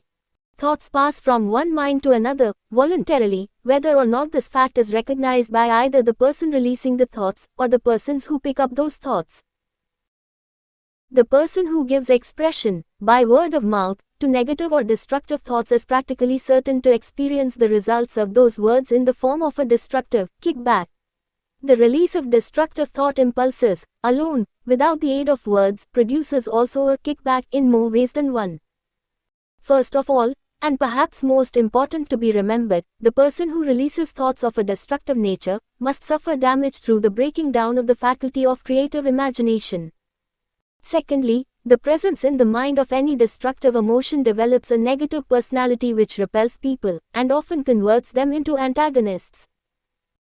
The third source of damage to the person who entertains or releases negative thoughts lies in the significant fact these thought impulses are not only damaging to others, but they embed themselves in the subconscious mind of the person releasing them, and they become a part of his character. One is never through with a thought, merely by releasing it. When a thought is released, it spreads in every direction, through the medium of the ether, but it also plants itself permanently in the subconscious mind of the person releasing it. Your business in life is, presumably, to achieve success. To be successful, you must find peace of mind, acquire the material needs of life, and above all, attain happiness. All of these evidences of success begin in the form of thought impulses. You may control your own mind, you have the power to feed it. 248. Whatever thought impulses you choose, with this privilege goes also the responsibility of using it constructively. You are the master of your own earthly destiny just as surely as you have the power to control your own thoughts. You may influence, direct, and eventually control your own environment, making your life what you want it to be, or you may neglect to exercise the privilege which is yours, to make your life to order, thus casting yourself upon the broad sea of circumstance where you will be tossed hither and yon, like a chip on the waves of the ocean. The Devil's Workshop. The seventh basic evil. In addition to the 6 basic fears, there is another evil by which people suffer. It constitutes a rich soil in which the seeds of failure grow abundantly. It is so subtle that its presence often is not detected. This affliction cannot properly be classed as a fear. It is more deeply seated and more often fatal than all of the 6 fears. For want of a better name, let us call this evil susceptibility to negative influences. Men who accumulate great riches always protect themselves against this evil. The poverty-stricken never do. Those who succeed in any calling must prepare their minds to resist the evil. If you are reading this philosophy for the purpose of accumulating riches, you should examine yourself very carefully to determine whether you are susceptible to negative influences. If you neglect this self-analysis, you will forfeit your right to attain the object of your desires. Make the analysis searching. After you read the questions prepared for this self-analysis, hold yourself to a strict accounting in your answers. Go at the task as carefully as you would search for any other enemy you knew to be awaiting you in ambush, and deal with your own faults as you would with a more tangible enemy. You can easily protect yourself against highway robbers, because the law provides organized cooperation for your benefit, but the seventh basic evil is more difficult to master, because it strikes when you are not aware of its presence, when you are asleep, and while you are awake. Moreover, its weapon is intangible, because it consists of merely a state of mind. This 249. Evil is also dangerous because it strikes in as many different forms as there are human experiences. Sometimes it enters the mind through the well-meant words of one's own relatives. At other times, it bores from within, through one's own mental attitude. Always it is as deadly as poison, even though it may not kill us quickly. How to protect yourself against negative influences. To protect yourself against negative influences, whether of your own making, or the result of the activities of negative people around you, recognize that you have a willpower, and put it into constant use, until it builds a wall of immunity against negative influences in your own mind. Recognize the fact that you, and every other human being, are, by nature, lazy, indifferent, and susceptible to all suggestions which harmonize with your weaknesses. Recognize that you are, by nature, susceptible to all the 6 basic fears, and set up habits for the purpose of counteracting all these fears. Recognize that negative influences often work on you through your subconscious mind, therefore they are difficult to detect, and keep your mind closed against all people who depress or discourage you in any way. Clean out your medicine chest, throw away all pill bottles, and stop pandering to colds, aches, pains, and imaginary illness. Deliberately seek the company of people who influence you to think an ACT for yourself. Do not expect troubles, as they have a tendency not to disappoint. Without doubt, the most common weakness of all human beings is the habit of leaving their minds open to the negative influence of other people. This weakness is all the more damaging, because most people do not recognize that they are cursed by it, and many who acknowledge it, neglect or refuse to correct the evil until it becomes an uncontrollable part of their daily habits. To aid those who wish to see themselves as they really are, the following list of questions has been prepared. Read the questions and state your answers aloud, so you can hear your own voice. This will make it easier for you to be truthful with yourself. 250. Self-analysis test questions. Do you complain often of feeling bad, and if so, what is the cause? Do you find fault with other people at the slightest provocation? Do you frequently make mistakes in your work, and if so, why? Are you sarcastic and offensive in your conversation? Do you deliberately avoid the association of anyone, and if so, why? Do you suffer frequently with indigestion? If so, what is the cause? Does life seem futile and the future hopeless to you? If so, why? Do you like your occupation? If not, why? Do you often feel self-pity, and if so, why? Are you envious of those who excel you? To which do you devote most time, thinking of success or of failure? Are you gaining or losing self-confidence as you grow older? Do you learn something of value from all mistakes? Are you permitting some relative or acquaintance to worry you? If so, why? Are you sometimes in the clouds and at other times in the depths of despondency? Who has the most inspiring influence upon you? What is the cause? Do you tolerate negative or discouraging influences which you can avoid? Are you careless of your personal appearance? If so, when and why? Have you learned how to drown your troubles by being too busy to be annoyed by them? Would you call yourself a spineless weakling if you permitted others to do your thinking for you? Do you neglect internal bathing until auto-intoxication makes you ill-tempered and irritable? How many preventable disturbances annoy you, and why do you tolerate them? 251. Do you resort to liquor, narcotics, or cigarettes to quiet your nerves? If so, why do you not try willpower instead? Does anyone nag you, and if so, for what reason? Do you have a definite major purpose, and if so, what is it, and what plan have you for achieving it? Do you suffer from any of the 6 basic fears? If so, which ones? Have you a method by which you can shield yourself against the negative influence of others? Do you make deliberate use of auto-suggestion to make your mind positive? Which do you value most, your material possessions, or your privilege of controlling your own thoughts? Are you easily influenced by others, against your own judgment? Has today added anything of value to your stock of knowledge or state of mind? Do you face squarely the circumstances which make you unhappy, or sidestep the responsibility? Do you analyze all mistakes and failures and try to profit by them, or do you take the attitude that this is not your duty? Can you name 3 of your most damaging weaknesses? What are you doing to correct them? Do you encourage other people to bring their worries to you for sympathy? Do you choose, from your daily experiences, lessons or influences which aid in your personal advancement? Does your presence have a negative influence on other people as a rule?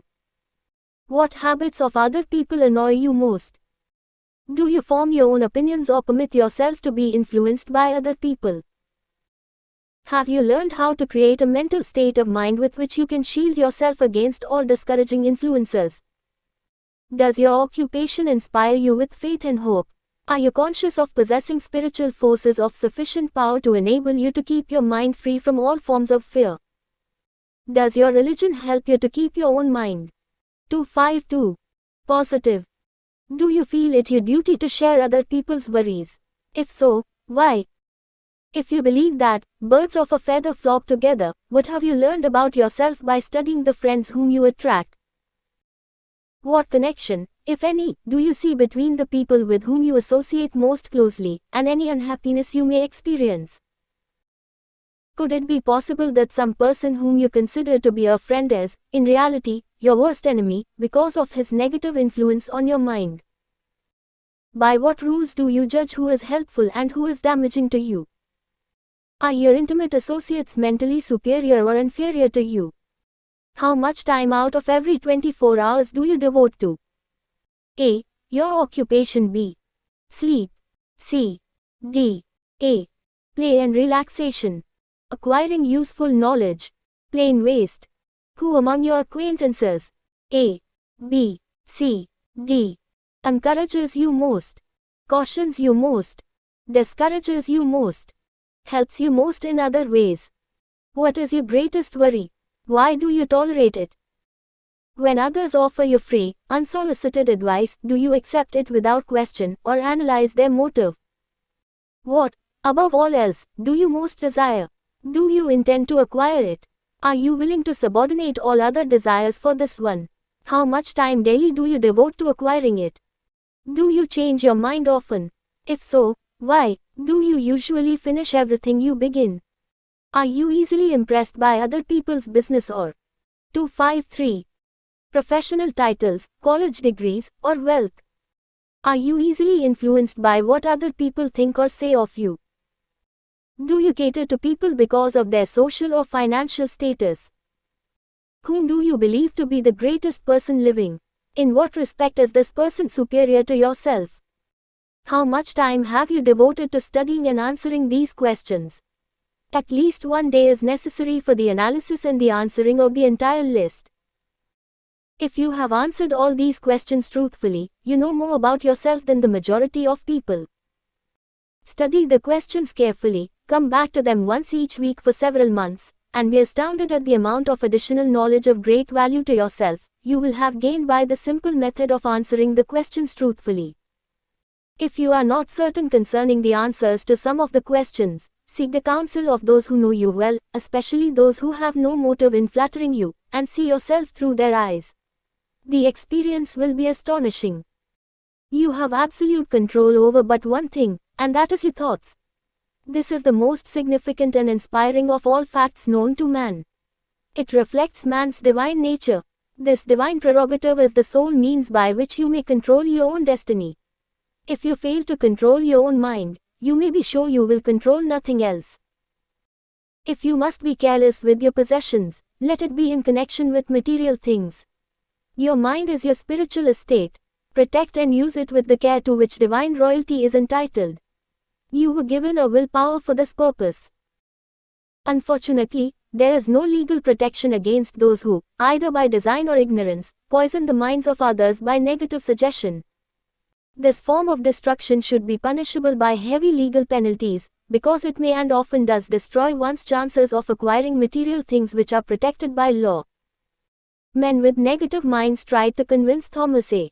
Edison that he could not build a machine that would record and reproduce the human voice, because, they said, no one else had ever 254 produced such a machine. Edison did not believe them. He knew that the mind could produce anything the mind could conceive and believe, and that knowledge was the thing that lifted the great Edison above the common herd. Men with negative minds told F. W. Woolworth he would go broke trying to run a store on 5 and 10 cent sales. He did not believe them. He knew that he could do anything, within reason, if he backed his plans with faith. Exercising his right to keep other men's negative suggestions out of his mind, he piled up a fortune of more than $100 million. Men with negative minds told George Washington he could not hope to win against the vastly superior forces of the British, but he exercised his divine right to believe. Therefore this book was published under the protection of the Stars and Stripes, while the name of Lord Cornwallis has been all but forgotten. Doubting Thomas scoffed scornfully when Henry Ford tried out his first crudely built automobile on the streets of Detroit. Some said the thing never would become practical. Others said no one would pay money for such a contraption. Ford said, "I'll bear the earth with dependable motor cars," and he did. His decision to trust his own judgment has already piled up a fortune far greater than the next 5 generations of his descendants can squander. For the benefit of those seeking vast riches, let it be remembered that practically the sole difference between Henry Ford and a majority of the more than 100,000 men who work for him, is this: Ford has a mind and controls it, the others have minds which they do not try to control. Henry Ford has been repeatedly mentioned, because he is an astounding example of what a man with a mind of his own, and a will to control it, can accomplish. His record knocks the foundation from under that time-worn alibi, "I never had a chance." Ford never had a chance, either, but he created an opportunity and backed it with persistence until it made him richer than Croesus. Mind control is the result of self-discipline and habit. You either control your mind or it controls you. There is no hallway compromise. The most practical of all methods for controlling the mind is the habit of keeping it busy with a definite purpose, backed by a definite plan. Study the record of any man who achieves 255 noteworthy success, and you will observe that he has control over his own mind, moreover, that he exercises that control and directs it toward the attainment of definite objectives. Without this control, success is not possible. 57. Famous alibis by old man. If people who do not succeed have one distinguishing trait in common. They know all the reasons for failure, and have what they believe to be airtight alibis to explain away their own lack of achievement. Some of these alibis are clever, and a few of them are justifiable by the facts. But alibis cannot be used for money. The world wants to know only one thing: have you achieved success? A character analyst compiled a list of the most commonly used alibis. As you read the list, examine yourself carefully, and determine how many of these alibis, if any, are your own property. Remember, too, the philosophy presented in this book makes every one of these alibis obsolete. If I didn't have a wife and family, if I had enough pull, if I had money, if I had a good education, if I could get a job, if I had good health, if I only had time, if times were better, if other people understood me, if conditions around me were only different, if I could live my life over again, if I did not fear what they would say, if I had been given a chance, if I now had a chance, if other people didn't have it in for me, if nothing happens to stop me, if I were only younger, if I could only do what I want, if I had been born rich. 256. If I could meet the right people, if I had the talent that some people have, if I dared assert myself, if I only had embraced past opportunities, If people didn't get on my nerves. If I didn't have to keep house and look after the children. If I could save some money. If the boss only appreciated me. If I only had somebody to help me. If my family understood me. If I lived in a big city. If I could just get started. If I were only free. If I had the personality of some people. If I were not so fat. If my talents were known. If I could just get a break. If I could only get out of debt. If I hadn't failed. If I only knew how. If everybody didn't oppose me. If I didn't have so many worries. If I could marry the right person. If people weren't so dumb. If my family were not so extravagant. If I were sure of myself. If luck were not against me. If I had not been born under the wrong star. If it were not true that what is to be will be. If I did not have to work so hard. If I hadn't lost my money. If I lived in a different neighborhood. If I didn't have a past. If I only had a business of my own. If other people would only listen to me. If and this is the greatest of them all I had the courage to see myself as I really am, I would find out what is wrong with me, and correct it, then I might have a chance to profit by my mistakes and learn something from the experience of others, for I know that there is something wrong with me, or I would now be where I 257 would have been if I had spent more time analyzing my weaknesses, and less time building alibis to cover them. Building alibis with which to explain away failure is a national pastime. The habit is as old as the human race, and is fatal to success. Why do people cling to their pet alibis? The answer is obvious. They defend their alibis because they create them. A man's alibi is the child of his own imagination. It is human nature to defend one's own brainchild. Building alibis is a deeply rooted habit. Habits are difficult to break, especially when they provide justification for something we do. Plato had this truth in mind when he said, "The first and best victory is to conquer self." To be conquered by self is, of all things, the most shameful and vile. Another philosopher had the same thought in mind when he said, "It was a great surprise to me when I discovered that most of the ugliness I saw in others was but a reflection of my own nature." It has always been a mystery to me, said Elbert Hubbard, why people spend so much time deliberately fooling themselves by creating alibis to cover their weaknesses. If used differently, the same time would be sufficient to cure the weakness, then no alibis would be needed. In parting, I would remind you that life is a checkerboard, and the player opposite you is time. If you hesitate before moving, or neglect to move promptly, your men will be wiped off the board by time. You are playing against a partner who will not tolerate indecision. Previously you may have had a logical excuse for not having forced life to come through with whatever you asked, but that alibi is now obsolete, because you are in possession of the master key that unlocks the door to life's bountiful riches. The master key is intangible, but it is powerful. It is the privilege of creating, in your own mind, a burning desire for a definite form of riches. There is no penalty for the use of the key, but there is a price you must pay if you do not use it. The price is failure. There is a reward of stupendous proportions if you put the key to use. It is the satisfaction that comes to all who conquer self and force life to pay whatever is asked. The reward is worthy of your effort. Will you make the start and be convinced? 258. If we are related, said the immortal Emerson, we shall meet. In closing, may I borrow his thought, and say, if we are related, we have through these pages met.